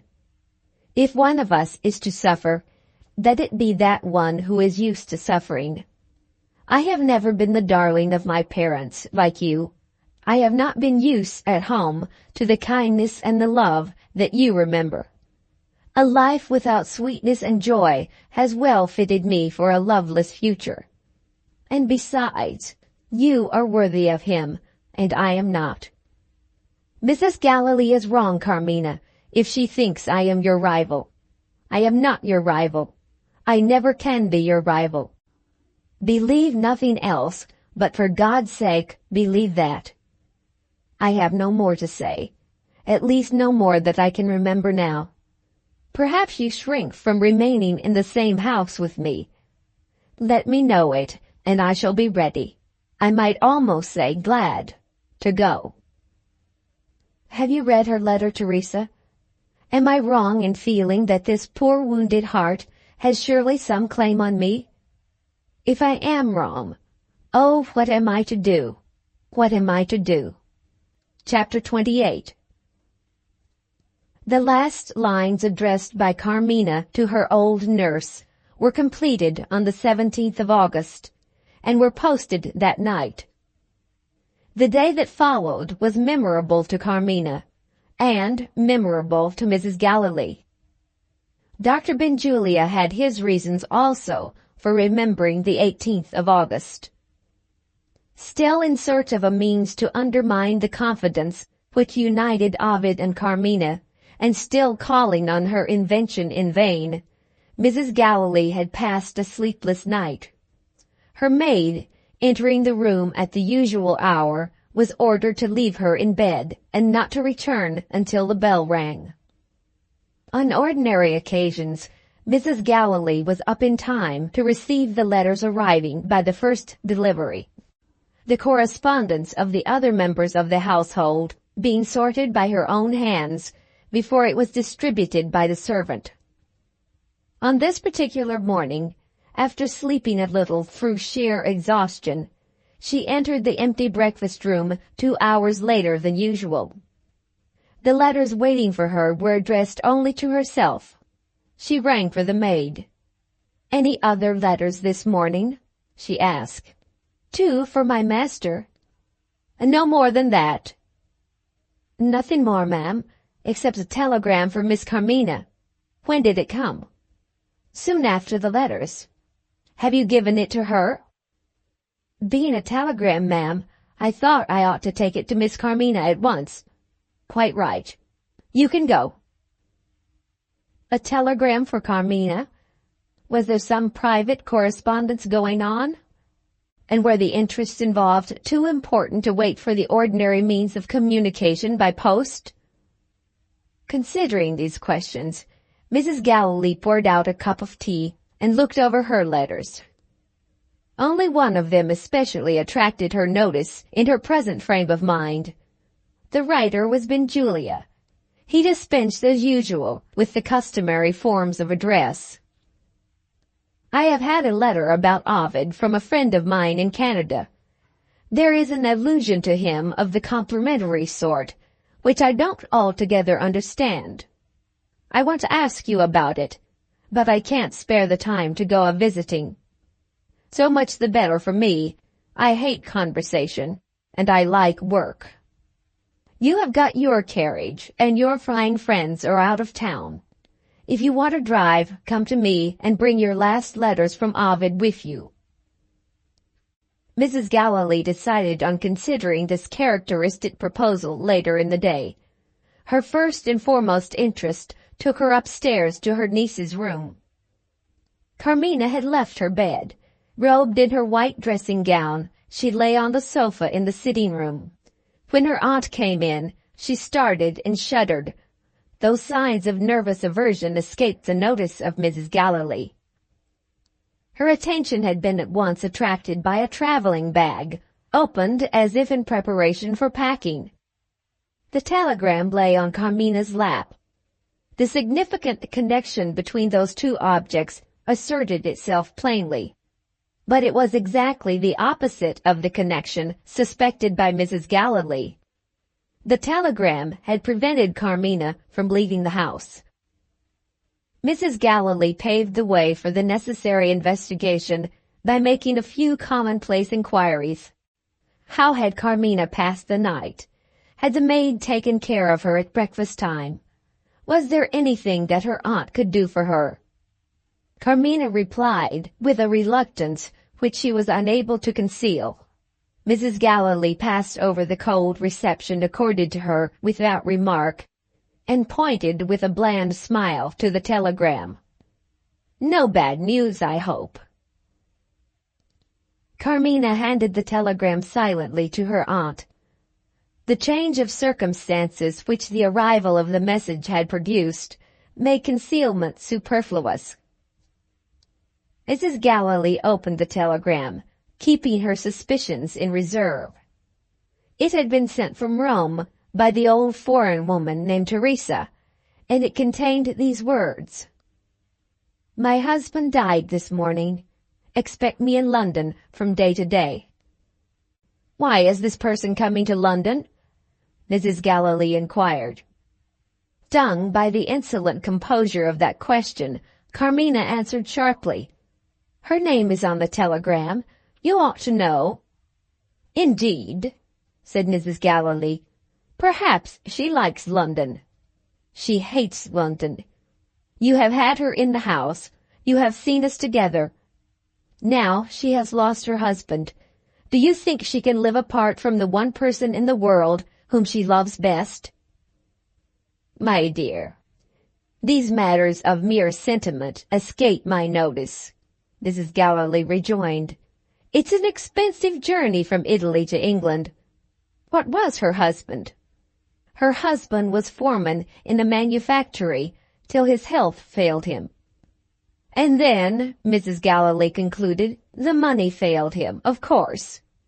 What did he manufacture? Artist colors. Oh, an artist's color man. Not a very lucrative business, I should think. Has his widow any resources of her own? My purse is hers. Very generous, I am sure. Even the humblest lodgings are dear in this neighborhood. However, with your assistance, your old servant may be able to live somewhere near you. Having settled the question of Teresa's life in London in this way, Mrs. Galilee returned to the prime object of her suspicion. She took possession of the traveling bag. Carmina looked at her with a submission of utter bewilderment. Teresa had been the companion of her life. Teresa had been received as her attendant when she was first established under her aunt's roof. She had assumed that her nurse would become a member of the household again, as a matter of course. With Teresa to encourage her, she had summoned the resolution to live with Ovid's mother until Ovid came back. And now she had been informed, in words too plain to be mistaken, that Teresa must find a home for herself when she returned to London. Surprise, disappointment, indignation held Carmina speechless. "This thing," Mrs. Galilee proceeded, holding up the bag, "will only be in your way here. I will have it put with our own bags and boxes in the lumber room. And, by the by, I fancy you don't quite understand, naturally enough at your age, our relative positions in this house. My child, the authority of your late father is the authority which your guardian holds over you. I hope never to be obliged to exercise it, especially if you will be good enough to remember two things.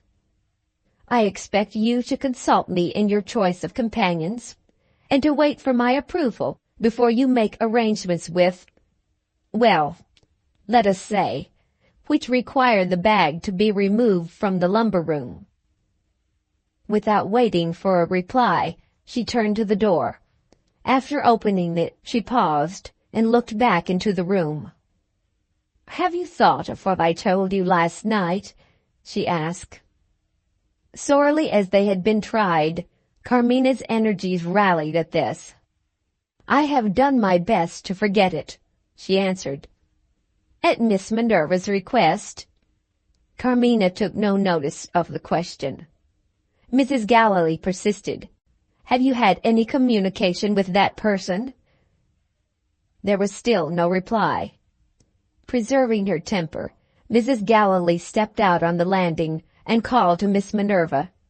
The governess answered from the upper floor. "Please come down here," said Mrs. Galilee. Miss Minerva obeyed. Her face was paler than usual. Her eyes had lost something of their piercing brightness. She stopped outside Carmina's door. Mrs. Galilee requested her to enter the room. After an instant, only an instant of hesitation, Miss Minerva crossed the threshold. She cast one quick glance at Carmina and lowered her eyes before the look could be returned. Mrs. Galilee discovered no mute signs of an understanding between them. She turned to the governess. "Have you been here already this morning?" she inquired. "No." "Is there some coolness between you and my niece?" "None, madam, that I know of." "Then why don't you speak to her when you come into the room?" "Miss Carmina has been ill. I see her resting on the sofa, and I am unwilling to disturb her." "Not even by saying good morning?" "Not even that." "You are exceedingly careful, Miss Minerva." "I have had some experience of sick people, and I have learnt to be careful. May I ask if you have any particular reason for calling me downstairs?" Mrs. Galilee prepared to put her niece and her governess to the final test. "I wish you to suspend the children's lesson for an hour or two," she answered. "Certainly. Shall I tell them?" "No, I will tell them myself." "What do you wish me to do?" said Miss Minerva. "I wish you to remain here with my niece." If Mrs. Galilee, after answering in those terms, had looked at her niece instead of looking at her governess, she would have seen Carmina, distrustful of her own self-control, move on the sofa so as to turn her face to the wall. As it was, Miss Minerva's attitude and look silently claimed some explanation. Mrs. Galilee addressed her in a whisper. "Let me say a word to you at the door." Miss Minerva followed her to the landing outside. Carmina turned again, listening anxiously. "I am not at all satisfied with her looks this morning," Mrs. Galilee proceeded, "and I don't think it right she should be left alone. My household duties must be attended to. Will you take my place at the sofa until Mr. Null comes. Now, she thought, if there is jealousy between them, I shall see it. She saw nothing. The governess quietly bowed to her and went back to Carmina. She heard nothing, although the half-closed door gave her opportunities for listening. Ignorant, she had entered the room. Ignorant, she left it. Carmina lay still and silent. With noiseless step, Miss Minerva approached the sofa and stood by it waiting. Neither of them lifted her eyes, the one to the other. The woman suffered her torture in secret. The girl's sweet eyes filled slowly with tears. One by one the minutes of the morning passed, not many in number, before there was a change. In silence, Carmina held out her hand. In silence, Miss Minerva took it and kissed it. Chapter 29. Mrs. Galilee saw her housekeeper as usual and gave her orders for the day. "If there is anything forgotten," she said, "I must leave it to you. For the next hour or two, don't let me be disturbed." Some of her letters of the morning were still unread. Others required immediate acknowledgment. She was not as ready for her duties as usual. For once, the most unendurably industrious of women was idle, and sat thinking. Even her unimaginative nature began to tremble on the verge of superstition. Twice had the subtle force of circumstances defeated her in the attempt to meddle with the contemplated marriage of her son. By means of the music master, she had planned to give Ovid jealous reasons for doubting Carmina, and she had failed. By means of the governess, she had planned to give Carmina jealous reasons for doubting Ovid, and she had failed. When some people talked of fatality, were they quite such fools as she had hitherto supposed them to be? It would be a waste of time to inquire. What next step could she take? Urged by the intolerable sense of defeat to find reasons for still looking hopefully to the future, the learned Mrs. Galilee lowered herself to the intellectual level of the most ignorant servant in the house. The modern muse of science unconsciously opened her mind to the vulgar belief in luck. She said to herself, as her kitchen maid might have said, "We will see what comes of it the third time." Benjulia's letter was among the other letters waiting on the table. She took it up and read it again.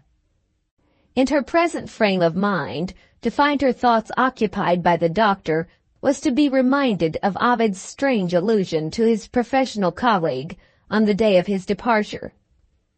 Speaking of Carmina, he had referred to one person whom he did not wish her to see in his absence, and that person he had himself admitted to be Benjulia. He had been asked to state his objection to the doctor, and how had he replied? He had said, "I don't think Benjulia is a fit person to be in the company of a young girl." Why? There are many men of mature age who are not fit persons to be in the company of young girls. But they are either men who despise or men who admire young girls. Benjulia belonged neither to the one nor to the other of these two classes. Girls were objects of absolute indifference to him, with the one exception of Zoe, aged 10. Never yet, after meeting him in society hundreds of times, had Mrs. Galilee seen him talk to young ladies, or even notice young ladies. Ovid's alleged reason for objecting to Benjulia stood palpably revealed as a clumsy excuse. In the present posture of events, to arrive at that conclusion was enough for Mrs. Galilee. Without stopping to pursue the idea, she rang the bell and ordered her carriage to be ready that afternoon at 3:00. Doubtful, and more than doubtful, though it might be the bare prospect of finding herself possessed, before the day was out, of a means of action capable of being used against Carmina, raised Mrs. Galilee's spirits. She was ready at last, to attend to her correspondence. One of the letters was from her sister in Scotland. Among other subjects, it referred to Carmina. "Why won't you let that sweet girl come and stay with us?" Lady Northlake asked. "My daughters are longing for such a companion, and both of my sons are ready to envy Ovid the moment they see her. Tell my nephew, when you next write, that I thoroughly understand his falling in love with that gentle, pretty creature at first sight." Carmina's illness was the ready excuse which presented itself in Mrs. Galilee's reply. With or without an excuse, Lady Northlake was to be resolutely prevented from taking a foremost place in her niece's heart, and encouraging the idea of her niece's marriage. Mrs. Galilee felt almost pious enough to thank heaven that her sister's palace in the Highlands was at one end of Great Britain and her own marine villa at the other. The marine villa reminded her of the family migration to the seaside. When would it be desirable to leave London? Not till her mind was relieved of the heavier anxieties that now weighed on it. Not while events might happen in connection with the threatening creditors or the contemplated marriage, which would baffle her latest calculations and make her presence in London a matter of serious importance to her own interest. Miss Minerva again was a new obstacle in the way. To take her to the Isle of Wight was not to be thought of for a moment. To dismiss her at once, by paying the month's salary, might be the preferable course to pursue, but for two objections. In the first place, if the friendly understanding between them really continued, Carmina might communicate with the discarded governess in secret. In the second place, to pay Miss Minerva's salary before she had earned it was a concession from which Mrs. Galilee's spite and Mrs. Galilee's principles of paltry economy recoiled in disgust. No, the waiting policy in London, under whatever aspect it might be viewed, was, for the present, the one policy to pursue. She returned to the demands of her correspondence. Just as she had taken up her pen, the sanctuary of the boudoir was violated by the appearance of a servant. "What is it now? Didn't the housekeeper tell you that I am not to be disturbed?" "I beg your pardon, ma'am. My master—" "What does your master want?" "He wishes to see you, ma'am." This was a circumstance entirely without parallel in the domestic history of the house. In sheer astonishment, Mrs. Galilee pushed away her letters and said, "Show him in." When the boys of 50 years since were naughty, the schoolmaster of the period was not accustomed to punish them by appealing to their sense of honor. If a boy wanted a flogging in those days, the educational system seized a cane or a birch rod and gave it to him. Mr. Galilee entered his wife's room with the feelings which had once animated him on entering the schoolmaster's study to be caned. When he said, "Good morning, my dear," his face presented the expression of 50 years since, when he had said, "Please, sir, let me off this time." "Now," said Mrs. Galilee, "what do you want?" "Only a little word. How well you are looking, my dear." After a sleepless night, followed by her defeat in Carmina's room, Mrs. Galilee looked, and knew that she looked ugly and old, and her wretched husband had reminded her of it. "Go on," she answered sternly. Mr. Galilee moistened his dry lips. "I think I'll take a chair, if you will allow me," he said. Having taken his chair, at a respectful distance from his wife, he looked all round the room with the air of a visitor who had never seen it before. "How very pretty," he remarked softly. "Such taste in color. I think the carpet was your own design, wasn't it? How chaste!" "Will you come to the point, Mr. Galilee?" "With pleasure, my dear, with pleasure. I'm afraid I smell of tobacco." "I don't care if you do."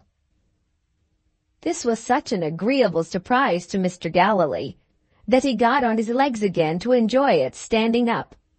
"How kind! Really now, how kind!" He approached Mrs. Galilee confidentially. "And do you know, my dear, it was one of the most remarkable cigars I ever smoked."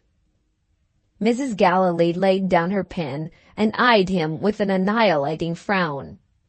In the extremity of his confusion, Mr. Galilee ventured nearer. He felt the sinister fascination of the serpent in the expression of those awful eyebrows. "How well you are looking! How amazingly well you are looking this morning!" He leered at his learned wife and patted her shoulder. For the moment, Mrs. Galilee was petrified. At his time of life, was this fat and feeble creature approaching her with conjugal endearments? At that early hour of the day, had his guilty lips tasted his favorite champagne, foaming in his well-beloved silver mug, over his much-admired lump of ice? And was this the result? "Mr. Galilee." "Yes, my dear." "Sit down." Mr. Galilee sat down. "Have you been to the club?" Mr. Galilee got up again. "Sit down." Mr. Galilee sat down. "I was about to say, my dear, that I'll show you over the club with the greatest pleasure, if that's what you mean." "If you are not a downright idiot," said Mrs. Galilee, "understand this. Either say what you have to say, or—" she lifted her hand and let it down on the writing table with a slap that made the pens ring in the inkstand, "or leave the room." Mr. Galilee lifted his hand and searched in the breast pocket of his coat. He pulled out his cigar case and put it back in a hurry. He tried again and produced a letter. He looked piteously round the room in sore need of somebody whom he might appeal to, and ended in appealing to himself. "What sort of temper will she be in?" he whispered. "What have you got there?" Mrs. Galilee asked sharply. "One of the letters you had this morning." Mr. Galilee looked at her with admiration.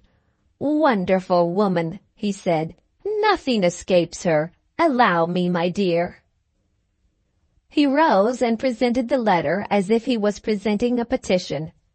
Mrs. Galilee snatched it out of his hand. Mr. Galilee went softly back to his chair and breathed a devout ejaculation. "Oh, Lord!" It was a letter from one of the tradespeople whom Mrs. Galilee had attempted to pacify with a payment on account. The tradesman felt compelled, in justice to himself, to appeal to Mr. Galilee as master of the house. It was impossible for him, he submitted with the greatest respect, to accept a payment which did not amount to 1/3 of the sum owing him for more than a 12-month. "Wretch!" cried Mrs. Galilee. "I'll settle his bill, and never employ him again." She opened her check-book and dipped her pen in the ink. A faint voice meekly protested. Mr. Galilee was on his legs again. Mr. Galilee said, "Please don't." His incredible rashness silenced his wife. There he stood, his round eyes staring at the check-book, his fat cheeks quivering with excitement. "You mustn't do it," he said, with a first and last outburst of courage. "Give me a minute, my dear.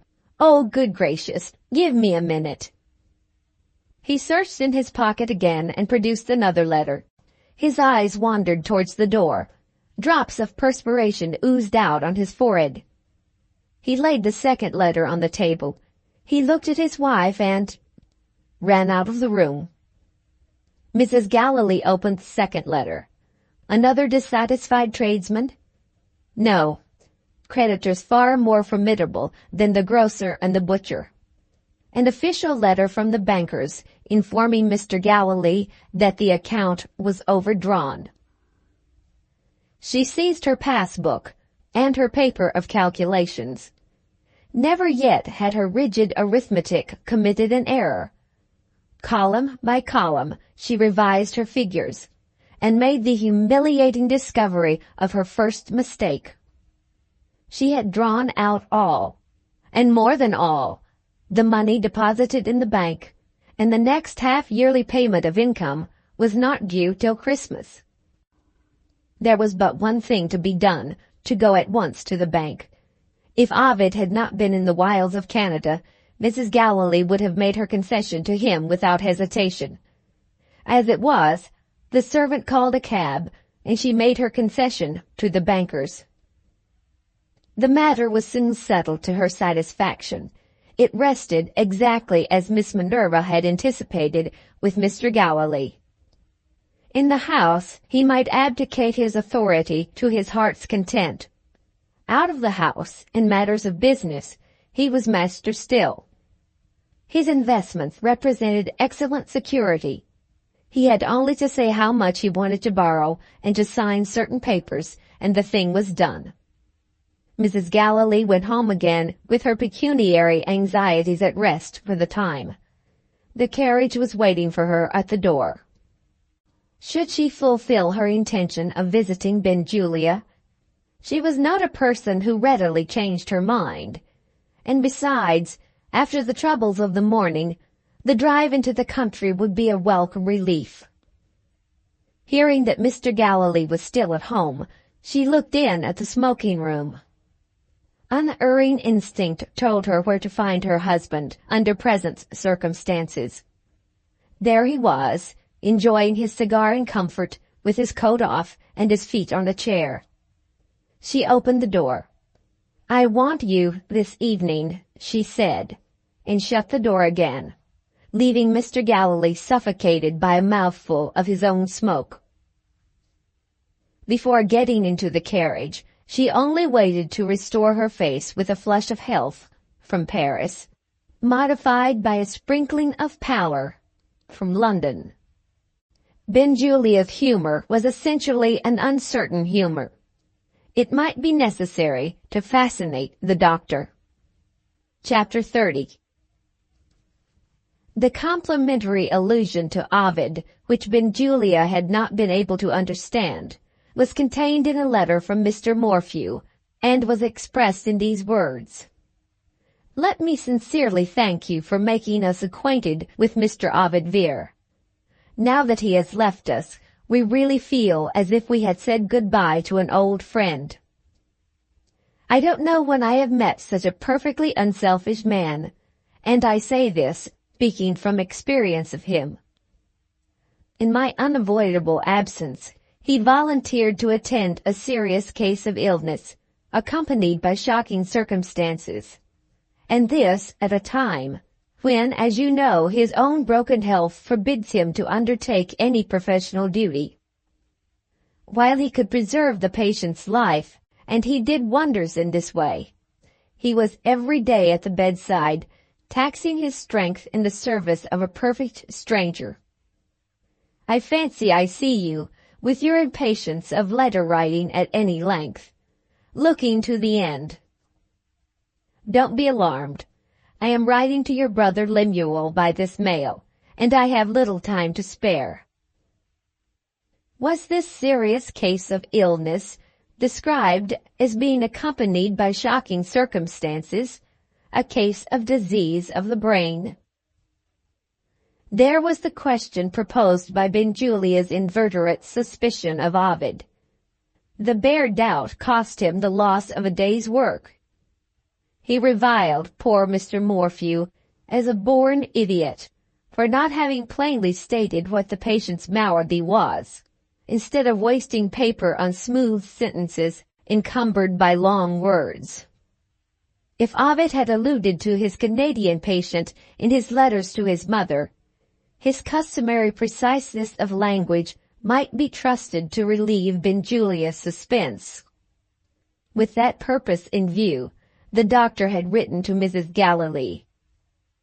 Before he laid down his pen, he looked once more at Mr. Morphew's letter, and paused thoughtfully over one line. "I am writing to your brother Lemuel by this mail." The information of which he was in search might be in that letter. If Mrs. Galilee's correspondence with her son failed to enlighten him, Here was another chance of making the desired discovery. Surely, the wise course to take would be to write to Lemuel as well. His one motive for hesitating was dislike of his younger brother, dislike so inveterate that he even recoiled from communicating with Lemuel through the post. There had never been any sympathy between them, but indifference had only matured into downright enmity on the doctor's part a year since. Accident, the result of his own absence of mind while he was perplexed by an unsuccessful experiment, had placed Lemuel in possession of his hideous secret. The one person in the world who knew how he was really occupied in the laboratory was his brother. Here was the true motive of the bitterly contemptuous tone in which Benjulia had spoken to Ovid of his nearest relation. Lemuel's character was certainly deserving of severe judgment in some of its aspects. In his hours of employment, as clerk in the office of a London publisher, he steadily and punctually performed the duties entrusted to him. In his hours of freedom, his sensual instincts got the better of him, and his jealous wife had her reasons for complaint. Among his friends, he was the subject of a wide diversity of opinion. Some of them agreed with his brother in thinking him little better than a fool. Others suspected him of possessing natural abilities, but of being too lazy, perhaps too cunning, to exert them. In the office he allowed himself to be called a mere machine, and escaped the overwork which fell to the share of quicker men. When his wife and her relations declared him to be a mere animal, he never contradicted them, and so gained the reputation of a person on whom reprimand was thrown away. Under the protection of this unenviable character, he sometimes said severe things with an air of perfect simplicity. When the furious doctor discovered him in the laboratory and said, "I'll be the death of you if you tell any living creature what I am doing," Lemuel answered with a stare of stupid astonishment, "Make your mind easy. I should be ashamed to mention it." Further reflection decided Benjulia on writing. Even when he had a favor to ask, he was unable to address Lemuel with common politeness. "I hear that Morphew has written to you by the last mail. I want to see the letter." So much he wrote, and no more. What was barely enough for the purpose was enough for the doctor when he addressed his brother. Chapter 31. Between 1 and 2 o'clock the next afternoon, Benjulia, at work in his laboratory, heard the bell which announced the arrival of a visitor at the house. No matter what the circumstances might be, the servants were forbidden to disturb him at his studies in any other way. Very unwillingly he obeyed the call, locking the door behind him. At that hour it was luncheon time in well-regulated households, and it was in the last degree unlikely that Mrs. Galilee could be the visitor. Getting within view of the front of the house, he saw a man standing on the doorstep. Advancing a little nearer, he recognized Lemuel. "Hello!" cried the elder brother. "Hello!" answered the younger, like an echo. They stood looking at each other with the suspicious curiosity of two strange cats. Between Nathan Benjulia, the famous doctor, and Lemuel Benjulia, the publisher's clerk, there was just family resemblance enough to suggest that they were relations.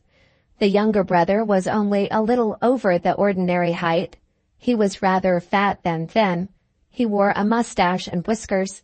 He dressed smartly, and his prevailing expression announced that he was thoroughly well satisfied with himself. But he inherited Benjulia's gypsy complexion, and in form and color he had Benjulia's eyes. "How do you do, Nathan?" he said. "What the devil brings you here?" was the answer. Lemuel passed over his brother's rudeness without notice. his mouth curled up at the corners with a mischievous smile. "I thought you wished to see my letter," he said. "Why couldn't you send it by post?" "My wife wished me to take the opportunity of calling on you." "That's a lie," said Benjulia quietly. "Try another excuse, or do a new thing. For once, speak the truth." Without waiting to hear the truth, he led the way into the room in which he had received Ovid. Lemuel followed, still showing no outward appearance of resentment. "How did you get away from your office?" Benjulia inquired. "It's easy to get a holiday at this time of year. Business is slack, old boy." "Stop. I won't allow you to speak to me in that way." "No offense, Brother Nathan." "Brother Lemuel, I never allow a fool to offend me. I put him in his place. That's all." The distant barking of a dog became audible from the lane by which the house was approached. The sound seemed to annoy Benjulia. "What's that?" he asked. Lemuel saw his way to make some return for his brother's reception of him. "It's my dog," he said, "and it's lucky for you that I have left him in the cab." "Why?" "Well, he's as sweet-tempered a dog as ever lived, but he has one fault. He doesn't take kindly to scientific gentlemen in your line of business." Lemuel paused and pointed to his brother's hands. If he smelt that, he might try his teeth at vivisecting you. The spots of blood which Ovid had once seen on Benjulia's stick were on his hands now. With unruffled composure, he looked at the horrid stains, silently telling their tale of torture. "What's the use of washing my hands," he answered, "when I am going back to my work?" He wiped his finger and thumb on the tail of his coat.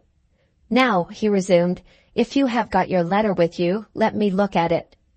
Lemuel produced the letter. "There are some bits in it," he explained, "which you had better not see. If you want the truth, that's the reason I brought it myself.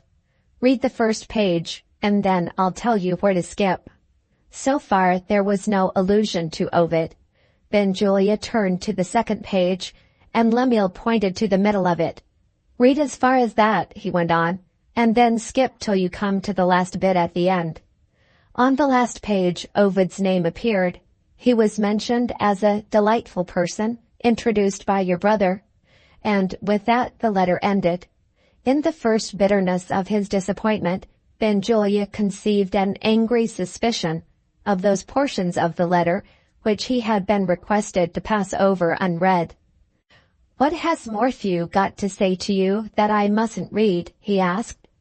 "Suppose you tell me first what you want to find in the letter," Lemuel rejoined. "Morphew is a doctor like you. Is it anything medical?" Benjulia answered this in the easiest way. He nodded his head. "Is it vivisection?" Lemuel inquired slyly. Benjulia at once handed the letter back and pointed to the door. His momentary interest in the suppressed passages was at an end. "That will do," he answered. "Take yourself and your letter away." "Ah," said Lemuel, "I'm glad you don't want to look at it again." He put the letter away and buttoned his coat, and tapped his pocket significantly. "You have got a nasty temper, Nathan, and there are things here that might try it." In the case of any other man, Benjulia would have seen that the one object of these prudent remarks was to irritate him. Misled by his profound conviction of his brother's stupidity, he now thought it possible that the concealed portions of the letter might be worth notice. He stopped Lemuel at the door. "I've changed my mind," he said. "I want to look at the letter again." "You had better not," Lemuel persisted. "Morphew's going to write a book against you, and he asks me to get it published at our place. I'm on his side, you know. I shall do my best to help him. I can lay my hand on literary fellows who will lick his style into shape. It will be an awful exposure." Benjulia still held out his hand. With overacted reluctance, Lemuel unbuttoned his coat. The distant dog barked again as he gave the letter back. "Please excuse my dear old dog," he said with maudlin tenderness. The poor dumb animal seems to know that I'm taking his side in the controversy. Bow wow means, in his language, fie upon the cruel hands that bore holes in our head and use saws on our backs. Ah, Nathan, if you have got any dogs in that horrid place of yours, pat them and give them their dinner. You never heard me talk like this before, did you? I'm a new man since I joined the Society for Suppressing You. Oh, if I only had the gift of writing. The effect of this experiment on his brother's temper failed to fulfill Lemuel's expectations. The doctor's curiosity was roused on the doctor's own subject of inquiry. "You're quite right about one thing," said Benjulia gravely. "I never heard you talk in this way before. You suggest some interesting considerations of the medical sort. Come to the light." He led Lemuel to the window, looked at him with the closest attention, and carefully consulted his pulse.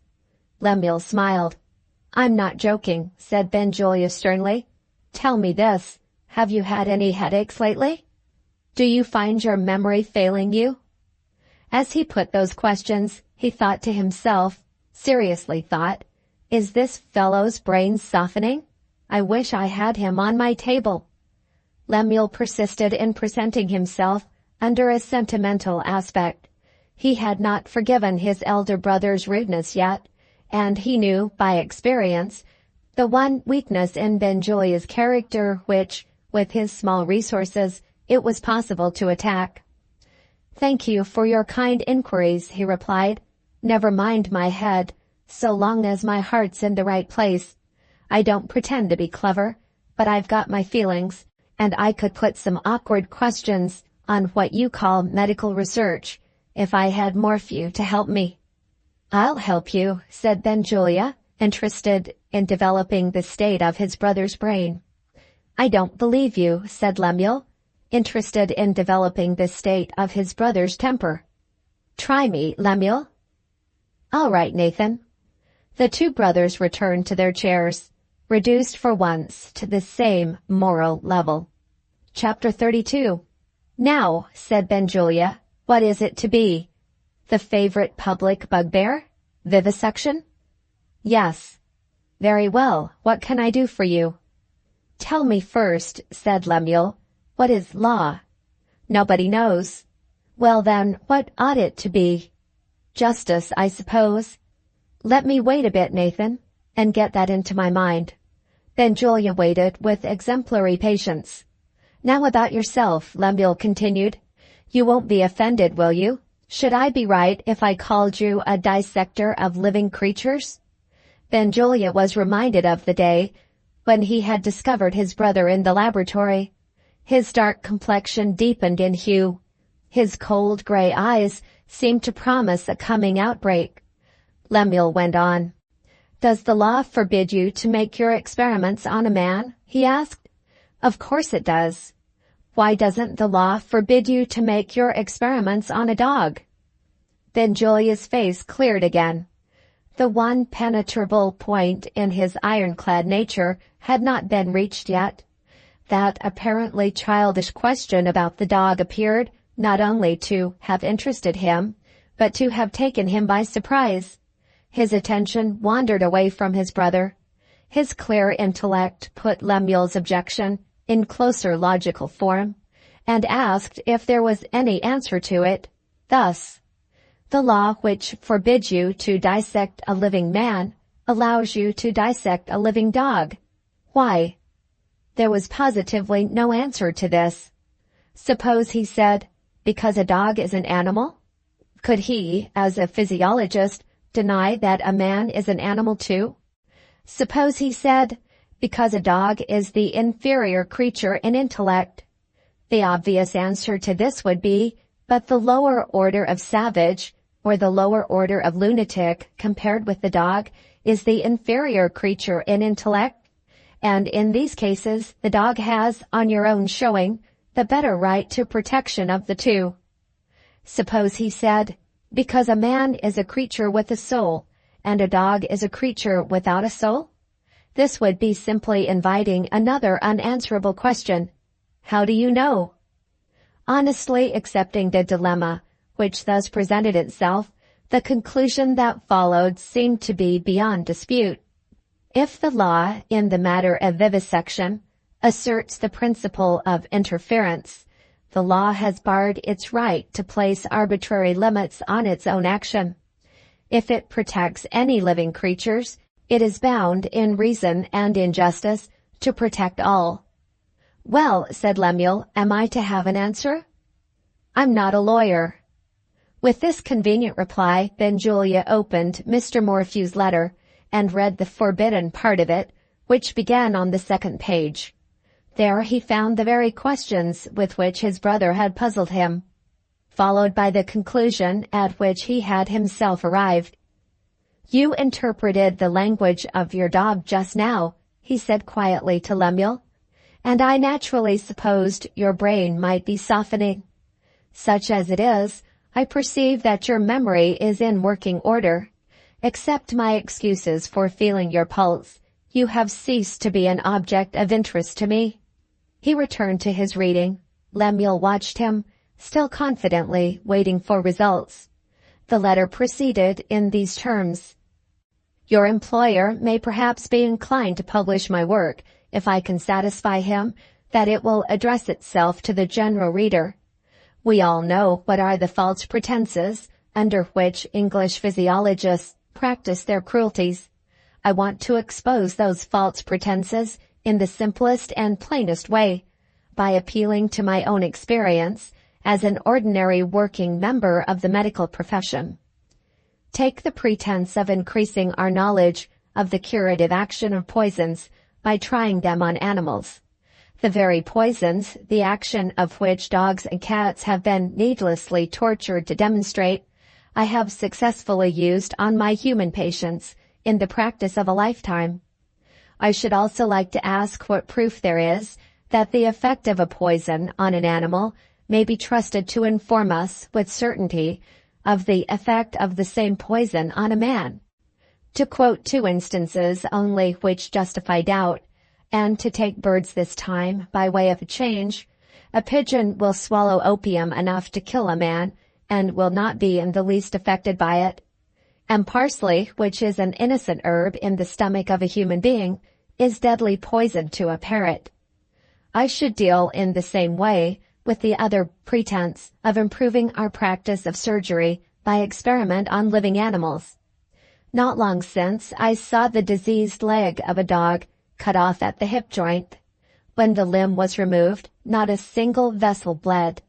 Try the same operation on a man, and 12 or 15 vessels must be tied as a matter of absolute necessity. Again, we are told by a great authority that the baking of dogs in ovens has led to new discoveries in treating fever. I have always supposed that the heat in fever is not a cause of disease, but a consequence. However, let that be, and let us still stick to experience. Has this infernal cruelty produced results which help us to cure scarlet fever? Our bedside practice tells us that scarlet fever runs its course as it always did. I could multiply such examples as these by hundreds when I write my book. Briefly stated, you now have the method by which I propose to drag the scientific English savage from his shelter behind the medical interests of humanity, and to show him in his true character, as plainly as the scientific foreign savage shows himself of his own accord. He doesn't shrink behind false pretenses. He doesn't add cant to cruelty. He boldly proclaims the truth. I do it because I like it. Benjulia rose and threw the letter on the floor. I proclaim the truth, he said. I do it because I like it. There are some few Englishmen who treat ignorant public opinion with the contempt that it deserves, and I am one of them. He pointed scornfully to the letter. That wordy old fool is right about false pretenses. Publish his book, and I'll buy a copy of it. That's odd, said Lemuel. What's odd? Well, Nathan, I'm only a fool. But if you talk in that way of false pretenses and public opinion, why do you tell everybody that your horrid cutting and carving is harmless chemistry. And why were you in such a rage when I got into your workshop and found you out? Answer me that. Let me congratulate you first, said Benjulia. It isn't every fool who knows that he is a fool. Now you shall have your answer. Before the end of the year, all the world will be welcome to come into my workshop and see me at the employment of my life. Brother Lemuel, when you stole your way through my unlocked door, you found me traveling on the road to the grandest medical discovery of this century. You stupid ass, do you think I cared about what you could find out? I am in such perpetual terror of being forestalled by my colleagues that I am not master of myself, even when such eyes as yours look at my work. In a month or two more, perhaps in a week or two, I shall have solved the grand problem. I labor at it all day. I think of it, I dream of it all night. It will kill me. Strong as I am, it will kill me. What do you say? Am I working myself into my grave? In the medical interests of humanity? That for humanity.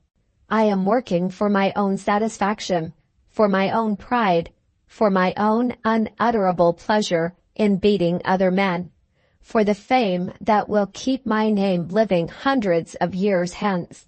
Humanity, I say with my foreign brethren, knowledge for its own sake is the one God I worship. Knowledge is its own justification and its own reward. The roaring mob follows us with its cry of cruelty. We pity their ignorance. Knowledge sanctifies cruelty. The old anatomist stole dead bodies for knowledge. In that sacred cause, if I could steal a living man without being found out, I would tie him on my table and grasp my grand discovery in days instead of months. Where are you going? What? You're afraid to be in the same room with me? A man who can talk as I do is a man who would stick at nothing. Is that the light in which you lower order of creatures look at us? Look a little higher, and you will see that a man who talks as I do is a man set above you by knowledge. Exert yourself and try to understand me. Have I no virtues, even from your point of view? Am I not a good citizen? Don't I pay my debts? Don't I serve my friends? You miserable creature, you have had my money when you wanted it. Look at that letter on the floor. The man mentioned in it is one of those colleagues whom I distrust. I did my duty by him for all that. I gave him the information he wanted. I introduced him to a friend in a land of strangers. Have I no feeling, as you call it? My last experiments on a monkey horrified me. His cries of suffering, his gestures of entreaty, were like the cries and gestures of a child. I would have given the world to put him out of his misery, but I went on. In the glorious cause, I went on. My hands turned cold, my heart ached. I thought of a child I sometimes play with. I suffered, I resisted, I went on. All for knowledge. All for knowledge. His brother's presence was forgotten. His dark face turned livid. His gigantic frame shuddered. His breath came and went in deep, sobbing gasps. It was terrible to see him and hear him. Lemuel slunk out of the room. The jackal had roused the lion. The mean spirit of mischief in him had not bargained for this. I begin to believe in the devil, he said to himself when he got to the house door. As he descended the steps, a carriage appeared in the lane. A footman opened the gate of the enclosure. The carriage approached the house with a lady in it. Lemuel ran back to his brother. "Here's a lady coming," he said. "You're in a nice state to see her. Pull yourself together, Nathan, and damn it, wash your hands." He took Benjulia's arm and led him upstairs. When Lemuel returned to the hall, Mrs. Galilee was ascending the house steps. He bowed profoundly, in homage to the well-preserved remains of a fine woman. "My brother will be with you directly, ma'am. Pray allow me to give you a chair." His hat was in his hand. Mrs. Galilee's knowledge of the world easily set him down at his true value. She got rid of him with her best grace. Pray don't let me detain you, sir. I will wait with pleasure. If she had been 20 years younger, the hint might have been thrown away. As it was, Lemuel retired. Chapter 33. An unusually long day's work at the office had fatigued good Mr. Moole. He pushed aside his papers and let his weary eyes rest on a glass vase full of flowers on the table, a present from a grateful client. As a man, he enjoyed the lovely colors of the nosegay. As a botanist, he lamented the act which had cut the flowers from their parent stems and doomed them to a premature death. I should not have had the heart to do it myself, he thought, but tastes differ. The office boy came into the room with a visiting card in his hand. "I'm going home to dinner," said Mr. Moole. "The person must call tomorrow." The boy laid the card on the table. The person was Mrs. Galilee. Mrs. Galilee at 7 o'clock in the evening. Mrs. Galilee without a previous appointment by letter. Mr. Moole trembled under the apprehension of some serious family emergency, in imminent need of legal interference. He submitted as a matter of course. "Show the lady in." Before a word had passed between them, the lawyer's mind was relieved. Mrs. Galilee shone on him with her sweetest smiles, pressed his hand with her friendliest warmth, admired the nosegay with her readiest enthusiasm. "Quite perfect," she said, "especially the pansy, the round flat edge, Mr. Moole, the upper petals perfectly uniform. There is a flower that defies criticism. I long to dissect it." Mr. Moole politely resigned the pansy to dissection. Murderous mutilation, he would have called it, in the case of one of his own flowers, and waited to hear what his learned client might have to say to him. "I am going to surprise you," Mrs. Galilee announced. "No, to shock you. No, even that is not strong enough. Let me say to horrify you." Mr. Moole's anxieties returned, complicated by confusion. The behavior of Mrs. Galilee exhibited the most unaccountable contrast to her language. She showed no sign of those strong emotions to which she had alluded. "How am I to put it?" she went on with a transparent affectation of embarrassment. "Shall I call it a disgrace to our family?" Mr. Moole started. Mrs. Galilee entreated him to compose himself. She approached the inevitable disclosure by degrees. "I think," she said, "you have met Dr. Benjulia at my house?" "I have had that honor, Mrs. Galilee. Not a very sociable person, if I may venture to say so. Downright rude, Mr. Moole, on some occasions, but that doesn't matter now. I have just been visiting the doctor." Was this visit connected with the disgrace to the family? Mr. Moole ventured to put a question. "Dr. Benjulia is not related to you, ma'am, is he?" "Not the least in the world.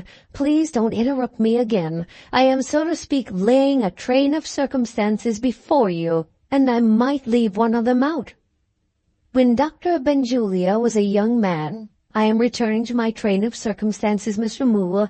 He was at Rome, pursuing his professional studies. I have all this, mind, straight from the doctor himself. At Rome he became acquainted with my late brother, after the period of his unfortunate marriage. Stop! I have failed to put it strongly enough again. I ought to have said, his disgraceful marriage. Really, Mrs. Galilee. Mr. Moole, I beg your pardon, ma'am. Don't mention it. The next circumstance is ready in my mind. One of the doctor's fellow students, described as being personally an irresistible man, was possessed of abilities which even attracted our unsociable Benjulia. They became friends. At the time of which I am now speaking, my brother's disgusting wife— oh, but I repeat it, Mr. Moole, I say again, his disgusting wife was the mother of a female child. Your niece, Mrs. Galilee? No. Not Miss Carmina? Miss Carmina is no more my niece than she is your niece. Carry your mind back to what I have just said. I mentioned a medical student who was an irresistible man. Miss Carmina's father was that man." Mr. Moole's astonishment and indignation would have instantly expressed themselves if he had not been a lawyer. As it was, his professional experience warned him of the imprudence of speaking too soon. Mrs. Galilee's exultation forced its way outwards. Her eyes glittered, her voice rose. "The law, Mr. Moole! What does the law say?" she broke out. "Is my brother's will no better than waste paper? Is the money divided among his only near relations? Tell me, tell me." Mr. Moole suddenly plunged his face into his vase of flowers. Did he feel that the air of the office wanted purifying? Or was he conscious that his face might betray him unless he hid it? Mrs. Galilee was at no loss to set her own clever interpretation on her lawyer's extraordinary proceeding. "Take your time," she said with the most patronizing kindness. "I know your sensitive nature. I know what I felt myself when this dreadful discovery burst upon me. If you remember, I said I should horrify you. Take your time, my dear sir. Pray take your time." To be encouraged in this way, as if he were the emotional client and Mrs. Galilee the impassive lawyer, was more than even Mr. Moole could endure. Shy men are, in their innermost depths of their nature, proud men. The lawyer had his professional pride. He came out of his flowery retreat with a steady countenance. For the first time in his life, he was not afraid of Mrs. Galilee. "Before we enter on the legal aspect of the case," he began. "The shocking case," Mrs. Galilee interposed, "in the interests of virtue." Under any other circumstance, Mr. Moole would have accepted the correction. He actually took no notice of it now. "There is one point," he proceeded, "on which I must beg you to enlighten me." "By all means, I am ready to go into any details, no matter how disgusting they may be." Mr. Moole thought of certain ladies, objects of perfectly needless respect among men, who, being requested to leave the court at unmentionable trials, persist in keeping their places. It was a relief to him to feel, if his next questions did nothing else, that they would disappoint Mrs. Galilee. "Am I right in supposing that you believe what you have told me?" he resumed. "Most assuredly." "Is Dr. Benjulia the only person who has spoken to you on the subject?" "The only person." "His information being derived from his friend, the fellow student whom you mentioned just now?" "In other words," Mrs. Galilee answered viciously, "the father of that wretched girl who has been foisted on my care."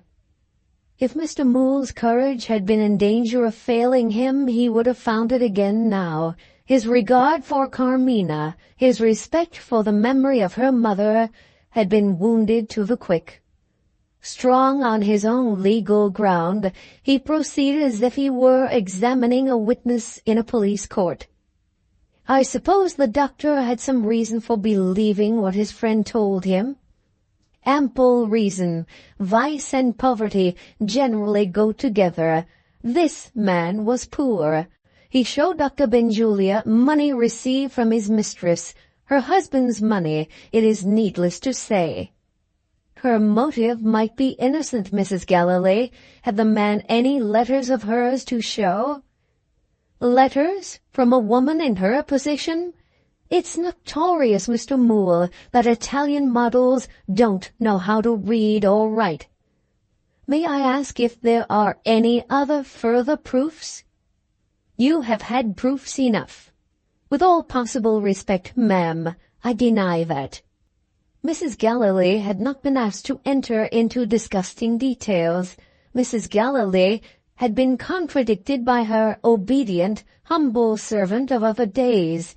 She thought it high time to bring the examination to an end. "If you are determined to believe in the woman's innocence," she said, "without knowing any of the circumstances—" Mr. Moole went on from bad to worse. He interrupted her now. "Excuse me, Mrs. Galilee. I think you have forgotten that one of my autumn holidays, many years since, was spent in Italy. I was in Rome like Dr. Benjulia after your brother's marriage. His wife was, to my certain knowledge, received in society. Her reputation was unblemished, and her husband was devoted to her." "In plain English," said Mrs. Galilee, "my brother was a poor, weak creature, and his wife, when you knew her, had not been found out." "That is just the difficulty I feel," Mr. Moole rejoined. "How is it that she is only found out now? Years have passed since she died. More years have passed since this attack on her character reached Dr. Benjulia's knowledge. He is an old friend of yours. Why has he only told you of it today? I hope I don't offend you by asking these questions." "Oh dear, no. Your questions are so easily answered. I never encouraged the doctor to speak of my brother and his wife. The subject was too distasteful to me, and I don't doubt that Dr. Benjulia felt about it as I did."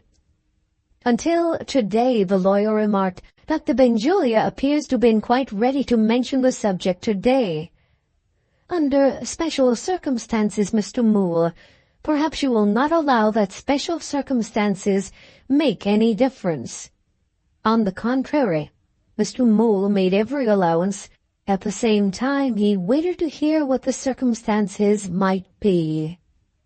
But Mrs. Galilee had her reasons for keeping silence. It was impossible to mention Benjulia's reception of her without inflicting a wound on her self-esteem. To begin with, he had kept the door of the room open and had remained standing. "Have you got Ovid's letters? Leave them here. I am not fit to look at them now." Those were his first words. There was nothing in the letters which a friend might not read. She accordingly consented to leave them. The doctor had expressed his sense of obligation by bidding her get into her carriage again and go.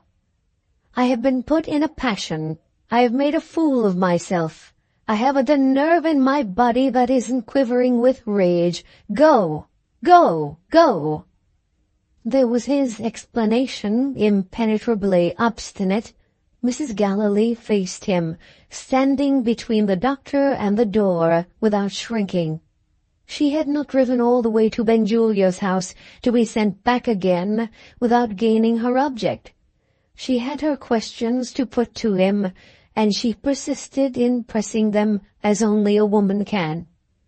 He was left with the education of a gentleman against him, between two vulgar alternatives of turning her out by main force or of yielding and getting rid of her decently in that way. At any other time he would have flatly refused to lower himself to the level of a scandal-mongering woman by entering on the subject. In his present mood, if pacifying Mrs. Galilee and ridding himself of Mrs. Galilee meant one and the same thing, he was ready, recklessly ready, to let her have her own way. She heard the infamous story which she had repeated to her lawyer, and she had Lemuel Benjulia's visit and Mr. Morphew's contemplated attack on vivisection to thank for getting her information. Mr. Moole waited and waited in vain. He reminded his client of what she had just said. "You mentioned certain circumstances. May I know what they are?" he asked. Mrs. Galilee rose before she replied. "Your time is valuable, and my time is valuable," she said. "We shall not convince each other by prolonging our conversation. I came here, Mr. Moole, to ask you a question about the law. Permit me to remind you that I have not had my answer yet. My own impression is that the girl now in my house, not being my brother's child, has no claim on my brother's property. Tell me in 2 words, if you please, am I right or wrong?" "I can do it in 1 word, Mrs. Galilee. Wrong." "What?" Mr. Moole entered on the necessary explanation, triumphing in the reply that he had just made. "It's the smartest thing," he thought, "I ever said in my life." "While husbands and wives live together," he continued, "the law holds that all children born in wedlock are the husband's children, even if Miss Carmina's mother had not been as good and innocent a woman as ever drew the breath of life." "That will do, Mr. Moole. You really mean to say that this girl's interest in my brother's will remains quite unaffected, ma'am, by all that you have told me? Am I still obliged to keep her under my care?" "Or," Mr. Moole answered, "to resign the office of guardian in favor of Lady Northlake, appointed to act in your place." "I won't trouble you any further, sir. Good evening." She turned to leave the office. Mr. Moole actually tried to stop her. "1 word more, Mrs. Galilee." "No, we have said enough already." Mr. Moole's audacity arrived at its climax. He put his hand on the lock of the office door and held it shut. "The young lady, Mrs. Galilee. I am sure you will never breathe a word of this to the pretty, gentle young lady. Even if it was true, and as God is my witness, I am sure it's false. Good evening, Mr. Moole." He opened the door and let her go. Her looks and tones told him that remonstrance was worse than useless. From year's end to year's end, this modest and amiable man had never been heard to swear. He swore now. "Damn Dr. Benjulia!" he burst out in the solitude of his office. His dinner was waiting for him at home. Instead of putting on his hat, he went back to his writing table. His thoughts projected themselves into the future and discovered possibilities from which they recoiled. He took up his pen and began a letter. "To John Galilee, Esquire. Dear Sir, circumstances have occurred which I am not at liberty to mention, but which make it necessary for me, in justice to my own views and feelings, to withdraw from the position of legal adviser to yourself and family." He paused and considered with himself. "No," he decided, "I may be of some use to that poor child while I am the family lawyer." He tore up his unfinished letter. When Mr. Moole got home that night, it was noticed that he had a poor appetite for his dinner. On the other hand, he drank more wine than usual. Chapter 34. I don't know what is the matter with me. Sometimes I think I am going to be really ill. It was the day after Mrs. Galloway's interview with her lawyer, and this was Carmina's answer when the governess entered her room after the lessons of the morning and asked if she felt better. "Are you still taking medicine?" Miss Minerva inquired. "Yes, Mr. Null says it's a tonic, and it's sure to do me good. It doesn't seem to have begun yet. I feel so dreadfully weak, Francis.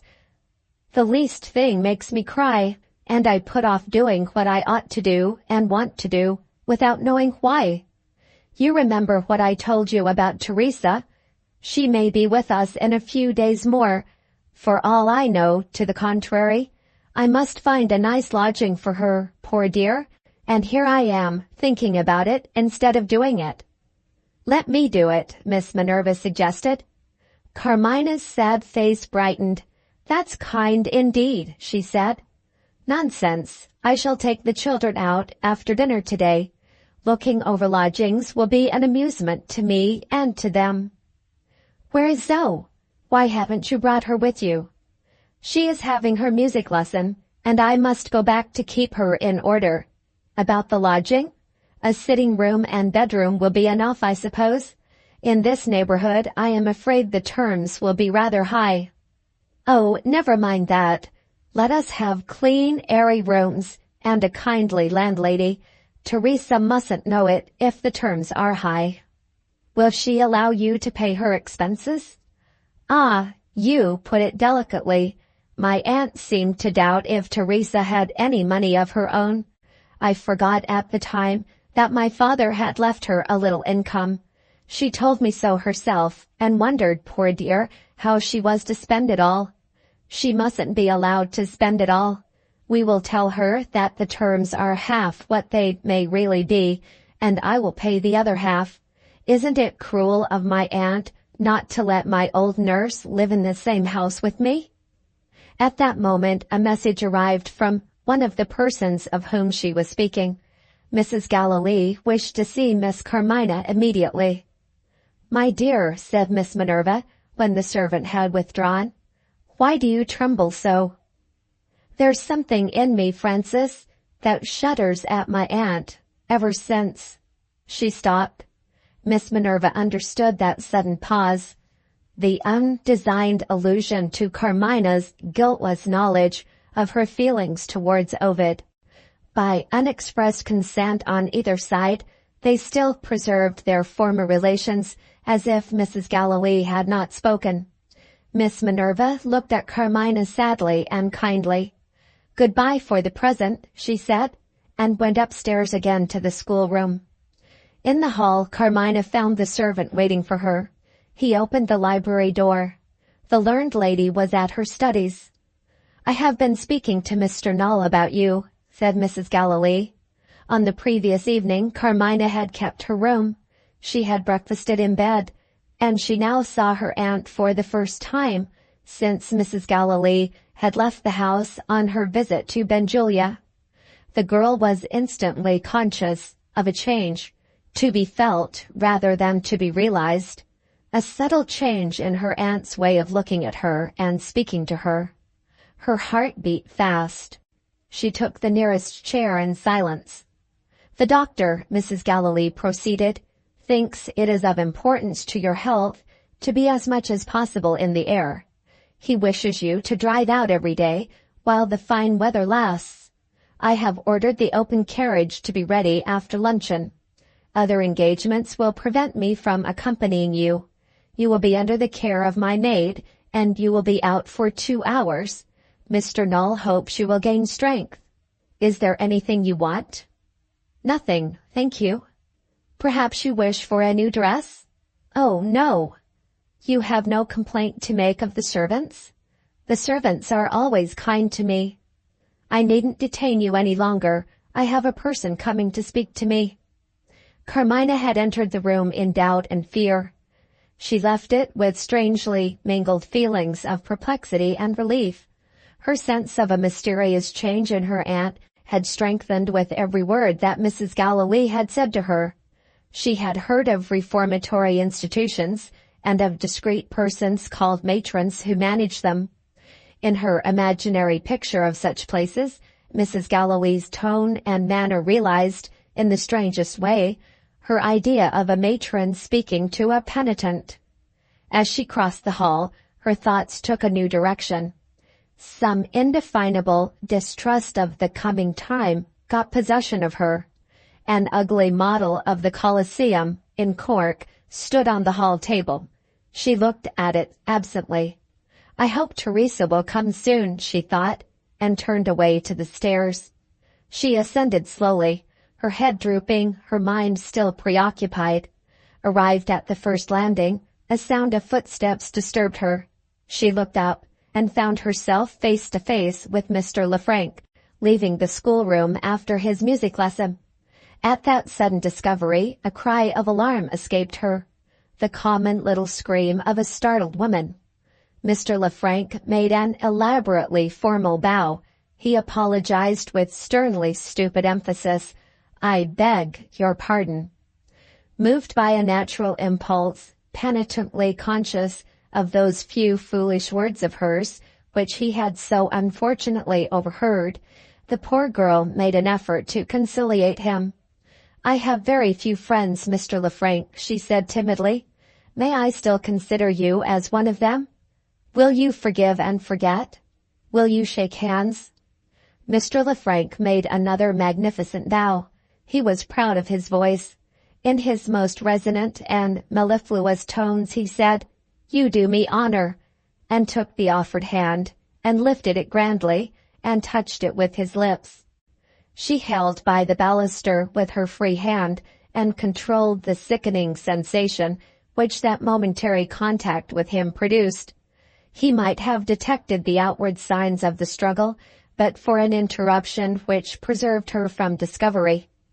Mrs. Gallilee was standing at the open library door. Mrs. Gallilee said, "I am waiting for you, Mr. Lefrank." Carmina hurried up the stairs, pursued already by a sense of her own imprudence.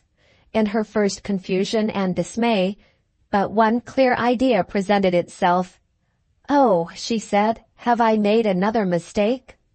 Meanwhile, Mrs. Gallilee had received her music master with the nearest approach to an indulgent welcome, of which a hardened nature is capable.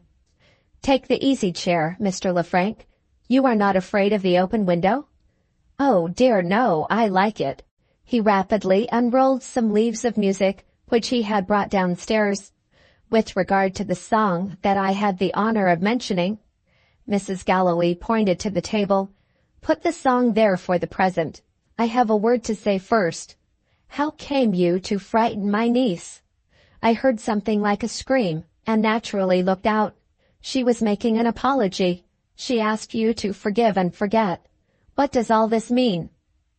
Mr. Lefrank exhausted his ingenuity in efforts of polite evasion without the slightest success. From first to last, if the expression may be permitted, Mrs. Gallilee had him under her thumb.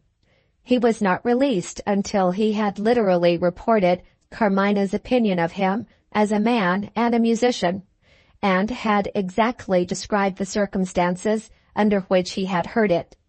Mrs. Gallilee listened with an interest which, under less embarrassing circumstances, would have even satisfied Mr. Lefrank's vanity. She was not for a moment deceived by the clumsy affectation of good humour with which he told his story. Her penetration discovered the vindictive feeling towards Carmina, which offered him, in case of necessity, as an instrument ready-made to her hand. By fine degrees she presented herself in the new character of a sympathizing friend. "I know now, Mr. Lefrank, why you declined to be my niece's music master. Allow me to apologize for having ignorantly placed you in a false position. I appreciate the delicacy of your conduct. I understand and admire you." Mr. Lefrank's florid cheeks turned redder still. His cold blood began to simmer, heated by an all-pervading glow of flattered self-esteem. "My niece's motives for concealment are plain enough," Mrs. Gallilee proceeded. "Let me hope that she was ashamed to confess the total want of taste, delicacy, and good manners which has so justly offended you.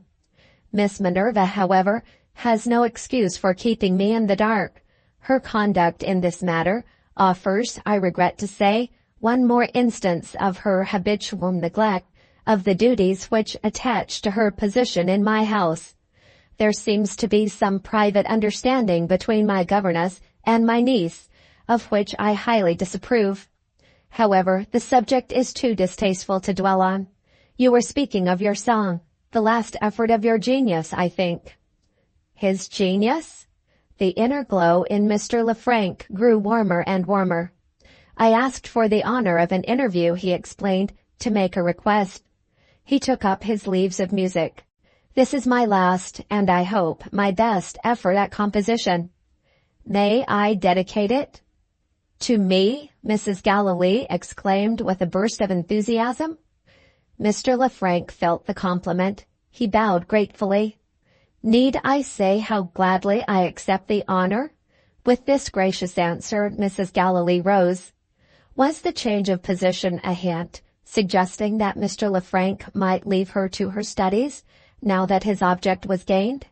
Or was it an act of homage offered by science to art? Mr. Lefrank was incapable of placing an unfavorable interpretation on any position which a woman, and such a woman, could assume in his presence. He felt the compliment again. "The first copy published shall be sent to you," he said, and snatched up his hat, eager to set the printers at work. "And 25 copies more, for which I subscribe," cried his munificent patroness, cordially shaking hands with him. Mr. Lefrank attempted to express his sense of obligation. Generous Mrs. Galilee refused to hear him. He took his leave. He got as far as the hall, and then he was called back, softly, confidentially called back to the library. "A thought has just struck me," said Mrs. Galilee. "Please shut the door for a moment. About that meeting between you and my niece. Perhaps I am taking a morbid view?" She paused. Mr. Lefrank waited with breathless interest. "Or is there something out of the common way in that apology of hers?" Mrs. Galilee proceeded. "Have you any idea what the motive might be?" Mr. Lefrank's ready suspicion was instantly aroused. "Not the least idea," he answered. "Can you tell me?" "I am as completely puzzled as you are," Mrs. Galilee rejoined. Mr. Lefrank considered. His suspicions made an imaginative effort, assisted by his vanity. "After my refusal to teach her," he suggested, "that proposal to shake hands may have a meaning." There his invention failed him.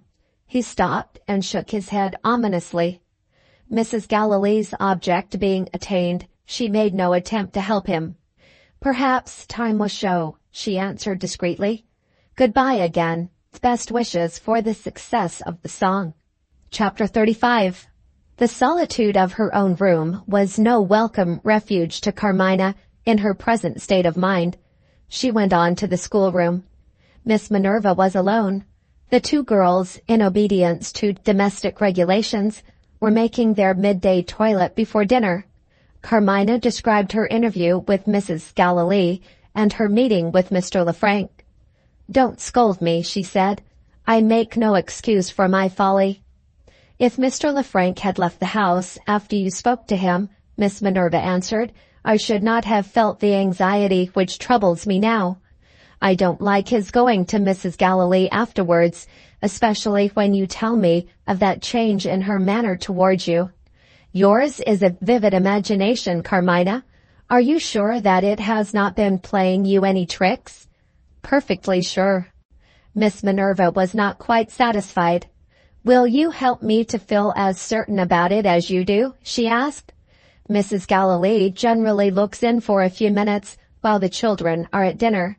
Stay here and say something to her in my presence. I want to judge for myself." The girls came in. Maria's perfect toilet reflected Maria's perfect character. She performed the duties of politeness with her usual happy choice of words. "Dear Carmina, it is indeed a pleasure to see you again in our schoolroom. We are naturally anxious about your health. This lovely weather is no doubt in your favor, and Papa thinks Mr. Null a remarkably clever man." Zoe stood by frowning, while these smooth conventionalities trickled over her sister's lips. Carmina asked what was the matter. Zoe looked gloomily at the dog on the rug. "I wish I was Tinker," she said. Maria smiled sweetly. "Dear Zoe, what a strange wish. What would you do if you were Tinker?" The dog, hearing his name, rose and shook himself. Zoe pointed to him with an appearance of the deepest interest. "He hasn't got to brush his hair before he goes out for a walk. His nails don't look black when they're dirty. And I say," she whispered the next words in Carmina's ear, "he hasn't got a governess." The dinner made its appearance, and Mrs. Galilee followed the dinner. Maria said grace. Zoe, always ravenous at meals, forgot to say amen. Carmina, standing behind her chair, prompted her. Zoe said, "Amen, oh bother," the first word at the top of her voice, and the last two in a whisper. Mrs. Galilee looked at Carmina as she might have looked at an obtrusive person who had stepped in from the street. "You had better dress before luncheon," she suggested, "or you will keep the carriage waiting." Hearing this, Zoe laid down her knife and fork and looked over her shoulder. "Ask if I may go with you," she said. Carmina made the request. "No," Mrs. Galilee answered. "The children must walk. My maid will accompany you." Carmina glanced at Miss Minerva on leaving the room. The governess replied by a look. She too had seen the change in Mrs. Gallilee's manner, and was at a loss to understand it. Mrs. Gallilee's maid Marceline belonged to a quick-tempered race. She was a Jersey woman. It was not easy to say which of the two felt most depressed by their enforced companionship in the carriage.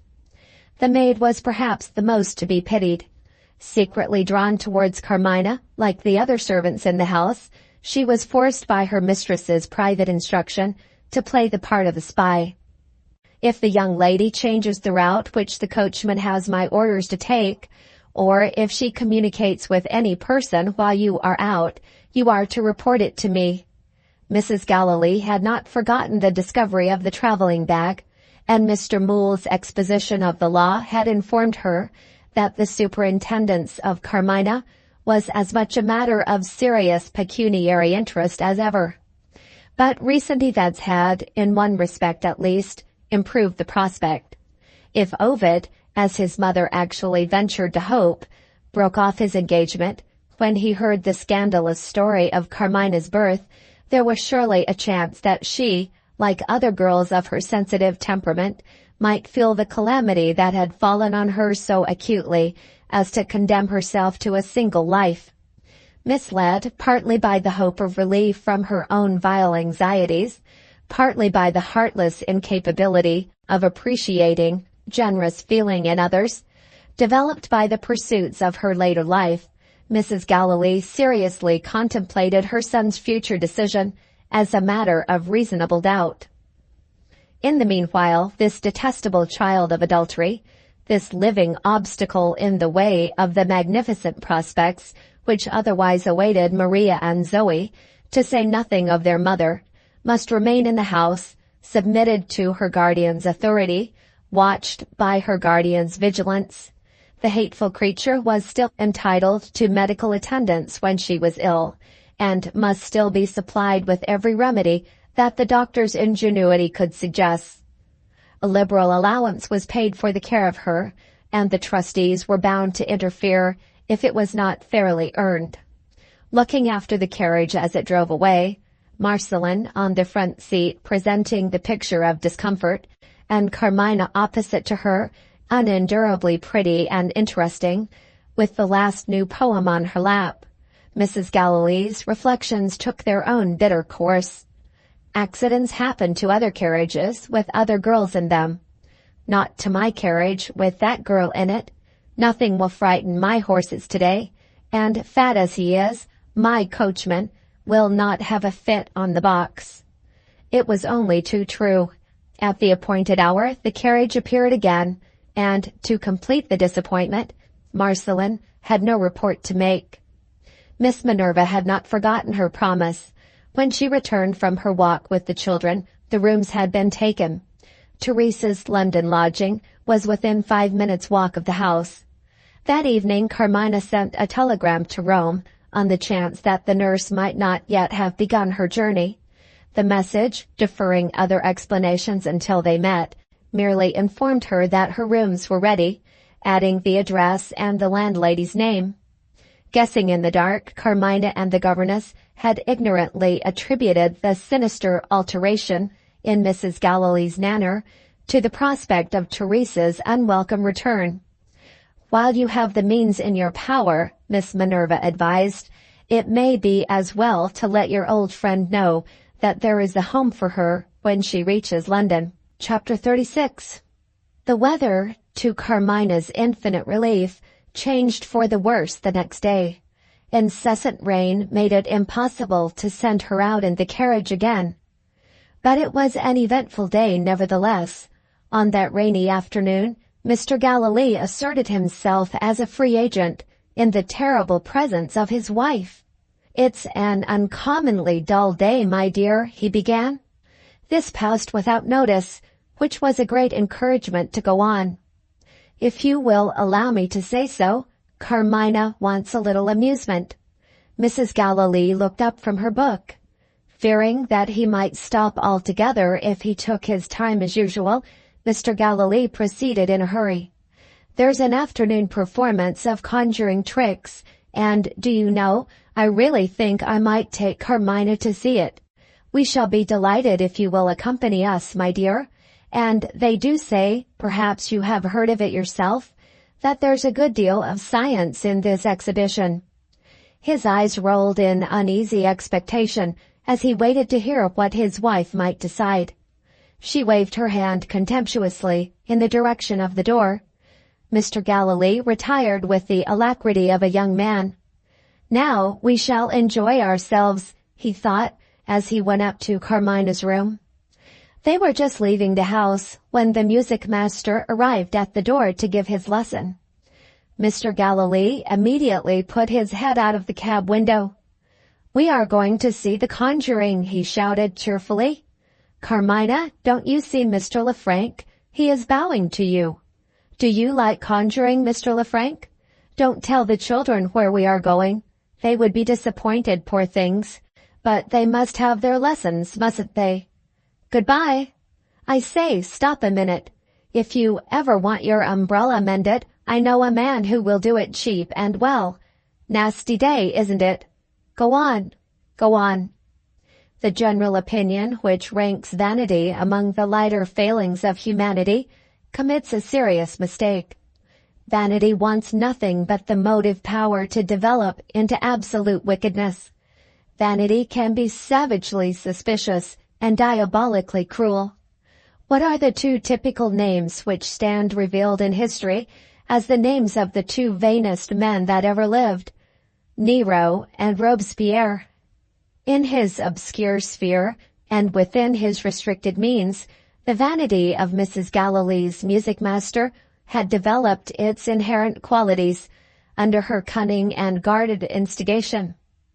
Once set in action, his suspicion of Carmina passed beyond all limits. There could be no reason but a bad reason for that bare-faced attempt to entrap him into a reconciliation. Every evil motive which it was possible to attribute to a girl of her age, no matter how monstrously improbable it might be, occurred to him when he recalled her words, her look, and her manner at their meeting on the stairs. His paltry little mind, at other times preoccupied in contemplating himself and his abilities, was now so completely absorbed in imagining every variety of conspiracy against his social and professional position that he was not even capable of giving his customary lesson to two children. Before the appointed hour had expired, Miss Minerva remarked that his mind did not appear to be at ease, and suggested that he had better renew the lesson on the next day. After a futile attempt to assume an appearance of tranquillity, he thanked her and took his leave. On his way downstairs, he found the door of Carmina's room left half open. She was absent with Mr. Galilee. Miss Minerva remained upstairs with the children. Mrs. Galilee was engaged in scientific research. At that hour of the afternoon, there were no duties which called the servants to the upper part of the house. He listened. He hesitated. He went into the room. It was possible that she might keep a journal. It was certain that she wrote and received letters.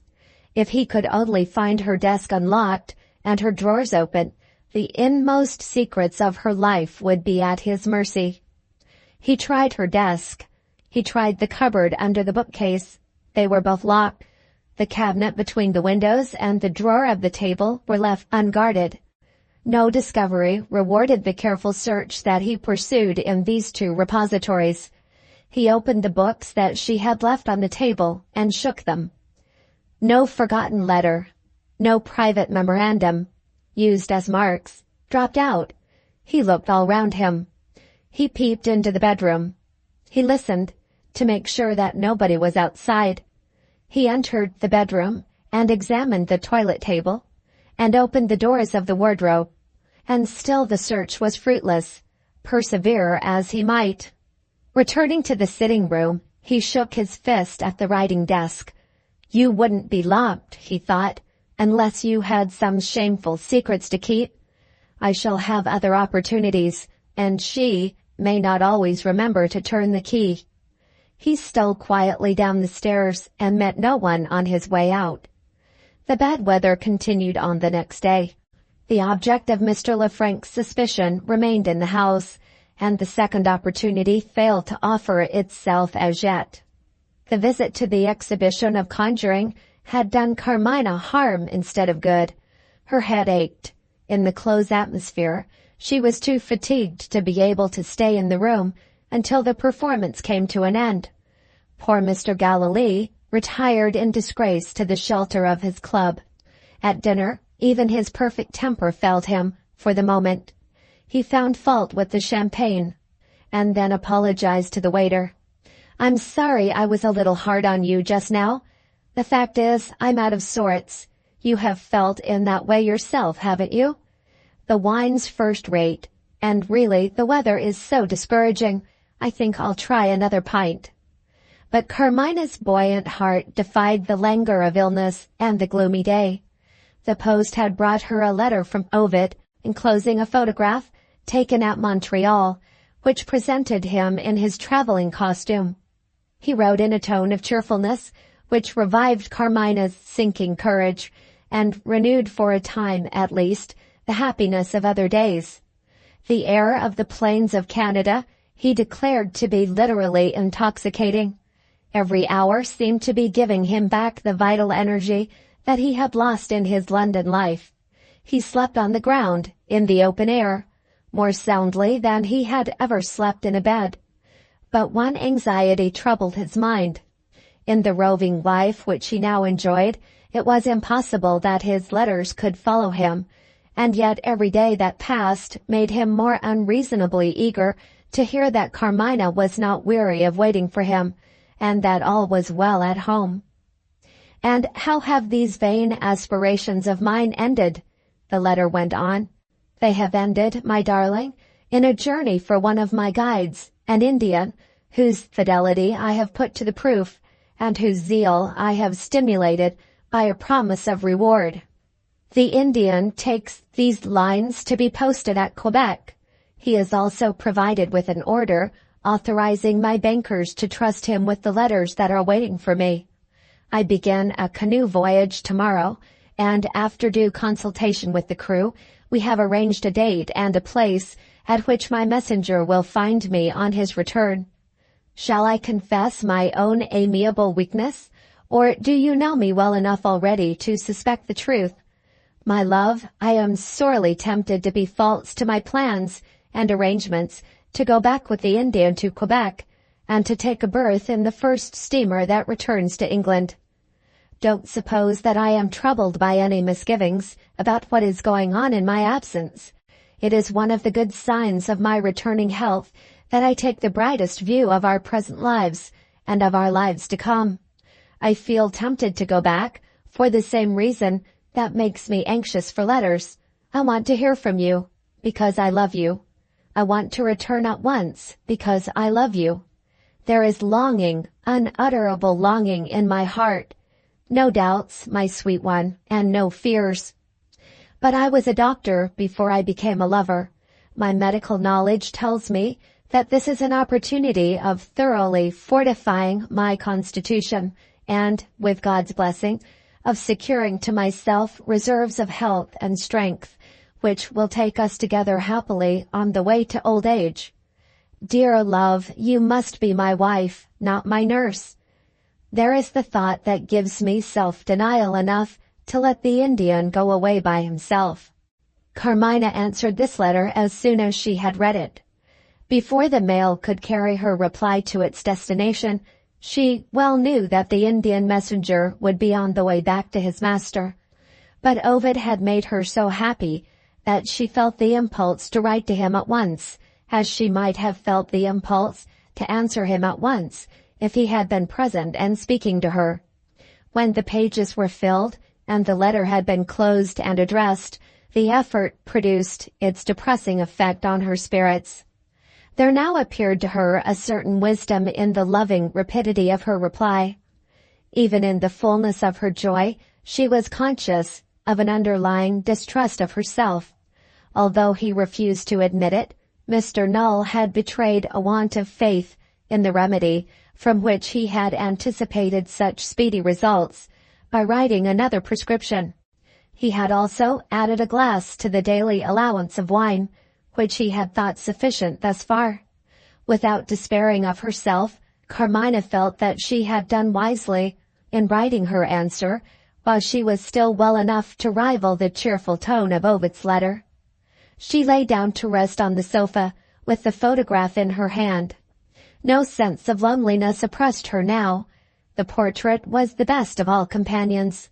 Outside, the heavy rain pattered. In the room, the busy clock ticked.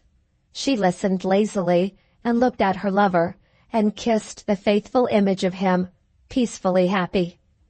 The opening of the door was the first little event that disturbed her. Zoe peeped in. Her face was red. Her hair was tousled. Her fingers presented inky signs of a recent writing lesson. "I'm in a rage," she announced, "and so is the other one." Carmina called her to the sofa and tried to find out who this second angry person might be. "Oh, you know," Zoe answered doggedly. "She rapped my knuckles. I call her a beast." "Hush, you mustn't talk in that way." "She'll be here directly," Zoe proceeded. "You look out. She'd rap your knuckles, only you're too big. If it wasn't raining, I'd run away." Carmina assumed an air of severity and entered a serious protest, adapted to her young friend's intelligence. She might as well have spoken in a foreign language. Zoe had another reason to give, besides the rap on the knuckles, for running away. "I say," she resumed, "you know the boy?" "What boy, dear?" "He comes round sometimes. He's got a hurdy-gurdy. He's got a monkey. He grins. He says, 'Aha, gimme. Hey, Penny.' I mean to go to that boy." As a confession of Zoe's first love, this was irresistible. Carmina burst out laughing. Zoe indignantly claimed a hearing. "I haven't done yet," she burst out. "The boy dances like this." She cocked her head and slapped her thigh and imitated the boy. "And sometimes he sings," she cried with another outburst of admiration. "Ya, ya, ya, bella, vida, ya." "That's Italian, Carmina." The door opened again while the performer was in full vigor, and Miss Minerva appeared. When she entered the room, Carmina at once saw that Zoe had correctly observed her governess. Miss Minerva's heavy eyebrows lowered. Her lips were pale. Her head was held angrily erect. "Carmina," she said sharply, "you shouldn't encourage that child." She turned round, in search of the truant pupil. Incurably stupid at her lessons, Zoe's mind had its gleams of intelligence, in a state of liberty. One of those gleams had shone propitiously and had lighted her out of the room. Miss Minerva took a chair. She dropped into it like a person worn out with fatigue.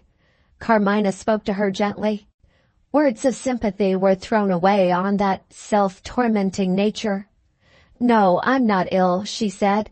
"A night without sleep, a perverse child to teach in the morning, and a detestable temper at all times. That's what is the matter with me." She looked at Carmina. "You seem to be wonderfully better today.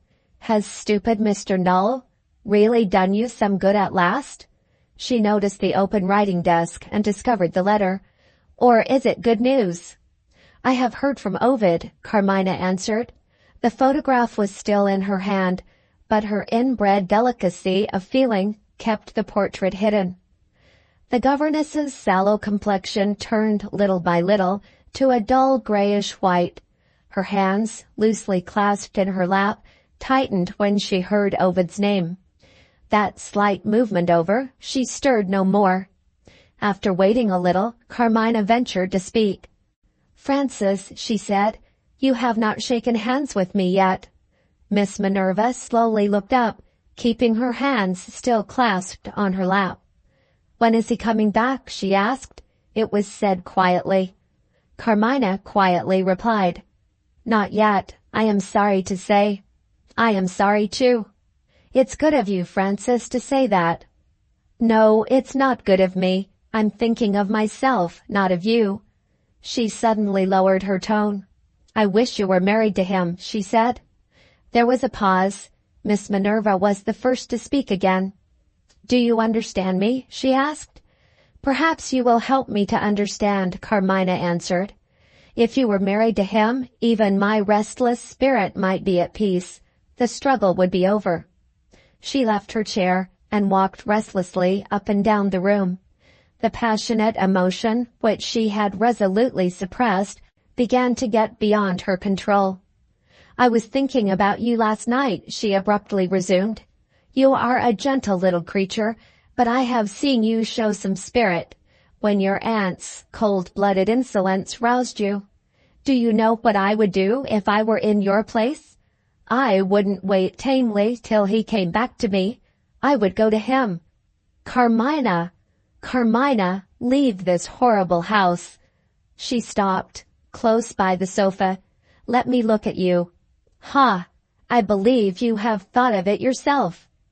I have thought of it. What did I say? You poor little prisoner, you have the right spirit in you. I wish I could give you some of my strength.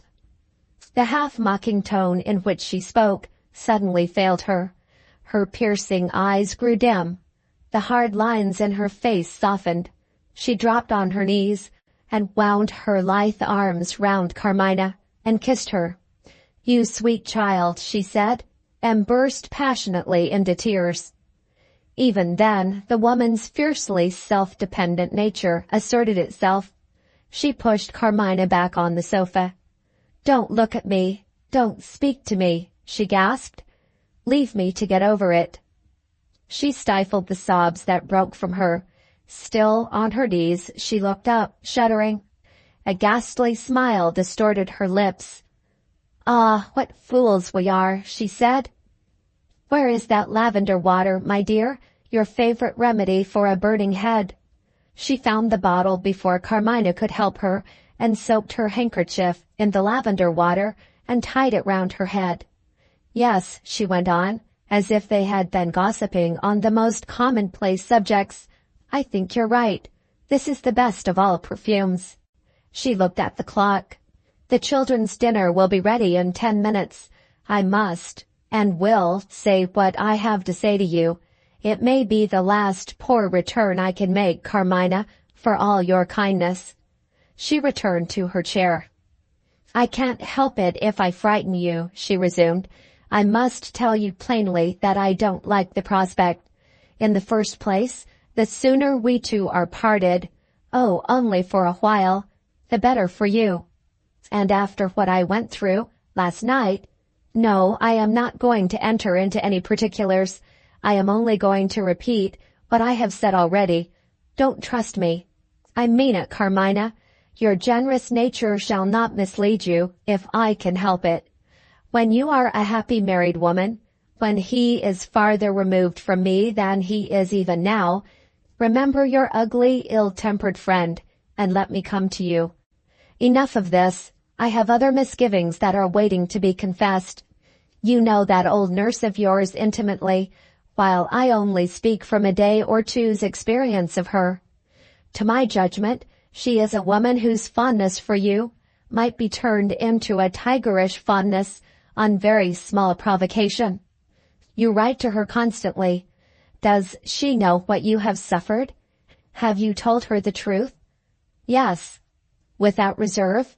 Entirely without reserve. When that old woman comes to London, Carmina, and sees you, and sees Mrs. Galilee, don't you think the consequences may be serious? And your position between them something, if you were 10 times stronger than you are, that no fortitude can endure. Carmina started up on the sofa. She was not able to speak.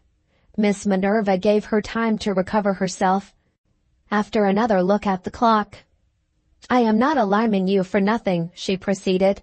I have something hopeful to propose. Your friend Teresa has energies, wild energies. Make a good use of them. She will do anything you ask of her. Take her with you to Canada. Oh, Francis! Miss Minerva pointed to the letter on the desk. Does he tell you when he will be back? No, he feels the importance of completely restoring his health. He is going farther and farther away. He has sent to Quebec for his letters. Then there is no fear of your crossing each other on the voyage. Go to Quebec and wait for him there. I should frighten him. Not you. What can I say to him? What you must say, if you are weak enough to wait for him here. Do you think his mother will consider his feelings when he comes back to marry you? I tell you again, I am not talking at random. I have thought it all out. I know how you can make your escape and defy pursuit. You have plenty of money. You have Teresa to take care of you. Go, for your own sake, for his sake, go. The clock struck the hour. She rose and removed the handkerchief from her head. Hush, she said. Do I hear the rustling of a dress on the landing below? She snatched up a bottle of Mr. Null's medicine as a reason for being in the room. The sound of the rustling dress came nearer and nearer. Mrs. Galilee, on her way to the schoolroom dinner, opened the door. She instantly understood the purpose which the bottle was intended to answer. It is my business to give Carmina her medicine, she said. Your business is at the schoolroom table. She took possession of the bottle and advanced to Carmina. There were 2 looking glasses in the room, one in the usual position over the fireplace, the other opposite on the wall behind the sofa. Turning back before she left the room, Miss Minerva saw Mrs. Galilee's face when she and Carmina looked at each other, reflected in the glass. The girls were waiting for their dinner. Maria received the unpunctual governess with her ready smile and her appropriate speech. Dear Miss Minerva, we were really almost getting alarmed about you. Pardon me for noticing it. You look— She caught the eye of the governess and stopped confusedly. Well, said Miss Minerva, how do I look? Maria still hesitated. Zoe spoke out as usual. You look as if somebody had frightened you. Chapter 37. After 2 days of rain, the weather cleared again. It was a calm, sunshiny Sunday morning. The flat country round Benjulia's house wore its brightest aspect on that clear autumn day. Even the doctor's gloomy domestic establishment reflected in some degree the change for the better. When he rose that morning, Benjulia presented himself to his household in a character which they were little accustomed to see, the character of a good-humoured master. He astonished his silent servant by attempting to whistle a tune. "If you ever looked cheerful in your life," he said to the man, "look cheerful now. I am going to take a holiday." After working incessantly, never leaving his laboratory, eating at his dreadful table, snatching an hour's rest occasionally on the floor, he had completed a series of experiments with results on which he could absolutely rely. He had advanced by one step nearer towards solving that occult problem in brain disease which had thus far baffled the investigations of medical men throughout the civilized world. If his present rate of progress continued, the lapse of another month might add his name to the names that remain immortal among physicians in the annals of discovery. So completely had his labours absorbed his mind that he only remembered the letters which Mrs. Galilee had left with him when he finished his breakfast on Sunday morning. Upon examination there appeared no allusion in Ovid's correspondence to the mysterious case of illness which he had attended at Montreal. The one method now left by which Benjulia could relieve the doubt that still troubled him was to communicate directly with his friend in Canada. He decided to celebrate his holiday by taking a walk, his destination being the Central Telegraph Office in London. But before he left the house, his domestic duties claimed attention. He issued his orders to the cook. At 3 o'clock he would return to dinner. That day was to witness the celebration of his first regular meat for 48 hours past, and he expected the strictest punctuality. The cook, lately engaged, was a vigorous little woman with fiery hair and a high colour. She, like the manservant, felt the genial influence of her master's amiability. He looked at her for the first time since she entered the house. A twinkling light showed itself furtively in his dreary grey eyes. He took a dusty old hand screen from the sideboard and made her a present of it. "There," he said with his dry humour, "don't spoil your complexion before the kitchen fire." The cook possessed a sanguine temperament and a taste to be honoured and encouraged, the taste for reading novels. She put her own romantic construction on the extraordinary compliment which the doctor's jesting humour had paid to her. As he walked out, grimly smiling and thumping his big stick on the floor, a new idea illuminated her mind. Her master admired her. Her master was no ordinary man. It might end in his marrying her. On his way to the telegraph office, Benjulia left Ovid's letters at Mrs. Galilee's house. If he had personally returned them, he would have found the learned lady in no very gracious humour. On the previous day she had discovered Carmina and Miss Minerva engaged in a private conference, without having been able even to guess what the subject under discussion between them might be. They were again together that morning. Maria and Zoe had gone to church with their father. Miss Minerva was kept at home by a headache. At that hour, and under those circumstances, there was no plausible pretence which could justify Mrs. Galilee's interference. She seriously contemplated the sacrifice of a month's salary, and the dismissal of her governess without notice. When the footman opened the door, Benjulia handed in the packet of letters. After his latest experience of Mrs. Galilee, he had no intention of returning her visit. He walked away without uttering a word. The cable took his message to Mr. Morphew in these terms: Ovid's patient at Montreal. Was the complaint brain disease? Yes or no? Having made arrangements for the forwarding of the reply from his club, he set forth on the walk back to his house. At 3:05 he was at home again. As the clock struck the hour, he rang the bell. The manservant appeared without the dinner. Benjulia's astonishing amiability on his holiday was even equal to this demand on its resources. "I ordered roast mutton at 3, he said with terrifying tranquillity. "Where is it?" "The dinner will be ready in 10 minutes, sir." "Why is it not ready now?" "But the cook hopes you will excuse her, sir. She is a little behindhand to-day." "What has hindered her, if you please?" The silent servant, on all other occasions the most impenetrable of human beings, began to tremble. The doctor had literally kicked a man out of the house who had tried to look through the laboratory skylight. He had turned away a female servant at half an hour's notice for forgetting to shut the door a second time in one day.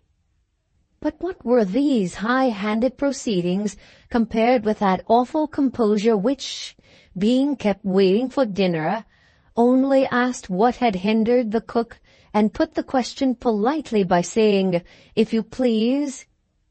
"Perhaps you were making love to her?" the doctor suggested as gently as ever.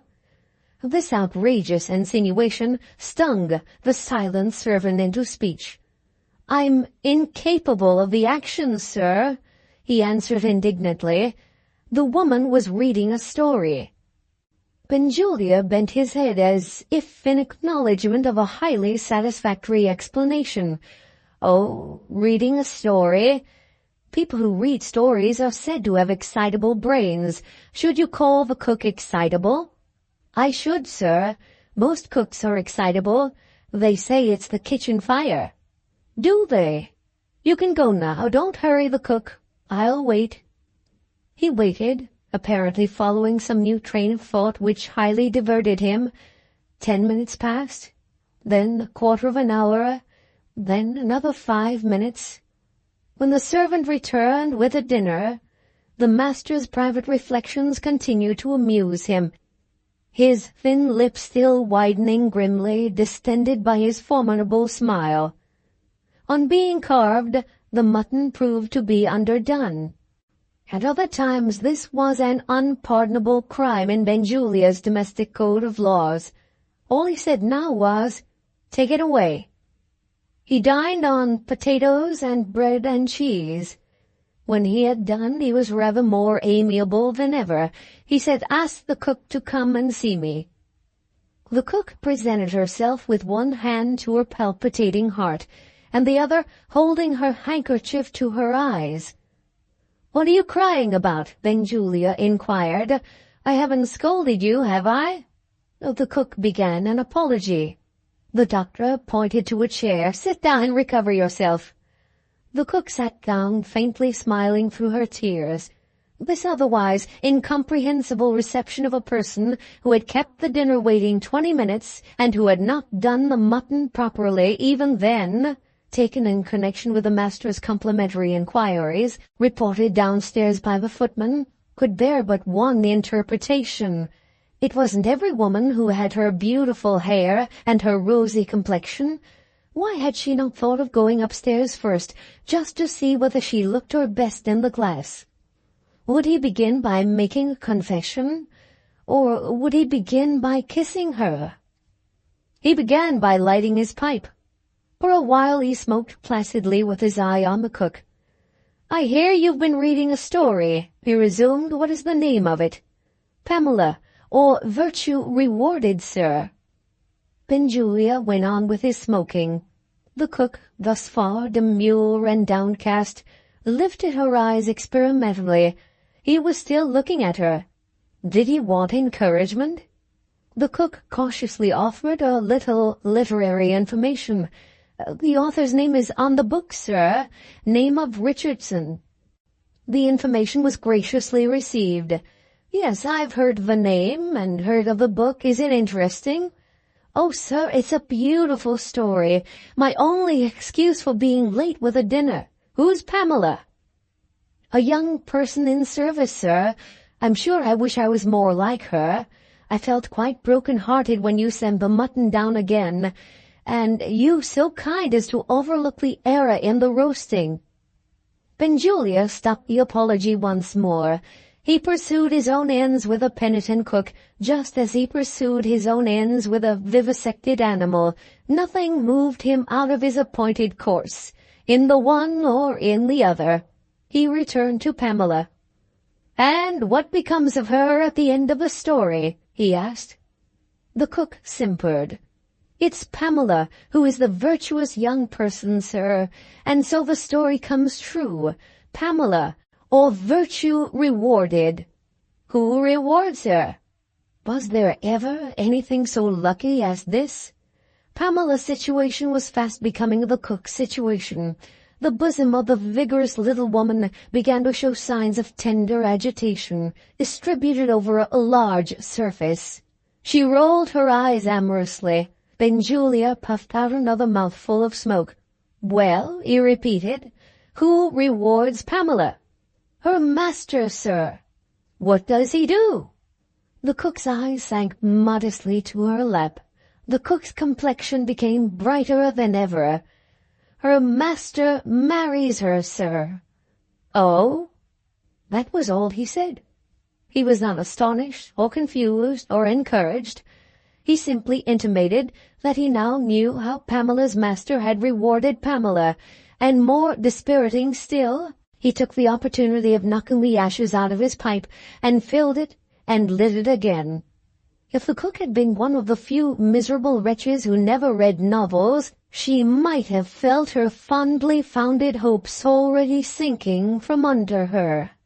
As it was, Richardson sustained her faith in herself. Richardson reminded her that Pamela's master had hesitated, and that Pamela's virtue had not earned its reward on easy terms. She stole another look at the doctor. The eloquence of the woman's eyes, so widely and justly celebrated in poetry and prose, now spoke in the cook's eyes. They said, "Marry me, dear sir, and you shall never have underdone mutton again." The hearts of other savages have been known to soften under sufficient influences. Why should the scientific savage under similar pressure not melt a little too? The doctor took up the talk again. He made a kind allusion to the cook's family circumstances. "When you first came here, I think you told me you had no relations." "I am an orphan, sir." "And you had been some time out of a situation when I engaged you?" "Yes, sir. My poor little savings were nearly at an end." Could he resist that pathetic picture of the orphan's little savings, framed, as it were, in a delicately designed reference to her fellow servant in the story? "I was as poor as Pamela," she suggested softly. "And as virtuous," Benjulia added. The cook's eloquent eyes said, "Thank you, sir." He laid down his pipe. That was a good sign, surely. He drew his chair nearer to her. Better and better. His arm was long enough in the new position to reach her waist. Her waist was ready for him. "You have nothing in particular to do this afternoon, and I have nothing particular to do." He delivered himself of this assertion rather abruptly. At the same time, it was one of those promising statements which pave the way for anything he might say. "Having nothing particular to do today, why shouldn't we make love?" Or he might say, "Having nothing particular to do tomorrow, why shouldn't we get the marriage license?" Would he put it that way? No. He made a proposal of quite another kind. He said, "You seem to be fond of stories. Suppose I tell you a story." Perhaps there was some hidden meaning in this. There was unquestionably a sudden alteration in his look and manner. The cook asked herself what it meant. If she had seen the doctor at his secret work in the laboratory, the change in him might have put her on her guard. He was now looking experimentally at the inferior creature seated before him in the chair, as he looked experimentally at the other inferior creatures stretched under him on the table. His story began in the innocent old-fashioned way. Once upon a time there was a master and there was a maid. We will call the master by the first letter of the alphabet, Mr. A, and we will call the maid by the second letter, Miss B. The cook drew a long breath of relief. There was a hidden meaning in the doctor's story. The unfortunate woman thought to herself, "I have not only got fine hair and a beautiful complexion, I am clever as well." On her rare evenings of liberty she sometimes gratified another highly creditable taste. Besides the taste for reading novels, she was an eager play-goer. That notable figure in the drama, the man who tells his own story under pretense of telling the story of another person, was no unfamiliar figure in her stage experience. Her encouraging smile made its modest appearance once more. In the very beginning of a master's story she saw already the happy end. "We all of us have our troubles in life," Benjulia went on, "and Miss B had her troubles. For a long time she was out of a situation, and she had no kind parents to help her. Miss B was an orphan. Her little savings were almost gone."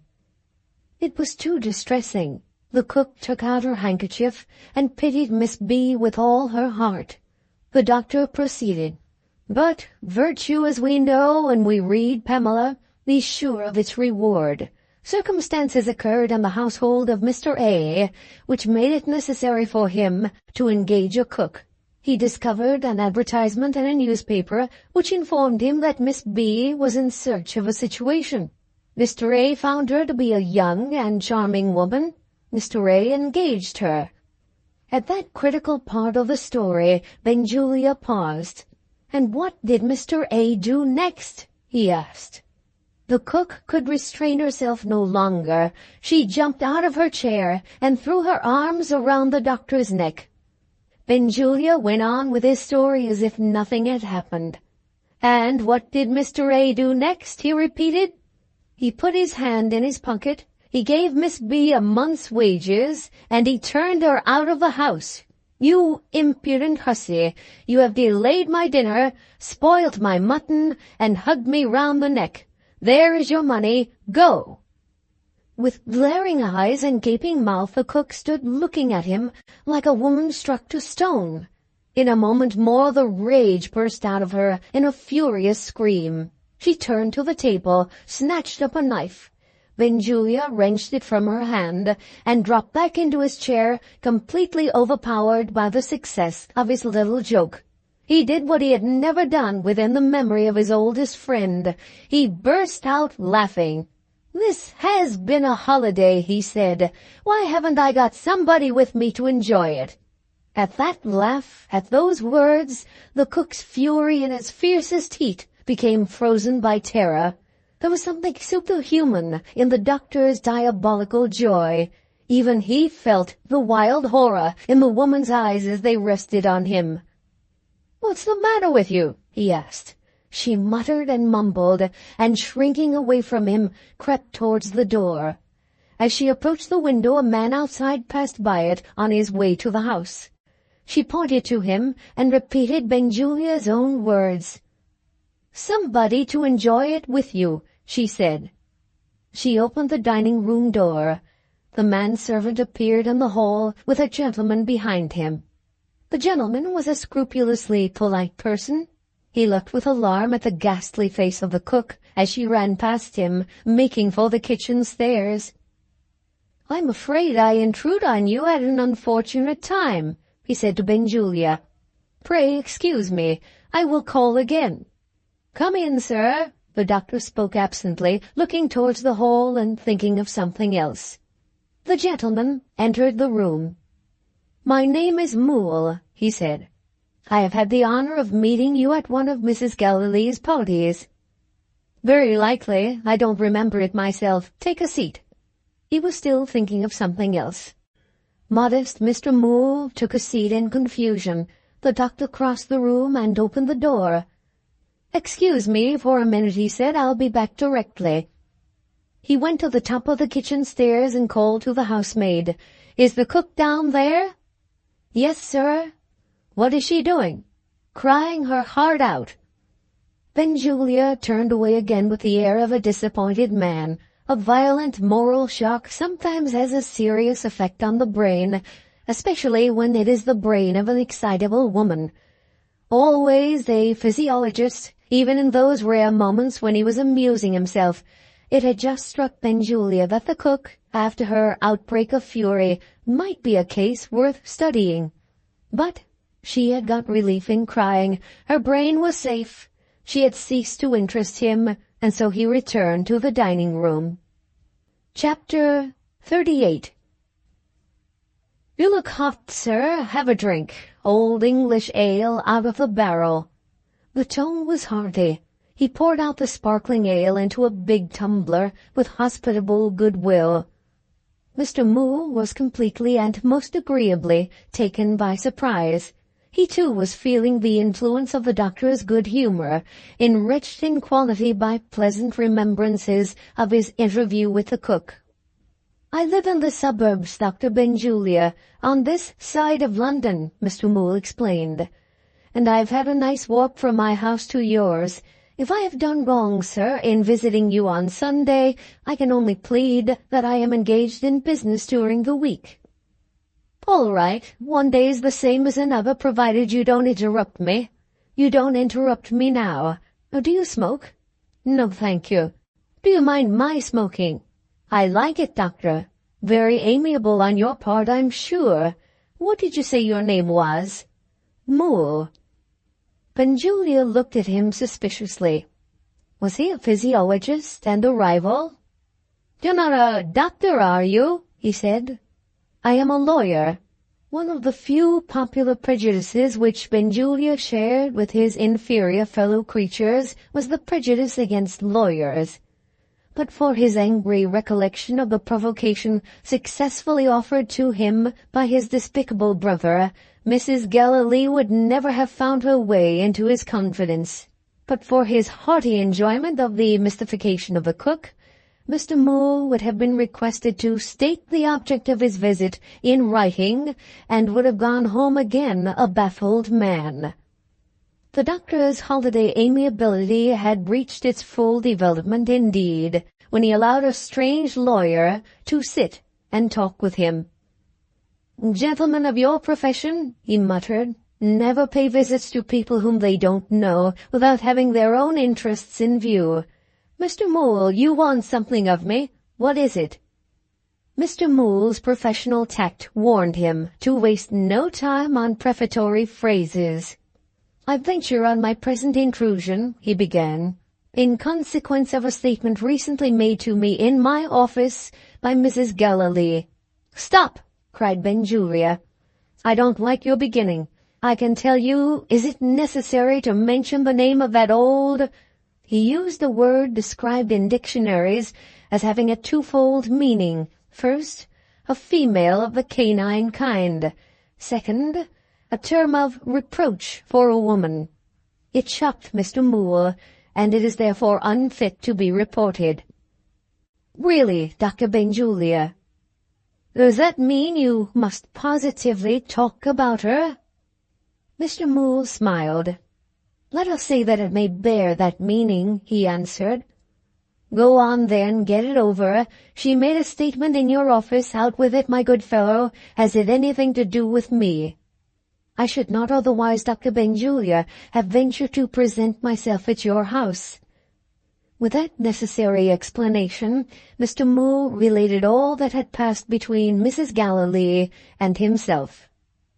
At the outset of the narrative, Benjulia angrily laid aside his pipe, on the point of interrupting the lawyer. He changed his mind, and putting a strong constraint on himself, listened in silence. "I hope, sir," Mr. Mole concluded, "you will not take a hard view of my motive. It is only the truth to say that I am interested in Miss Carmina's welfare. I felt the sincerest respect and affection for her parents. You knew them too. They were good people. On reflection, you must surely regret it, if you have carelessly repeated a false report. Won't you help me to clear the poor mother's memory of this horrid stain?" Benjulia smoked in silence. Had that simple and touching appeal found its way to him? He began very strangely, when he consented at last to open his lips. "You're what they call a middle-aged man," he said. "I suppose you have had some experience of women?" Mr. Mole blushed. "I am a married man, sir," he replied gravely. "Very well, that's experience of one kind. When a man's out of temper and a woman wants something of him, do you know how cleverly she can take advantage of her privileges to aggravate him, till there's nothing he won't do to get her to leave him in peace? That's how I came to tell Mrs. Galilee what she told you." He waited a little and comforted himself with his pipe. "Mind this," he resumed.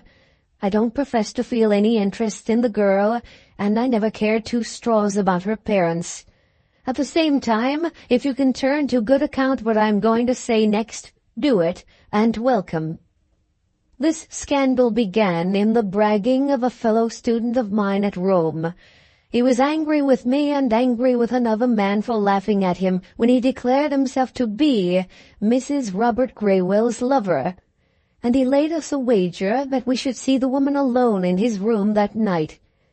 We were hidden behind a curtain, and we did see her in his room. I paid the money I had lost, and left Rome soon afterwards. The other man refused to pay." "On what ground?" Mr. Mole eagerly asked. "On the ground that she wore a thick veil, and never showed her face." "An unanswerable objection, Dr. Benjulia." "Perhaps it might be. I didn't think so myself. 2 hours before, Mrs. Robert Graywell and I had met in the street. She had on a dress of a remarkable color in those days, a sort of sea green, and a bonnet to match, which everybody stared at because it was not half the size of the big bonnets then in fashion. There was no mistaking the strange dress or the tall figure when I saw her again in the student's room, so I paid the bet." Do you remember the name of the man who refused to pay? His name was Egisto Bocconi. Have you heard anything of him since? Yes, he got into some political scrape and took refuge like the rest of them in England, and got his living like the rest of them by teaching languages. He sent me his prospectus, and that's how I came to know about it. Have you got the prospectus? Torn up long ago. Mr. Mole wrote down the name in his pocket-book. There's nothing more you can tell me? He said. Nothing. Accept my best thanks, Doctor. Good day. If you find Bocconi, let me know. Another drop of ale? Are you likely to see Mrs. Galilee soon? Yes, if I can find Bocconi. Do you ever play with children? I have 5 of my own to play with, Mr. Mole answered. Very well. Ask for the youngest child when you go to Mrs. Galilee's. We call her Zoe. Put your finger on her spine, here, just below the neck. Press on the place, so. And when she wriggles, say, with the big doctor's love. Getting back to his own house, Mr. Mole was surprised to find an open carriage at the garden gate. A smartly dressed woman on the front seat surveyed him with an uneasy look. If you please, sir, she said, would you kindly tell Miss Carmina that we really mustn't wait any longer? The woman's uneasiness was reflected in Mr. Mole's face. A visit from Carmina at his private residence could have no ordinary motive. The fear instantly occurred to him that Mrs. Galilee might have spoken to her of her mother. Before he opened the drawing-room door, this alarm passed away. He heard Carmina talking with his wife and daughters. May I say one little word to you, Mr. Mole? He took her into his study. She was shy and confused, but certainly neither angry nor distressed. My aunt sends me out every day when it's fine for a drive, she said. As the carriage passed close by, I thought I might ask you a question. Certainly, my dear, as many questions as you please. It's about the law. My aunt says she has the authority over me now, which my dear father had while he was living. Is that true? Quite true. For how long is she my guardian? Until you are 21 years old. The faint color faded from Carmina's face. More than 3 years perhaps to suffer, she said sadly.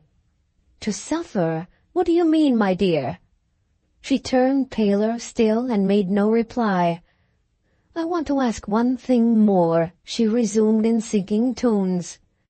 Would my aunt still be my guardian, supposing I was married? Mr. Mole answered this with his eyes fixed on her in grave scrutiny. In that case, your husband is the only person who has any authority over you.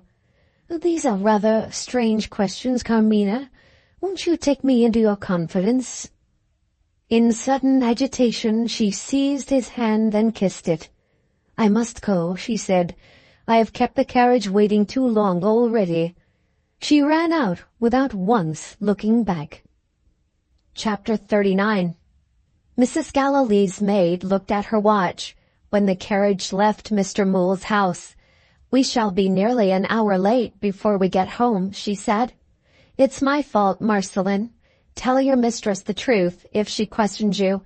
I shall not think the worse of you for obeying your orders. I'd rather lose my place, miss, than get you into trouble. The woman spoke truly. Carmina's sweet temper had made her position not only endurable, but delightful. She had been treated like a companion and a friend. But for that circumstance, so keenly had Marceline felt the degradation of being employed as a spy, she would undoubtedly have quitted Mrs. Galilee's service. On the way home, instead of talking pleasantly as usual, Carmina was silent and sad. Had this change in her spirits been caused by the visit to Mr. Mole? It was even so. The lawyer had innocently decided her on taking the desperate course which Miss Minerva had proposed. If Mrs. Galilee's assertion of her absolute right of authority as guardian had been declared by Mr. Moole to be incorrect, Carmina, hopefully forgetful of her aunt's temper, had thought of a compromise. She would have consented to remain at Mrs. Gallilee's disposal until Ovid returned, on condition of being allowed, when Teresa arrived in London, to live in retirement with her old nurse. This change of abode would prevent any collision between Mrs. Gallilee and Teresa, and would make Carmina's life as peaceful and even as happy as she could wish. But now that the lawyer had confirmed her aunt's statement of the position in which they stood towards one another, instant flight to Ovid's love and protection seemed to be the one choice left, unless Carmina could resign herself to a life of merciless persecution and perpetual suspense. The arrangements for the flight were already complete. That momentary view of Mrs. Gallilee's face, reflected in the glass, had confirmed Miss Minerva's resolution to interfere.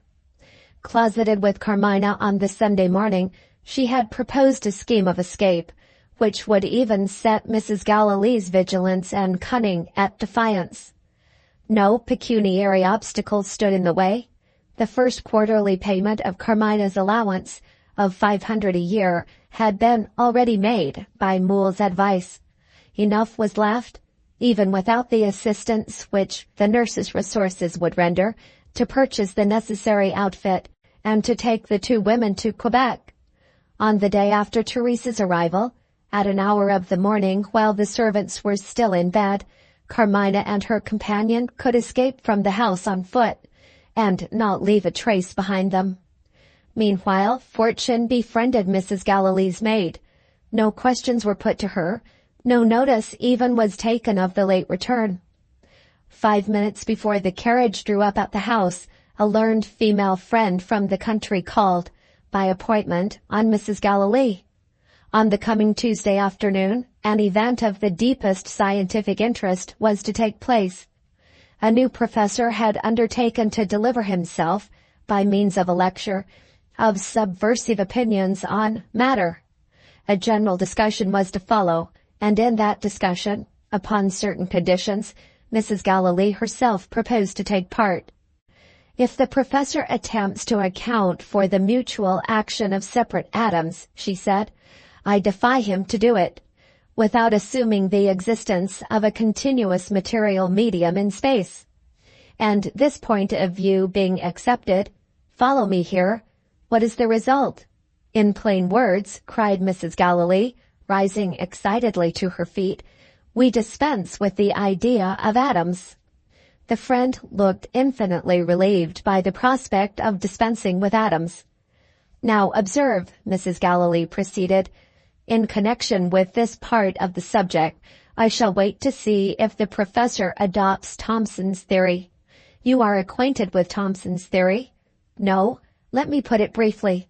Mere heterogeneity, together with gravitation, is sufficient to explain all the apparently discordant laws of molecular action. You understand? Very well. If the professor passes over Thomson, then I rise in the body of the hall and take my stand. Follow me again. On these grounds. While Mrs. Gallilee's grounds were being laid out for the benefit of her friend, the coachman took the carriage back to the stables. The maid went downstairs to tea, and Carmina joined Miss Minerva in the schoolroom, all three being protected from discovery by Mrs. Gallilee's rehearsal of her performance in the Comedy of Atoms. The Monday morning brought with it news from Rome, serious news which confirmed Miss Minerva's misgivings. Carmina received a letter, bearing the Italian postmark, but not addressed to her in Teresa's handwriting. She looked to the signature before she began to read. Her correspondent was the old priest, Father Patrizio. He wrote in these words, My dear child, our good Teresa leaves us today on her journey to London. She has impatiently submitted to the legal ceremonies rendered necessary by her husband, having died without making a will.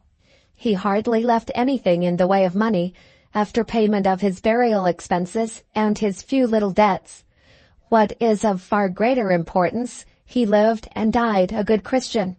I was with him in his last moments. Offer your prayers, my dear, for the repose of his soul. Teresa left me, declaring her purpose of traveling night and day so as to reach you the sooner. In her headlong haste, she has not even waited to look over her husband's papers, but has taken the case containing them to England to be examined at leisure in your beloved company. Strong as this good creature is, I believe she will be obliged to rest on the road for a night at least. Calculating on this, I assume that my letter will get to you first. I have something to say about your old nurse, which it is well that you should know. Do not for a moment suppose that I blame you for having told Teresa of the unfriendly reception which you appear to have met with from your aunt and guardian. Who should you confide in, if not in the excellent woman who has filled the place of a mother to you? Besides, from your earliest years, have I not always instilled into you the reverence of truth? You have told the truth in your letters. My child, I commend you, and feel for you. But the impression produced on Teresa is not what you or I could wish. It is one of her merits that she loves you with the truest devotion. It is one of her defects that she is fierce and obstinate in resentment. Your aunt has become an object of absolute hatred to her. I have combated successfully, as I hope and believe, this unchristian state of feeling. She is now beyond the reach of my influence. My purpose in writing is to beg you to continue the good work that I have begun. Compose this impetuous nature. Restrain this fiery spirit. Your gentle influence, Carmina, has a power of its own over those who love you, and who loves you like Teresa, of which perhaps you are not yourself aware. Use your power discreetly, and with the blessing of God and his saints, I have no fear of the result. Write to me, my child, when Teresa arrives, and let me hear that you are happier and better in health. Tell me also whether there is any speedy prospect of your marriage.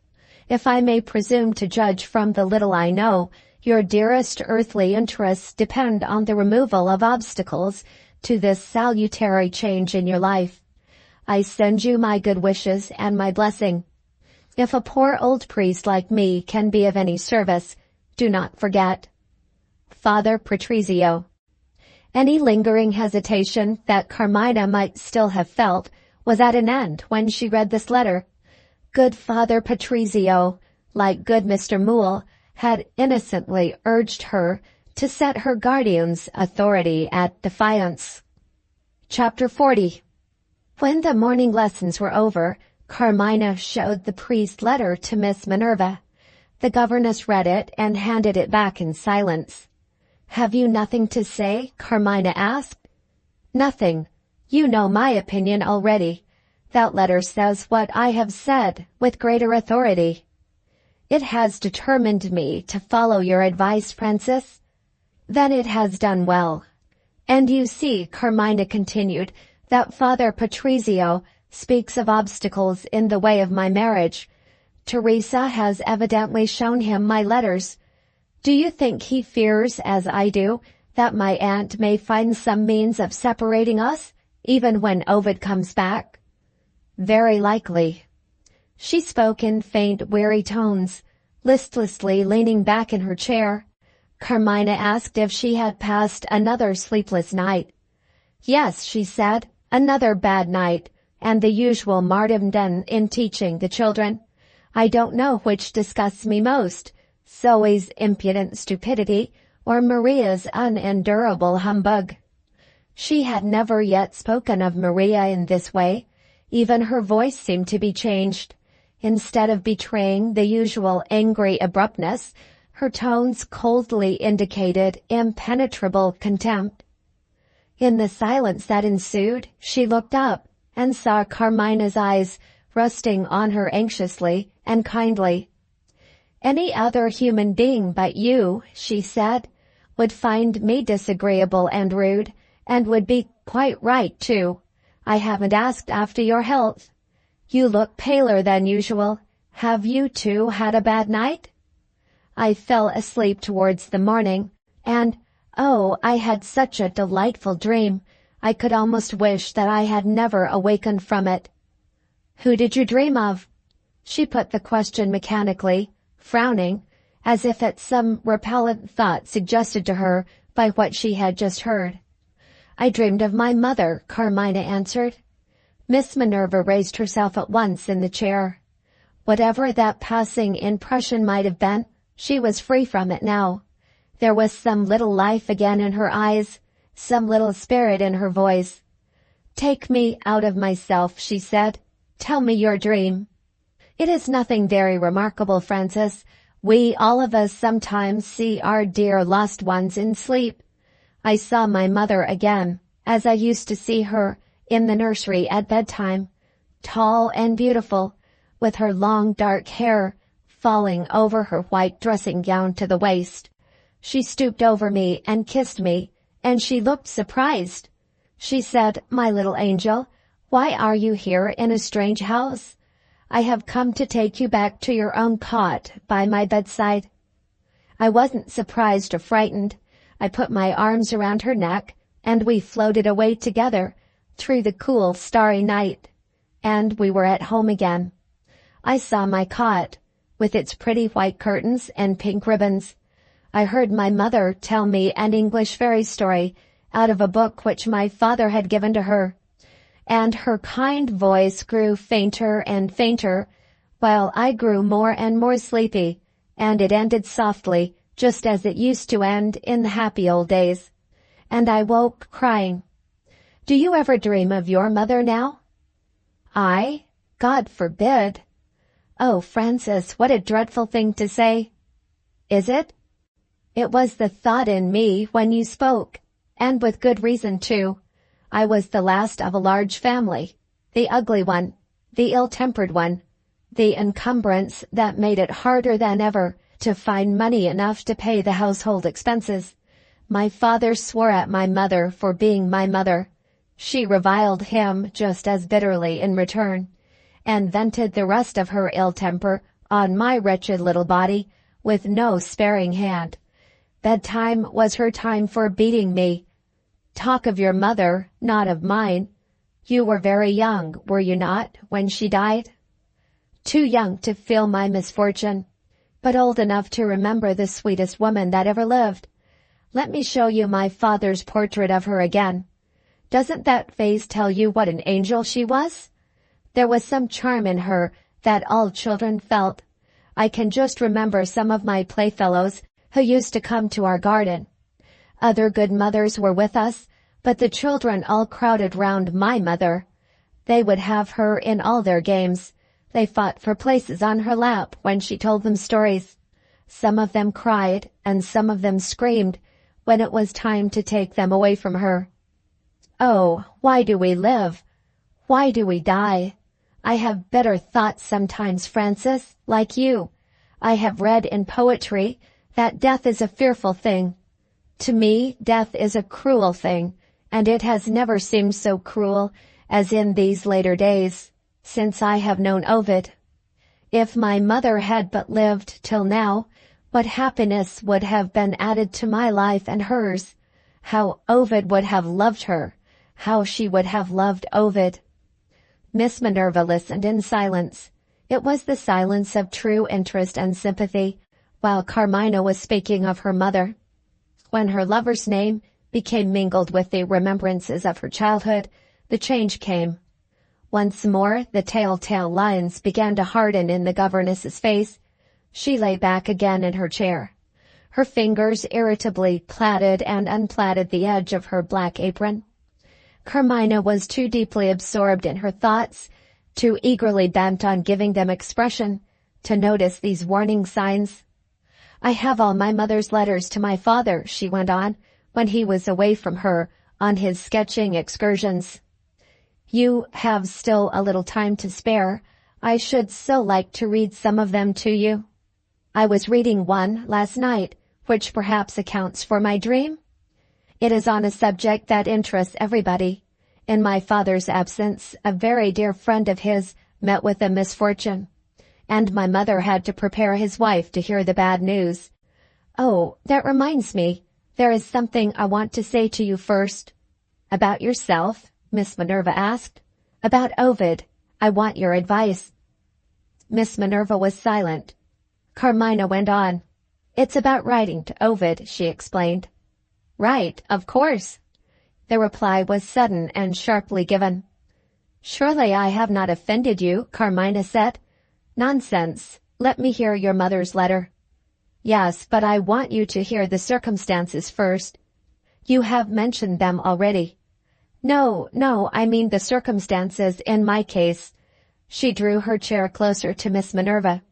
"I want to whisper, for fear of somebody passing on the stairs. The more I think of it, the more I feel that I ought to prepare Ovid for seeing me before I make my escape. You said when we talked of it—" "Never mind what I said." "Oh, but I do mind. You said I could go to Ovid's bankers at Quebec, and then write, when I knew where he was. I have been thinking it over since, and I see a serious risk. He might return from his inland journey on the very day that I get there. He might even meet me in the street. In his delicate health, I daren't think of what the consequences of such a surprise might be. And then there is the dreadful necessity of telling him that his mother has driven me into taking this desperate step. In my place, wouldn't you feel that you could do it more delicately in writing?" "I dare say. I might write tomorrow, for instance. Tomorrow is one of the American mail days. My letter would get to Canada, remembering the roundabout way by which Teresa and I are to travel, for fear of discovery, days and days before we could arrive. I should shut myself up in a hotel at Quebec, and Teresa could go every day to the bank to hear if Ovid was likely to send for his letters, or likely to call soon and ask for them. Then he would be prepared. Then, when we meet—" The governess left her chair and pointed to the clock. Carmina looked at her and rose in alarm. "Are you in pain?" she asked. "Yes, neuralgia, I think. I have the remedy in my room. Don't keep me, my dear. Mrs. Galilee mustn't find me here again."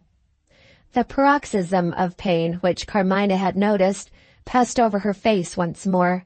She subdued it and left the room. The pain mastered her again. A low cry broke from her when she closed the door. Carmina ran out. "Frances, what is it?"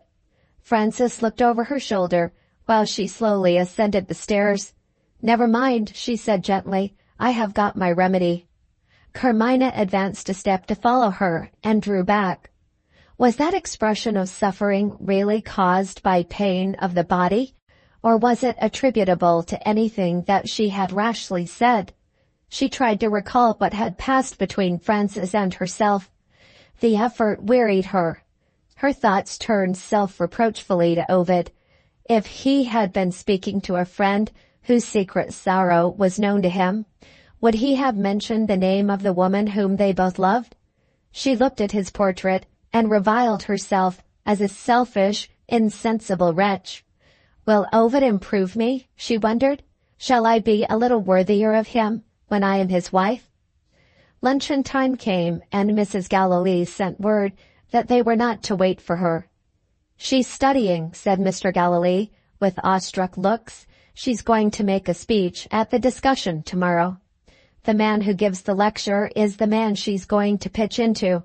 I don't know him, but how do you feel about it yourself, Carmina?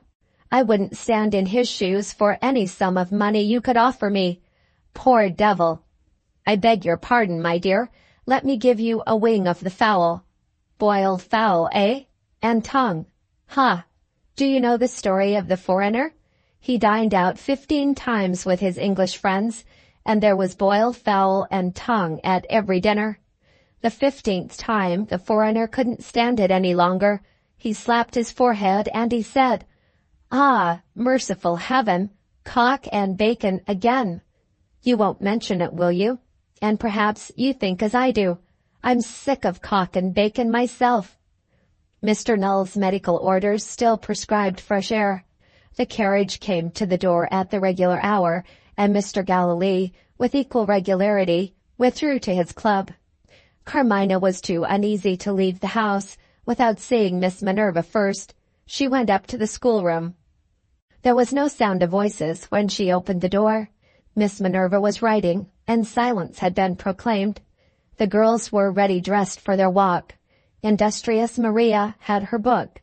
Idle Zoe, perched on a high chair, sat kicking her legs. "If you say a word," she whispered as Carmina passed her, "you'll be called an imp and stuck up on a chair. I shall go to the boy." "Are you better, Frances?" "Much better, my dear." Her face denied it. The look of suffering was there still. She tore up the letter which she had been writing and threw the fragments into the wastepaper basket. "That's the second letter you've torn up," Zoe remarked. "Say a word more, and you shall have bread and water for tea." Miss Minerva was not free from irritation, although she might be free from pain. Even Zoe noticed how angry the governess was. "I wish you could drive with me in the carriage," said Carmina. "The air would do you so much good." "Impossible. But you may soothe my irritable nerves in another way if you like." "How?" "Relieve me of these girls. Take them out with you. Do you mind?" Zoe instantly jumped off her chair, and even Maria looked up from her book. "I will take them with pleasure. Must we ask my aunt's permission?" "We will dispense with your aunt's permission. She is shut up in her study, and we are all forbidden to disturb her. I will take it on myself." She turned to the girls with another outbreak of irritability. "Be off!" Maria rose with dignity and made one of her successful exits. "I am sorry, dear Miss Minerva, if I have done anything to make you angry." She pointed the emphasis on "I" by a side look at her sister. Zoe bounced out of the room and performed the Italian boys' dance on the landing. "For shame," said Maria. Zoe burst into singing, "Ya, ya, ya, bella vita, ya. Jolly, jolly, jolly. We are going out for a drive." Carmina waited to say a friendly word before she followed the girls. "You didn't think me neglectful, Frances, when I let you go upstairs by yourself?" Miss Minerva answered sadly and kindly, "The best thing you could do was to leave me by myself." Carmina's mind was still not quite at ease. "Yes, but you were in pain," she said. "You curious child, I am not in pain now. Will you make me comfortable, Frances? Give me a kiss." "Two, my dear, if you like." She kissed Carmina on one cheek and on the other. "Now leave me to write," she said. Carmina left her. The drive ought to have been a pleasant one with Zoe in the carriage. To Marceline it was a time of the heartiest enjoyment. Maria herself condescended to smile now and then. There was only one dull person among them. Miss Carmina was but poor company, the maid remarked when they got back. Mrs. Galilee herself received them in the hall. "You will never take the children out again without my leave," she said to Carmina.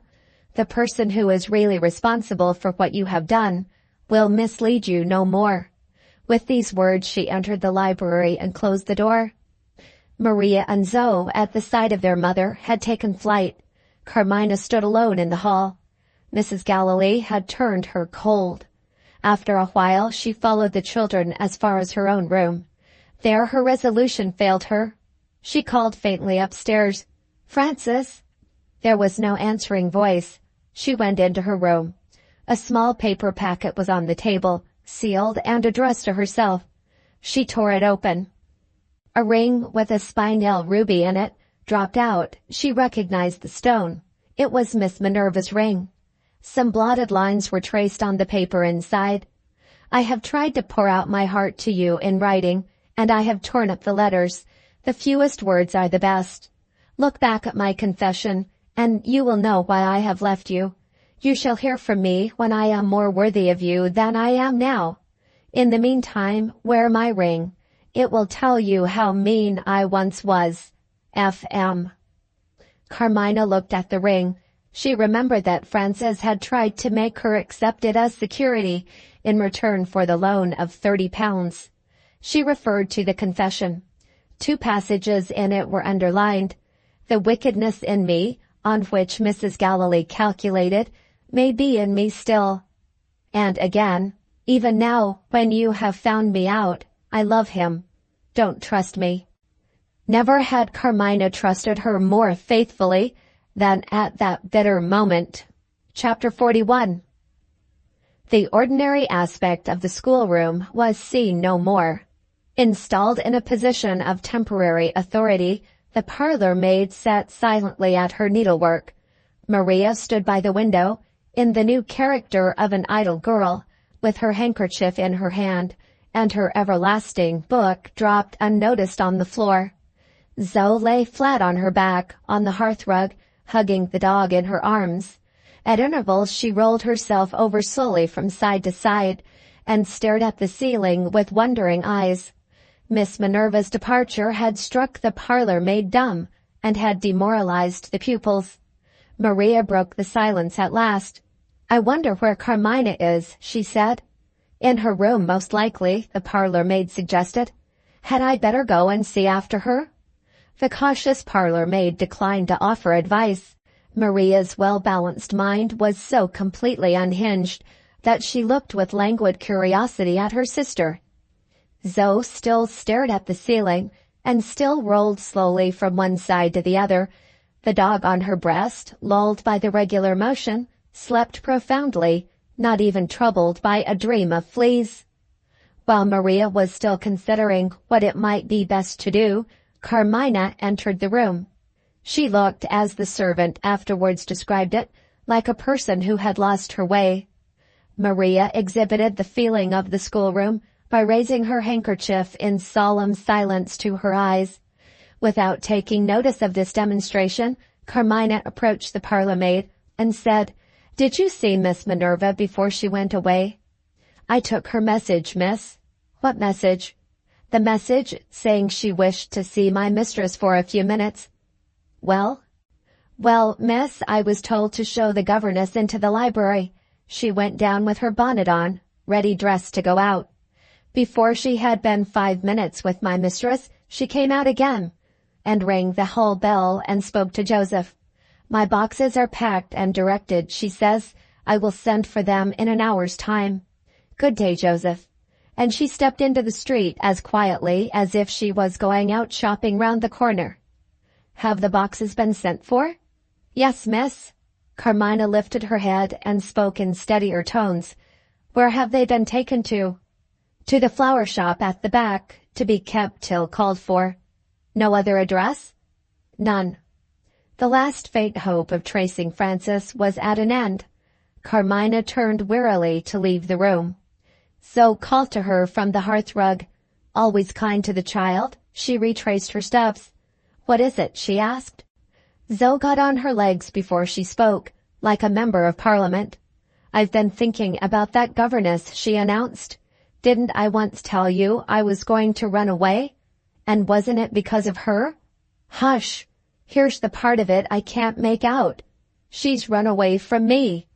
I don't bear malice. I'm only glad in myself. No more dirty nails. No more bread and water for tea. That's all. Good morning." Zoe laid herself down again on the rug, and the dog laid himself down again on Zoe. Carmina returned to her room to reflect on what she had heard from the parlor maid. It was now plain that Mrs. Galilee had not been allowed the opportunity of dismissing her governess at a moment's notice. Miss Minerva's sudden departure was unquestionably due to Miss Minerva herself. Thus far Carmina was able to think clearly, and no farther. The confused sense of helpless distress which she had felt after reading the few farewell words that Frances had addressed to her still oppressed her mind. There were moments when she vaguely understood, and bitterly lamented, the motives which had animated her unhappy friend.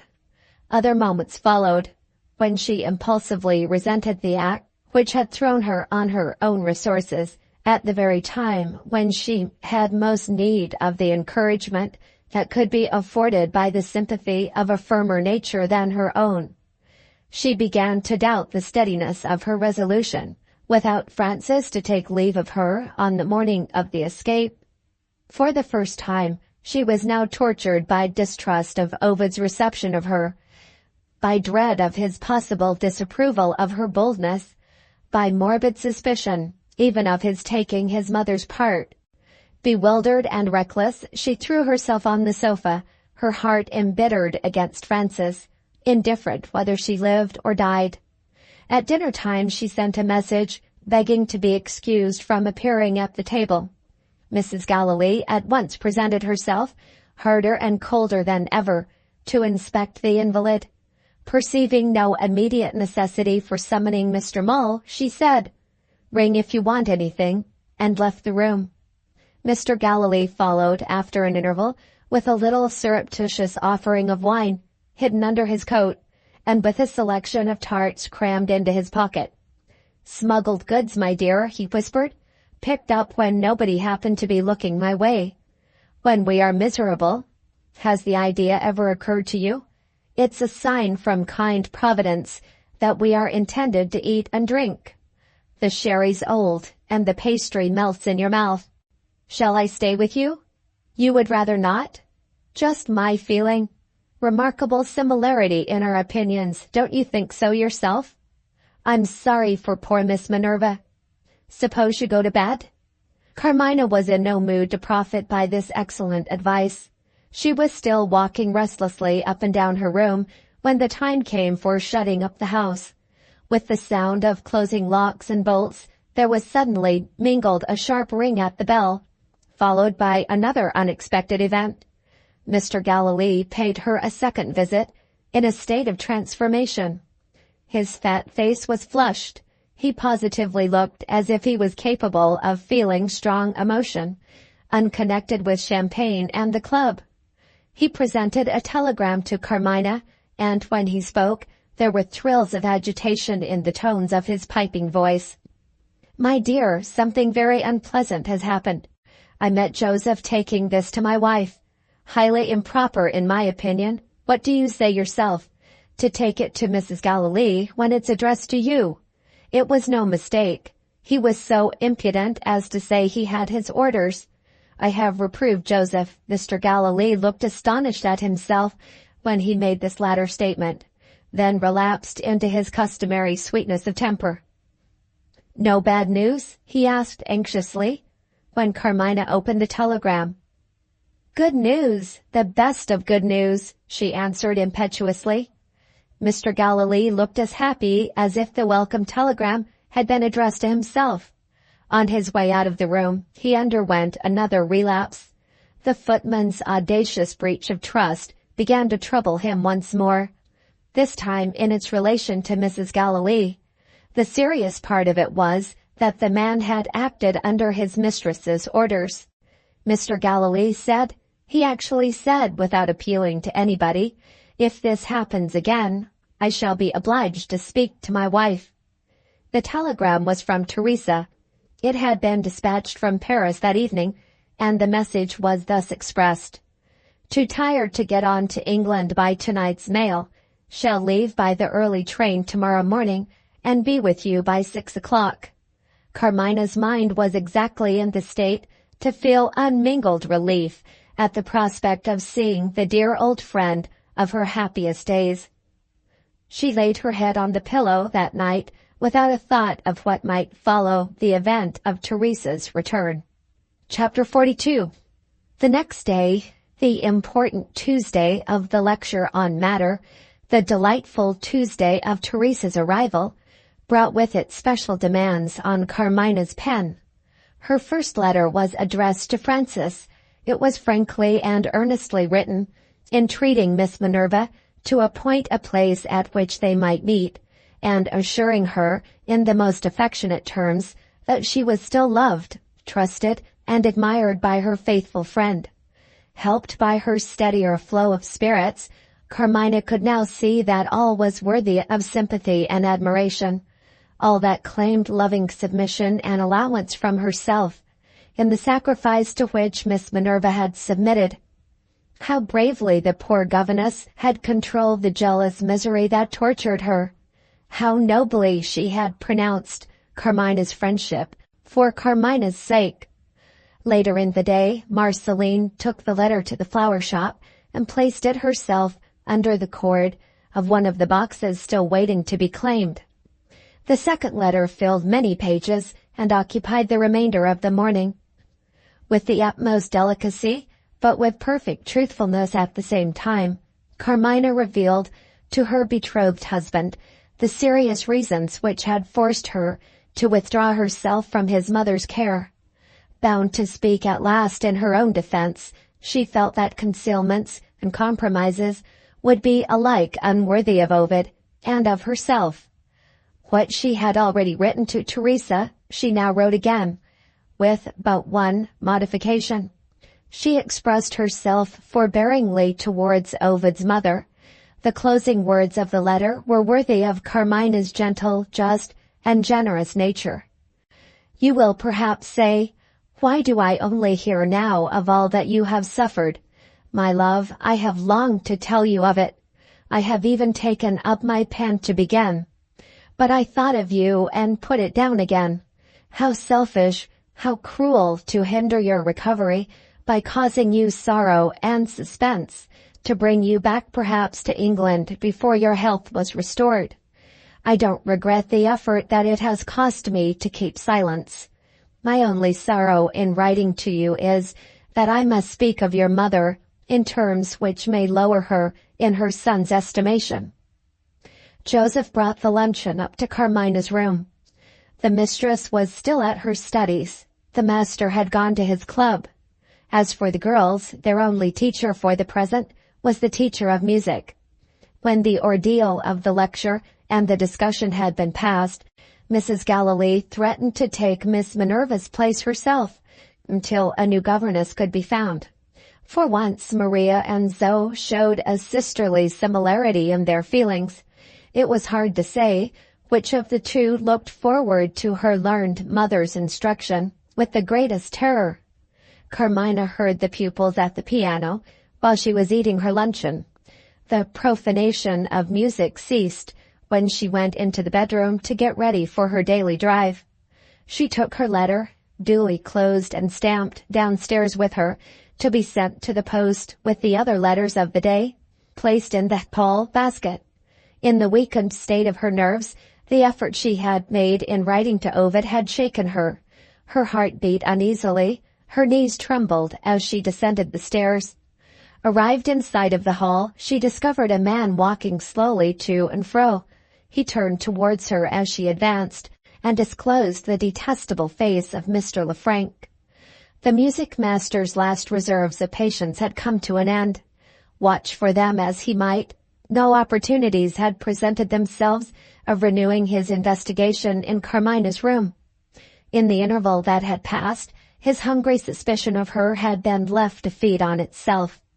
The motives for that incomprehensible attempt to make a friend of him remained hidden in as thick a darkness as ever.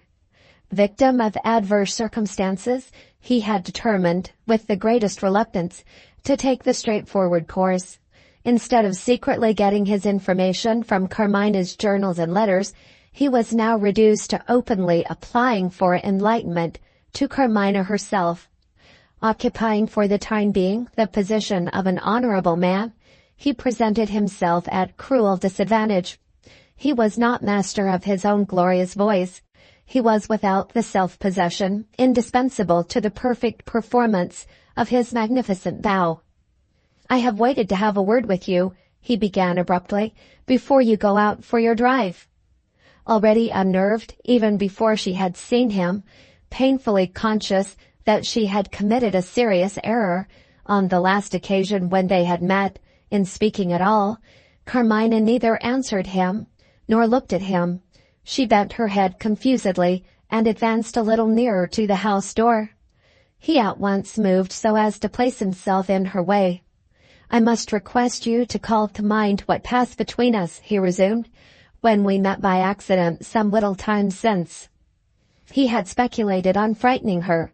His insolence stirred her spirit into asserting itself. "Let me by, if you please," she said. "The carriage is waiting for me." "The carriage can wait a little longer," he answered coarsely.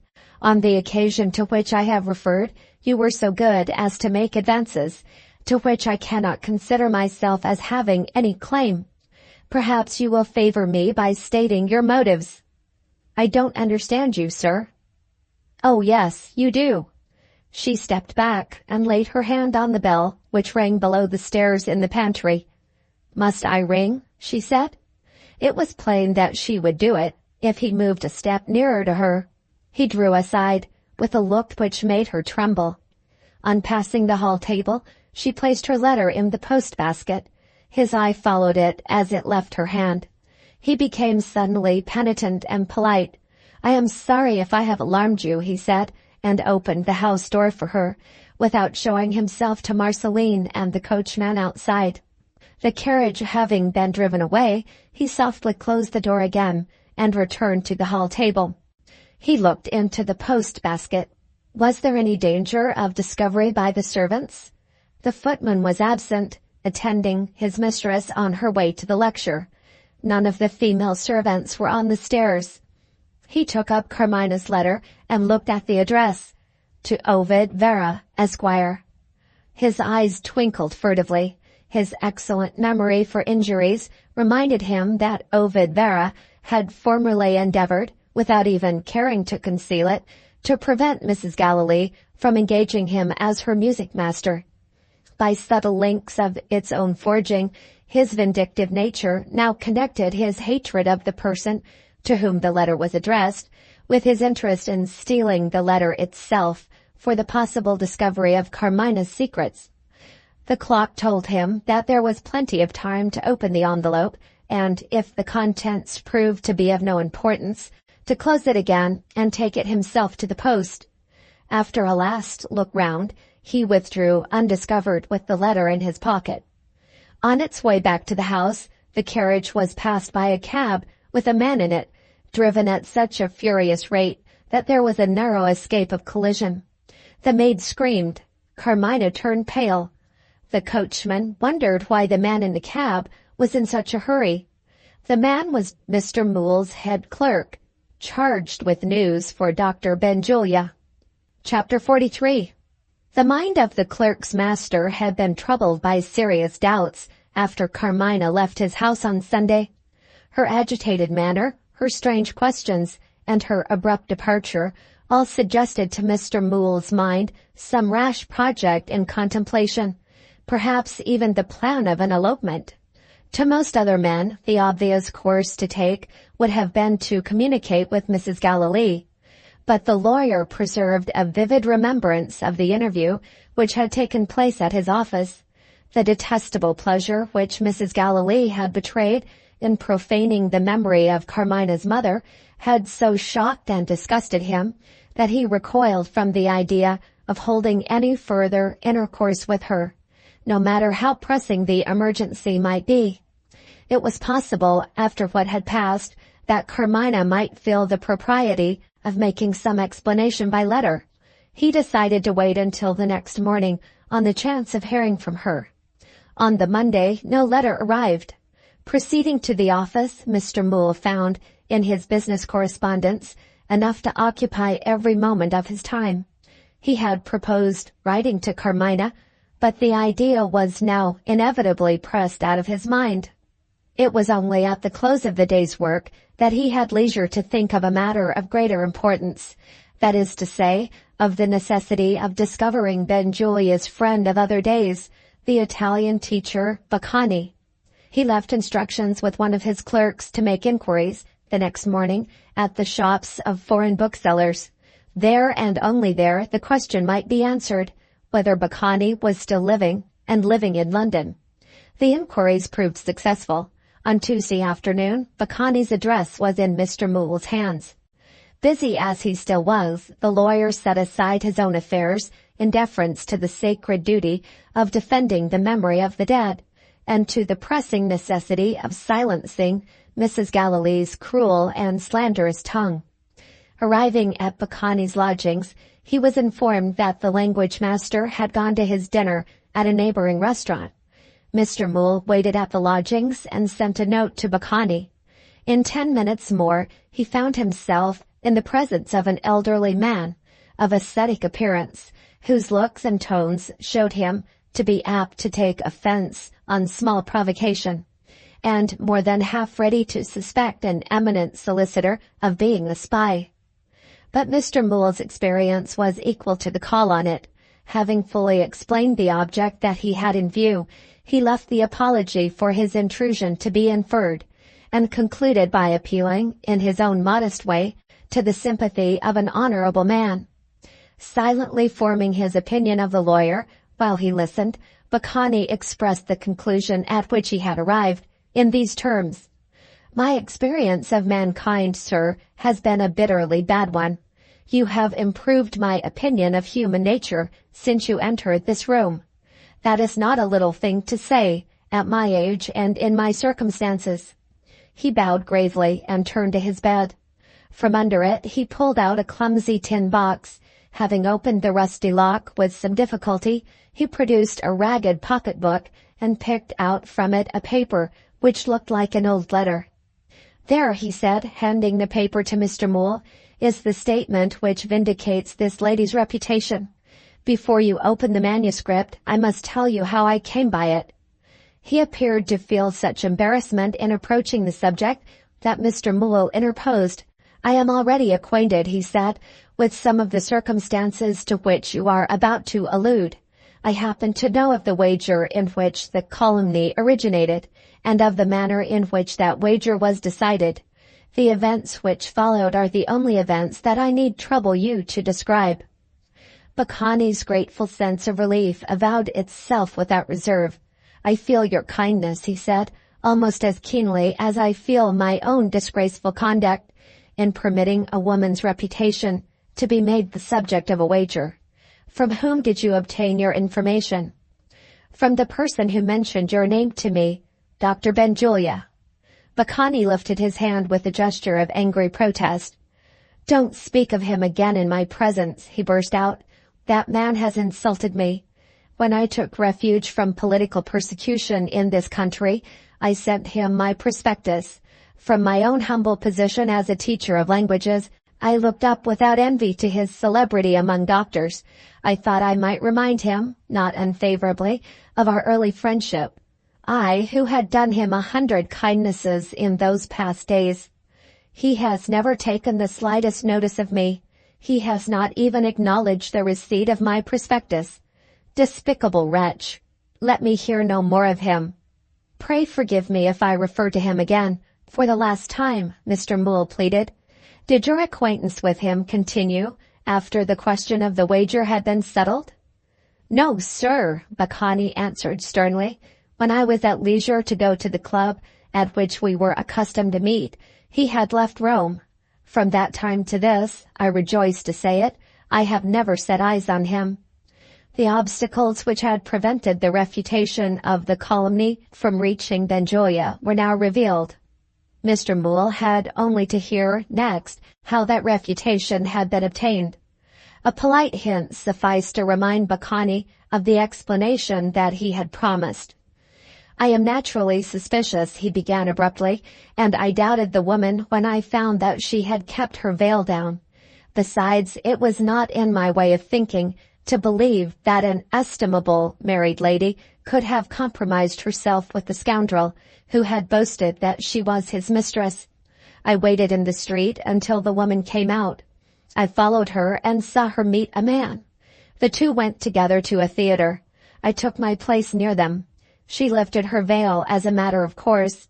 My suspicion of foul play was instantly confirmed. When the performance was over, I traced her back to Mr. Robert Greywell's house. He and his wife were both absent at a party. I was too indignant to wait till they came back. Under the threat of charging the wretch with stealing her mistress's clothes, I extorted from her the signed confession, which you have in your hand. She was under notice to leave her place for insolent behavior. The personation which had been intended to deceive me was an act of revenge, planned between herself and the blackguard who had employed her to make his lie look like truth. A more shameless creature I never met with. She said to me, 'I am as tall as my mistress and a better figure, and I've often worn her fine clothes on holiday occasions.' In your country, Mr. Moole, such women, so I am told, are ducked in a pod. There is one more thing to add before you read the confession. Mrs. Robert Greywell did imprudently send the man some money. in answer to a begging letter artfully enough written to excite her pity. A second application was refused by her husband. What followed on that you already know. Having read the confession, Mr. Mole was permitted to take a copy and to make any use of it which he might think desirable. His one remaining anxiety was to hear what had become of the person who had planned the deception. Surely, he said, that villain has not escaped punishment. Bacani answered this in his own bitter way. My dear sir, how can you ask such a simple question? That sort of man always escapes punishment. In the last extreme of poverty, his luck provides him with somebody to cheat. Common respect for Mrs. Robert Graywell closed my lips, and I was the only person acquainted with the circumstances.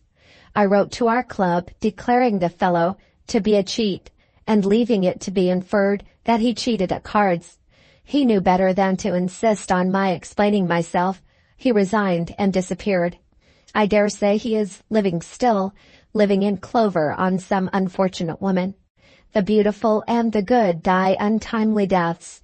He and his kind last and live. Mr. Mole had neither time nor inclination to plead in favor of the more hopeful view, which believes in the agreeable fiction called poetical justice. He tried to express his sense of obligation at parting. Bacani refused to listen. The obligation is all on my side, he said. As I have already told you, your visit has added a bright day to my calendar. In our pilgrimage, my friend, through this world of rogues and fools, we may never meet again. Let us remember gratefully that we have met. Farewell. So they parted. Returning to his office, Mr. Mole attached to the copy of the confession a brief statement of the circumstances under which the Italian had become possessed of it. He then added these lines, addressed to Benjulia. You set the false report afloat. I leave it to your sense of duty to decide whether you ought not to go at once to Mrs. Galilee and tell her that the slander which you repeated is now proved to be a lie. If you don't agree with me, I must go to Mrs. Galilee myself. In that case, please return, by the bearer, the papers which are enclosed. The clerk instructed to deliver these documents within the shortest possible space of time found Mr. Mole waiting at the office on his return. He answered his master's inquiries by producing Benjulia's reply. The doctor's amiable humor was still in the ascendant. His success in torturing his unfortunate cook had been followed by the receipt of a telegram from his friend at Montreal, containing this satisfactory answer to his question. Not brain disease. With his mind now set completely at rest, his instincts as a gentleman were at full liberty to control him. I entirely agree with you, he wrote to Mr. Mole. I go back with your clerk. The cab will drop me at Mrs. Galilee's house. Mr. Mole turned to the clerk. Did you wait to hear if Mrs. Galilee was at home? He asked. Mrs. Galilee was absent, sir, attending a lecture. What did Dr. Benjulia do? He went into the house to wait her return. Chapter 44. Mrs. Galilee's page, attending to the house door in the footman's absence, had just shown Benjulia into the library when there was another ring at the bell. The new visitor was Mr. Lefrank. He appeared to be in a hurry. Without any preliminary questions, he said, Take my card to Mrs. Galilee. My mistress is out, sir. The music master looked impatiently at the hall clock. The hall clock answered him by striking the half-hour after 5. Do you expect Mrs. Galilee back soon? We don't know, sir. The footman had his orders to be in waiting with the carriage at 5. After a moment of irritable reflection, Mr. Lefrank took a letter from his pocket. Say that I have an appointment and am not able to wait. Give Mrs. Galilee that letter the moment she comes in. With those directions, he left the house. The page looked at the letter. It was sealed, and over the address, 2 underlined words were written. Private, immediate.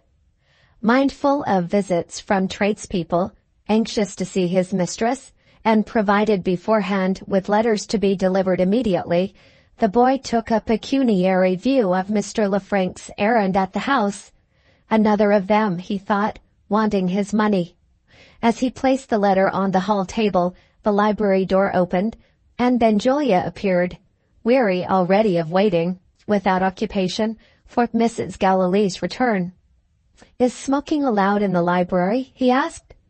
The page looked up at the giant towering over him with the envious admiration of a short boy.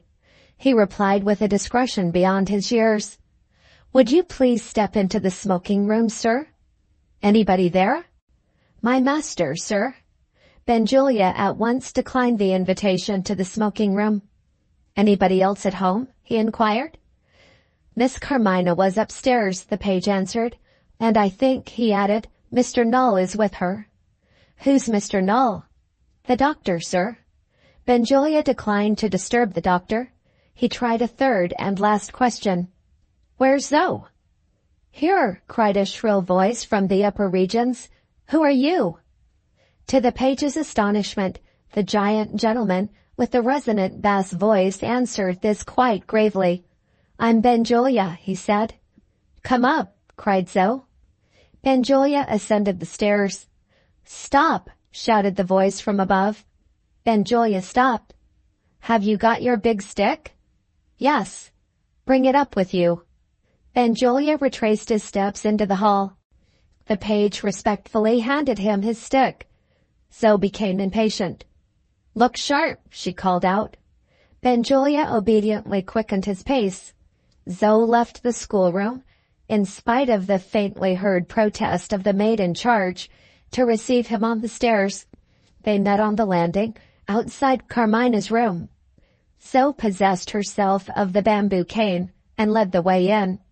"Carmina, here's the big stick I told you about," she announced. "Whose stick, dear?" Zoe returned to the landing. "Come in, Benjulia," she said, and seized him by the coat-tails. Mr. Null rose instinctively. Was this his celebrated colleague? With some reluctance, Carmina appeared at the door, thinking of the day when Ovid had fainted, and when the great man had treated her so harshly. In fear of more rudeness, she unwillingly asked him to come in. Still immovable on the landing, he looked at her in silence. The serious question occurred to him, which had formerly presented itself to Mr. Moole. Had Mrs. Gallilee repeated, in Carmina's presence, the lie which slandered her mother's memory? The lie which he was then in the house to expose? Watching Benjulia respectfully, Mr. Null saw in that grave scrutiny an opportunity of presenting himself under a favourable light. He waved his hand persuasively towards Carmina. "Some nervous prostration, sir, in my interesting patient, as you no doubt perceive," he began. "Not such rapid progress towards recovery as I had hoped. I think of recommending the air of the seaside." Benjulia's dreary eyes turned on him slowly, and estimated his mental calibre at its exact value in a moment. Mr. Null felt that look in the very marrow of his bones. He bowed with servile submission, and took his leave. In the meantime, Benjulia had satisfied himself that the embarrassment in Carmina's manner was merely attributable to shyness. She was now no longer an object even of momentary interest to him. He was ready to play with Zoe, but not on condition of amusing himself with the child in Carmina's presence. "I am waiting till Mrs. Gallilee returns," he said to her in his quietly indifferent way. "If you will excuse me, I'll go downstairs again. I won't intrude." Her pale face flushed as she listened to him. Innocently supposing that she had made her little offer of hospitality in too cold a manner, she looked at Benjulia with a timid and troubled smile. "Pray wait here till my aunt comes back," she said. "Zoe will amuse you, I'm sure." Zoe seconded the invitation by hiding the stick, and laying hold again on her big friend's coat-tails. He let the child drag him into the room without noticing her. The silent questioning of his eyes had been again directed to Carmina at the moment when she smiled. His long and terrible experience made its own merciless discoveries in the nervous movement of her eyelids and her lips. The poor girl, pleasing herself with the idea of having produced the right impression on him at last, had only succeeded in becoming an object of medical inquiry, pursued in secret. When he companionably took a chair by her side and let Zoe climb on his knee, he was privately regretting his cold reception of Mr. Null. Under certain conditions of nervous excitement, Carmina might furnish an interesting case. If I had been commonly civil to that fawning idiot, he thought, I might have been called into consultation. They were all three seated, but there was no talk. Zoe set the example. You haven't tickled me yet, she said. Show Carmina how you do it. He gravely operated on the back of Zoe's neck, and his patient acknowledged the process with a wriggle and a scream. The performance being so far at an end, Zoe called to the dog and issued her orders once more. Now make Tinker kick his leg. Benjulia obeyed once again. The young tyrant was not satisfied yet. Now tickle Carmina, she said. He heard this without laughing. His fleshless lips never relaxed into a smile. To Carmina's unutterable embarrassment, he looked at her, when she laughed, with steadier attention than ever. Those coldly inquiring eyes exercised some inscrutable influence over her. Now they made her angry, and now they frightened her. The silence that had fallen on them again became an unendurable infliction. She burst into talk. She was loud and familiar, ashamed of her own boldness, and quite unable to control it. You are very fond of Zoe, she said suddenly. It was a perfectly commonplace remark, and yet it seemed to perplex him. Am I? He answered. She went on. Against her own will, she persisted in speaking to him. And I'm sure Zoe is fond of you. He looked at Zoe. Are you fond of me? He asked. Zoe, staring hard at him, got off his knee, retired to a little distance to think, and stood staring at him again. He quietly repeated the question.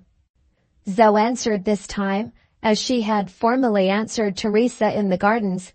I don't know. He turned again to Carmina, in a slow, puzzled way. I don't know either, he said. Hearing the big man own that he was no wiser than herself, Zoe returned to him, without, however, getting on his knee again. She clasped her chubby hands under the inspiration of a new idea. Let's play at something, she said to Benjulia. Do you know any games? He shook his head. Didn't you know any games when you were only as big as me? I have forgotten them. Haven't you got children? No. Haven't you got a wife? No. Haven't you got a friend? No. Well, you are a miserable chap. Thanks to Zoe, Carmina's sense of nervous oppression burst its way into relief. She laughed loudly and wildly. She was on the verge of hysterics when Benjulia's eyes, silently questioning her again, controlled her at the critical moment. Her laughter died away, but the exciting influence still possessed her, still forced her into the other alternative of saying something. She neither knew or cared what. I couldn't live such a lonely life as yours, she said to him, so loudly and so confidently that even Zoe noticed it. I couldn't live such a life either, he admitted, but for one thing. And what is that? Why are you so loud? Zoe interposed. Do you think he's deaf? Benjulia made a sign, commanding the child to be silent, without turning towards her. He answered Carmina as if there had been no interruption. My medical studies, he said, reconcile me to my life. Suppose you got tired of your studies, she asked. I should never get tired of them. Suppose you couldn't study any more. In that case, I shouldn't live any more. Do you mean that it would kill you to leave off? No. Then what do you mean? He laid his great soft fingers on her pulse. She shrank from his touch. He deliberately held her by the arm. "You're getting excited," he said.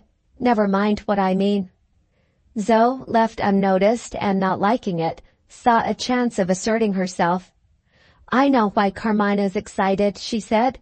"The old woman's coming at 6 o'clock." He paid no attention to the child. He persisted in keeping watch on Carmina. "Who is the woman?" he asked. "The most lovable woman in the world," she cried. "My dear old nurse." She started up from the sofa and pointed with theatrical exaggeration of gesture to the clock on the mantelpiece. "Look, it's only 10 minutes to 6.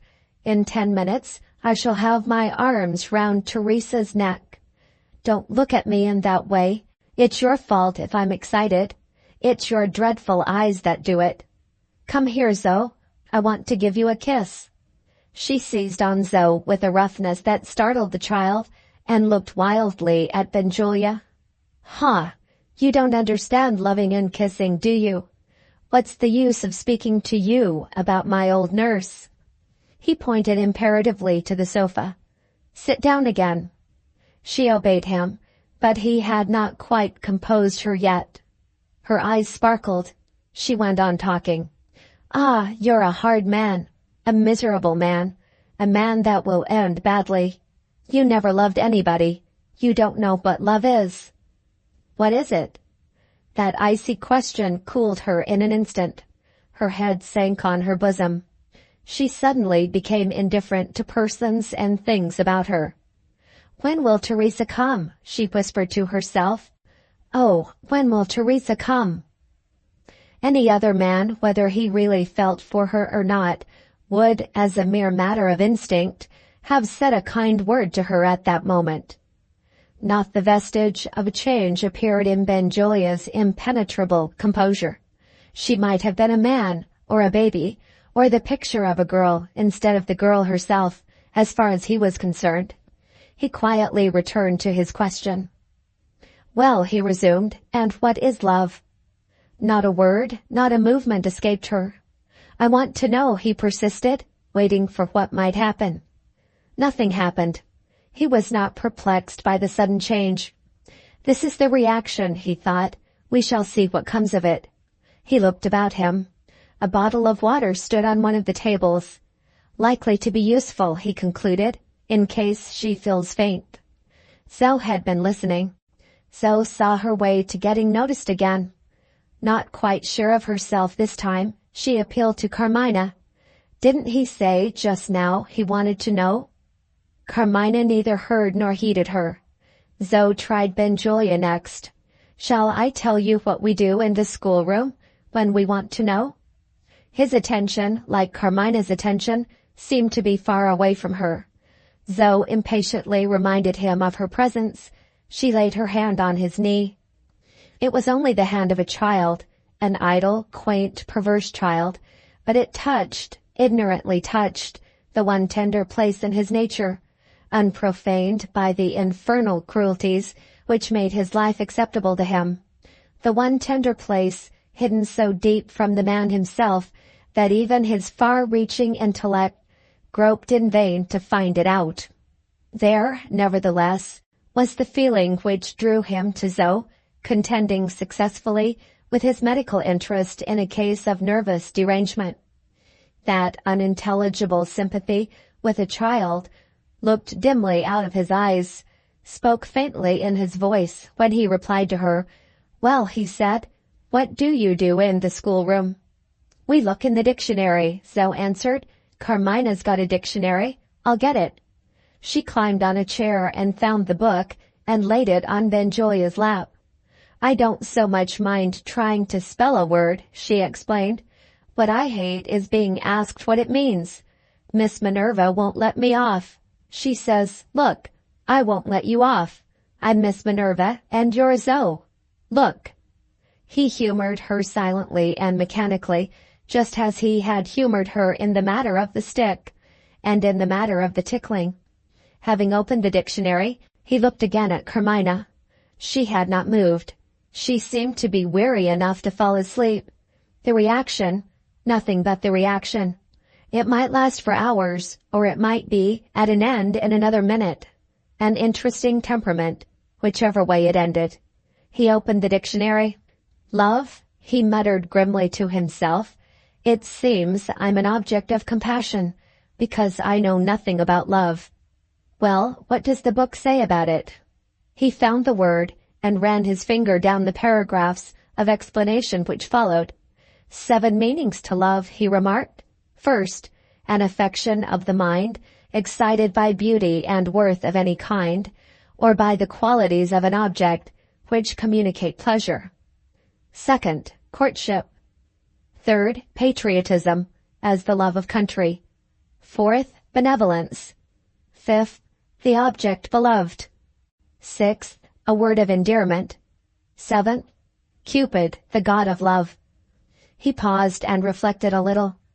Zoe, hearing nothing to amuse her, strayed away to the window and looked out. He glanced at Carmina. Which of those meanings makes the pleasure of her life, he wondered. Which of them might have made the pleasure of mine? He closed the dictionary in contempt. The very man whose business is to explain it tries 7 different ways and doesn't explain it after all. And yet there is such a thing. He reached that conclusion unwillingly and angrily. For the first time, a doubt about himself forced its way into his mind. Might he have looked higher than his torture table and his knife? Had he gained from his life all that his life might have given to him? Left by herself, Zoe began to grow tired of it. She tried to get Carmina for a companion. Come and look out of the windows, she said. Carmina gently refused. She was unwilling to be disturbed. Since she had spoken to Benjulia, her thoughts had been dwelling restfully on Ovid. In another day she might be on her way to him. When would Teresa come? Benjulia was too preoccupied to notice her. The weak doubt that had got the better of his strong reason still held him in thrall. Love, he broke out, in the bitterness of his heart. It isn't a question of sentiment. It's a question of use. Who is the better for love? She heard the last words and answered him. Everybody is the better for it. She looked at him with sorrowful eyes and laid her hand on his arm. Everybody, she added, but you. He smiled scornfully.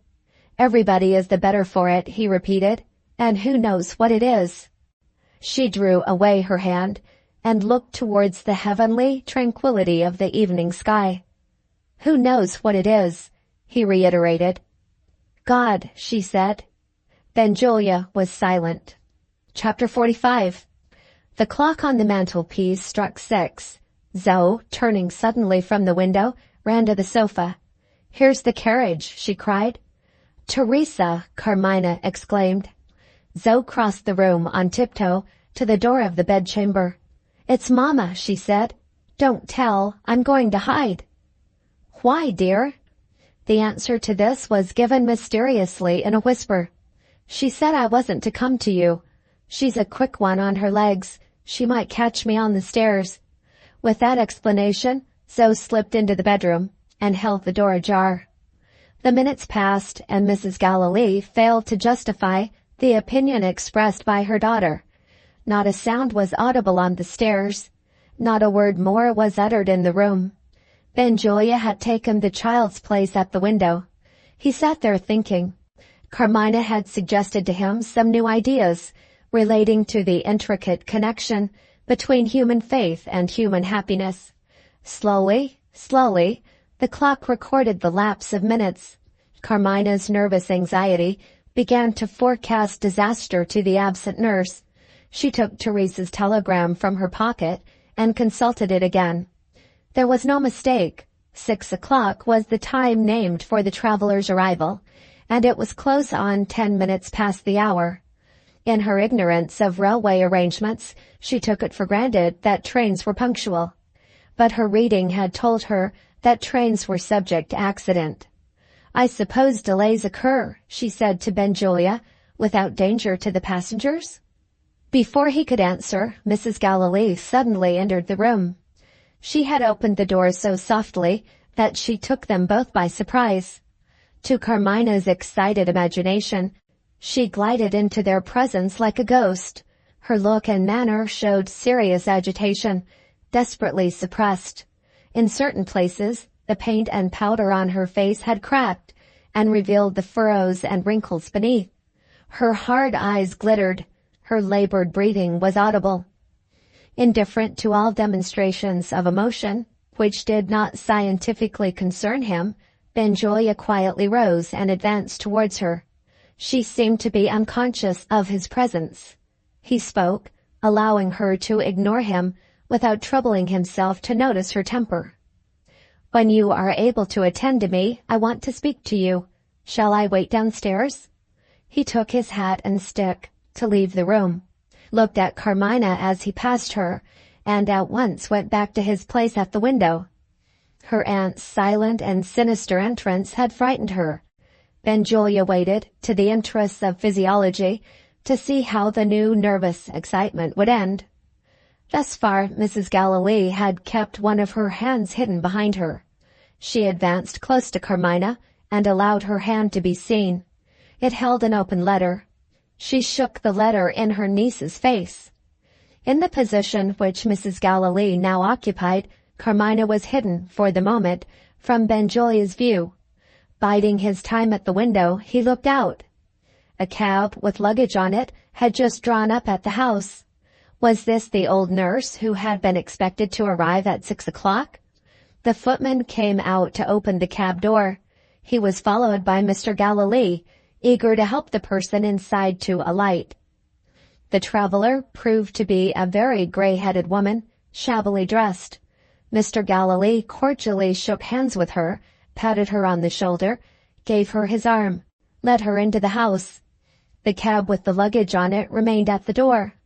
The nurse had evidently not reached the end of her journey yet. Carmina shrank back on the sofa when the leaves of the letter touched her face. Mrs. Gallilee's first words were now spoken in a whisper. The inner fury of her anger, struggling for a vent, began to get the better of her. She gasped for breath and speech. "Do you know this letter?" she said. Carmina looked at the writing. It was the letter to Ovid, which she had placed in the post-basket that afternoon. The letter which declared that she could no longer endure his mother's cold-blooded cruelty, and that she only waited Therese's arrival to join him at Quebec. After one dreadful moment of confusion, her mind realized the outrage implied in the stealing and reading of her letter. In the earlier time of Carmina's sojourn in the house, Mrs. Gallilee had accused her of deliberate deceit. She had instantly resented the insult by leaving the room. The same spirit in her, the finely strung spirit that vibrates unfelt in gentle natures while they live in peace, steadied those quivering nerves, roused that failing courage. She met the furious eyes fixed on her without shrinking. She spoke gravely and firmly. "The letter is mine," she said. "How did you come by it?" "How dare you ask me?" "How dare you steal my letter?" Mrs. Gallilee tore open the fastening of her dress at the throat to get breath. "You impudent bastard!" she burst out in a frenzy of rage. Waiting patiently at the window, Benjulia heard her. "Hold your damned tongue," he cried. "She's your niece." Mrs. Gallilee turned on him. Her fury broke into a screaming laugh. "My niece," she repeated. "You lie, and you know it. She's the child of an adulteress. She's the child of her mother's lover." The door opened as those horrible words passed her lips. The nurse and her husband entered the room. She was in no position to see them. She was incapable of hearing them. The demon in her urged her on. She attempted to reiterate the detestable falsehood. Her first word died away in silence. The lean brown fingers of the Italian woman had her by the throat, held her as the claws of a tigress might have held her. Her eyes rolled in the mute agony of an appeal for help. In vain. In vain. Not a cry, not a sound, had drawn attention to the attack. Her husband's eyes were fixed, horror-struck, on the victim of her rage. Benjulia had crossed the room to the sofa, when Carmina heard the words spoken of her mother. From that moment he was watching the case. Mr. Galilee alone looked round, when the nurse tightened her hold in a last merciless grasp, dashed the insensible woman on the floor, and turning back, fell on her knees at her darling's feet. She looked up in Carmina's face. A ghastly stare through half-closed eyes showed death in life, blankly returning her look. The shock had struck Carmina with a stony calm. She had not started, she had not swooned. Rigid, immovable, there she sat, voiceless and tearless, insensible even to touch, her arms hanging down, her clenched hands resting on either side of her. Teresa grovelled and groaned at her feet. Those ferocious hands that had laid the slenderer prostrate on the floor feebly beat her bosom and her grey head. "O saints beloved of God! O blessed Virgin, Mother of Christ, spare my child, my sweet child!" She rose in wild despair. She seized Benjulia and madly shook him. "Who are you? How dare you touch her? Give her to me, or I'll be the death of you. Oh, my Carmina, is it sleep that holds you? Wake! Wake! Wake!" "Listen to me," said Benjulia sternly. She dropped on the sofa by Carmina's side and lifted one of the cold, clenched hands to her lips. The tears fell slowly over her haggard face. "I am very fond of her, sir," she said humbly. "I'm only an old woman. See what a dreadful welcome my child gives to me. It's hard on an old woman. Hard on an old woman." His self-possession was not disturbed, even by this. "Do you know what I am?" he asked. "I am a doctor. Leave her to me." "He's a doctor. That's good. A doctor's good. Yes, yes. Does the old man know this doctor? The kind old man?" She looked vacantly for Mr. Galilee. He was bending over his wife, sprinkling water on her deathly face. Teresa got on her feet and pointed to Mrs. Galilee. "The breath of that she-devil poisons the air," she said. "I must take my child out of it. To my place, sir, if you please. Only to my place." She attempted to lift Carmina from the sofa and drew back, breathlessly watching her. Her rigid face faintly relaxed, her eyelids closed and quivered. Mr. Galilee looked up from his wife. "Will one of you help me?" he asked. His tone struck Benjulia. It was the hushed tone of sorrow, no more. "I'll see to it directly." With that reply, Benjulia turned to Teresa. "Where is your place?" he said. "Far or near?"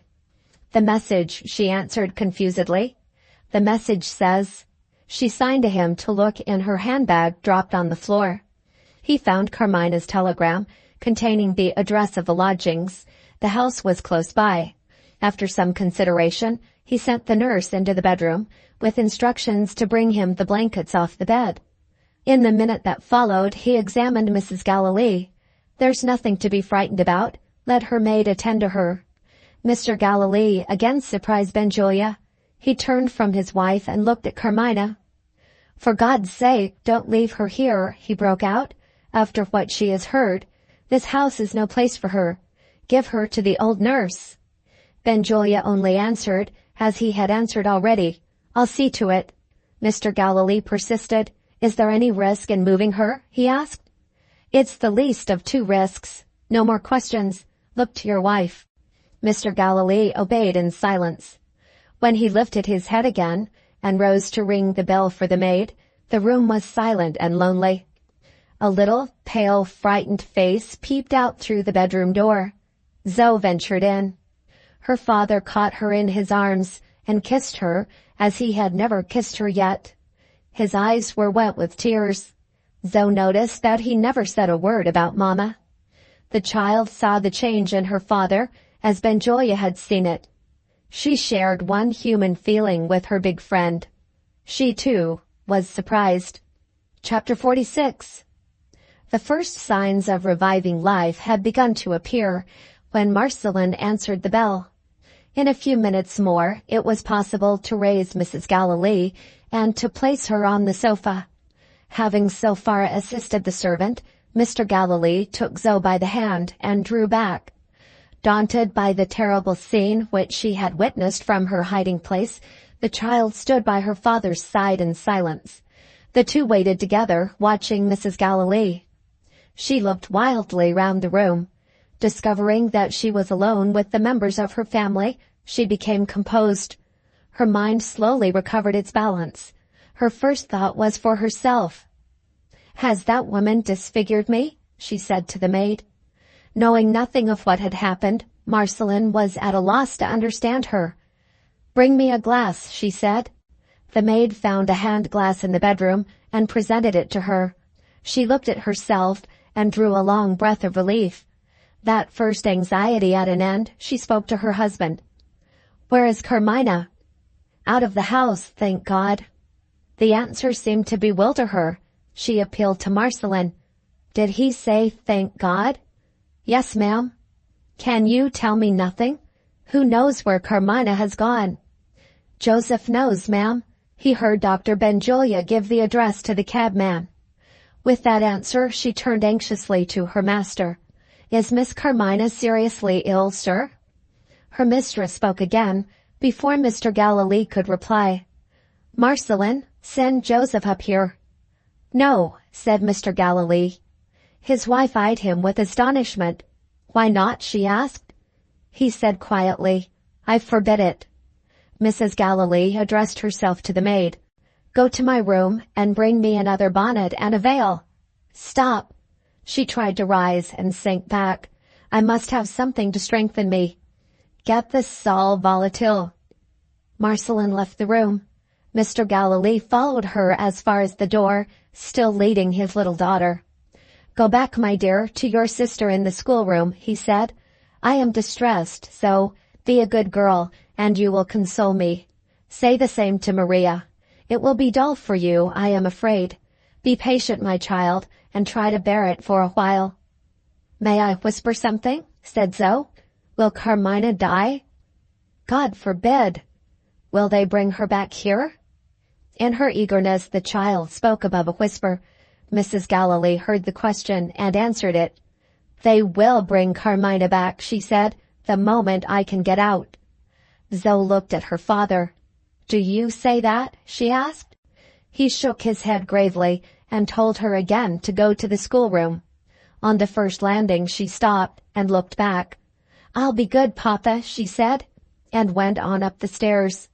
Having reached the schoolroom, she became the object of many questions, not one of which she answered.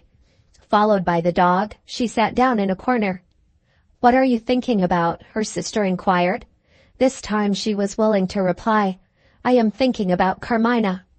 Mr. Galilee closed the door when Zoe left him.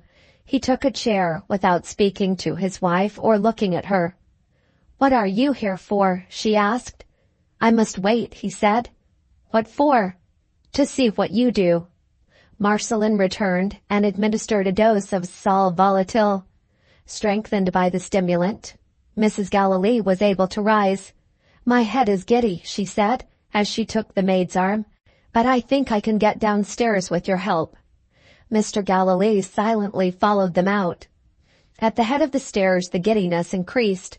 Firm as her resolution might be, it gave way before the bodily injury which Mrs. Galilee had received. Her husband's help was again needed to take her to her bedroom. She stopped them at the antechamber, still obstinately bent on following her own designs. "I shall be better directly," she said. "Put me on the sofa." Marceline relieved her of her bonnet and veil, and asked respectfully if there was any other service required. She looked defiantly at her husband, and reiterated the order. "Send for Joseph." Intelligent resolution is sometimes shaken. The inert obstinacy of a weak creature, man or animal, is immovable. Mr. Galilee dismissed the maid with these words. "You needn't wait, my good girl. I'll speak to Joseph myself downstairs." His wife heard him with amazement and contempt. "Are you in your right senses?" she asked. He paused on his way out. "You were always hard and headstrong," he said sadly. "I knew that. A cleverer man than I am might, I suppose it's possible, a clear-headed man might have found out how wicked you are. She lay thinking, indifferent to anything he could say to her. Are you not ashamed? He asked wonderingly. And not even sorry? She paid no heed to him. He left her. Descending to the hall, he was met by Joseph. Dr. Benjulia has come back, sir. He wishes to see you. Where is he? In the library. Wait, Joseph, I have something to say to you. If your mistress asks where they have taken Miss Carmina, you mustn't. This is my order, Joseph. You mustn't tell her. If you have mentioned it to any of the other servants, it's quite likely they may have asked you, isn't it? He said, falling into his old habit for a moment. If you have mentioned it to the others, he resumed, they mustn't tell her. That's all, my good man. That's all. To his own surprise, Joseph found himself regarding his master with a feeling of respect. Mr. Galilee entered the library. How is she? He asked, eager for news of Carmina. The worse for being moved, Benjulia replied. What about your wife? Answering that question, Mr. Galilee mentioned the precautions that he had taken to keep the secret of Teresa's address. You need be under no anxiety about that, said Benjulia. I have left orders that Mrs. Galilee is not to be admitted. There is a serious necessity for keeping her out. In these cases of partial catalepsy, there is no saying when the change may come. When it does come, I won't answer for her niece's reason. If those two see each other again, send for your own medical man. The girl is his patient, and he is the person on whom the responsibility rests. Let the servant take my card to him directly. We shall meet in consultation at the house. He wrote a line on one of his visiting cards. It was at once sent to Mr. Null. There's another matter to be settled before I go, Benjulia proceeded.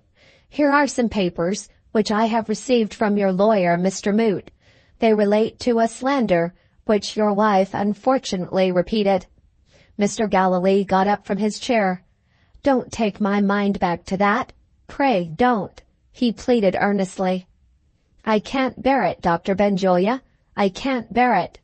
Please to excuse my rudeness. It isn't intentional. I don't know myself what's the matter with me. I've always led a quiet life, sir. I'm not fit for such things as these. Don't suppose I speak selfishly.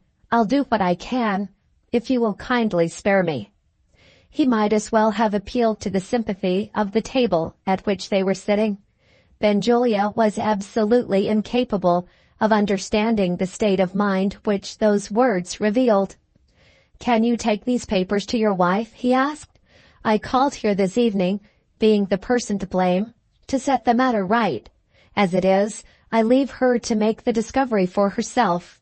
I desire to hold no more communication with your wife. Have you anything to say to me before I go? Only one thing. Is there any harm in my calling at the house to ask how poor Carmina goes on? Ask as often as you like, provided Mrs. Galilee doesn't accompany you. If she's obstinate, it may not be amiss to give your wife a word of warning. In my opinion, the old nurse is not likely to let her off next time with her life. I've had a little talk with that curious foreign savage. I said, you have committed what we consider in England a murderous assault. If Mrs. Galilee doesn't mind the public exposure, you may find yourself in a prison. She snapped her fingers in my face. Suppose I find myself with the hangman's rope round my neck, she said. What do I care, so long as Carmina is safe from her aunt? After that pretty answer, she sat down by her girl's bedside and burst out crying. Mr. Galilee listened absently. His mind still dwelt on Carmina. I meant well, he said, when I asked you to take her out of this house. It's no wonder if I was wrong. What I am too stupid to understand is why you allowed her to be moved.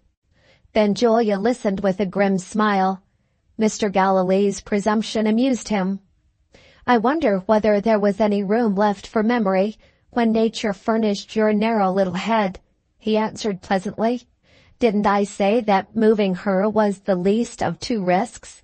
And haven't I just warned you of what might have happened if we had left your wife and her niece together in the same house? When I do a thing at my time of life, Mr. Galilee, don't think me conceited. I know why I do it." While he was speaking of himself in these terms, he might have said something more. He might have added that his dread of the loss of Carmina's reason really meant his dread of a commonplace termination to an exceptionally interesting case. He might also have acknowledged that he was not yielding obedience to the rules of professional etiquette in confiding the patient to her regular medical attendant, but following the selfish suggestions of his own critical judgment. His experience, brief as it had been, had satisfied him that stupid Mr. Null's course of action could be trusted to let the instructive progress of the malady proceed. Mr. Null would treat the symptoms in perfect good faith, without a suspicion of the nervous hysteria which, in such a constitution as Carmina's, threatened to establish itself, in course of time, as the hidden cause. These motives, not only excused, but even ennobled by their scientific connection with the interests of medical research, he might have avowed, under more favorable circumstances. While his grand discovery was still barely within reach, Dr. Benjulia stood committed to a system of diplomatic reserve, which even included simple Mr. Galilee. He took his hat and stick and walked out into the hall. "Can I be of further use?" he asked carelessly. "You will hear about the patient from Mr. Null." "You won't desert Carmina," said Mr. Galilee. "You will see her yourself from time to time, won't you?" "Don't be afraid. I'll look after her." He spoke sincerely in saying this. Carmina's case had already suggested new ideas.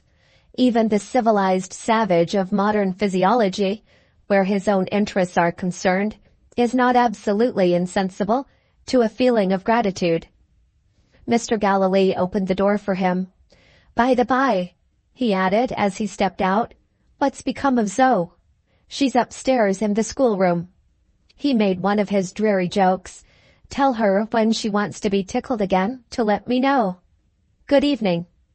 Mr. Galilee returned to the upper part of the house with the papers left by Benjulia in his hand. Arriving at the dressing-room door, he hesitated. The papers were enclosed in a sealed envelope addressed to his wife. Secured in this way from inquisitive eyes, there was no necessity for personally presenting them.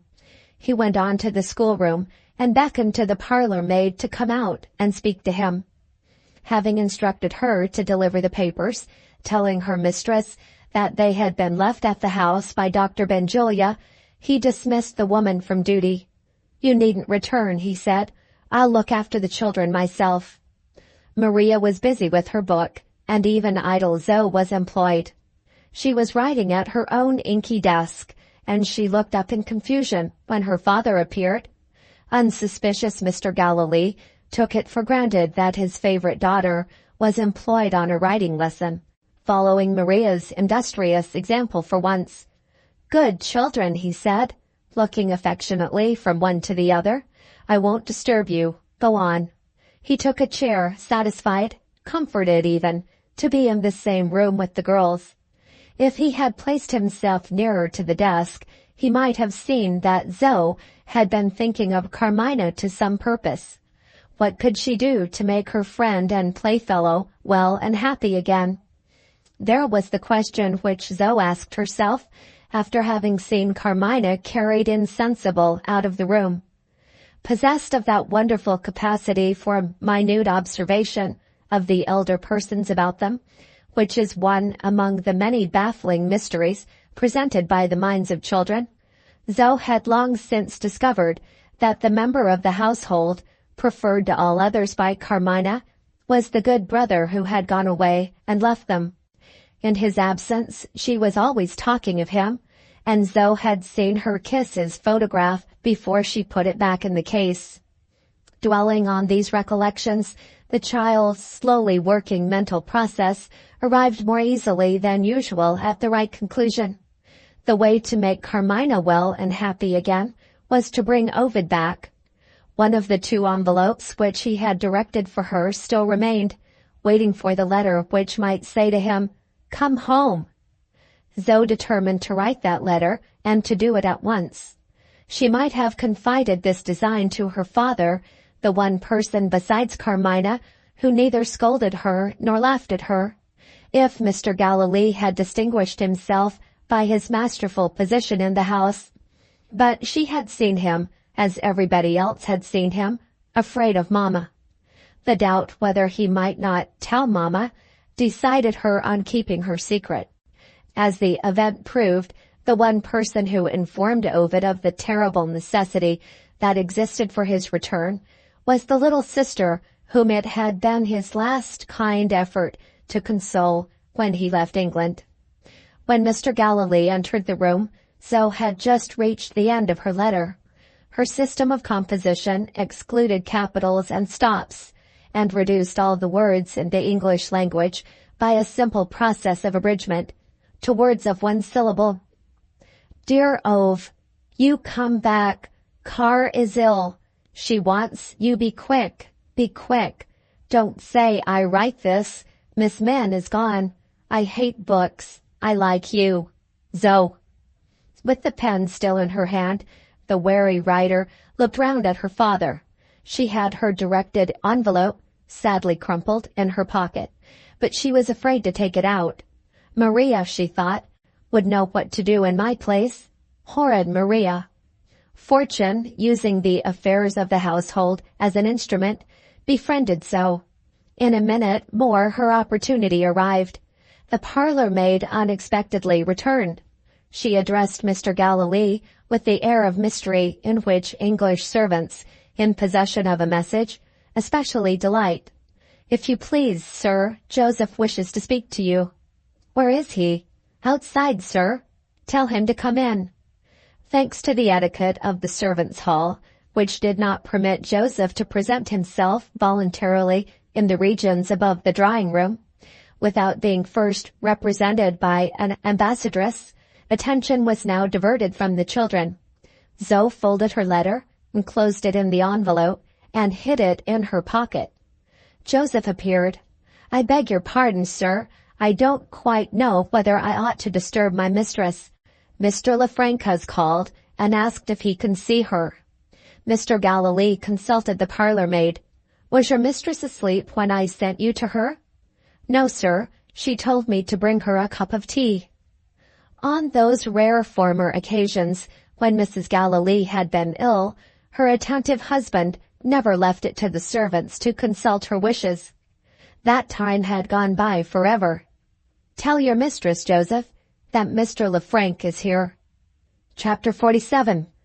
The slander on which Mrs. Galilee had reckoned as a means of separating Ovid and Carmina was now a slander refuted by unanswerable proof, and the man whose exertions had achieved this result was her own lawyer, the agent whom she had designed to employ in asserting that claim of the guardian over the ward which Teresa had defied.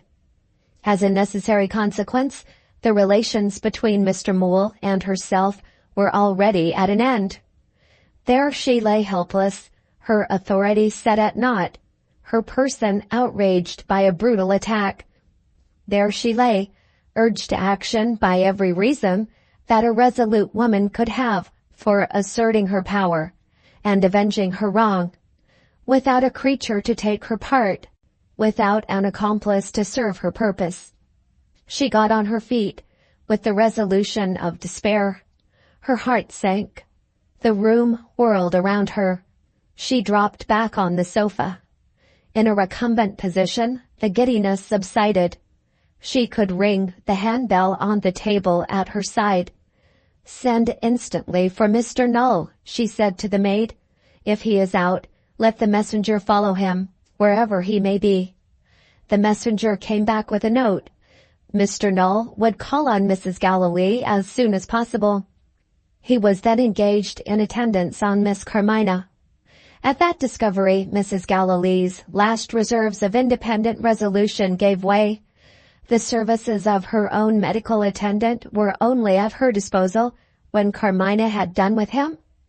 At the top of his letter, the address, which she had thus far tried vainly to discover, stared her in the face. The house was within 5 minutes' walk, and she was not even able to cross the room. For the first time in her life, Mrs. Galilee's imperious spirit acknowledged defeat. For the first time in her life, she asked herself the despicable question, "Who can I find to help me?"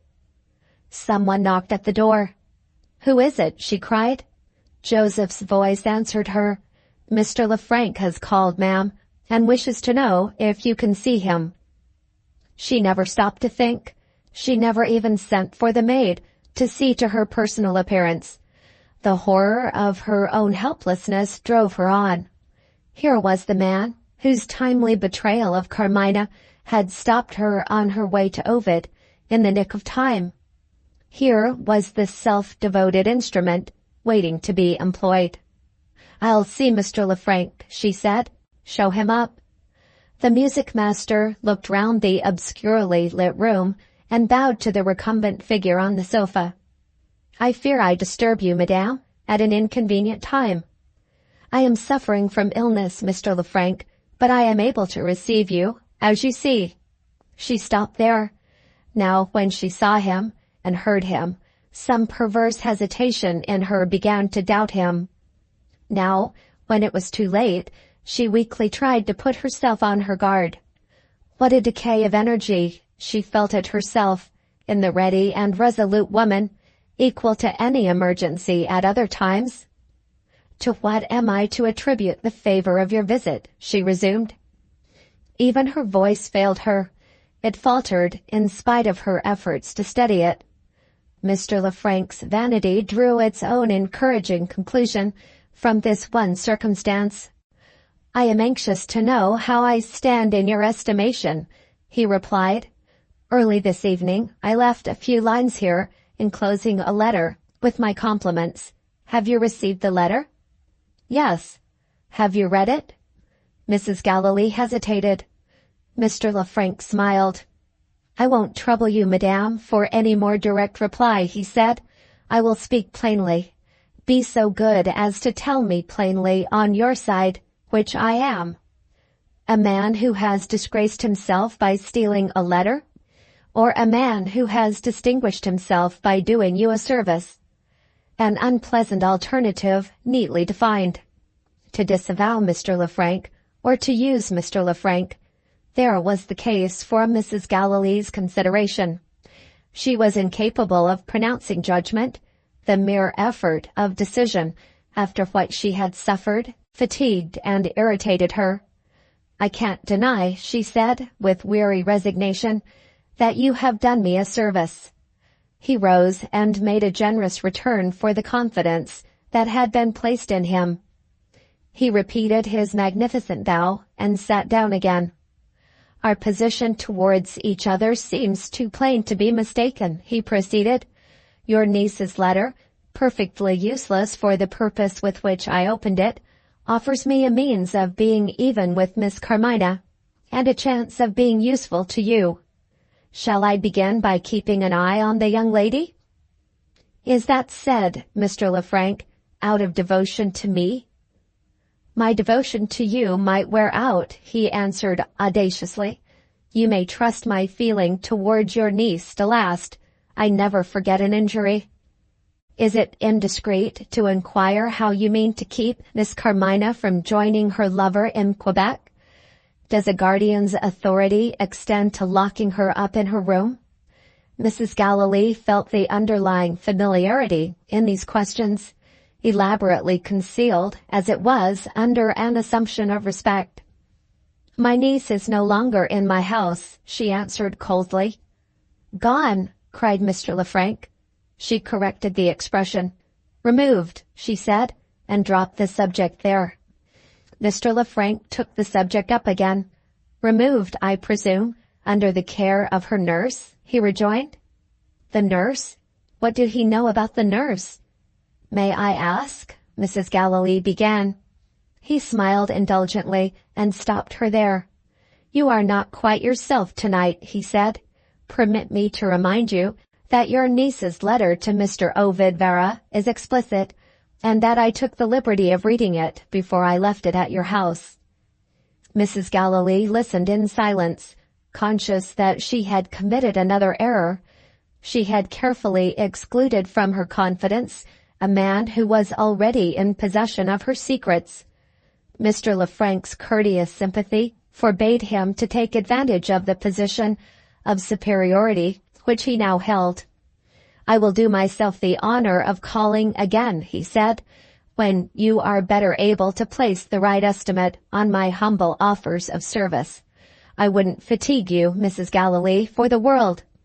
At the same time, permit me to put one last question, which ought not to be delayed. When Miss Carmina left you, did she take away her writing desk and her keys?" "No." "Allow me to suggest that she may send for them at any moment."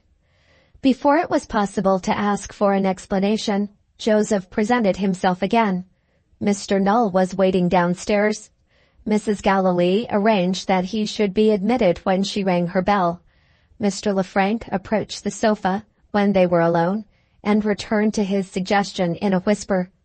"Surely you see the importance of using your niece's keys," he resumed. "We don't know what correspondence may have been going on, in which the nurse and the governess have been concerned.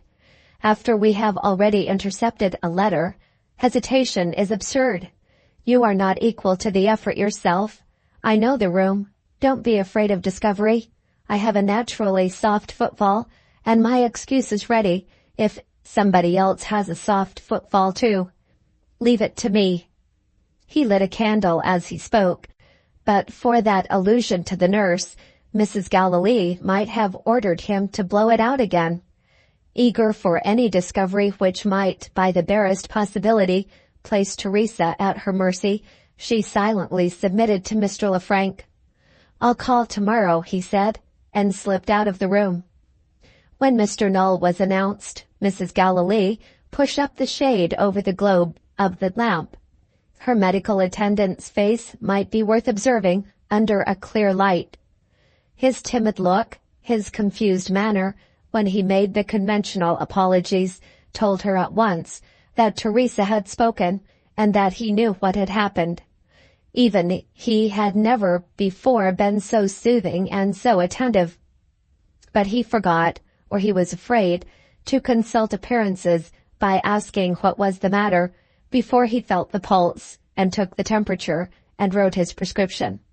Not a word was uttered by Mrs. Galilee until the medical formalities came to an end.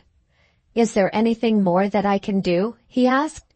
"You can tell me," she said, "when I shall be well again." Mr. Null was polite. Mr. Null was sympathetic.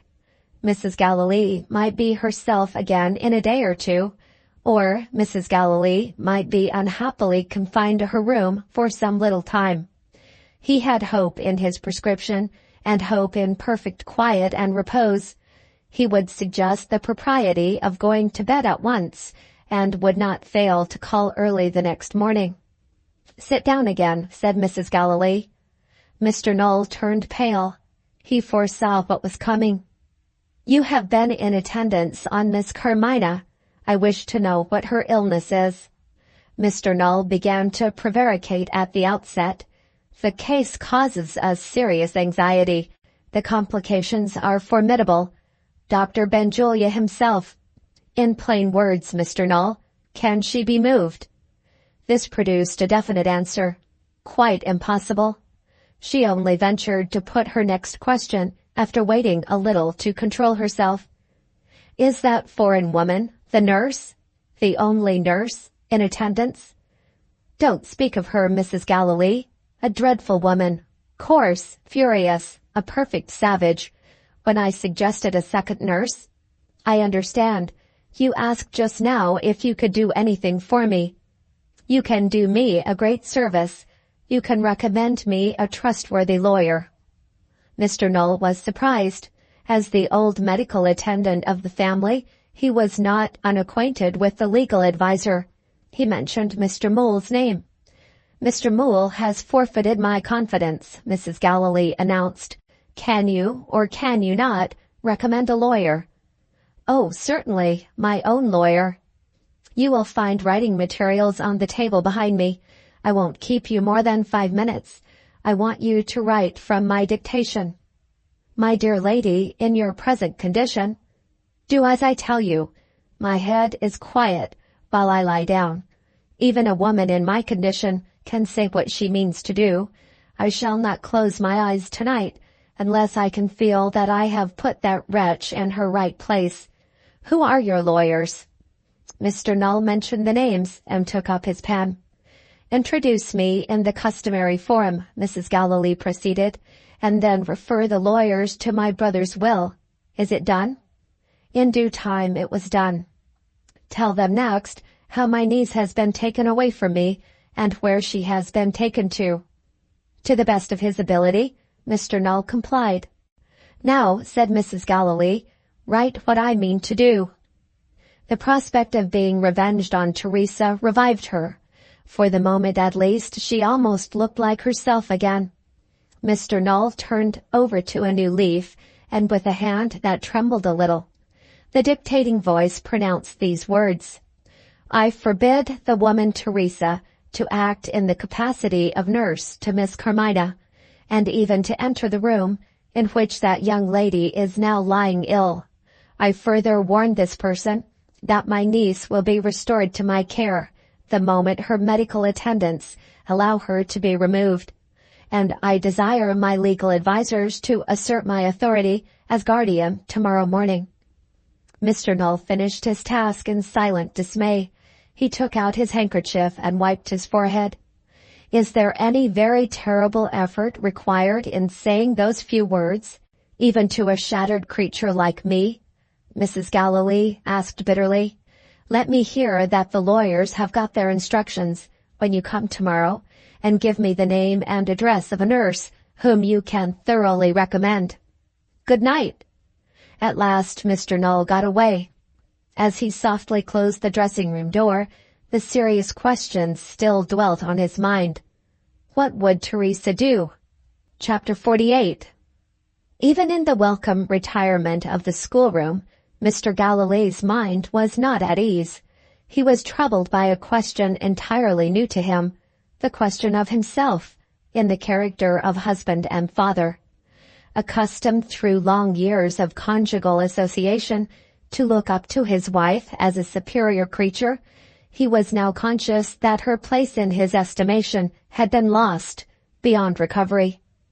If he considered next what ought to be done with Maria and Zoe, he only renewed his perplexity and distress. To leave them, as he had hitherto left them, absolutely submitted to their mother's authority, was to resign his children to the influence of a woman who had ceased to be the object of his confidence and respect. He pondered over it in the schoolroom. He pondered over it when he went to bed. On the next morning he arrived at a conclusion in the nature of a compromise. He decided on applying to his good friend, Mr. Moole, for a word of advice. His first proceeding was to call at Teresa's lodgings in the hope of hearing better news of Carmina. The melancholy report of her was expressed in 2 words: no change. He was so distressed that he asked to see the landlady, and tried in his own helpless, kind-hearted way to get a little hopeful information by asking questions, useless questions, repeated over and over again in futile changes of words. The landlady was patient. She respected the undisguised grief of the gentle, modest old man, but she held to the hard truth. The one possible answer was the answer which her servant had already given. When she followed him out to open the door, Mr. Galilee requested permission to wait a moment in the hall. "If you will allow me, ma'am, I'll wipe my eyes before I go into the street." Arriving at the office without an appointment, he found the lawyer engaged. A clerk presented to him a slip of paper with a line written by Mr. Moole. "Is it anything of importance?" Simple Mr. Galilee wrote back, "Oh dear, no, it's only me. I'll call again." Besides his critical judgment in the matter of champagne, this excellent man possessed another accomplishment, a beautiful handwriting. Mr. Moole, discovering a crooked line and some ill-formed letters in the reply, drew his own conclusions. He sent word to his old friend to wait. In 10 minutes more they were together, and the lawyer was informed of the events that had followed the visit of Benjulia to Fairfield Gardens on the previous day. For a while the two men sat silently meditating, daunted by the prospect before them. When the time came for speaking, they exercised an influence over each other, of which both were alike unconscious. Out of their common horror of Mrs. Gallilee's conduct and their common interest in Carmina, they innocently achieved between them the creation of one resolute man. "My dear Gallilee, this is a very serious thing." "My dear Moole, I feel it so, or I shouldn't have disturbed you." "Don't talk of disturbing me. I see so many complications ahead of us, I hardly know where to begin." "Just my case. It's a comfort to me that you feel it as I do." Mr. Moole rose and tried walking up and down his room as a means of stimulating his ingenuity. "There's this poor young lady," he resumed. "If she gets better—" "Don't put it that way," Mr. Gallilee interposed. "It sounds as if you doubted her ever getting well." "You see it yourself in that light, don't you? Be a little more positive, Moole, in mercy to me." "By all means," Mr. Moole agreed. "Let us say when she gets better. But the difficulty meets us all the same. If Mrs. Gallilee claims her right, what are we to do?" Mr. Gallilee rose in his turn and took a walk up and down the room. That well-meant experiment only left him feebler than ever. What possessed her brother to make her Carmina's guardian, he asked, with the nearest approach to irritability of which he was capable. The lawyer was busy with his own thoughts. He only enlightened Mr. Gallilee after the question had been repeated. "I had the sincerest regard for Mr. Robert Greywell," he said, "a better husband and father, and don't let me forget it, a more charming artist, never lived.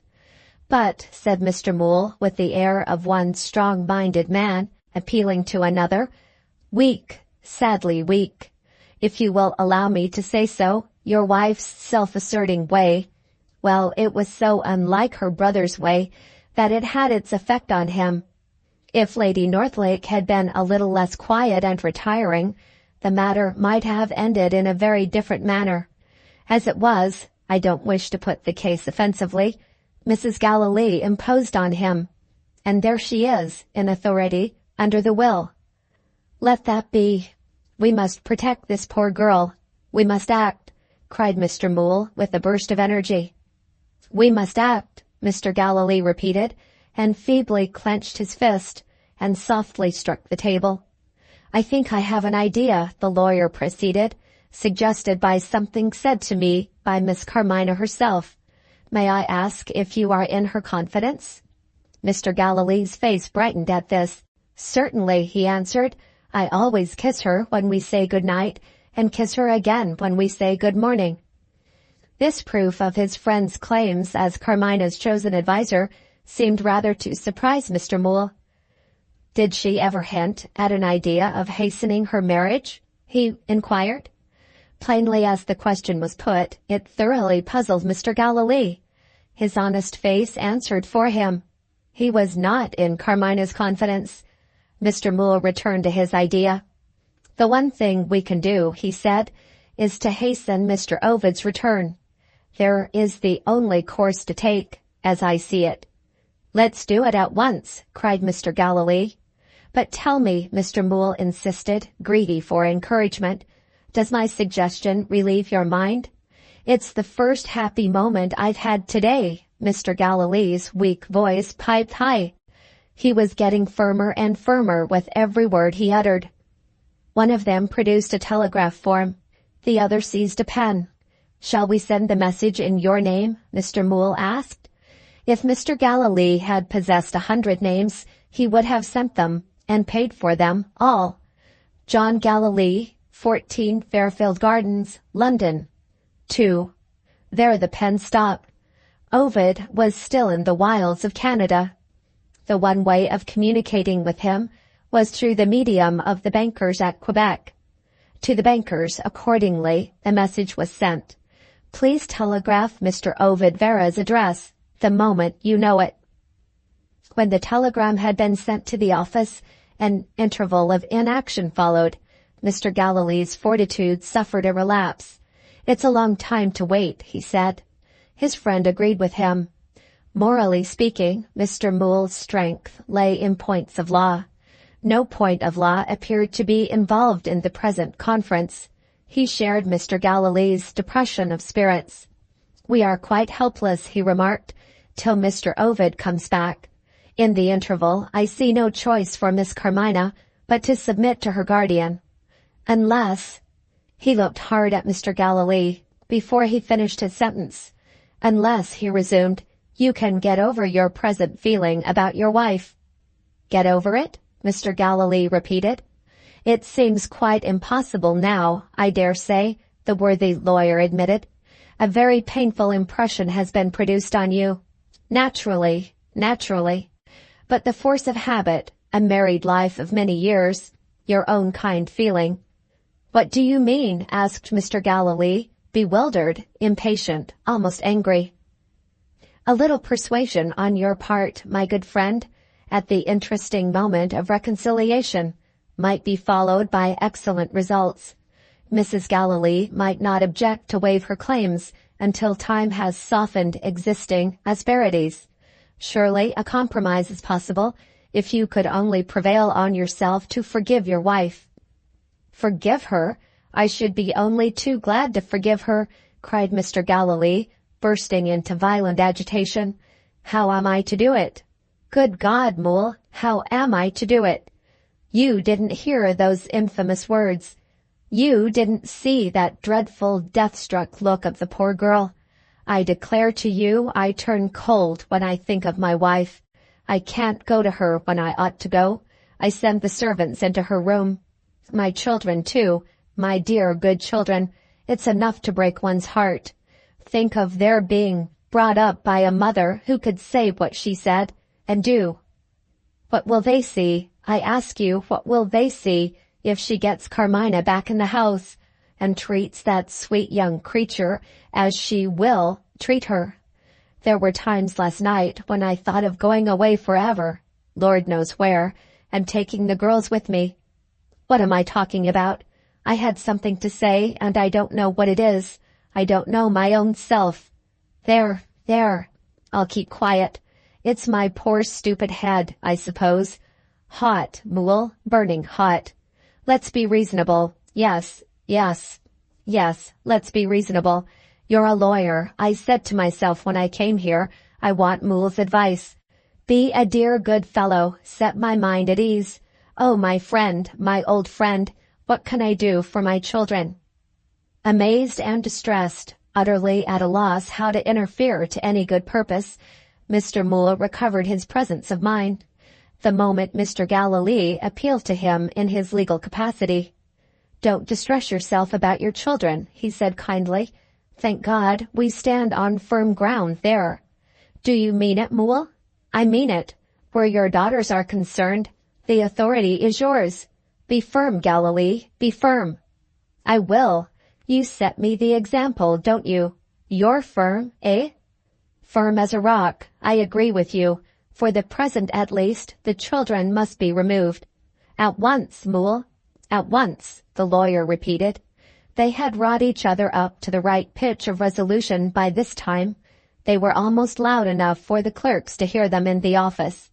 No matter what my wife may say, Mr. Galilee stipulated. No matter what she may say, Mr. Moule rejoined, the father is master. And you know the law. And I know the law. You have only to assert yourself. And you have only to back me. For your children's sake, Galilee. Under my lawyer's advice, Moule. The one resolute man was produced at last, without a flaw in him anywhere. They were both exhausted by the effort. Mr. Moule suggested a glass of wine. Mr. Galilee ventured on a hint. You don't happen to have a drop of champagne handy, he said. The lawyer rang for his housekeeper. In 5 minutes they were pledging each other in foaming tumblers. In 5 minutes more they plunged back into business. The question of the best place to which the children could be removed was easily settled. Mr. Moole offered his own house, acknowledging modestly that it had perhaps one drawback: it was within easy reach of Mrs. Galilee. The statement of this objection stimulated his friend's memory. Lady Northlake was in Scotland. Lady Northlake had invited Maria and Zoe over and over again to pass the autumn with their cousins, but Mrs. Galilee's jealousy had always contrived to find some plausible reason for refusal. "Write at once," Mr. Moole advised. "You may do it in 2 lines. Your wife is ill. Miss Carmina is ill. You are not able to leave London, and the children are pining for fresh air." In this sense, Mr. Galilee wrote. He insisted on having the letter sent to the post immediately. "I know it's long before post time," he explained, "but I want to compose my mind." The lawyer paused, with his glass of wine at his lips. "I say, you are not hesitating already?" "No more than you are," Mr. Galilee answered. "You will really send the girls away?" "The girls shall go on the day when Lady Northlake invites them." "I'll make a note of that," said Mr. Moole. He made the note, and they rose to say good-bye. Faithful Mr. Galilee still thought of Carmina. "Do consider it again," he said at parting. "Are you sure the law won't help her?"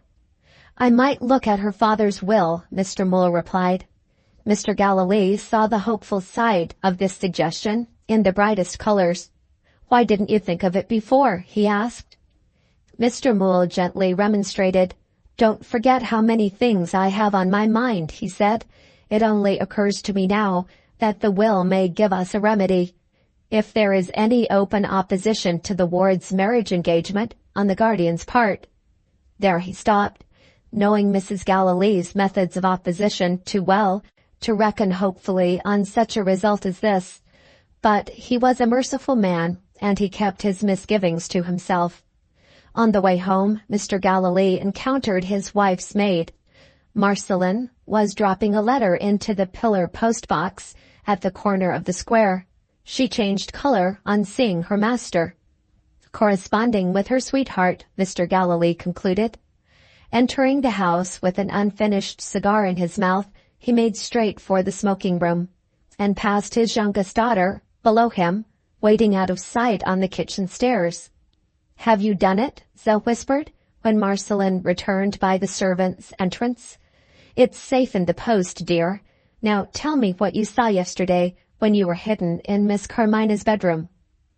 The tone in which she spoke implied a confidential agreement. With honorable promptitude, Zoe, perched on her friend's knee, exerted her memory, and rewarded Marceline for posting her letter to Ovid. Chapter 49. It was past the middle of the day before Mr. Lefrank paid his promised visit to Mrs. Galilee. He entered the room with gloomy looks, and made his polite inquiries, as became a depressed musician, in the minor key. "I'm so sorry, madam, to find you still on the sofa. Is there no improvement in your health?" "None whatever." "Does your medical attendant give you any hope?" "He does what they all do. He preaches patience." "No more of myself." "You appear to be in depressed spirits." Mr. Lefrank admitted with a sigh that appearances had not misrepresented him. "I have been bitterly disappointed," he said. "My feelings as an artist are wounded to the quick. But why do I trouble you with my poor little personal affairs? I humbly beg your pardon."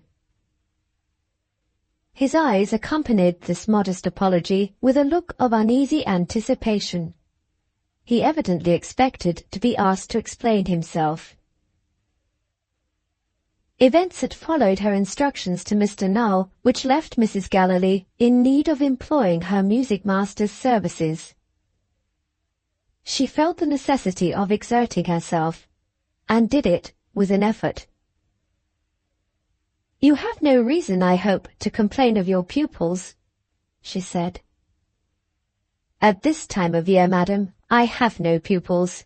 They are all out of town. She was too deeply preoccupied by her own affairs to trouble herself any further. The direct way was the easy way. She said wearily, "Well, what is it?" He answered in plain terms this time. "A bitter humiliation, Mrs. Galilee. I have been made to regret that I asked you to honor me by accepting the dedication of my song. The music sellers, on whom the sale depends, have not taken a 10th part of the number of copies for which we expected them to subscribe. Has some extraordinary change come over the public taste? My composition has been carefully based on fashionable principles, that is to say, on the principles of the modern German school. As little tune as possible, and that little strictly confined to the accompaniment. And what is the result? Loss confronts me.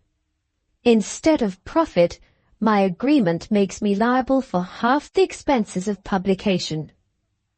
And what is far more serious in my estimation, your honored name is associated with a failure. Don't notice me, the artist nature. I shall be better in a minute." He took out a profusely scented handkerchief and buried his face in it with a groan. Mrs. Galilee's hard common sense understood the heartbroken composer to perfection.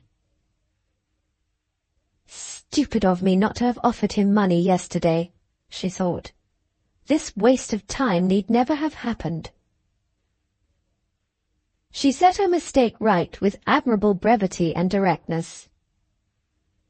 "Don't distress yourself, Mr. Lefranc. Now my name is on it, the song is mine. If your publisher's account is not satisfactory, be so good as to send it to me." Mr. Lefranc dropped his dry handkerchief and sprang theatrically to his feet. His indulgent patroness refused to hear him. To this admirable woman, the dignity of art was a sacred thing. "Not a word more on that subject," she said. "Tell me how you prospered last night. Your investigations cannot have been interrupted, or I should have heard of it. Come to the result. Have you found anything of importance in my niece's room?" Mr. Lefranc had again been baffled, so far as the confirmation of his own suspicions was concerned. But the time was not favourable to a confession of personal disappointment. He understood the situation, and made himself the hero of it in 3 words. "Judge for yourself," he said, and held out the letter of warning from Father Patrizio. In silence, Mrs. Galilee read the words which declared her to be the object of Teresa's inveterate resentment, and which charged Carmina with the serious duty of keeping the peace. "Does it alarm you?" Mr. Lefranc asked. "I hardly know what I feel," she answered. "Give me time to think." Mr. Lefranc went back to his chair. He had reason to congratulate himself already. He had shifted to other shoulders the pecuniary responsibility involved in the failure of his song. Observing Mrs. Galilee, he began to see possibilities of a brighter prospect still. Thus far she had kept him at a certain distance. Was the change of mind coming which would admit him to the position, with all its solid advantages, of a confidential friend? She suddenly took up Father Patrizio's letter and showed it to him. "What impression does it produce on you?" she asked, knowing no more than you know now. "The priest's cautious language, madam, speaks for itself. You have an enemy who will stick at nothing." She still hesitated to trust him. "You see me here," she went on, "confined to my room. likely perhaps to be in this helpless condition for some time to come. How would you protect yourself against that woman in my place? I should wait. For what purpose? If you will allow me to use the language of the card table, I should wait till the woman shows her hand. She has shown it. May I ask when? This morning. Mr. Lefranc said no more. If he was really wanted, Mrs. Galilee had only to speak. After a last moment of hesitation, the pitiless necessities of her position decided her once more. You see me too ill to move, she said. The first thing to do is to tell you why. She related the plain facts, without a word of comment, without a sign of emotion. But her husband's horror of her had left an impression which neither pride nor contempt had been strong enough to resist. She allowed the music master to infer that contending claims to authority over Carmina had led to a quarrel which provoked the assault. The secret of the words that she had spoken was the one secret that she kept from Mr. Lefranc. While I was insensible, she proceeded, my niece was taken away from me. She has been suffering from nervous illness. She was naturally terrified, and she is now at the nurse's lodgings, too ill to be moved. There, you have the state of affairs up to last night. Some people might think, Mr. Lefranc remarked, that the easiest way out of it so far would be to summon the nurse for the assault. The easiest way compels me to face a public exposure, Mrs. Galilee answered. In my position, that is impossible. Mr. Lefranc accepted this view of the case as a matter of course. Under the circumstances, he said, it's not easy to advise you. How can you make the woman submit to your authority while you are lying here? My lawyers have made her submit this morning. In the extremity of his surprise, Mr. Lefranc forgot himself. The devil they have! He exclaimed. They have forbidden her, in my name, Mrs. Galilee continued, to act as nurse to my niece. They have informed her that Miss Carmina will be restored to my care the moment she can be moved, and they have sent me her unconditional submission in writing, signed by herself. She took it from the desk at her side and read it to him in these words. I humbly ask pardon of Mrs. Galilee for the violent and unlawful acts of which I have been guilty. I acknowledge and submit to her authority as guardian of Miss Carmina Greywell, and I appeal to her mercy, which I own I have not deserved, to spare me the misery of separation from Miss Carmina, on any condition which it may be her good will and pleasure to impose. Now, Mrs. Galilee concluded, what do you say? Speaking sincerely for once, Mr. Lefranc made a startling reply. Submit on your side, he said. Do what she asks of you, and when you are well enough to go to her lodgings, decline with thanks if she offers you anything to eat or drink. Mrs. Galilee raised herself on the sofa. Are you insulting me, sir, she asked, by making this serious emergency the subject of a joke? I never was more in earnest, madam, in my life. You really think that she is capable of trying to poison me?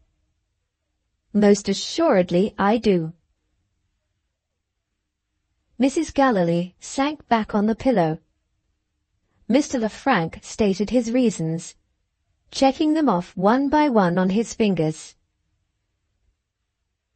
Who is she? he began. "She is an Italian woman of the lower orders. The virtues of the people among whom she had been born and bred are not generally considered to include respect for the sanctity of human life. What do we know already that she has done? She has alarmed the priest, who keeps her conscience and knows her well. And she has attacked you with such murderous ferocity that it is a wonder you have escaped with your life. What sort of message have you sent to her after this experience of her temper? You have told the tigress that you have the power to separate her from her cub, and that you mean to use it. On those plain facts, as they stare us in the face, which is the soundest conclusion? To believe that she really submits, or to believe that she is only gaining time, and is capable, if she sees no other alternative, of trying to poison you? What would you advise me to do?" In those words, Mrs. Galilee, never before reduced to ask advice of anybody, owned that sound reasoning was not thrown away on her. Mr. Lefrank answered the demand made on him without hesitation. "The nurse has not signed that act of submission," he said, "without having her own private reasons for appearing to give way. Rely on it, she is prepared for you, and there is at least a chance that some proof of it may be found. Have all her movements privately watched, and search the room she lives in, as I searched Miss Comina's room last night." "Well?" said Mrs. Galilee. "Well?" Mr. Lefrank repeated. She angrily gave way. "Say at once that you are the man to do it for me," she answered, "and say next, if you can, how it is to be done." Mr. Lefrank's manner softened to an air of gentle gallantry. "Pray compose yourself," he said. "I am so glad to be of service to you, and it is so easily done." "Easily?" "Dear madam, quite easily. Isn't the house a lodging-house? And at this time of year, have I anything to do?" He rose and took his hat. "Surely you see me in my new character now. A single gentleman wants a bedroom. His habits are quiet, and he gives excellent references." "The address, Mrs. Galilee." "May I trouble you for the address?" Chapter 50. Towards 7 o'clock on the evening of Thursday, Carmina recognized Teresa for the first time. Her half-closed eyes opened, as if from a long sleep. They rested on the old nurse without any appearance of surprise. "I am so glad to see you, my dear," she said faintly. "Are you very tired after your journey?" None of the inquiries, which might have been anticipated, followed those first words. Not the slightest allusion to Mrs. Galilee escaped her. She expressed no anxiety about Miss Minerva. No sign of uneasiness at finding herself in a strange room disturbed her quiet face. Contentedly reposing, she looked at Teresa from time to time and said, "You will stay with me, won't you?" Now and then she confessed that her head felt dull and heavy, and asked Teresa to take her hand. "I feel as if I was sinking away from you," she said.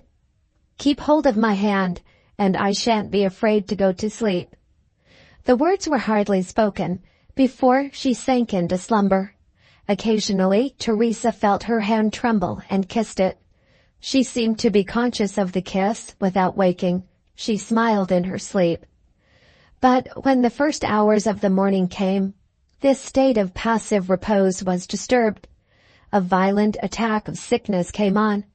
It was repeated again and again. Teresa sent for Mr. Null. He did what he could to relieve the new symptom, and he dispatched a messenger to his illustrious colleague. Benjulia lost no time in answering personally the appeal that had been made to him. Mr. Null said, "Serious derangement of the stomach, sir." Benjulia agreed with him. Mr. Null showed his prescription. Benjulia sanctioned the prescription.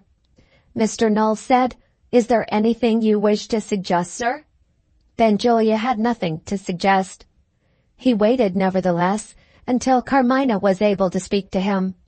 Teresa and Mr. Null wondered what he would say to her. He only said, "Do you remember when you last saw me?" After a little consideration, she answered, "Yes, Zoe was with us. Zoe brought in your big stick, and we talked." She tried to rouse her memory. "What did we talk about?" she asked. A momentary agitation brought a flush to her face. "I can't remember it," she said. "I can't remember when you went away." "Does it matter?" Benjulia replied, "Not the least in the world. Go to sleep." But he still remained in the room, watching her as she grew drowsy. "Great weakness," Mr. Null whispered, and Benjulia answered, "Yes, I'll call again." On his way out, he took Teresa aside. "No more questions," he said, "and don't help her memory if she asks you." "Will she remember when she gets better?" Teresa inquired. "Impossible to say. Yet. Wait and see." He left her in a hurry. His experiments were waiting for him. On the way home, his mind dwelled on Carmina's case. Some hidden process was at work there. Give it time, and it would show itself. "I hope that ass won't want me," he said, thinking of his medical colleague, "for at least a week to come." The week passed, and the physiologist was not disturbed. During that interval, Mr. Null succeeded in partially overcoming the attacks of sickness. They were less violent, and they were succeeded by longer intervals of repose. In other respects, there seemed, as Teresa persisted in thinking, to be some little promise of improvement. A certain mental advance was unquestionably noticeable in Carmina. It first showed itself in an interesting way. She began to speak of Ovid. Her great anxiety was that he should know nothing of her illness. She forbade Teresa to write to him. She sent messages to Mr. and Mrs. Galilee, and even to Mr. Moole, entreating them to preserve silence. The nurse engaged to deliver the messages, and failed to keep her word. This breach of promise, as events had ordered it, proved to be harmless. Mrs. Galilee had good intentions for not writing. Her husband and Mr. Moole had decided on sending their telegram to the bankers. As for Teresa herself, she had no desire to communicate with Ovid. His absence remained inexcusable from her point of view. Well or ill, with or without reason, it was the nurse's opinion that he ought to have remained at home in Carmina's interests. No other persons were in the least likely to write to Ovid. Nobody thought of Zoe as a correspondent. Carmina was pacified. Once or twice at this later time, the languid efforts of her memory took a wider range. She wondered why Mrs. Galilee never came near her. Owning that her aunt's absence was a relief to her, but not feeling interest enough in the subject to ask for information. She also mentioned Miss Minerva. "Do you know where she has gone? Don't you think she ought to write to me?" Teresa offered to make inquiries. She turned her head wearily on the pillow and said, "Never mind." On another occasion, she asked for Zoe, and said it would be pleasant if Mr. Galilee would call and bring her with him.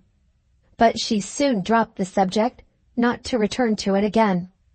The only remembrance which seemed to dwell on her mind for more than a few minutes was her remembrance of the last letter which she had written to Ovid. She pleased herself with imagining his surprise when he received it. She grew impatient under her continued illness, because it delayed her in escaping to Canada. She talked to Teresa of the clever manner in which the flight had been planned, with this strange failure of memory, that she attributed the various arrangements for setting discovery at defiance, not to Miss Minerva, but to the nurse. Here, for the first time, her mind was approaching dangerous ground.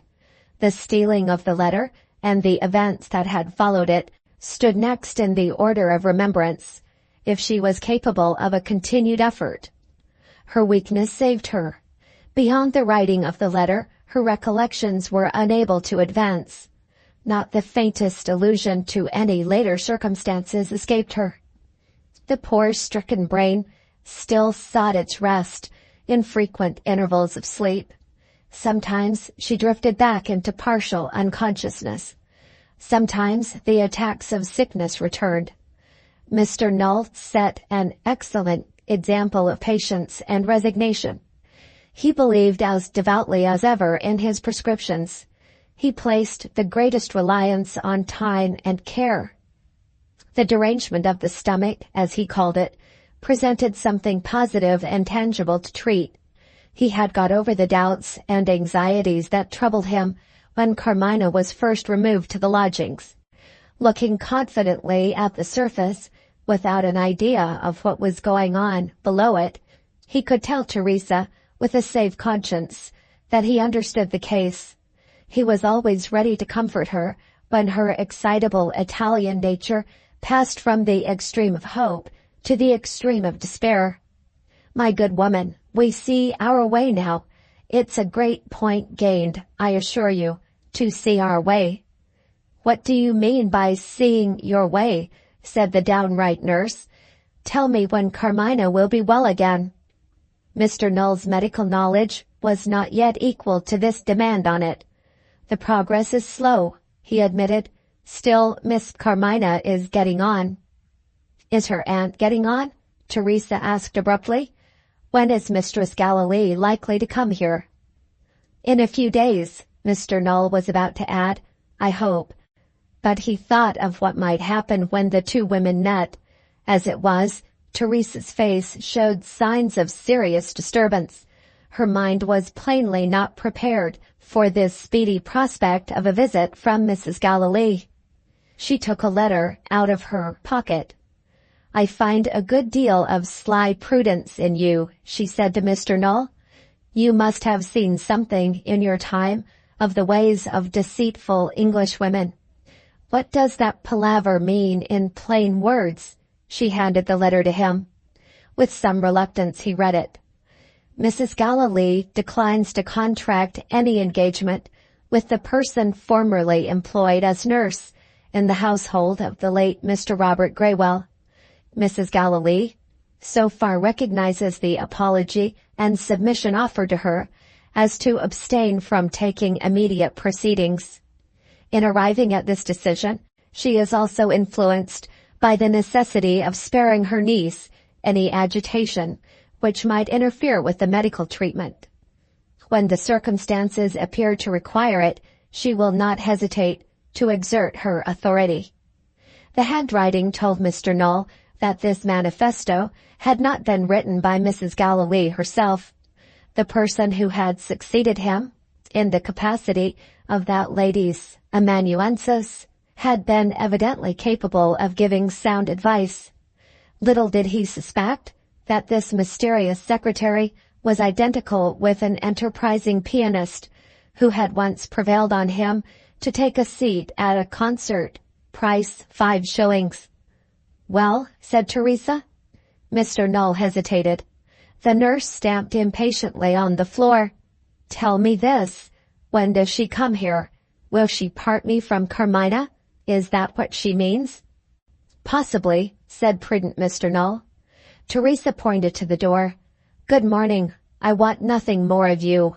Oh, man, leave me by myself." The moment she was alone, she fell on her knees. Fiercely whispering, she repeated over and over the words of the Lord's Prayer. "Lead us not into temptation, but deliver us from evil. Christ, hear me. Mother of Christ, hear me. Oh, Carmina, Carmina." She rose and opened the door, which communicated with the bedroom.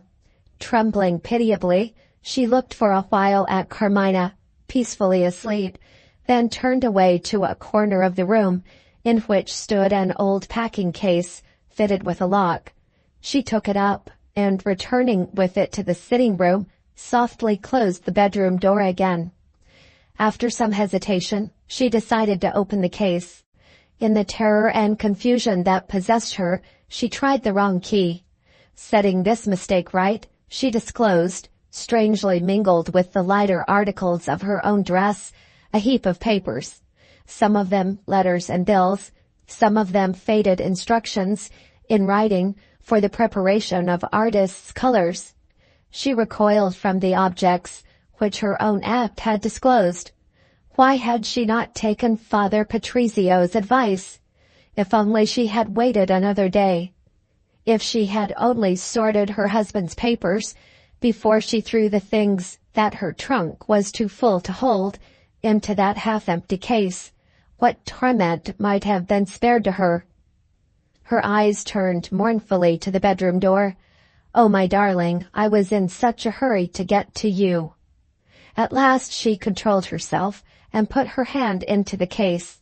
Searching it in one corner, she produced a little tin canister. A dirty label was pasted on the canister, bearing this quaint inscription in the Italian language: "If there is any of the powder we employ in making some of our prettiest colors left in here, I request my good wife or any other trustworthy person in her place to put a seal on it and take it directly to the manufactory, with the late foreman's best respects. It looks like nice sugar. Beware of looks, or you may taste poison." On the point of opening the canister, she hesitated.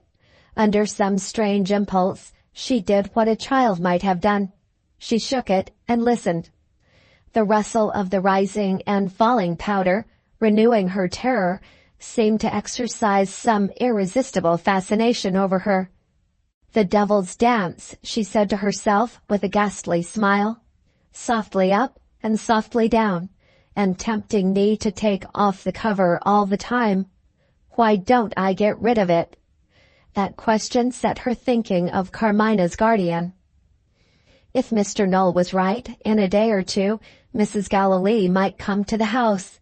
After the lawyers had threatened Teresa with the prospect of separation from Carmina, she had opened the packing case for the first time since she had left Rome, intending to sort her husband's papers as a means of relief from her own thoughts. In this way she had discovered the canister. The sight of the deadly powder had tempted her.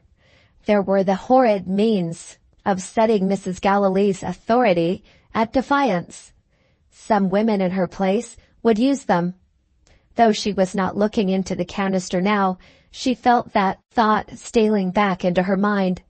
There was but one hope for her. She resolved to get rid of the poison. How? At that period of the year, there was no fire in the grate. Within the limits of the room, the means of certain destruction were slow to present themselves. Her own morbid horror of the canister made her suspicious of the curiosity of other people, who might see it in her hand if she showed herself on the stairs. But she was determined, if she lit a fire for the purpose, to find the way to her end. The firmness of her resolution expressed itself by locking the case again, without restoring the canister to its hiding place. Providing herself next with a knife, she sat down in a corner, between the bedroom door on one side and a cupboard in an angle of the wall on the other, and began the work of destruction by scraping off the paper label.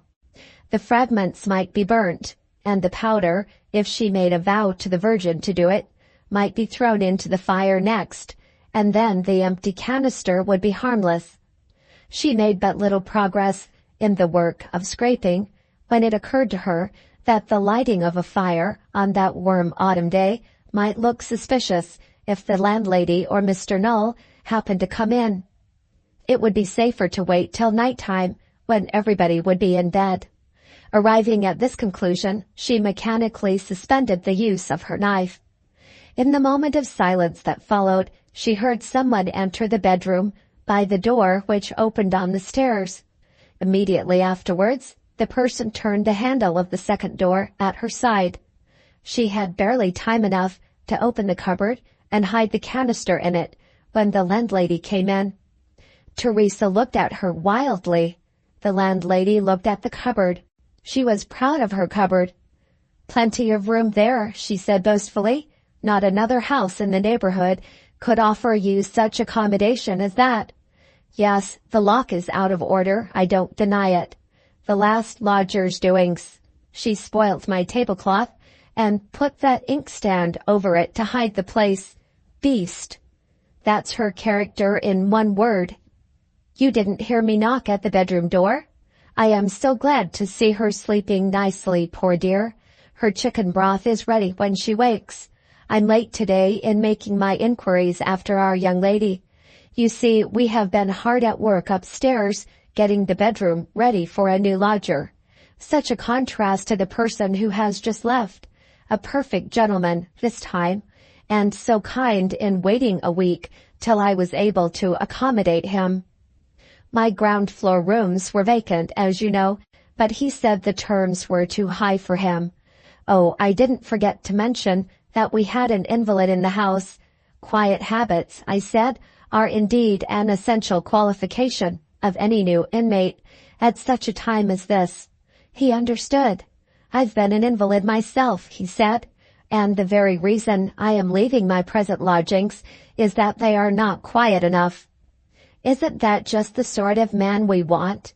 And let me tell you, a handsome man too, with a drawback, I must own, in the shape of a bald head. But such a beard, and such a thrilling voice. Hush! Did I hear her calling?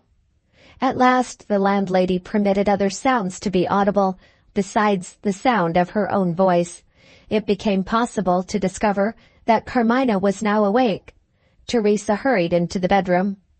Left by herself in the sitting room, the landlady, purely out of curiosity, as she afterwards said, in conversation with her new lodger, opened the cupboard and looked in. A canister stood straight before her, on an upper shelf. Did Miss Carmina's nurse take snuff? She examined the canister. There was a white powder inside. The mutilated label spoke in an unknown tongue. She wetted her finger and tasted the powder. The result was so disagreeable that she was obliged to use her handkerchief. She put the canister back and closed the cupboard. Medicine, undoubtedly, the landlady said to herself. Why should she hurry to put it away when I came in? Chapter 51. In 8 days from the date of his second interview with Mrs. Galilee, Mr. Lefrank took possession of his new bedroom. He had arranged to report his proceedings in writing. In Teresa's state of mind, she would certainly distrust a fellow lodger discovered in personal communication with Mrs. Galilee. Mr. Lefrank employed the first day after his arrival in collecting the materials for a report. In the evening he wrote to Mrs. Galilee, under cover to a friend who was instructed to forward the letter. Private and confidential. Dear Madam, I have not wasted my time and my opportunities, as you will presently see. My bedroom is immediately above the floor of the house, which is occupied by Miss Carmina and her nurse. Having some little matters of my own to settle, I was late in taking possession of my room. Before the lights on the staircase were put out, I took the liberty of looking down at the next landing. Do you remember when you were a child learning to write, that one of the lines in your copybooks was, "Virtue is its own reward"? This ridiculous assertion was actually verified in my case. Before I had been 5 minutes at my post, I saw the nurse open her door. She looked up the staircase, without discovering me, it is needless to say, and she looked down the staircase, and seeing nobody about, returned to her rooms. Waiting till I heard her lock the door, I stole downstairs and listened outside. One of my 2 fellow lodgers, you know that I don't believe in Miss Carmina's illness, was lighting a fire, on such a warm autumn night that the staircase window was left open. I am absolutely sure of what I say.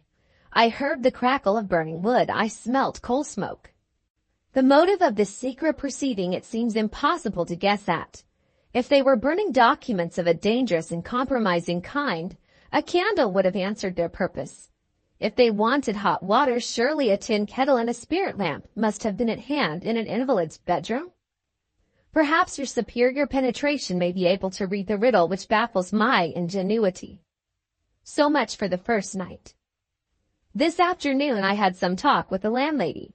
My professional avocations having trained me in the art of making myself agreeable to the sex, I may say without vanity that I produced a favorable impression. In other words, I contrived to set my fair friend talking freely about the old nurse and the interesting invalid. Out of the flow of words poured on me, one fact of very serious importance has risen to the surface. There is a suspicious canister in the nurse's possession. The landlady calls the powder inside medicine. I say poison. Am I rushing at a fanciful conclusion? Please wait a little. During the week of delay which elapsed before the lodger in possession vacated my room, you kindly admitted me to an interview. I ventured to put some questions relating to Teresa's life in Italy and to the persons with whom she associated. Do you remember telling me when I asked what you knew of her husband, that he was foreman in a manufactory of artists' colors, and that you had your information from Miss Carmina herself after she had shown you the telegram announcing his death? A lady possessed of your scientific knowledge does not require to be told that poisons are employed in making artists' colors.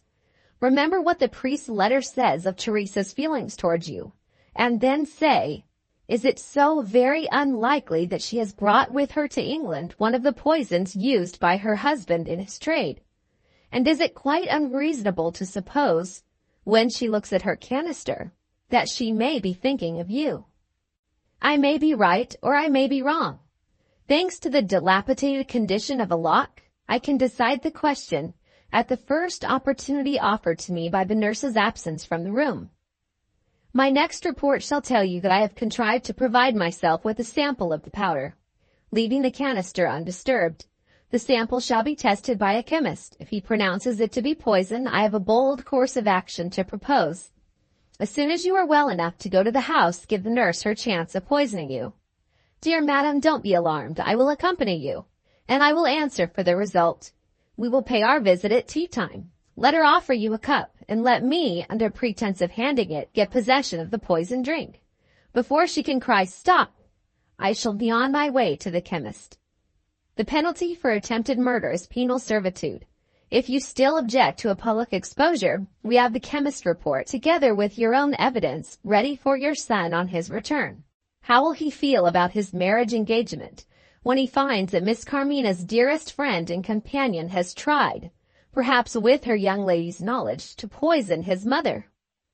Before concluding, I may mention that I had a narrow escape only 2 hours since of being seen by Teresa on the stairs. I was of course prepared for this sort of meeting when I engaged my room, and I have therefore not been foolish enough to enter the house under an assumed name. On the contrary, I propose, in your interests, to establish a neighborly acquaintance, with time to help me. But the matter of the poison admits of no delay. My chance of getting at it unobserved may be seriously compromised if the nurse remembers that she first met with me in your house, and distrusts me accordingly. Your devoted servant, L. F. Having completed his letter, he rang for the maid and gave it to her to post. On her way downstairs, she was stopped on the next landing by Mr. Null. He too had a letter ready, addressed to Dr. Benjulia. The fierce old nurse followed him out and said, "Post it instantly." The civil maid asked if Miss Carmina was better. "Worse," was all the rude foreigner said. She looked at poor Mr. Null as if it was his fault. Left in the retirement of his room, Mr. Lefrank sat at the writing table, frowning and biting his nails. Were these evidences of a troubled mind connected with the infamous proposal which he had addressed to Mrs. Gallilee? Nothing of the sort. Having sent away his letter, he was now at leisure to let his personal anxieties absorb him without restraint. He was thinking of Carmina.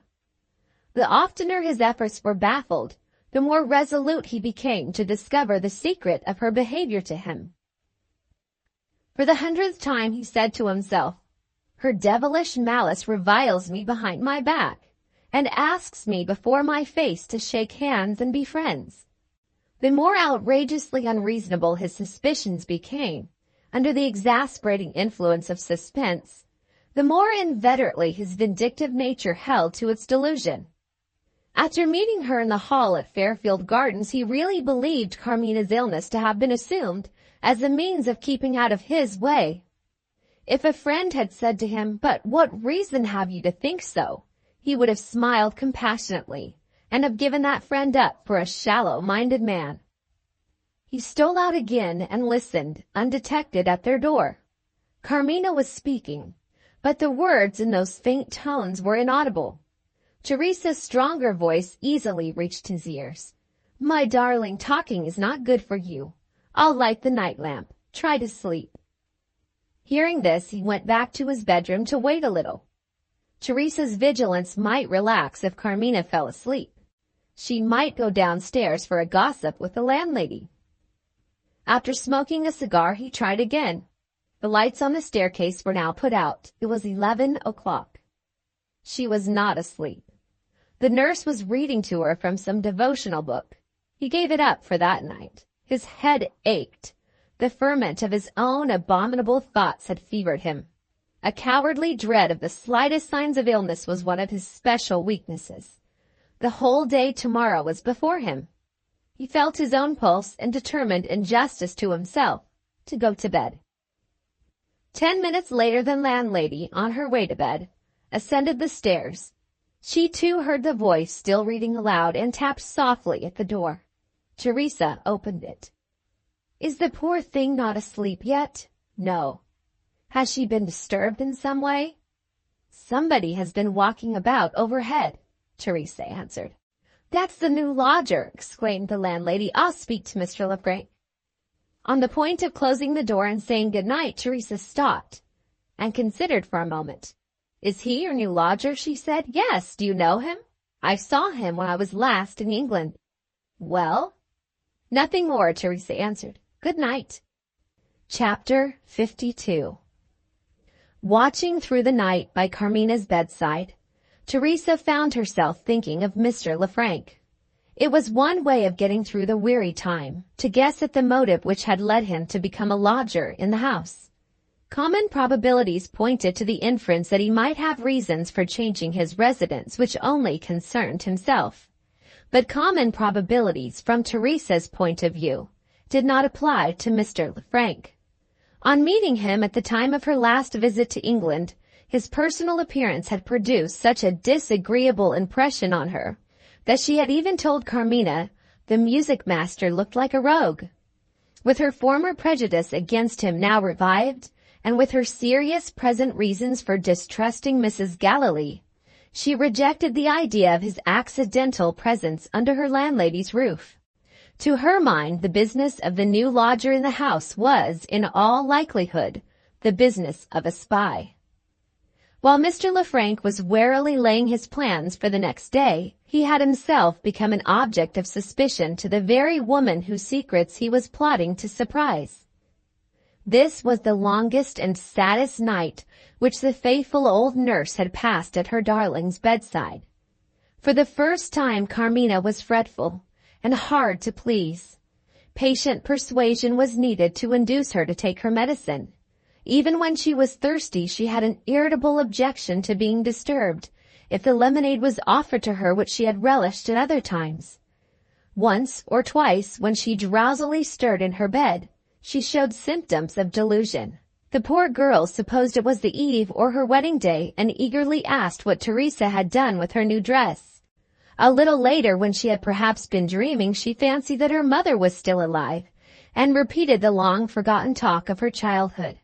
"What have I said to distress you?" she asked wonderingly when she found Teresa crying. Soon after sunrise there came a long interval of repose. At the later time when Benjulia arrived she was quiet and uncomplaining. The change for the worse which had induced Teresa to insist on sending for him was perversely absent. Mr. Null expected to be roughly rebuked for having disturbed the great man by a false alarm. He attempted to explain, and Teresa attempted to explain. Benjulia paid not the slightest attention to either of them. He made no angry remarks, and he showed in his own impenetrable way as gratifying an interest in the case as ever. "Draw up the blind," he said. "I want to have a good look at her." Mr. Null waited respectfully and imposed strict silence on Teresa, while the investigation was going on. It lasted so long that he ventured to say, "Do you see anything particular, sir?" Benjulia saw his doubts cleared up. Time, as he had anticipated, had brought development with it, and had enabled him to arrive at a conclusion. The shock that had struck Carmina had produced complicated hysterical disturbance, which was now beginning to simulate paralysis. Benjulia's profound and practiced observation detected a trifling inequality in the size of the pupils of the eyes, and a slightly unequal action on either side of the face, delicately presented in the eyelids, the nostrils, and the lips. Here was no common affection of the brain which even Mr. Null could understand. Here at last was Benjulia's reward for sacrificing the precious hours which might otherwise have been employed in the laboratory. From that day Carmina was destined to receive unknown honor. She was to take her place, along with the other animals, in his notebook of experiments. He turned quietly to Mr. Null and finished the consultation in 2 words. "All right." "Have you nothing to suggest, sir?" Mr. Null inquired. "Go on with the treatment, and draw down the blind if she complains of the light. Good day." "Are you sure he's a great doctor?" said Teresa when the door had closed on him. "The greatest we have," cried Mr. Null with enthusiasm. "Is he a good man?" "Why do you ask?" "I want to know if we can trust him to tell us the truth." "Not a doubt of it." Who could doubt it indeed after he had approved of Mr. Null's medical treatment? "There's one thing you have forgotten," Teresa persisted. "You haven't asked him when Carmina can be moved." "My good woman, if I had put such a question he would have set me down as a fool. Nobody can say when she will be well enough to be moved." He took his hat. The nurse followed him out. "Are you going to Mrs. Gallilee, sir?" "Not today." "Is she better?" "She is almost well again." Chapter 53. Left alone, Teresa went into the sitting-room. She was afraid to show herself at the bedside. Mr. Null had destroyed the one hope which had supported her thus far, the hope of escaping from England with Carmina before Mrs. Gallilee could interfere. Looking steadfastly at that inspiriting prospect, she had forced herself to sign the humble apology and submission which the lawyers had dictated. What was the prospect now? Heavily had the merciless hand of calamity fallen on that brave old soul, and at last it had beaten her down. While she stood at the window, mechanically looking out, the dreary view of the back street trembled and disappeared. Teresa was crying. Happily for herself, she was unable to control her own weakness. The tears lightened her heavy heart. She waited a little, in the fear that her eyes might betray her, before she returned to Carmina. In that interval she heard the sound of a closing door on the floor above. "The music master," she said to herself. In an instant she was at the sitting-room door, looking through the keyhole. It was the one safe way of watching him, and that was enough for Teresa. His figure appeared suddenly within her narrow range of view, on the mat outside the door. If her distrust of him was without foundation, he would go on downstairs. No! He stopped on the mat to listen. He stooped. His eye would have been at the keyhole in another moment. She seized a chair and moved it. The sound instantly drove him away. He went on, down the stairs. Teresa considered with herself what safest means of protection, and if possible of punishment as well, lay within her reach. How and where could the trap be set that might catch him? She was still puzzled by that question when the landlady made her appearance, politely anxious to hear what the doctors thought of their patient. Satisfied so far, the wearisome woman had her apologies to make next, for not having yet cautioned Mr. Lefrank. "Thinking over it since last night," she said confidentially, "I cannot imagine how you heard him walking overhead. He has such a soft step that he positively takes me by surprise when he comes into my room. He has gone out for an hour, and I have done him a little favor which I am not in the habit of conferring on ordinary lodgers. I have lent him my umbrella, as it threatens rain. In his absence I will ask you to listen while I walk about in his room. One can't be too particular when rest is of such importance to your young lady, and it has struck me as just possible that the floor of his room may be in fault. My dear, the boards may creak.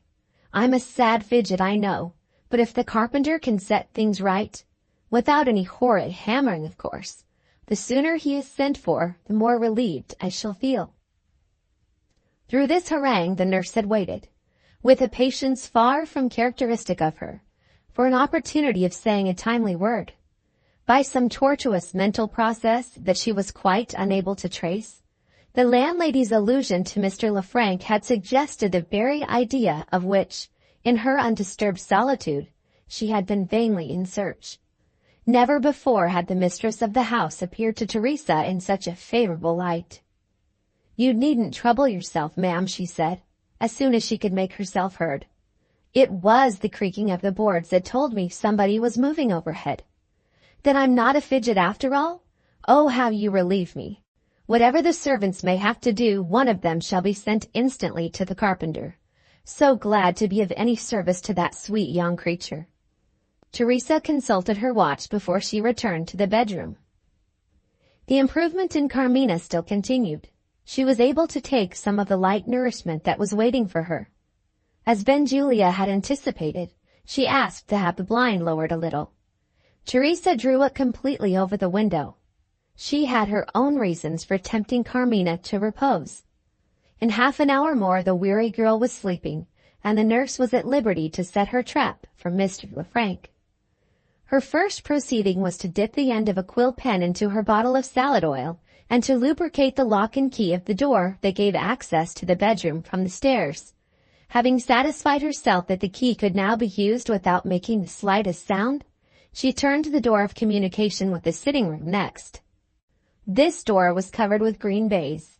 It had handles but no lock, and it swung inwards so as to allow the door of the cupboard, situated in the angle of the sitting room wall, to open towards the bedroom freely.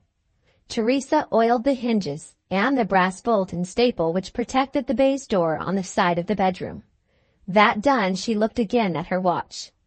Mr. Lefrank's absence was expected to last for an hour. In 5 minutes more the hour would expire. After bolting the door of communication, she paused in the bedroom and wafted a kiss to Carmina, still at rest. She left the room by the door which opened on the stairs and locked it, taking away the key with her. Having gone down the first flight of stairs, she stopped and went back. The one unsecured door was the door which led into the sitting room from the staircase. She opened it and left it invitingly ajar. "Now," she said to herself, "the trap will catch him." The hall clock struck the hour when she entered the landlady's room. The woman of many words was at once charmed and annoyed. Charmed to hear that the dear invalid was resting, and to receive a visit from the nurse. Annoyed by the absence of the carpenter, at work somewhere else for the whole of the day. "If my dear husband had been alive, we should have been independent of carpenters. He could turn his hand to anything. Now do sit down. I want you to taste some cherry brandy of my own making." As Teresa took a chair, Mr. Lefrank returned. The two secret adversaries met, face to face. "Surely I remember this lady?" he said. Teresa encountered him on his own ground. She made her best curtsy and reminded him of the circumstances under which they had formerly met. The hospitable landlady produced her cherry brandy. "We are going to have a nice little chat. Do sit down, sir, and join us." Mr. Lefrank made his apologies. The umbrella which had been so kindly lent to him had not protected his shoes. His feet were wet, and he was so sadly liable to take cold that he must beg permission to put on his dry things immediately. Having bowed himself out, he stopped in the passage, and standing on tiptoe peeped through a window in the wall, by which light was conveyed to the landlady's little room. The two women were comfortably seated together with the cherry brandy and a plate of biscuits on a table between them. "In for a good long gossip," thought Mr. Lefrank. "Now is my time." Not 5 minutes more had passed before Teresa made an excuse for running upstairs again. She had forgotten to leave the bell rope in case Carmina awoke within the reach of her hand. The excellent heart of the hostess made allowance for natural anxiety. "Do it, you good soul," she said, "and come back directly." Left by herself, she filled her glass again and smiled. Sweetness of temper, encouraged by cherry brandy, can even smile at a glass, unless it happens to be empty. Approaching her own rooms, Teresa waited and listened before she showed herself. No sound reached her through the half-open sitting room door. She noiselessly entered the bedroom and then locked the door again. Once more she listened, and once more there was nothing to be heard. Had he seen her on the stairs? As the doubt crossed her mind, she heard the boards creak on the floor above. Mr. Lefranc was in his room. Did this mean that her well-laid plan had failed? Or did it mean that he was really changing his shoes and stockings? The last inference was the right one. He had made no mere excuse downstairs.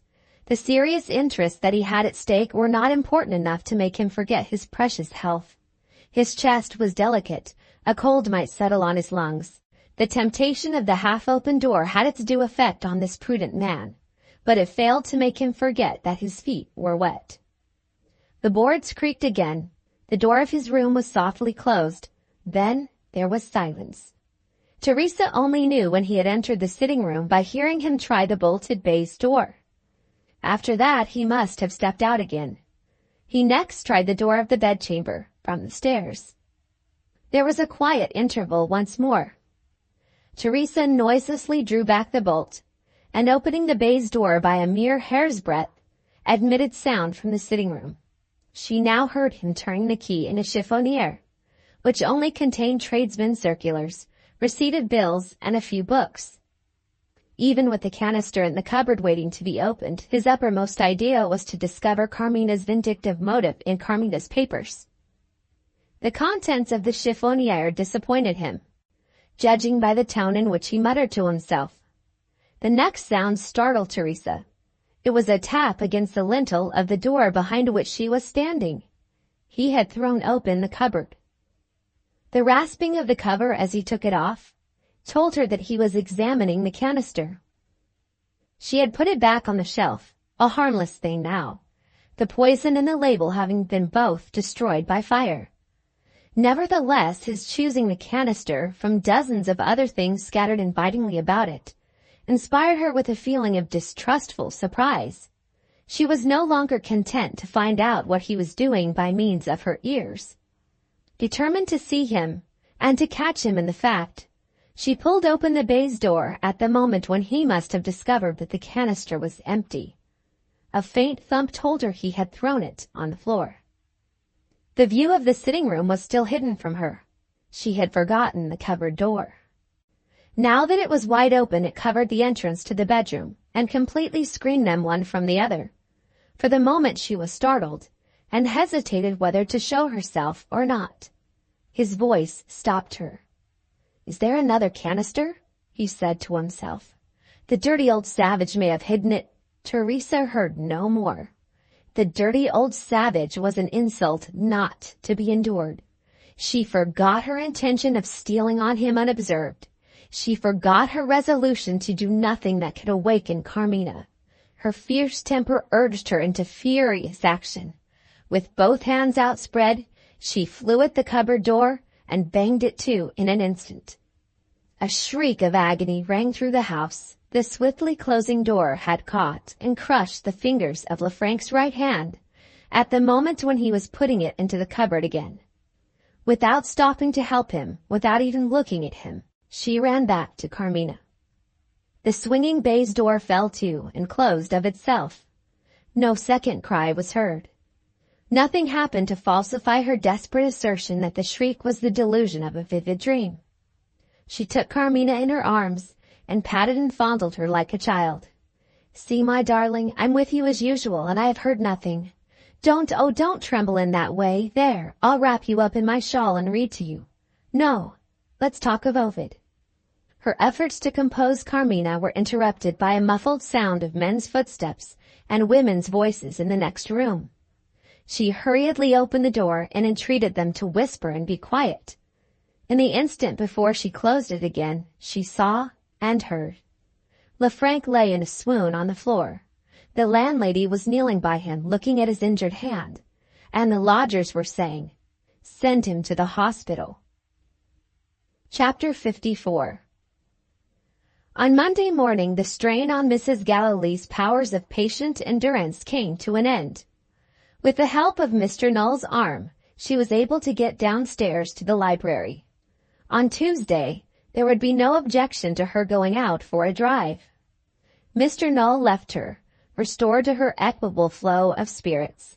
He had asked if she wished to have somebody to keep her company, and she had answered briskly, "Not on any account. I prefer being alone." On the morning of Saturday, she had received Mr. Lefrank's letter, but she had not then recovered sufficiently to be able to read it through. She could now take it up again and get to the end. Other women might have been alarmed by the atrocious wickedness of the conspiracy which the music master had planned. Mrs. Gallilee was only offended. That he should think her capable, in her social position, of favoring such a plot as he had suggested, was an insult which she was determined neither to forgive nor forget. Fortunately, she had not committed herself in writing. He could produce no proof of the relations that had existed between them. The first and best use to make of her recovery would be to dismiss him, after paying his expenses, privately and prudently, in money instead of by check. In the meantime, the man's insolence had left its revolting impression on her mind. The one way to remove it was to find some agreeable occupation for her thoughts. Look at your library table, learned lady, and take the appropriate means of relief that it offers. See the lively modern parasites that infest science, eager to invite your attention to their little crawling selves. Follow scientific inquiry, rushing into print to proclaim its own importance, and to declare any human being who ventures to doubt or differ a fanatic or a fool. Respect the leaders of public opinion, writing notices of professors who have made discoveries not yet tried by time, not yet universally accepted even by their brethren, in terms which would be exaggerated if they were applied to Newton or to Bacon. Submit to lectures and addresses by dozens which, if they prove nothing else, prove that what was scientific knowledge some years since is scientific ignorance now, and that what is scientific knowledge now may be scientific ignorance in some years more. Absorb your mind in controversies and discussions in which Mr. Always Right and Mr. Never Wrong exhibit the natural tendency of man to believe in himself in the most rampant stage of development that the world has yet seen. And when you have done all this, doubt not that you have made a good use of your time. You have discovered what the gentle wisdom of Faraday saw and deplored, when he warned the science of his day in words which should live forever. The first and last step in the education of the judgment is humility.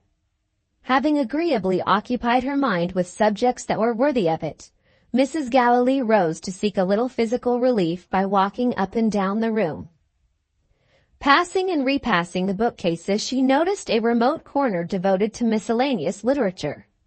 A volume in faded binding of sky blue had been placed upside down. She looked at the book before she put it in its right position.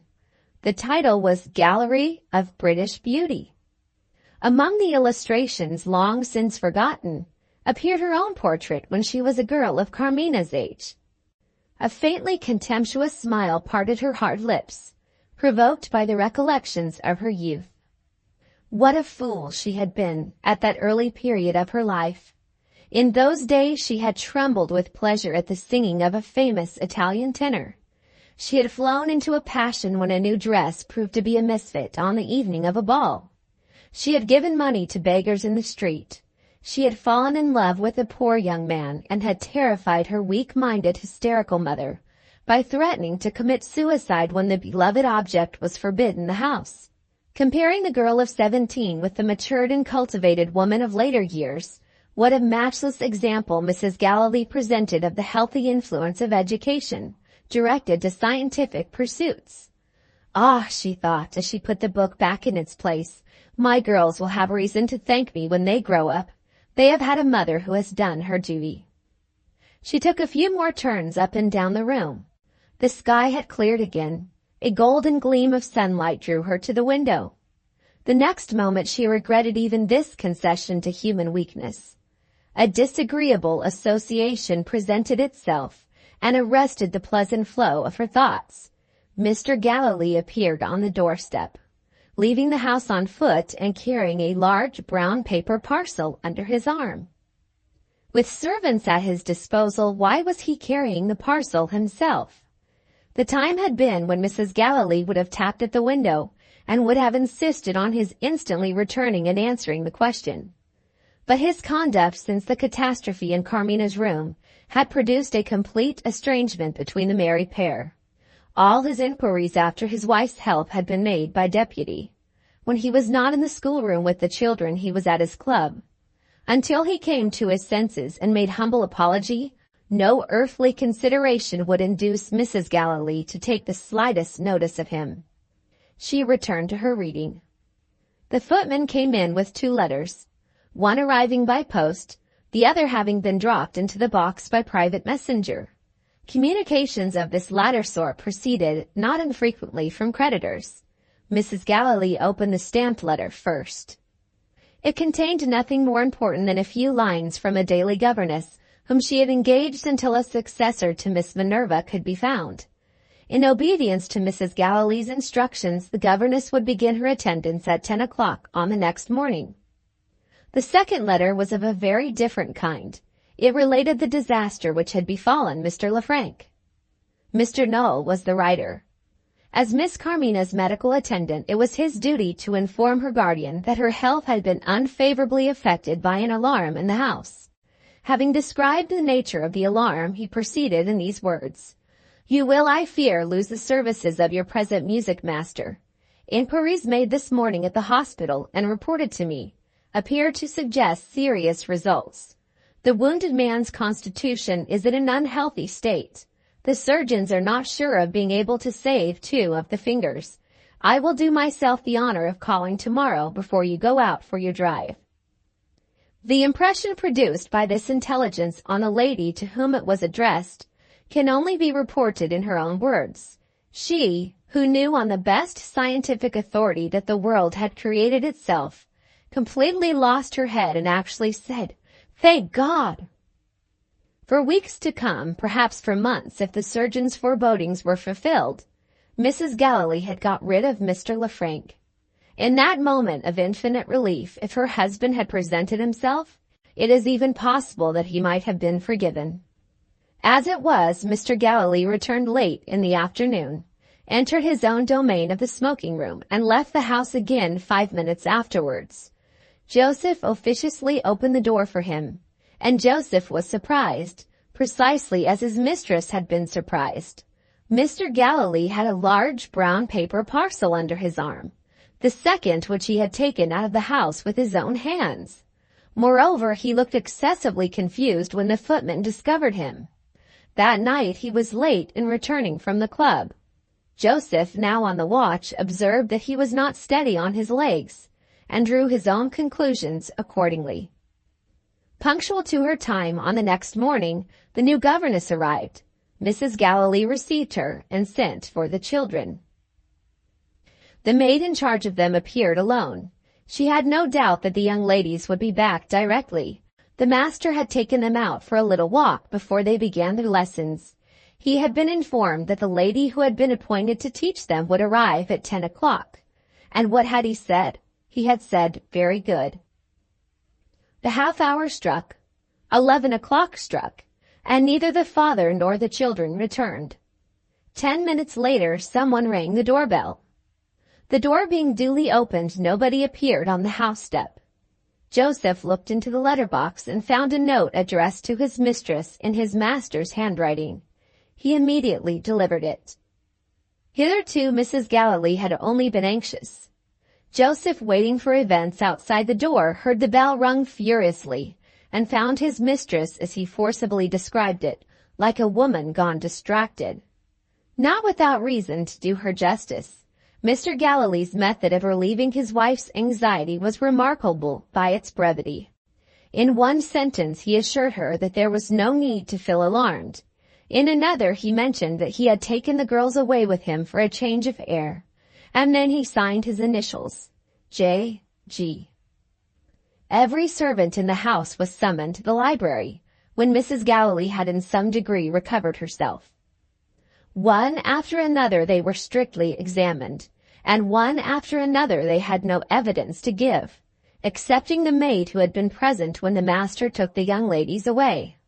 The little she had to tell pointed to the inference that he had not admitted the girls to his confidence before they left the house. Maria had submitted without appearing to be particularly pleased at the prospect of so early a walk. Zoe, never ready to exert either her intelligence or her legs, had openly declared that she would rather stay at home. To this the master had answered, "Get your things on directly," and had said it so sharply that Miss Zoe stared at him in astonishment. Had they taken anything with them? A traveling bag, for instance? They had taken nothing except Mr. Galilee's umbrella.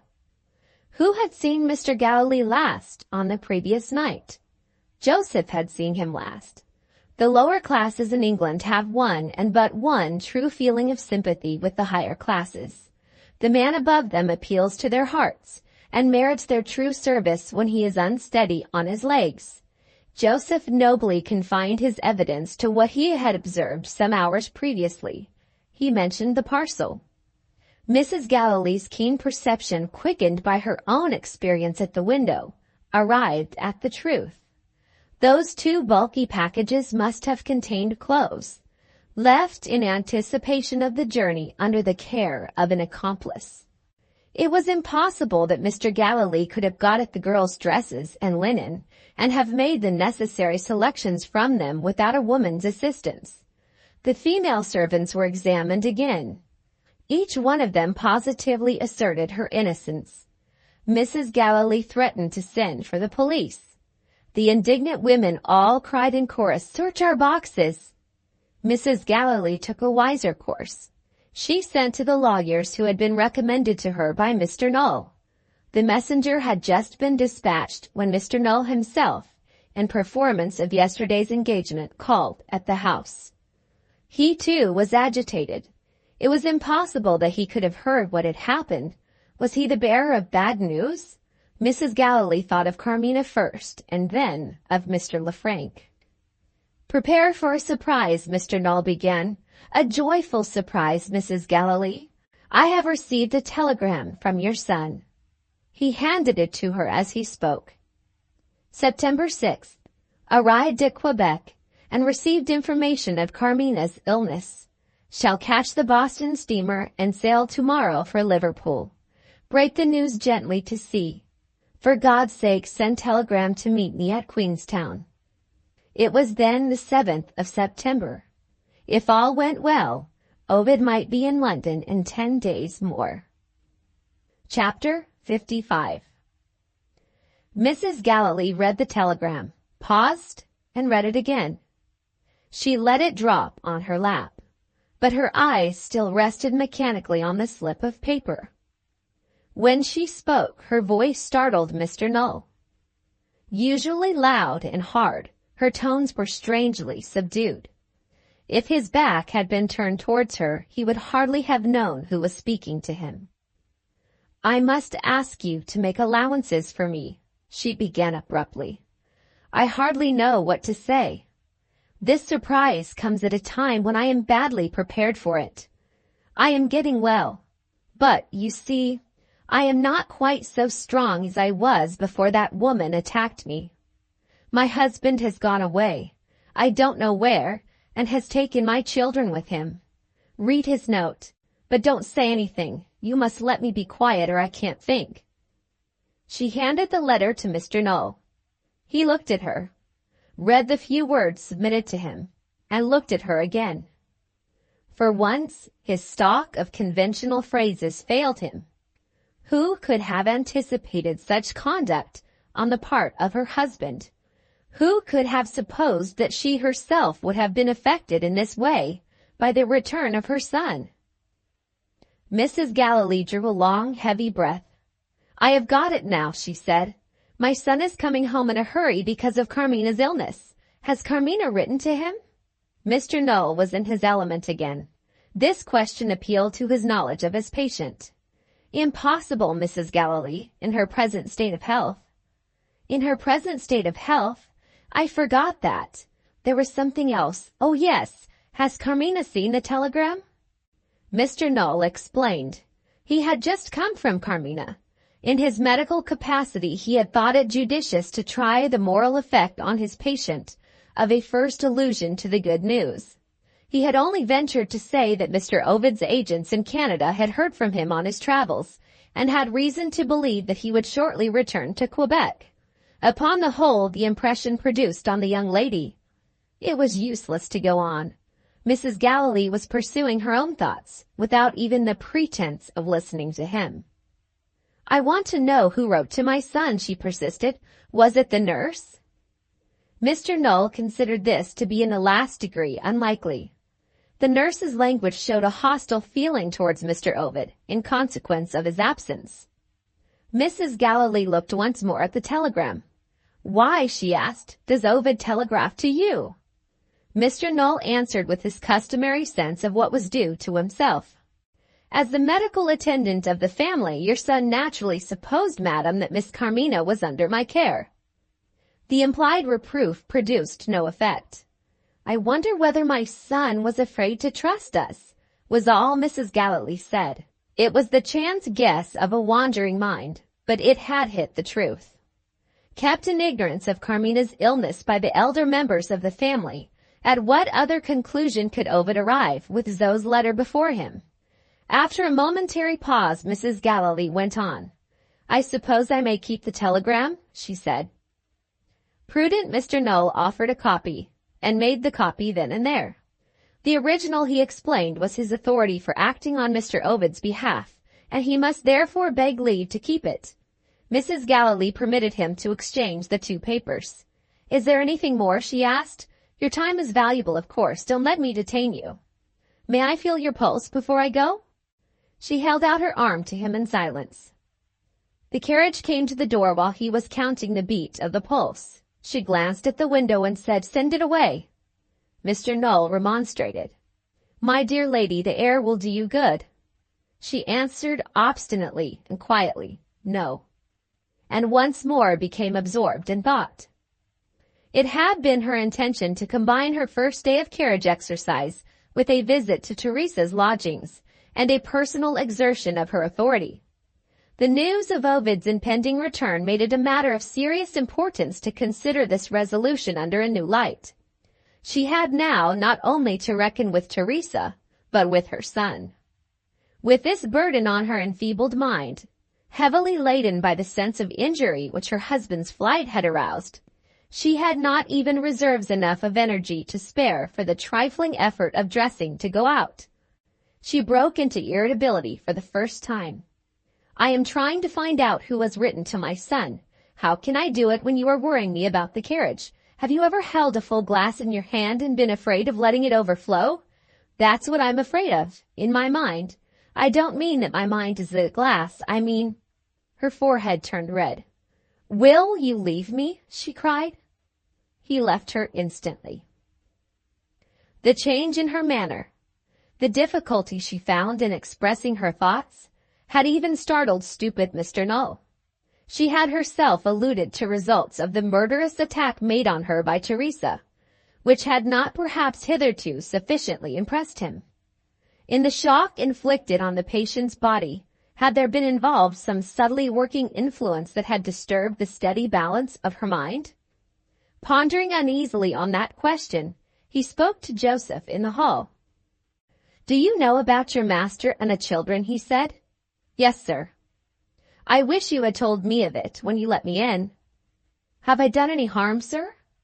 I don't know yet. If you want me, I shall be at home to dinner at 7. The next visitor was one of the partners in the legal firm to which Mrs. Galilee had applied for advice. After what Mr. Knoll had said, Joseph hesitated to conduct this gentleman into the presence of his mistress. He left the lawyer in the waiting room and took his card. Mrs. Galilee's attitude had not changed. She sat looking down at the copied telegram and the letter from her husband lying together on her lap. Joseph was obliged to speak twice before he could rouse her. "Tomorrow," was all she said. "What time shall I say, ma'am?" She put her hand to her head and broke into anger against Joseph. "Settle it yourself, you wretch!" Her head drooped again over the papers.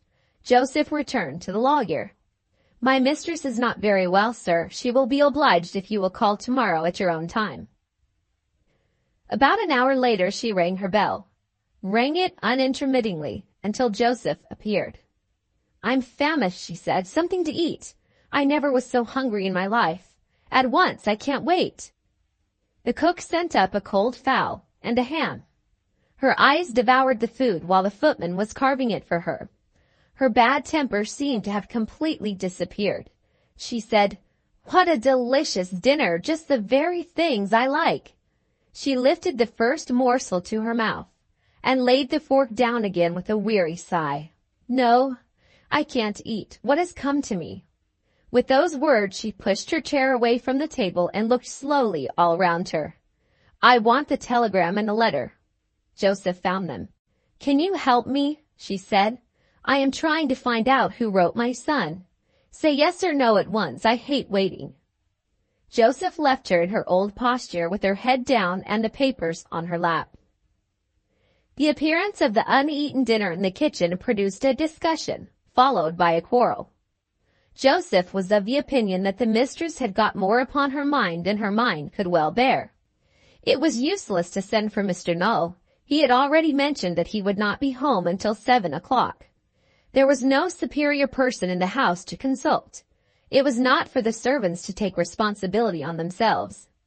Fetch the nearest doctor and let him be answerable if anything serious happens. Such was Joseph's advice. The women, angrily remembering that Mrs. Galilee had spoken of sending for the police, ridiculed the footman's cautious proposal, with one exception. When the others ironically asked him if he was not accustomed to the mistress's temper yet, Mrs. Galilee's own maid, Marceline, said, "What do we know about it? Joseph is the only one of us who has seen her since the morning." This perfectly sensible remark had the effect of a breath of wind on a smoldering fire. The female servants, all equally suspected of having assisted Mr. Galilee in making up his parcels, were all equally assured that there was a traitress among them, and that Marceline was the woman. Hitherto suppressed, this feeling now openly found its way to expression. Marceline lost her temper and betrayed herself as her master's guilty confederate. "I'm a mean mongrel, am I?" cried the angry maid, repeating the cook's allusion to her birthplace in the Channel Islands. "The mistress shall know this minute that I'm the woman who did it." "Why didn't you say so before?" the cook retorted. "Because I promised my master not to tell on him till he got to his journey's end." "Who'll lay a wager?" asked the cook. "I bet half a crown she changes her mind before she gets to the top of the stairs." "Perhaps she thinks the mistress will forgive her," the parlor maid suggested ironically. "Or perhaps," the housemaid added, "she means to give the mistress notice to leave." "That's exactly what I'm going to do," said Marceline. The women all declined to believe her. She appealed to Joseph. "What did I tell you when the mistress first sent me out in the carriage with poor Miss Carmina? Didn't I say that I was no spy, and that I wouldn't submit to be made one? I would have left the house. I would, but for Miss Carmina's kindness. Any other young lady would have made me feel my mean position. She treated me like a friend, and I don't forget it. I'll go straight from this place and help to nurse her." With that declaration, Marceline left the kitchen. Arrived at the library door, she paused, not as the cook had suggested to change her mind, but to consider beforehand how much she should confess to her mistress and how much she should hold in reserve.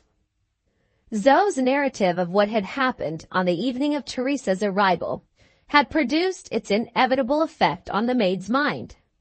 Strengthening by the sympathy which it excited her grateful attachment to Carmina, it had necessarily intensified her dislike of Mrs. Galilee, and Mrs. Galilee's innocent husband had profited by that circumstance. Unexpectedly tried by time, Mr. Galilee's resolution to assert his paternal authority, in spite of his wife, had failed him. The same timidity which invents a lie in a hurry can construct a stratagem at leisure. Marceline had discovered her master putting a plan of escape, devised by himself, to its first practical trial before the open wardrobe of his daughters, and had asked slyly if she could be of any use. Never remarkable for presence of mind in emergencies, Mr. Galilee had helplessly admitted to his confidence the last person in the house whom anyone else in his position would have trusted. "My good soul, I want to take the girls away quietly for a change of air. You've got little secrets of your own like me, haven't you? And the fact is, I don't quite know how many petticoats—" There, he checked himself, conscious when it was too late that he was asking his wife's maid to help him in deceiving his wife. The ready Marceline helped him through the difficulty. "I understand, sir. My mistress's mind is much occupied, and you don't want to trouble her about this little journey." Mr. Galilee, at a loss for any other answer, pulled out his purse. Marceline modestly drew back at the sight of it. "My mistress pays me, sir. I serve you for nothing." In those words she would have informed any other man of the place which Mrs. Galilee held in her estimation. Her master simply considered her to be the most disinterested woman he had ever met with. If she lost her situation through helping him, he engaged to pay her wages until she found another place. The maid set his mind at rest on that subject. "A woman who understands hairdressing as I do, sir, can refer to other ladies besides Mrs. Galilee and can get a place whenever she wants one." Having decided on what she should confess and on what she should conceal, Marceline knocked at the library door. Receiving no answer, she went in. Mrs. Galilee was leaning back in her chair. Her hands hung down on either side of her. Her eyes looked up drowsily at the ceiling. Prepared to see a person with an overburdened mind, the maid, without sympathy to quicken her perceptions, saw nothing but a person on the point of taking a nap. "Can I speak a word, ma'am?" Mrs. Galilee's eyes remained fixed on the ceiling. "Is that my maid?" she asked. Treated to all appearance with marked contempt, Marceline no longer cared to assume the forms of respect either in language or manner. "I wish to give you notice to leave," she said abruptly. "I find I can't get on with my fellow servants." Mrs. Galilee slowly raised her head and looked at her maid, and said nothing. "And while I'm about it," the angry woman proceeded, "I may as well own the truth. You suspect one of us of helping my master to take away the young ladies' things. I mean some few of their things. Well, you needn't blame innocent people. I'm the person." Mrs. Galilee laid her head back again on the chair, and burst out laughing. For one moment Marceline looked at her mistress in blank surprise. Then the terrible truth burst on her. She ran into the hall and called for Joseph. He hurried up the stairs. The instant he presented himself at the open door, Mrs. Galilee rose to her feet. "My medical attendant," she said, with an assumption of dignity. "I must explain myself." She held up one hand outstretched and counted her fingers with the other. "First my husband, then my son, now my maid. 1, 2, 3. Mr. Knowles, you know the proverb, it's the last hair that breaks the camel's back." She suddenly dropped on her knees. "Will somebody pray for me?" she cried piteously. "I don't know how to pray for myself. Where is God?" Bareheaded as he was, Joseph ran out. The nearest doctor lived on the opposite side of the square. He happened to be at home. When he reached the house, the women servants were holding their mistress down by main force. Chapter 56. On the next day, Mr. Moole, returning from a legal consultation to an appointment at his office, found a gentleman whom he knew by sight, walking up and down before his door, apparently bent on intercepting him. "Mr. Null, I believe," he said, with his customary politeness.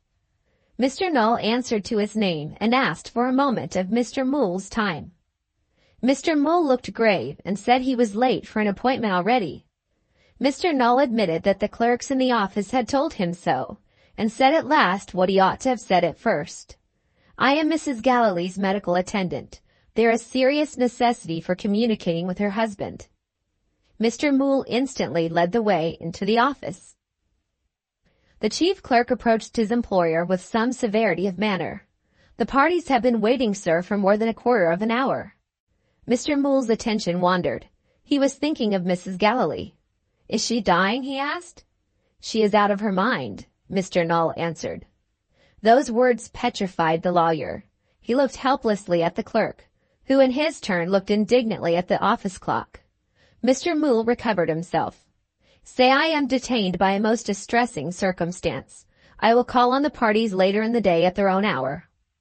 Giving those directions to the clerk, he hurried Mr. Null upstairs into a private room. "Tell me about it. Pray tell me about it. Stop. Perhaps there is not time enough. What can I do?" Mr. Null put the question which he ought to have asked when they met at the house door.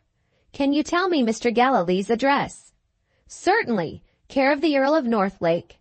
"Will you please write it in my pocket-book? I am so upset by this dreadful affair that I can't trust my memory." Such a confession of helplessness as this was all that was wanted to rouse Mr. Moole. He rejected the pocket-book and wrote the address on a telegram. "Return directly. Your wife is seriously ill." In 5 minutes more the message was on its way to Scotland, and Mr. Null was at liberty to tell his melancholy story, if he could. With assistance from Mr. Moole he got through it. "This morning," he proceeded, "I have had the 2 best opinions in London. Assuming that there is no hereditary taint, the doctors think favorably of Mrs. Gallilee's chances of recovery." "Is it violent madness?" Mr. Moole asked. Mr. Null admitted that 2 nurses were required. "The doctors don't look on her violence as a discouraging symptom," he said. "They are inclined to attribute it to the strength of her constitution.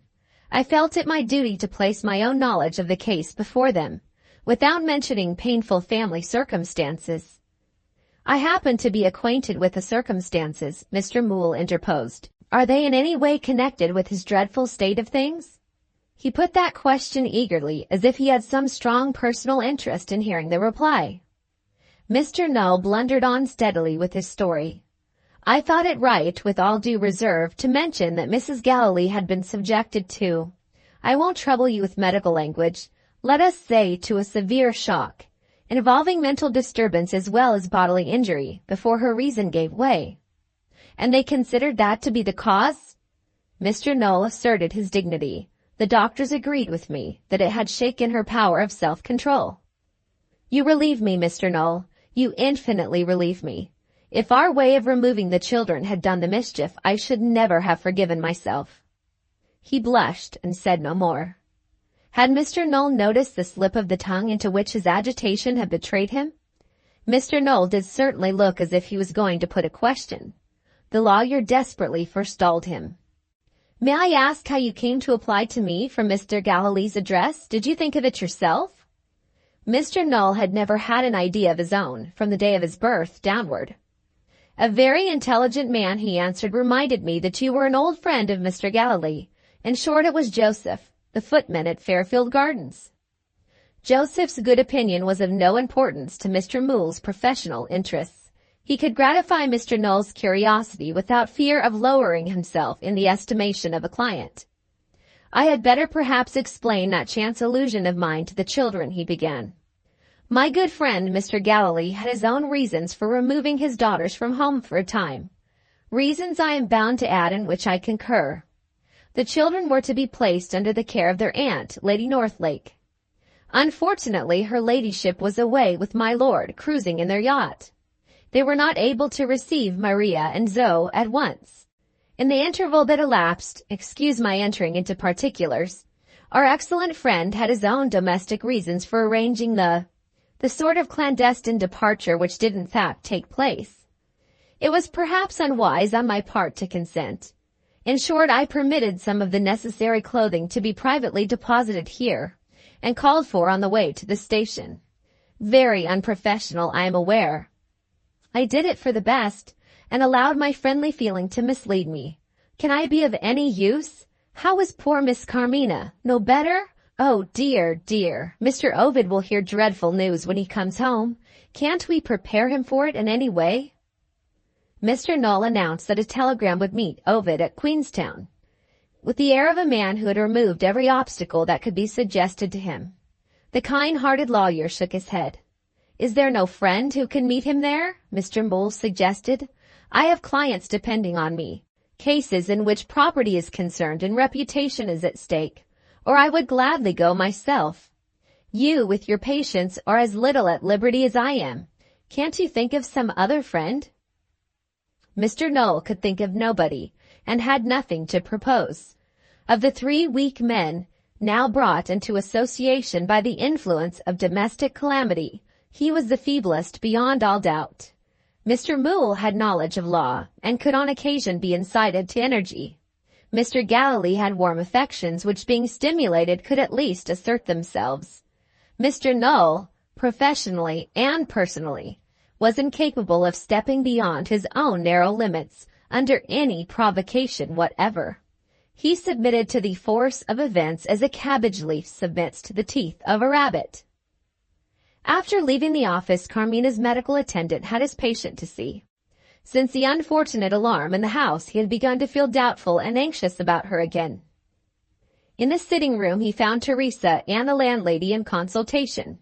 In her own abrupt way, the nurse made him acquainted with the nature of the conference.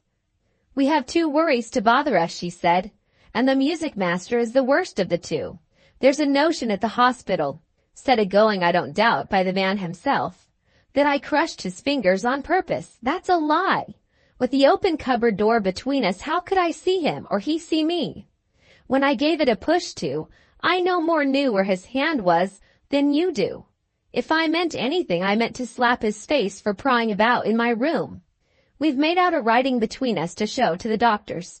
You shall have a copy in case you're asked about it. Now for the other matter. You keep on telling me I shall fall ill myself if I don't get a person to help me with Carmina. Make your mind easy. The person has come." "Where is she?" Teresa pointed to the bedroom. "Recommended by me?" Mr. Knoll inquired. "Recommended by herself, and we don't like her. That's the other worry." Mr. Knoll's dignity declined to attach any importance to the other worry. "No nurse has any business here without my sanction. I'll send her away directly." He pushed open the baize door. A lady was sitting by Carmina's bedside. Even in the dim light there was no mistaking that face. Mr. Knoll recognized Miss Minerva. She rose and bowed to him. He returned the bow stiffly. Nature's protecting care of fools supplies them with an instinct which distrusts ability. Mr. Knoll never liked Miss Minerva. At the same time he was a little afraid of her. This was not the sort of nurse who could be ordered to retire at a moment's notice. "I have been waiting anxiously to see you," she said, and led the way to the farther end of the room. "Carmina terrifies me," she added in a whisper. "I have been here for an hour. When I entered the room, her face, poor dear, seemed to come to life again. She was able to express her joy at seeing me. Even the jealous old nurse noticed the change for the better. Why didn't it last? Look at her, oh, look at her!" The melancholy relapse that had followed the short interval of excitement was visible to anyone now. There was the simulated paralysis, showing itself plainly in every part of the face. She lay still as death, looking vacantly at the foot of the bed. Mr. Knoll was inclined to resent the interference of a meddling woman in the discharge of his duty. He felt Carmina's pulse in sulky silence. Her eyes never moved, her hand showed no consciousness of his touch.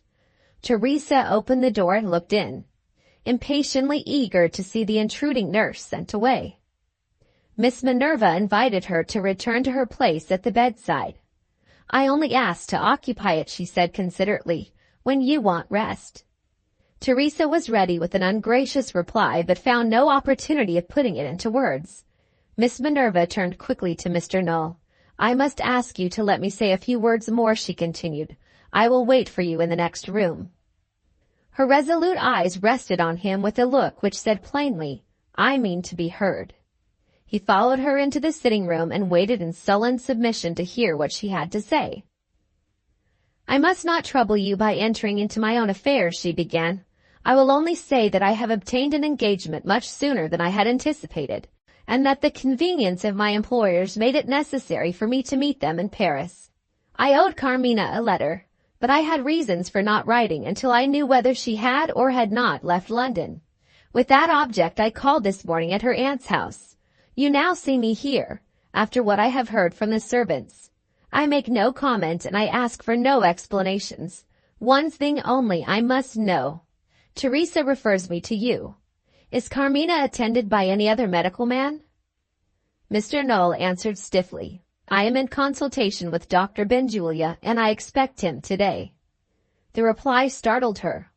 Dr. Benjulia? She repeated. The greatest man we have, Mr. Knoll asserted in his most positive manner. She silently determined to wait until Dr. Benjulia arrived. What is the last news of Mr. Ovid? She said to him, after an interval of consideration. He told her the news in the fewest words possible. Even he observed that it seemed to excite her. Oh, Mr. Knoll, who is to prepare him for what he will see in that room? Who is to tell him what he must hear of his mother? There was a certain familiarity in the language of this appeal, which Mr. Knoll felt it necessary to discourage. The matter is left in my hands, he announced. I shall telegraph to him at Queenstown. When he comes home he will find my prescriptions on the table. Being a medical man himself, my treatment of the case will tell Mr. Ovid Vere everything. The obstinate insensibility of his tone stopped her on the point of saying what Mr. Moole had said already. She too felt for Ovid, when she thought of the cruel brevity of the telegram. At what date will the vessel reach Queenstown? She asked. By way of making sure, said Mr. Knoll, I shall telegraph in a week's time. She troubled him with no more inquiries.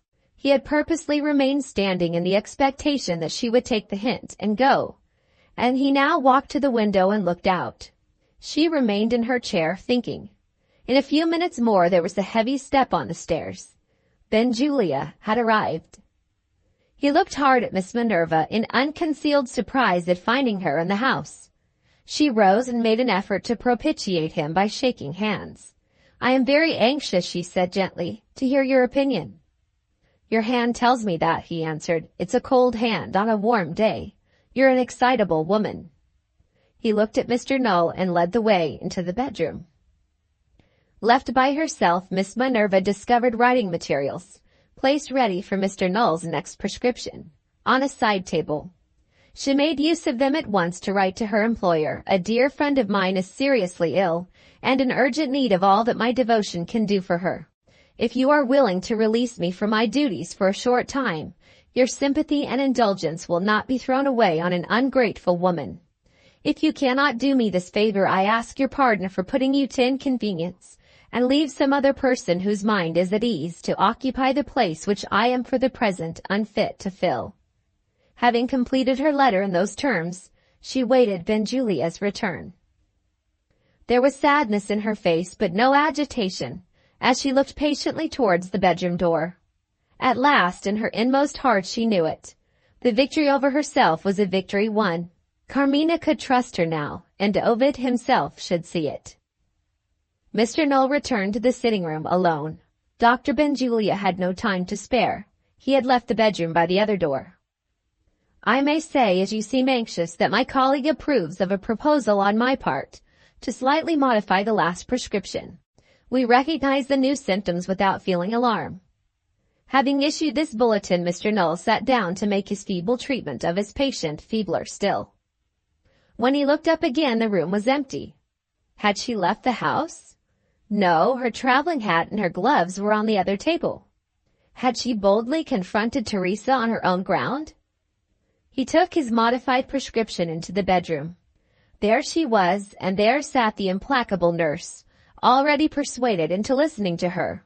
What conceivable subject could there be which offered two such women neutral ground to meet on? Mr. Knoll left the house without the faintest suspicion that Carmina might be the subject. May I try to rouse her? Teresa answered by silently resigning her place at the bedside. Miss Minerva touched Carmina's hand and spoke. Have you heard the good news, dear? Ovid is coming back in little more than a week. Carmina looked. reluctantly looked at her friend and said with an effort, "I am glad." "You will be better," Miss Minerva continued, "the moment you see him." Her face became faintly animated. "I shall be able to say goodbye," she answered. "Not goodbye, darling. He's returning to you after a long journey." "I am going, Frances, on a longer journey still." She closed her eyes, too weary or too indifferent to say more. Miss Minerva drew back, struggling against the tears that fell fast over her face. The jealous old nurse quietly moved nearer to her and kissed her hand. "I've been a brute and a fool," said Teresa. "You're almost as fond of her as I am." A week later, Miss Minerva left London to wait for Ovid at Queenstown. Chapter 57. Mr. Moole was in attendance at Fairfield Gardens when his old friend arrived from Scotland to tell him what the cautiously expressed message in the telegram really meant. But one idea seemed to be impressed on Mr. Galilee's mind, the idea of reconciliation. He insisted on seeing his wife. It was in vain to tell him that she was utterly incapable of reciprocating or even of understanding his wishes. Absolute resistance was the one alternative left, and it was followed by distressing results. The kind-hearted old man burst into a fit of crying, which even shook the resolution of the doctors. One of them went upstairs to warn the nurses. The other said, "Let him see her." The instant he showed himself in the room, Mrs. Galilee recognized him with a shriek of fury. The nurses held her back while Mr. Moole dragged him out again and shut the door. The object of the doctors had been gained. His own eyes had convinced him of the terrible necessity of placing his wife under restraint. She was removed to a private asylum. Maria and Zoe had been left in Scotland, as perfectly happy as girls could be in the society of their cousins, and under the affectionate care of their aunt. Mr. Galilee remained in London, but he was not left alone in the deserted house. The good lawyer had a spare room at his disposal, and Mrs. Moole and her daughters received him with true sympathy. Coming events helped to steady his mind. He was comforted in the anticipation of Ovid's return, and interested in hearing of the generous motive which had led Miss Minerva to meet his stepson. "I never agreed with the others when they used to abuse our governess," he said. "She might have been quick-tempered, and she might have been ugly. I suppose I saw her in some other light myself." He had truly seen her under another light. In his simple, affectionate nature there had been instinctive recognition of that great heart. He was allowed to see Carmina, in the hope that pleasant associations connected with him might have a favorable influence. She smiled faintly and gave him her hand when she saw him at the bedside, but that was all. Too deeply distressed to ask to see her again, he made his inquiries for the future at the door. Day after day the answer was always the same. Before she left London, Miss Minerva had taken it on herself to engage the vacant rooms on the ground floor of the lodging-house for Ovid. She knew his heart as she knew her own heart. Once under the same roof with Carmina, he would leave it no more, until life gave her back to him or death took her away. Hearing of what had been done, Mr. Galilee removed to Ovid's rooms the writing desk and the books, the favorite music and the faded flowers, left by Carmina at Fairfield Gardens. "Anything that belongs to her," he thought, "will surely be welcome to the poor fellow when he comes back." On one afternoon, never afterwards to be forgotten, he had only begun to make his daily inquiry, when the door on the ground floor was opened and Miss Minerva beckoned to him. Her face daunted Mr. Galilee. He asked in a whisper if Ovid had returned. She pointed upwards and answered, "He is with her now." "How did he bear it?" "We don't know. We were afraid to follow him into the room." She turned towards the window as she spoke. Teresa was sitting there, vacantly looking out. Mr. Galilee spoke to her kindly. She made no answer. She never even moved. "Worn out," Miss Minerva whispered to him. "When she thinks of Carmina now, she thinks without hope." He shuddered. The expression of his own fear was in those words, and he shrank from it. Miss Minerva took his hand and led him to a chair. Ovid will know best, she reminded him. Let us wait for what Ovid will say. Did you meet him on board the vessel? Mr. Galilee asked. Yes. How did he look? So well and so strong that you would hardly have known him again, till he asked about Carmina. Then he turned pale. I knew that I must tell him the truth, but I was afraid to take it entirely on myself. Something Mr. Null said to me before I left London suggested that I might help Ovid to understand me if I took the prescriptions to Queenstown. I had not noticed that they were signed by Dr. Benjulia, as well as by Mr. Null. Don't ask me what effect the discovery had on him. I bore it at the time. I can't speak of it now. You good creature, you dear good creature. Forgive me if I've distressed you. I didn't mean it. You have not distressed me. Is there anything else I can tell you? Mr. Galilee hesitated. There is one thing more, he said. It isn't about Carmina this time. He hesitated again. Miss Minerva understood. Yes, she answered. I spoke to Ovid of his mother. In mercy to himself and to me, he would hear no details. I know enough, he said. If I know that she is the person to blame, I was prepared to hear it. My mother's silence could only be accounted for in one way when I had read Zoe's letter. Don't you know, Mr. Galilee, that the child wrote to Ovid? The surprise and delight of Zoe's fond old father when he heard the story of the letter forced a smile from Miss Minerva, even at that time of doubt and sorrow.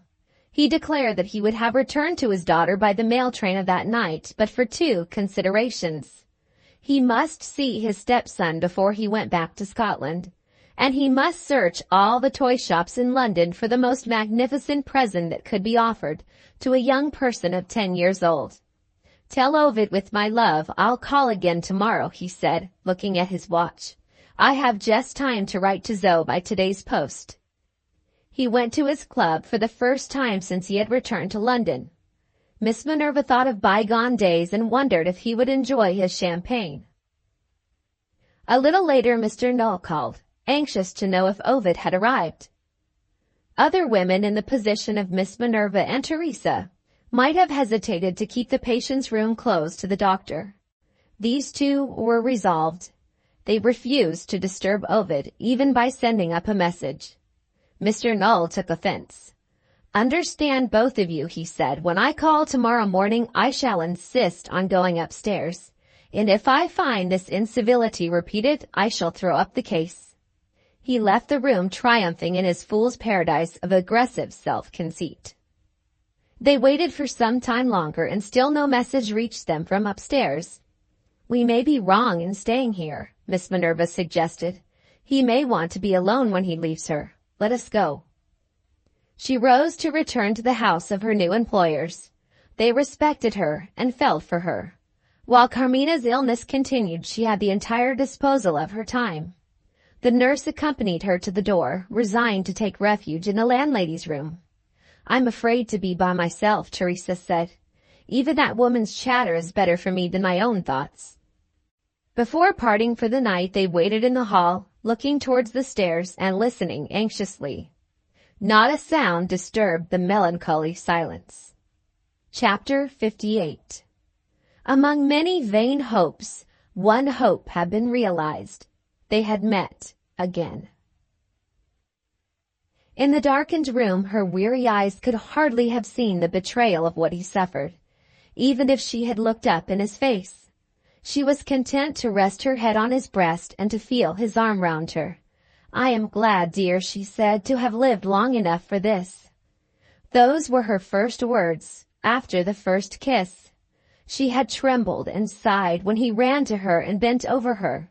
It was the one expression left of all her joy and all her love.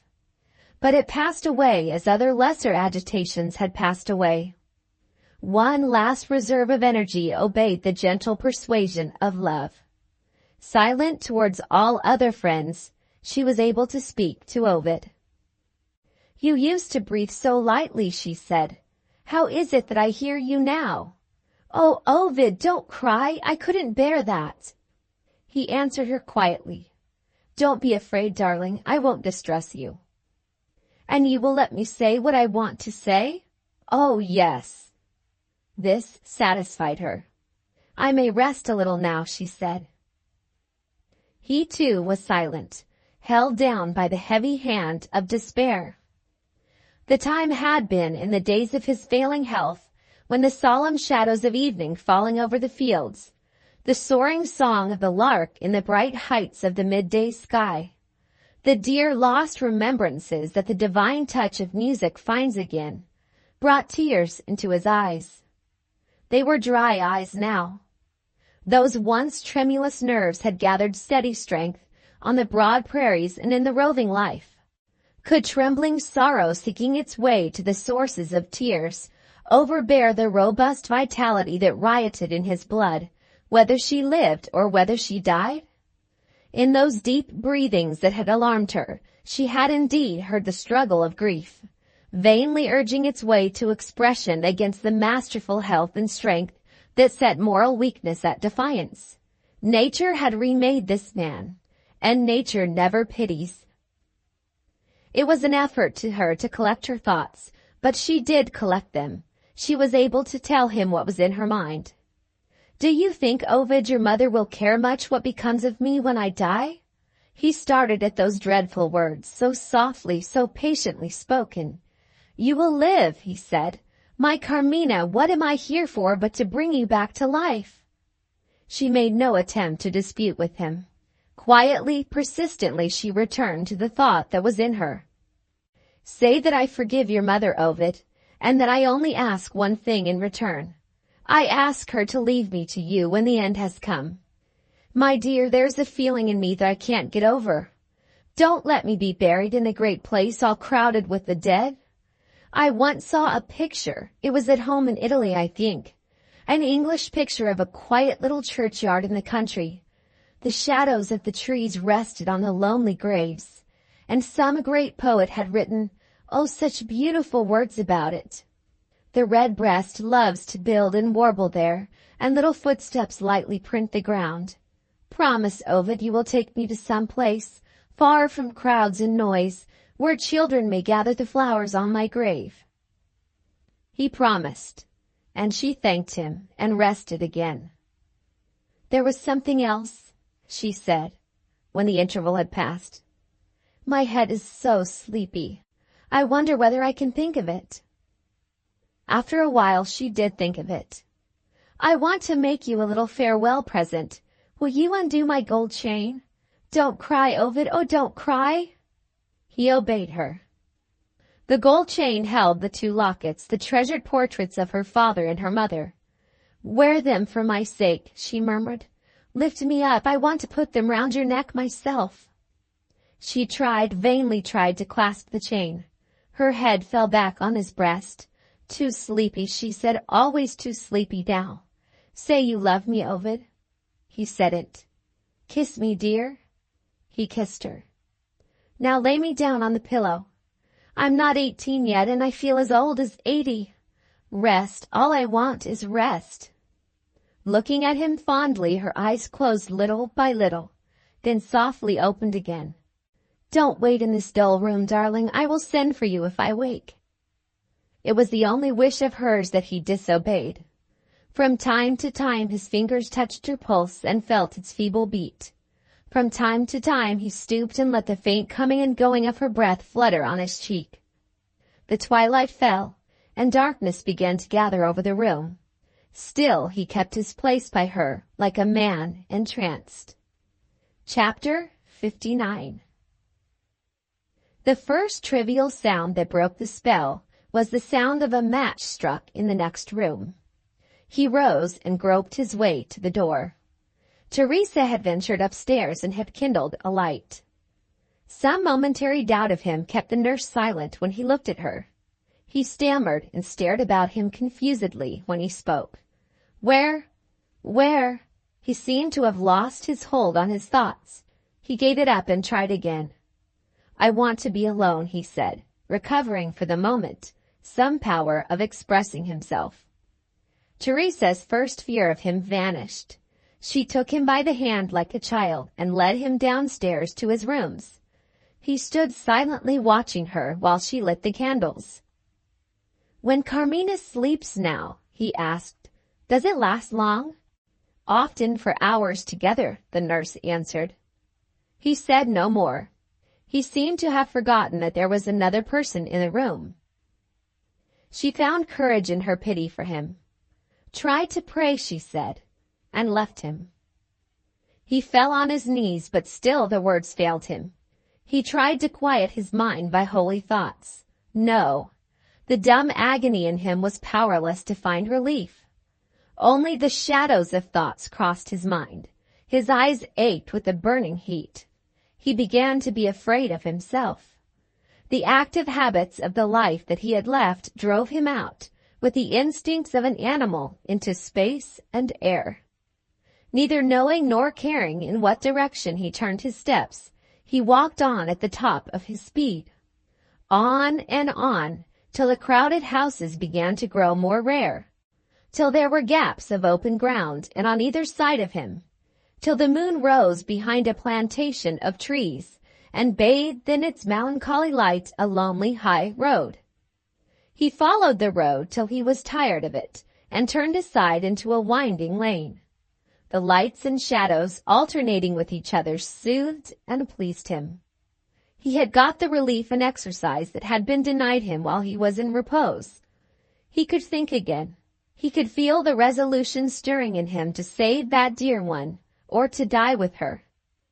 Now, at last, he was man enough to face the terrible necessity that confronted him, and fight the battle of art and love against death. He stopped and looked round, eager to return and be ready for her waking. In that solitary place there was no hope of finding a person to direct him. He turned to go back to the high road. At that same moment he became conscious of the odor of tobacco wafted towards him on the calm night air. Someone was smoking in the lane. He retraced his steps until he reached a gate, with a barren field behind it. There was the man whose tobacco smoke he had smelt, leaning on the gate with his pipe in his mouth. The moonlight fell full on Ovid's face as he approached to ask his way. The man suddenly stood up, stared at him and said, "Hello, is it you or your ghost?"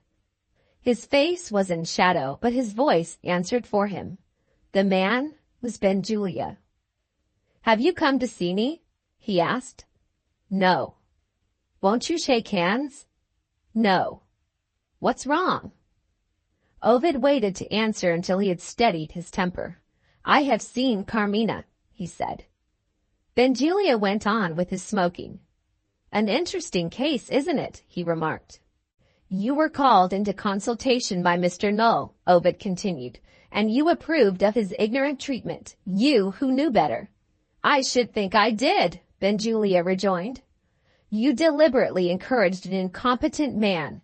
You let that poor girl go on from bad to worse, for some vile end of your own." Benjulia good-naturedly corrected him. No, for an excellent end, for knowledge." "If I fail to remedy the mischief, which is your doing and yours alone—" Benjulia took his pipe out of his mouth. "How do you mean to cure her?" he eagerly interposed. "Have you got a new idea?" "If I fail," Ovid repeated, "her death lies at your door. You merciless villain! As certainly as that moon is now shining over us, your life shall answer for hers." Astonishment, immeasurable astonishment, sealed Benjulia's lips. He looked down the lane when Ovid left him, completely stupefied. The one imaginable way of accounting for such language as he had heard, spoken by a competent member of his own profession, presented the old familiar alternative. Drunk or mad, he wondered while he lit his pipe again. Walking back to the house, his old distrust of Ovid troubled him once more. He decided to call at Teresa's lodgings in a day or two, and ascertain from the landlady and the chemist how Carmina was being cured. Returning to the high road, Ovid was passed by a tradesman, driving his cart towards London. The man civilly offered to take him as far as the nearest outlying cab-stand. Neither the landlady nor Teresa had gone to their beds when he returned. Their account of Carmina during his absence contained nothing to alarm him. He bade them good night, eager to be left alone in his room. In the house and out of the house there was now the perfect silence that helps a man to think. His mind was clear, his memory answered when he called on it to review that part of his own medical practice which might help him by experience in his present need. But he shrank, with Carmina's life in his hands, from trusting wholly to himself. A higher authority than his was waiting to be consulted. He took from his portmanteau the manuscript presented to him by the poor wretch whose last hours he had soothed in the garret at Montreal. The work opened with a declaration which gave it a special value in Ovid's estimation. If this imperfect record of experience is ever read by other eyes than mine, I wish to make one plain statement at the outset. The information which is presented in these pages is wholly derived from the results of bedside practice, pursued under miserable obstacles and interruptions, and spread over a period of many years. Whatever faults and failings I may have been guilty of as a man, I am innocent in my professional capacity of ever having perpetrated the useless and detestable cruelties which go by the name of vivisection. Without entering into any of the disputes on either side, which this practice has provoked, I declare my conviction that no asserted usefulness in the end can justify deliberate cruelty in the means. The man who seriously maintains that any pursuit in which he can engage is independent of moral restraint is a man in a state of revolt against God. I refuse to hear him in his own defense on that ground. Ovid turned next to the section of the work which was entitled Brain Disease. The writer introduced his observations in these prefatory words. A celebrated physiologist, plainly avowing the ignorance of doctors in the matter of the brain and its diseases, and alluding to appearances presented by post-mortem examination, concludes his confession thus. We cannot even be sure whether many of the changes discovered are the cause or the result of the disease, or whether the two are the conjoint results of a common cause. So this man writes after experience in vivisection. Let my different experience be heard next. Not knowing into what hands this manuscript may fall, or what unexpected opportunities of usefulness it may encounter after my death, I purposely abstain from using technical language in the statement which I have now to make. In medical investigations, as in all other forms of human inquiry, the result in view is not infrequently obtained by indirect and unexpected means. What I have to say here on the subject of brain disease was first suggested by experience of two cases, which seemed in the last degree unlikely to help me. They were both cases of young women, each one having been hysterically affected by a serious moral shock, terminating after a longer or shorter interval in simulated paralysis. One of these cases I treated successfully. While I was still in attendance on the other, pursuing the same course of treatment which events had already proved to be right, a fatal accident terminated my patient's life and rendered a post-mortem examination necessary. From those starting points I arrived, by devious ways which I am now to relate, at deductions and discoveries that threw a new light on the nature and treatment of brain disease. Hour by hour Ovid studied the pages that followed, until his mind and the mind of the writer were one. He then returned to certain preliminary allusions to the medical treatment of the two girls, inexpressibly precious to him in Carmina's present interests. The dawn of day found him prepared at all points, and only waiting until the lapse of the next few hours placed the means of action in his hands. But there was one anxiety still to be relieved before he lay down to rest.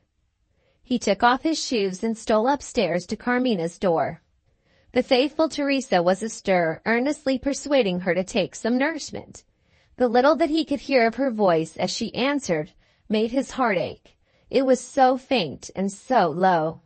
Still she could speak, and still there was the old saying to remember which has comforted so many and deceived so many. While there's life, there's hope. Chapter 60. After a brief interview with his stepson, Mr. Galilee returned to his daughters in Scotland. Touched by his fatherly interest in Carmina, Ovid engaged to keep him informed of her progress towards recovery. If the anticipation of saving her proved to be the sad delusion of love and hope, silence would signify what no words could say. In 10 days' time there was a happy end to suspense. The slow process of recovery might extend perhaps to the end of the year, but if no accident happened, Ovid had the best reasons for believing that Carmina's life was safe. Freed from the terrible anxieties that had oppressed him, he was able to write again a few days later in a cheerful tone, and to occupy his pen at Mr. Galilee's express request with such an apparently trifling subject as the conduct of Mr. Null.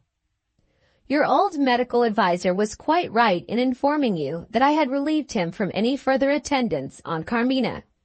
But his lively imagination, or perhaps I ought to say, his sense of his own consequence, has misled you when he also declares that I purposely insulted him. I took the greatest pains not to wound his self-esteem. He left me in anger nevertheless. A day or two afterwards I received a note from him, addressing me as Sir, and asking ironically if I had any objection to his looking at the copies of my prescriptions in the chemist's book. Though he was old enough to be my father, he remarked, it seemed that experience counted for nothing. He had still something to learn from his junior in the treatment of disease, and so on. At that miserable time of doubt and anxiety, I could only send a verbal reply, leaving him to do what he liked. Before I tell you of the use that he made of his liberty of action, I must confess something relating to the prescriptions themselves. Don't be afraid of long and learned words, and don't suppose that I am occupying your attention in this way without a serious reason for it which you will presently understand. A note in the manuscript, to my study of which I owe, under God, the preservation of Carmina's life, warned me that chemists in the writer's country had either refused to make up certain prescriptions given in the work, or had taken the liberty of altering the new quantities and combinations of some of the drugs prescribed. Precisely the same thing happened here, in the case of the first chemist to whom I sent. He refused to make up the medicine unless I provided him with a signed statement taking the whole responsibility on myself. Having ascertained the exact nature of his objection, I dismissed him without his guarantee, and employed another chemist, taking care in the interests of my time and my temper, to write my more important prescriptions under reserve. That is to say, I followed the conventional rules as to quantities and combinations, and made the necessary additions or changes from my own private stores when the medicine was sent home. Poor foolish Mr. Null, finding nothing to astonish him in my course of medicine, as represented by the chemist, appears by his own confession to have copied the prescriptions with a malicious object in view.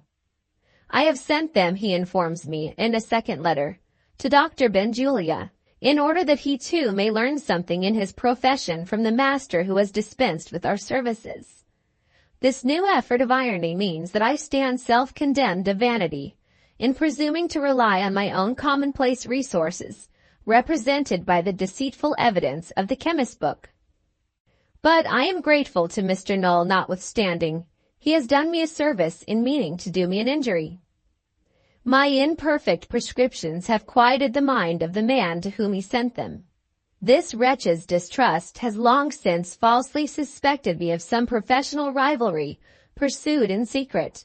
The feeling showed itself again when I met with him by accident on the night of my return to London. Since Mr. Null has communicated with him, the landlady is no longer insulted by his visits and offended by his questions, all relating to the course of treatment which I was pursuing upstairs. You now understand why I have ventured to trouble you on a purely professional topic. To turn to matters of more interest, our dear Carmina is well enough to remember you, and to send her love to you and the girls, but even this little effort is followed by fatigue. I don't mean only fatigue of body. That is now a question of time and care. I mean fatigue of mind, expressing itself by defect of memory. On the morning when the first positive change for the better appeared, I was at her bedside when she woke. She looked at me in amazement. "Why didn't you warn me of your sudden return?" she asked. "I have only written to you today, to your bankers at Quebec. What does it mean?" I did my best to soothe her and succeeded. There is a complete lapse in her memory. I am only too sure of it. She has no recollection of anything that has happened since she wrote her last letter to me. A letter which must have been lost, perhaps intercepted, or I should have received it before I left Quebec. This forgetfulness of the dreadful trials through which my poor darling has passed is in itself a circumstance which we must all rejoice over for her sake. But I am discouraged by it at the same time, fearing it may indicate some more serious injury than I have yet discovered. Miss Minerva, what should I do without the help and sympathy of that best of true women? Miss Minerva has cautiously tested her memory in other directions, with encouraging results so far. But I shall not feel easy until I have tried further experiments by means of some person who does not exercise a powerful influence over her, and whose memory is naturally occupied with what we older people call trifles. When you all leave Scotland next month, bring Zoe here with you. My dear little correspondent is just the sort of quaint child I want for the purpose. Kiss her for me till she is out of breath, and say that is what I mean to do when we meet. The return to London took place in the last week, in October. Lord and Lady Northlake went to their town residence, taking Maria and Zoe with them. There were associations connected with Fairfield Gardens, which made the prospect of living there, without even the society of his children, unendurable to Mr. Galilee. Ovid's house, still waiting the return of its master, was open to his stepfather. The poor man was only too glad, in his own simple language, to keep the nest warm for his son. The latest inquiries made at the asylum were hopefully answered. Thus far the measures taken to restore Mrs. Galilee to herself had succeeded beyond expectation. But one unfavorable symptom remained. She was habitually silent. When she did speak, her mind seemed to be occupied with scientific subjects. She never mentioned her husband or any other member of the family. Time and attention would remove this drawback. In 2 or 3 months more, perhaps, if all went well, she might return to her family and her friends as sane a woman as ever. Calling at Fairfield Gardens for any letters that might be waiting there, Mr. Galilee received a circular in lithographed writing accompanied by a roll of thick white paper. The signature revealed the familiar name of Mr. Lefranc. The circular set forth that the writer had won renown and a moderate income as pianist and teacher of music. A terrible accident, ladies and gentlemen, has injured my right hand, and has rendered amputation of 2 of my fingers necessary. Deprived for life of my professional resources, I have but one means of subsistence left, viz., collecting subscriptions for a song of my own composition. N.B. The mutilated musician leaves a question of terms in the hands of the art-loving public, and will do himself the honor of calling tomorrow. Good-natured Mr. Galilee left a sovereign to be given to the victim of circumstances, and then set forth for Lord Northlake's house. He and Ovid had arranged that Zoe was to be taken to see Carmina that day. On his way through the streets he was met by Mr. Moole. The lawyer looked at the song under his friend's arm. "What's that you're taking such care of?" he asked. "It looks like music. A new piece for the young ladies, eh?" Mr. Galilee explained. Mr. Moole struck his stick on the pavement as the nearest available means of expressing indignation. "Never let another farthing of your money get into that rascal's pockets. It's no merit of his that the poor old Italian nurse has not made her appearance in the police reports." With this preface, Mr. Moole related the circumstances under which Mr. Lefranc had met with his accident. "His first proceeding when they discharged him from the hospital," continued the lawyer, "was to summon Teresa before a magistrate. Fortunately, she showed the summons to me. I appeared for her, provided with the plan of the rooms which spoke for itself, and I put 2 questions to the complainant. What business had he in another person's room? And why was his hand in that other person's cupboard? The reporter kindly left the case unrecorded, and when the fellow ended by threatening the poor woman outside the court, we bound him over to keep the peace. I have my eye on him, and I'll catch him yet under the Vagrant Act." Chapter 61. Aided by time, care, and skill, Carmina had gained strength enough to pass some hours of the day in the sitting room, reclining in an invalid chair invented for her by Ovid. The welcome sight of Zoe, brightened and developed by happy autumn days passed in Scotland, brought a deep flush to her face and quickened the pulse which Ovid was touching under pretense of holding her hand. These signs of excessive nervous sensibility warned him to limit the child's visit to a short space of time. Neither Miss Minerva nor Teresa were in the room. Carmina could have Zoe all to herself. "Now, my dear," she said in a kiss, "tell me about Scotland." "Scotland," Zoe answered with dignity, "belongs to Uncle Northlake. He pays for everything and I'm Mrs. "It's true," said Mr. Galilee, bursting with pride. "My lord says it's no use having a will of your own where Zoe is. When he introduces her to anybody on the estate, he says, 'Here's the missus.'" Mr. Galilee's youngest daughter listened critically to the parental testimony. "You see, he knows," she said to Ovid. "There's nothing to laugh at." Carmina tried another question. "Did you think of me, dear, when you were far away?" "Think of you," Zoe repeated. "You're to sleep in my bedroom when we go back to Scotland, and I'm to be out of bed in one of 'em when you eat your first Scotch dinner. Shall I tell you what you'll see on the table?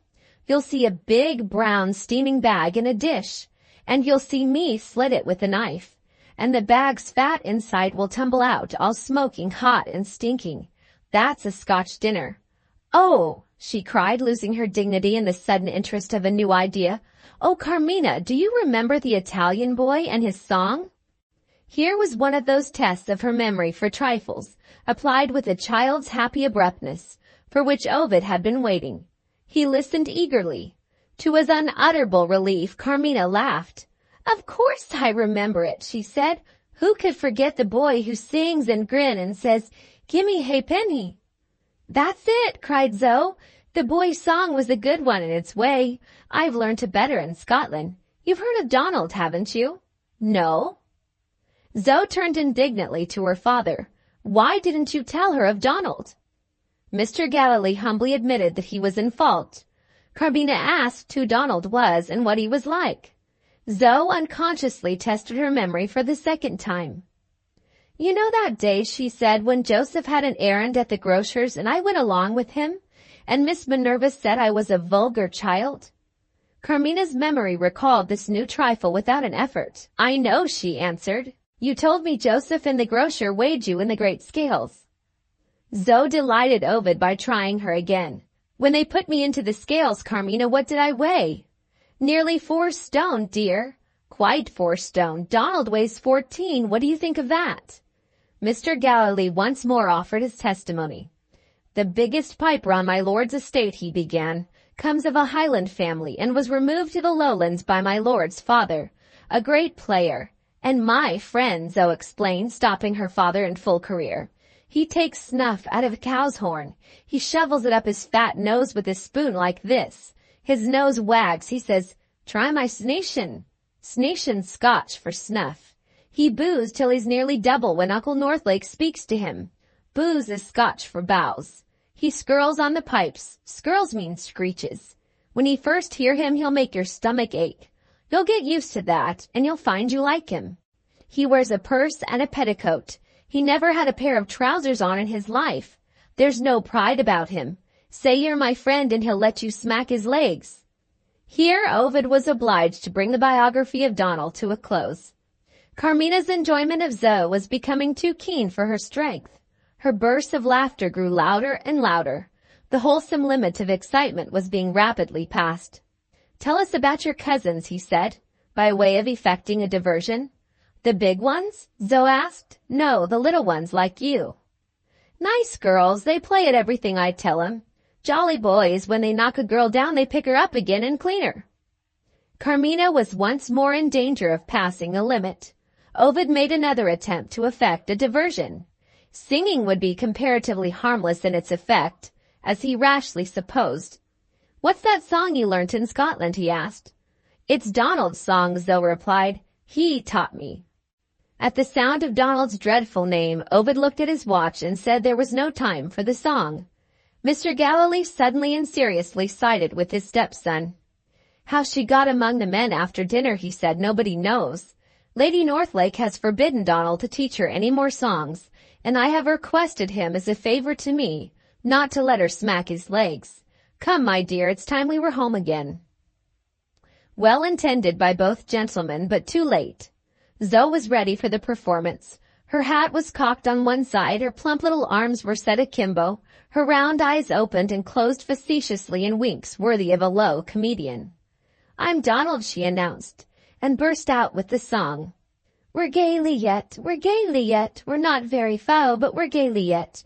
There's sit ye a while and tipple a bit, for we're not very foul, but we're gaily yet. She snatched up Carmina's medicine glass and waved it over her head with a bacchanalian screech. Fill a brimmer, Tammy. Here's to Redshanks. And pray who is Redshanks? Asked a lady standing in the doorway. Zoe turned around and instantly collapsed. A terrible figure associated with lessons and punishments stood before her. The convivial friend of Donald, the established Mrs. of Lord Northlake, disappeared, and a polite pupil took their place. If you please, Miss Minerva, Redshanks's nickname for a Highlander. Who would have recognized the singer of We're Gaily Yet in the subdued young person who made that reply? The door opened again. Another disastrous intrusion? Yes, another. Teresa appeared this time, caught Zoe up in her arms, and gave the child a kiss that was heard all over the room. Ah, mia dia cosa, cried the old nurse, too happy to speak in any language but her own. What does that mean? Zoe asked, settling her ruffled petticoats. It means, said Teresa, who prided herself on her English. Ah, my jolly. This to a young lady who could slit a haggis. This to the only person in Scotland privileged to smack Donald's legs. Zoe turned to her father and recovered her dignity. Maria herself could hardly have spoken with more severe propriety. I wish to go home, said Zoe. Ovid had only to look at Carmina and to see the necessity of immediate compliance with his little sister's wishes. No more laughing, no more excitement for that day. He led Zoe out himself and resigned her to her father at the door of his rooms on the ground floor. Cheered already by having got away from Miss Minerva and the nurse, Zoe desired to know who lived downstairs, and hearing that these were Ovid's rooms, insisted on seeing them. The three went in together. Ovid drew Mr. Galilee into a corner. I'm easier about Carmina now, he said. The failure of her memory doesn't extend backwards. It begins with the shock to her brain on the day when Teresa removed her to this house, and it will end, I feel confident, with the end of her illness. Mr. Galilee's attention suddenly wandered. Zoe, he called out, don't touch your brother's papers. The one object that had excited the child's curiosity was the writing table. Dozens of sheets of paper were scattered over it, covered with writing, blotted and interlined. Some of these leaves had overflowed the table and found a resting place on the floor. Zoe was amusing herself by picking them up.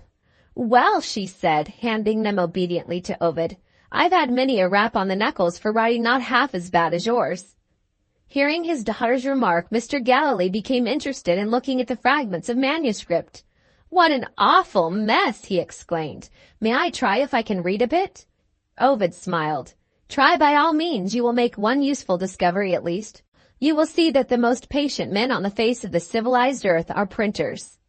Mr. Galilee tried a page and gave it up before he turned giddy. Is it fair to ask what this is? Something easy to feel and hard to express, Ovid answered. These ill-written lines are my offering of gratitude to the memory of an unknown and unhappy man. The man you told me of, who died at Montreal? Yes.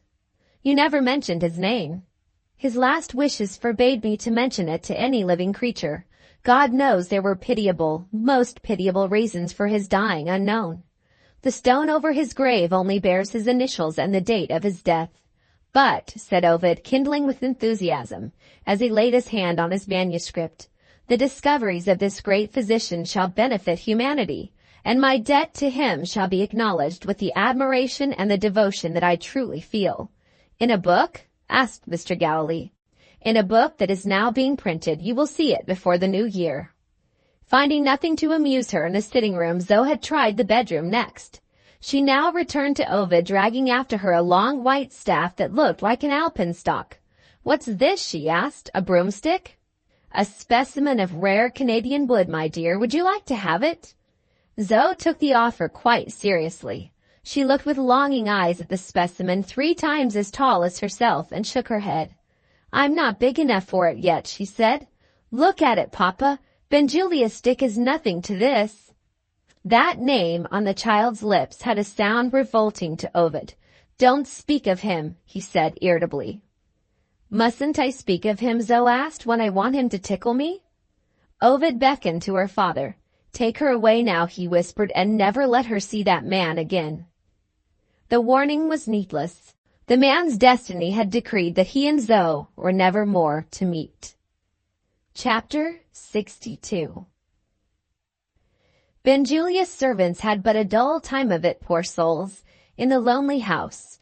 Towards the end of December they subscribed among themselves to buy one of those wonderful Christmas numbers, presenting year after year the same large-eyed ladies, long-legged lovers, corpulent children, snow landscapes, and gluttonous merrymakings, which have become a national institution, say the pictorial plum puddings of the English nation.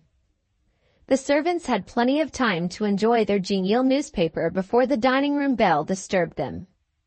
For some weeks past the master had again begun to spend the whole of his time in the mysterious laboratory. On the rare occasions when he returned to the house, he was always out of temper. If the servants knew nothing else, they knew what these signs meant. The great man was harder at work than ever, and in spite of his industry, he was not getting on so well as usual. On this particular evening the bell rang at the customary time, and the cook, successor to the unfortunate creature with pretensions to beauty and sentiment, hastened to get the dinner ready. The footman turned to the dresser and took from it a little heap of newspapers, carefully counting them before he ventured to carry them upstairs. This was Dr. Benjulia's regular weekly supply of medical literature. And here again the mysterious man presented an incomprehensible problem to his fellow creatures. He subscribed to every medical publication in England, and he never read one of them.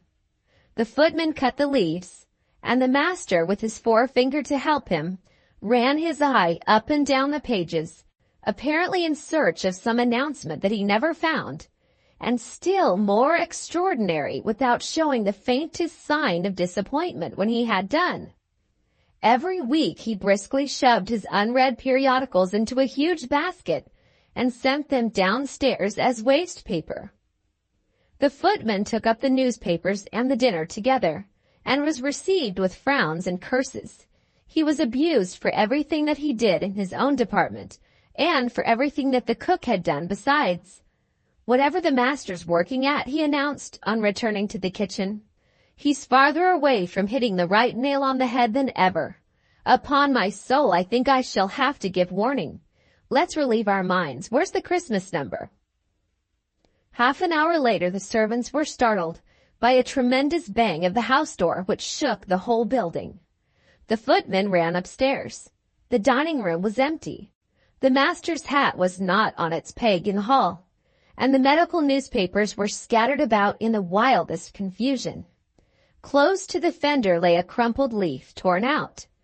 Its position suggested that it had narrowly missed being thrown into the fire. The footman smoothed it out and looked at it. One side of the leaf contained a report of a lecture. This was dry reading. The footman tried the other side and found a review of a new medical work. This would have been dull reading too, but for an extract from a preface stating how the book came to be published and what wonderful discoveries relating to people's brains it contained. There were some curious things said here, especially about a melancholy deathbed at a place called Montreal, which made the preface almost as interesting as the story. But what was there in this to hurry the master out of the house as if the devil had been at his heels? Dr. Benjulia's nearest neighbor was a small farmer named Gregg. He was taking a nap that evening when his wife bounced into the room and said, "Here's the big doctor gone mad." and there he was truly at Mrs. Gregg's heels, clamoring to have the horse put to in the gig, and to be driven to London instantly. He said, "Pay yourself what you please," and opened his pocketbook full of banknotes. Mr. Gregg said, "It seems, sir, this is a matter of life or death." Whereupon he looked at Mr. Gregg, and considered a little, and becoming quiet on a sudden, answered, "Yes, it is." On the road to London he never once spoke, except to himself, and then only from time to time. It seemed, judging by what fell from him now and then, that he was troubled about a man and a letter. He had suspected the man all along, but he had nevertheless given him the letter, and now it had ended in the letter turning out badly for Dr. Benjulia himself. Where he went to in London, it was not possible to say. Mr. Gregg's horse was not fast enough for him. As soon as he could find one, he took a cab. The shopman of Mr. Barrable, the famous publisher of medical works, had just put up the shutters, and was going downstairs to his tea when he heard a knocking at the shop door. The person proved to be a very tall man in a violent hurry to buy Mr. Ovidvare's new book. He said by way of apology that he was in that line himself and that his name was Benjulia. The shopman knew him by reputation and sold him the book. He was in such a hurry to read it that he actually began in the shop. It was necessary to tell him that business hours were over. Hearing this, he ran out and told the cabman to drive as fast as possible to Pall Mall. The library waiter at Dr. Benjulia's club found him in the library, busy with a book. He was quite alone, the members at that hour of the evening being generally at dinner or in the smoking room. The man whose business it was to attend to the fires went in during the night from time to time and always found him in the same corner. It began to get late. He finished his reading, but it seemed to make no difference. There he sat wide awake, holding his closed book on his knee, seemingly lost in his own thoughts. This went on till it was time to close the club. They were obliged to disturb him. He said nothing, and went slowly down into the hall, leaving his book behind him. It was an awful night, raining and sleeting, but he took no notice of the weather. When they fetched a cab, the driver refused to take him to where he lived on such a night as that. He only said, "Very well, go to the nearest hotel." The night porter at the hotel led in a tall gentleman and showed him into one of the bedrooms kept ready for persons arriving late. Having no luggage, he paid the charges beforehand. About 8 o'clock in the morning he rang for the waiter, who observed that his bed had not been slept in. All he wanted for breakfast was the strongest coffee that could be made. It was not strong enough to please him when he tasted it, and he had some brandy put in. He paid, and was liberal to the waiter, and went away. The policeman on duty that day, whose beat included the streets at the back of Fairfield Gardens, noticed in one of them a tall gentleman walking backwards and forwards, and looking from time to time at one particular house. When he passed that way again, there was the gentleman still patrolling the street, and still looking towards the same house. The policeman waited a little and watched. The place was a respectable lodging house, and the stranger was certainly a gentleman, though a queer one to look at. It was not the policeman's business to interfere on suspicion, except in the case of notoriously bad characters. So, though he did think it odd, he went on again. Between 12 and 1 o'clock in the afternoon, Ovid left his lodgings to go to the neighboring livery stables and choose an open carriage. The sun was shining and the air was brisk and dry after the stormy night. It was just the day when he might venture to take Carmina out for a drive. On his way down the street he heard footsteps behind him, and felt himself touched on the shoulder. He turned, and discovered Benjulia.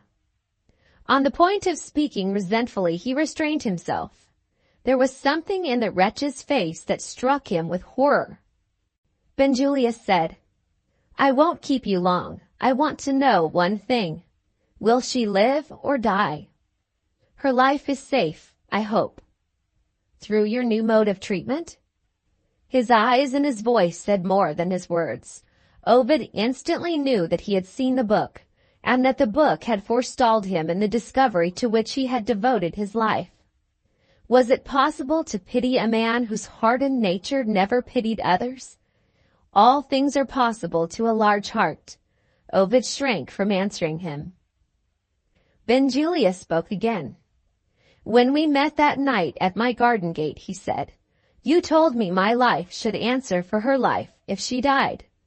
My neglect has not killed her, and you have no need to keep your word. But I don't get off, Mr. Ovid Vere, without paying the penalty. You have taken something from me which was dearer than life. I wish to tell you that. I have no more to say." Ovid silently offered his hand. Benjulia's head drooped in thought.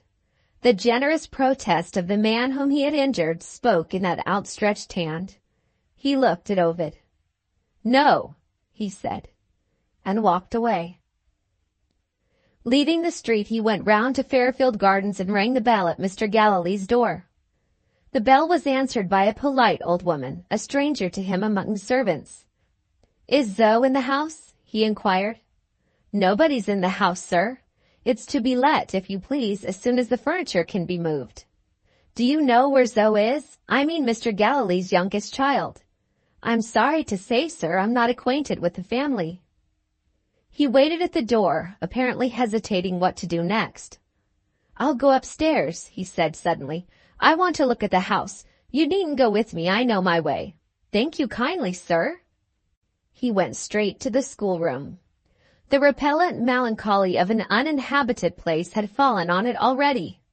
The plain furniture was not worth taking care of.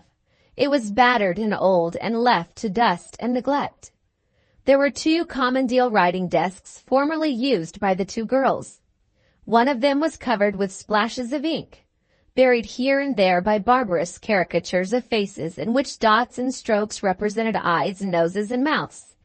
He knew whose desk this was, and opened the cover of it. In the recess beneath were soiled tables of figures, torn maps, and dog's-eared writing books.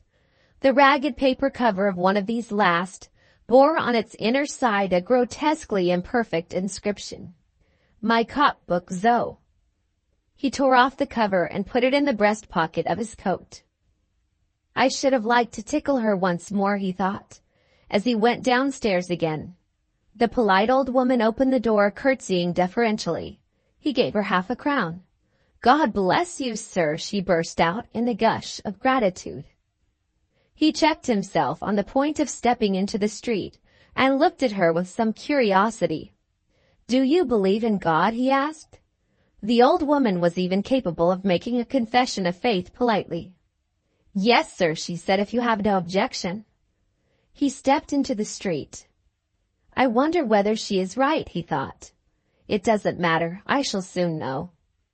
The servants were honestly glad to see him when he got home. They had taken it in turn to sit up through the night, knowing his regular habits, and feeling the dread that some accident had happened. Never before had they seen him so fatigued. He dropped helplessly into his chair. His gigantic body shook with shivering fits. The footman begged him to take some refreshment. "Brandy and raw eggs," he said. These being brought to him, he told them to wait until he rang, and locked the door when they went out. After waiting until the short winter daylight was at an end, the footman ventured to knock and ask if the master wanted lights. He replied that he had lit the candles for himself. No smell of tobacco smoke came from the room, and he had let the day pass without going to the laboratory. These were portentous signs.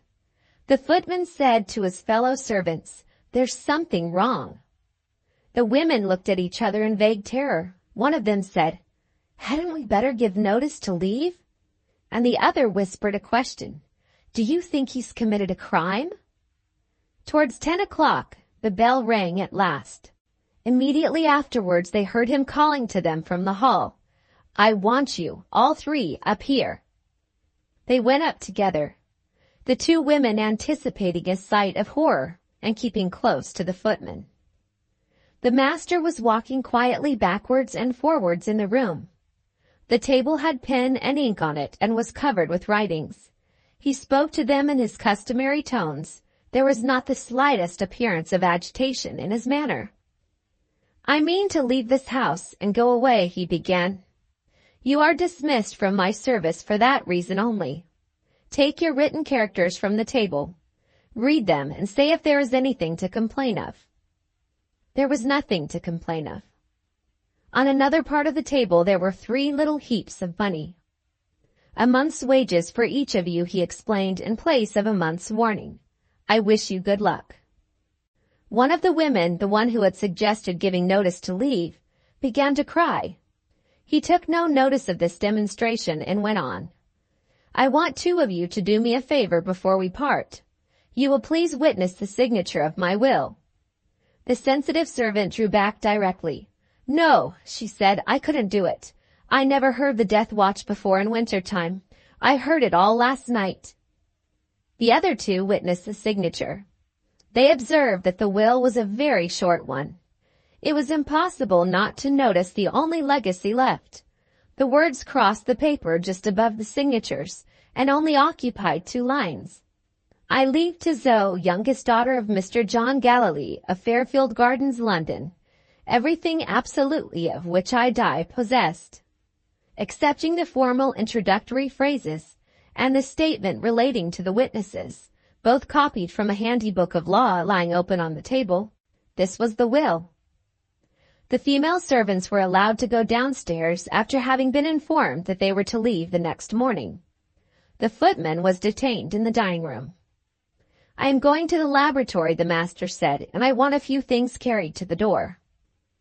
The big basket for waste paper, 3 times filled with letters and manuscripts, the books, the medicine chest, and the stone jar of oil from the kitchen. These the master and the man removed together, setting them down at the laboratory door. It was a still, cold, starlight winter's night.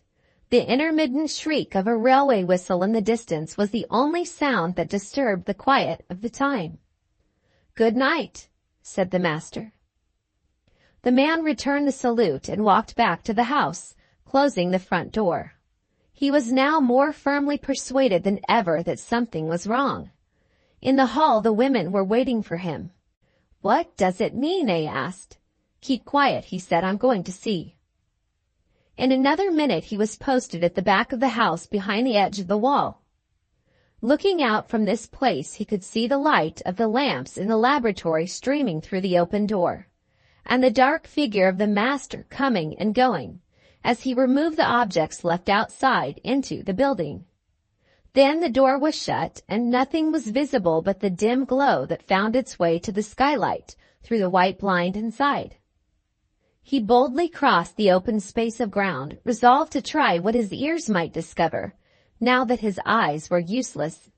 He posted himself at the back of the laboratory close to one of the side walls. Now and then he heard what had reached his ears when he had been listening on former occasions, the faint, whining cries of animals.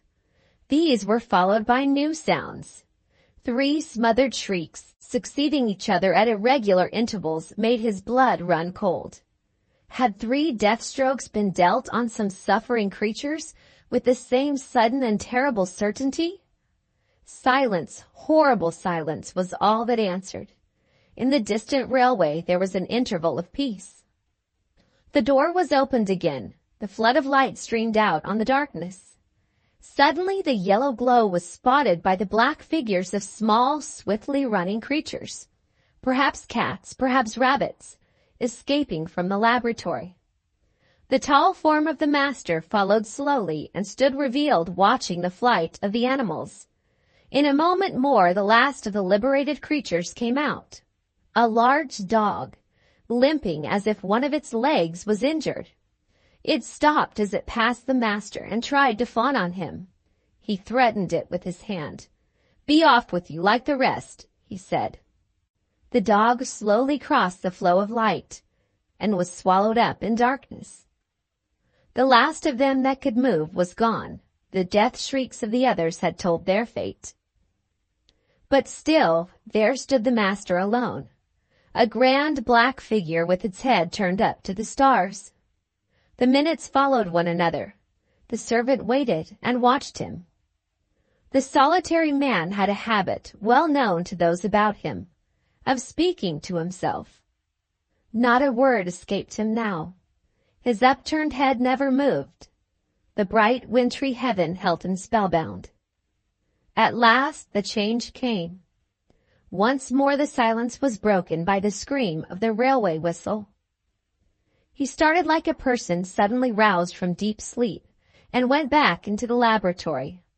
The last sound then followed, the locking and bolting of the door.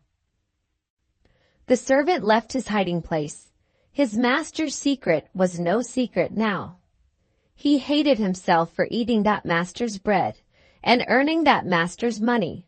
One of the ignorant masses, this man. Mere sentiment had a strange hold on his stupid mind. The remembrance of the poor, wounded dog, companionable and forgiving under cruel injuries, cut into his heart like a knife. His thought at that moment was an act of treason to the royalty of knowledge. I wish to God I could lame him as he has lamed the dog. Another fanatic, another fool. Oh, science, be merciful to the fanatics and the fools. When he got back to the house, the women were still on the lookout for him. Don't speak to me now, he said. Get to your beds. And mind this, let's be off tomorrow morning before he can see us. There was no sleep for him when he went to his own bed. The remembrance of the dog tormented him. The other lesser animals were active, capable of enjoying their liberty and finding shelter for themselves. Where had the maimed creature found a refuge on that bitter night? Again and again and again the question forced its way into his mind. He could endure it no longer.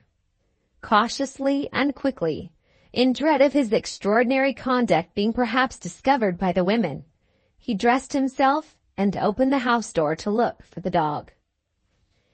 Out of the darkness on the step there rose something dark. He put out his hand. A persuasive tongue, gently licking it, pleaded for a word of welcome.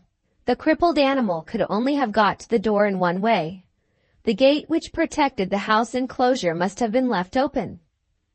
First giving the dog a refuge in the kitchen, the footman, rigidly performing his last duties, went to close the gate. At his first step into the enclosure he stopped, panic-stricken. The starlit sky over the laboratory was veiled in murky red. Roaring flame and spouting showers of sparks poured through the broken skylight.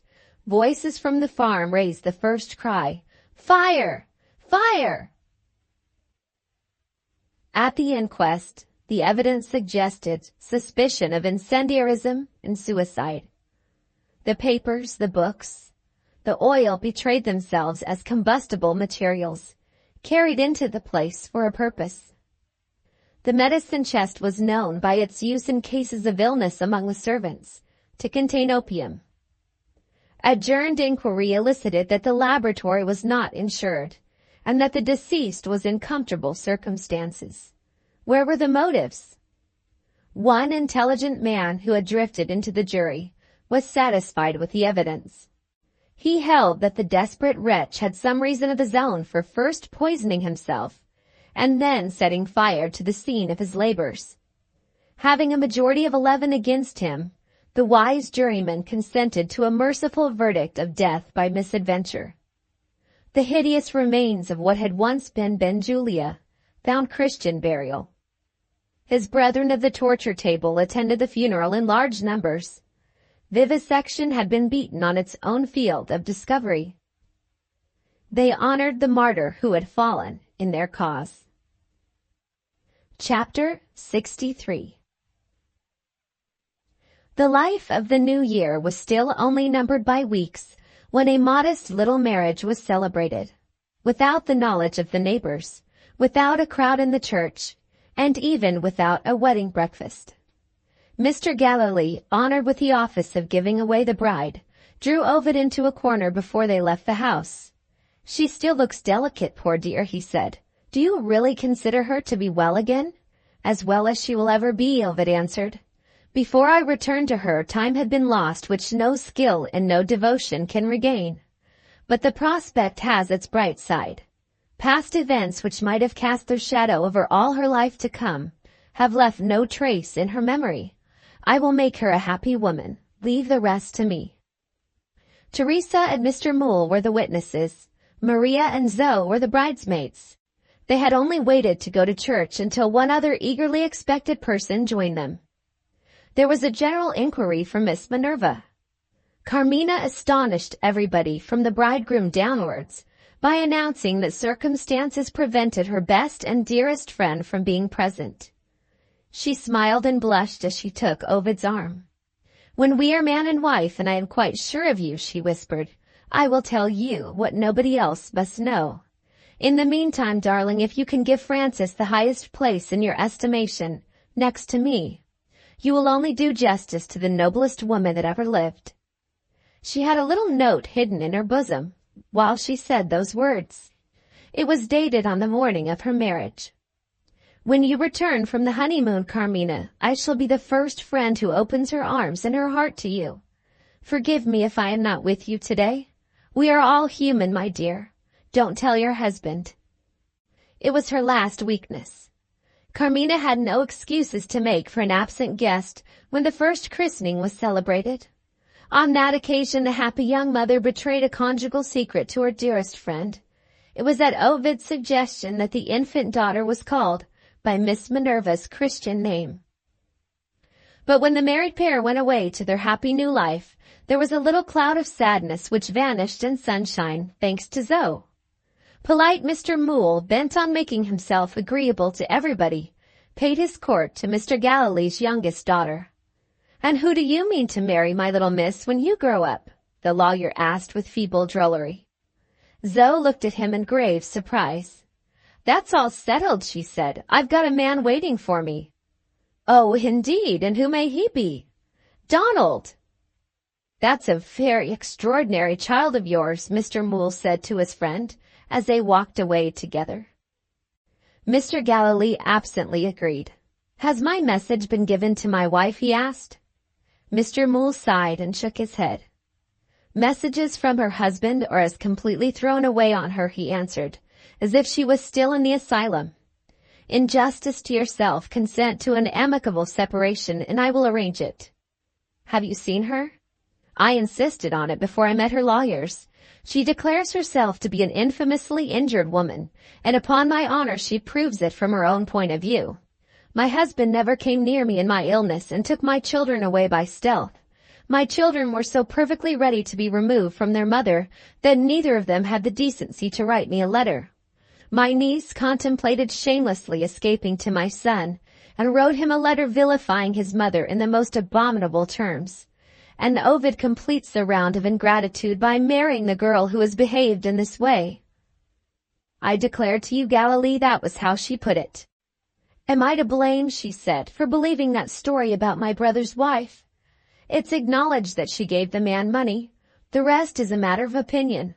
Was I wrong to lose my temper and say what I did say to this so-called niece of mine? Yes, I was wrong, there. It's the only case in which there's a fault to find with me. But had I no provocation? Have I not suffered? Don't try to look as if you pitied me. I stand in no need of pity. But I owe a duty to my own self-respect, and that duty compels me to speak plainly. I will have nothing more to do with the members of my heartless family. The rest of my life is devoted to intellectual society and the ennobling pursuits of science. Let me hear no more, sir, of you or your employers." She rose like a queen and bowed me out of the room. I declare to you my flesh creeps when I think of her. "If I leave her now," said Mr. Galilee, "I leave her in debt." "Give me your word of honor not to mention what I'm going to tell you," Mr. Moole rejoined. "If she needs money, the kindest man in the world has offered me a blank check to fill in for her. And his name is Ovid Vere." As the season advanced, two social entertainments which offered the most complete contrast to each other were given in London on the same evening. Mr. and Mrs. Ovid Vere had a little dinner party to celebrate their return. Teresa, advanced to the dignity of housekeeper, insisted on stuffing the tomatoes and cooking the macaroni with her own hand. The guests were Lord and Lady Northlake, Maria and Zoe, Miss Minerva and Mr. Boole. Mr. Galilee was present as one of the household. While he was in London, he and his children lived under Ovid's roof. When they went to Scotland, Mr. Galilee had a cottage of his own, which he insisted on buying, in Lord Northlake's park. He and Zoe drank too much champagne at dinner. The father made a speech, and the daughter sang, "We're gaily yet." In another quarter of London there was a party which filled the street with carriages, and which was reported in the newspapers the next morning. Mrs. Galilee was at home to science. The professors of the civilized universe rallied round their fair friend. France, Italy, and Germany bewildered the announcing servants with a perfect babel of names, and Great Britain was grandly represented. Those three superhuman men who had each had a peep behind the veil of creation and discovered the mystery of life, attended the party and became centers of three circles. The circle that believed in protoplasm, the circle that believed in bioplasm, and the circle that believed in atomized charges of electricity conducted into the system by the oxygen of respiration. Lectures and demonstrations went on all through the evening, all over the magnificent room engaged for the occasion. In one corner a fair philosopher in blue velvet and point lace took the sun in hand facetiously. The sun's life, my friends, begins with a nebulous infancy and a gaseous childhood. In another corner, a gentleman of shy and retiring manners converted radiant energy into sonorous vibrations, themselves converted into sonorous poppings by waiters and champagne bottles at the supper table.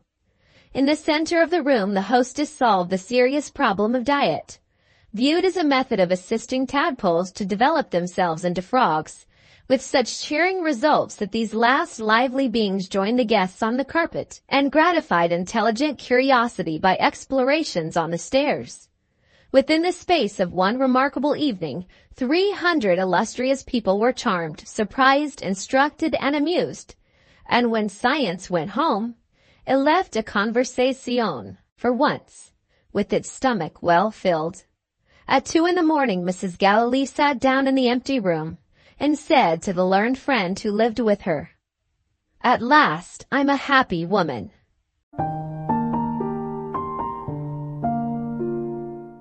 The end. Thank you very much for watching. Please don't forget to subscribe our channel for more stories.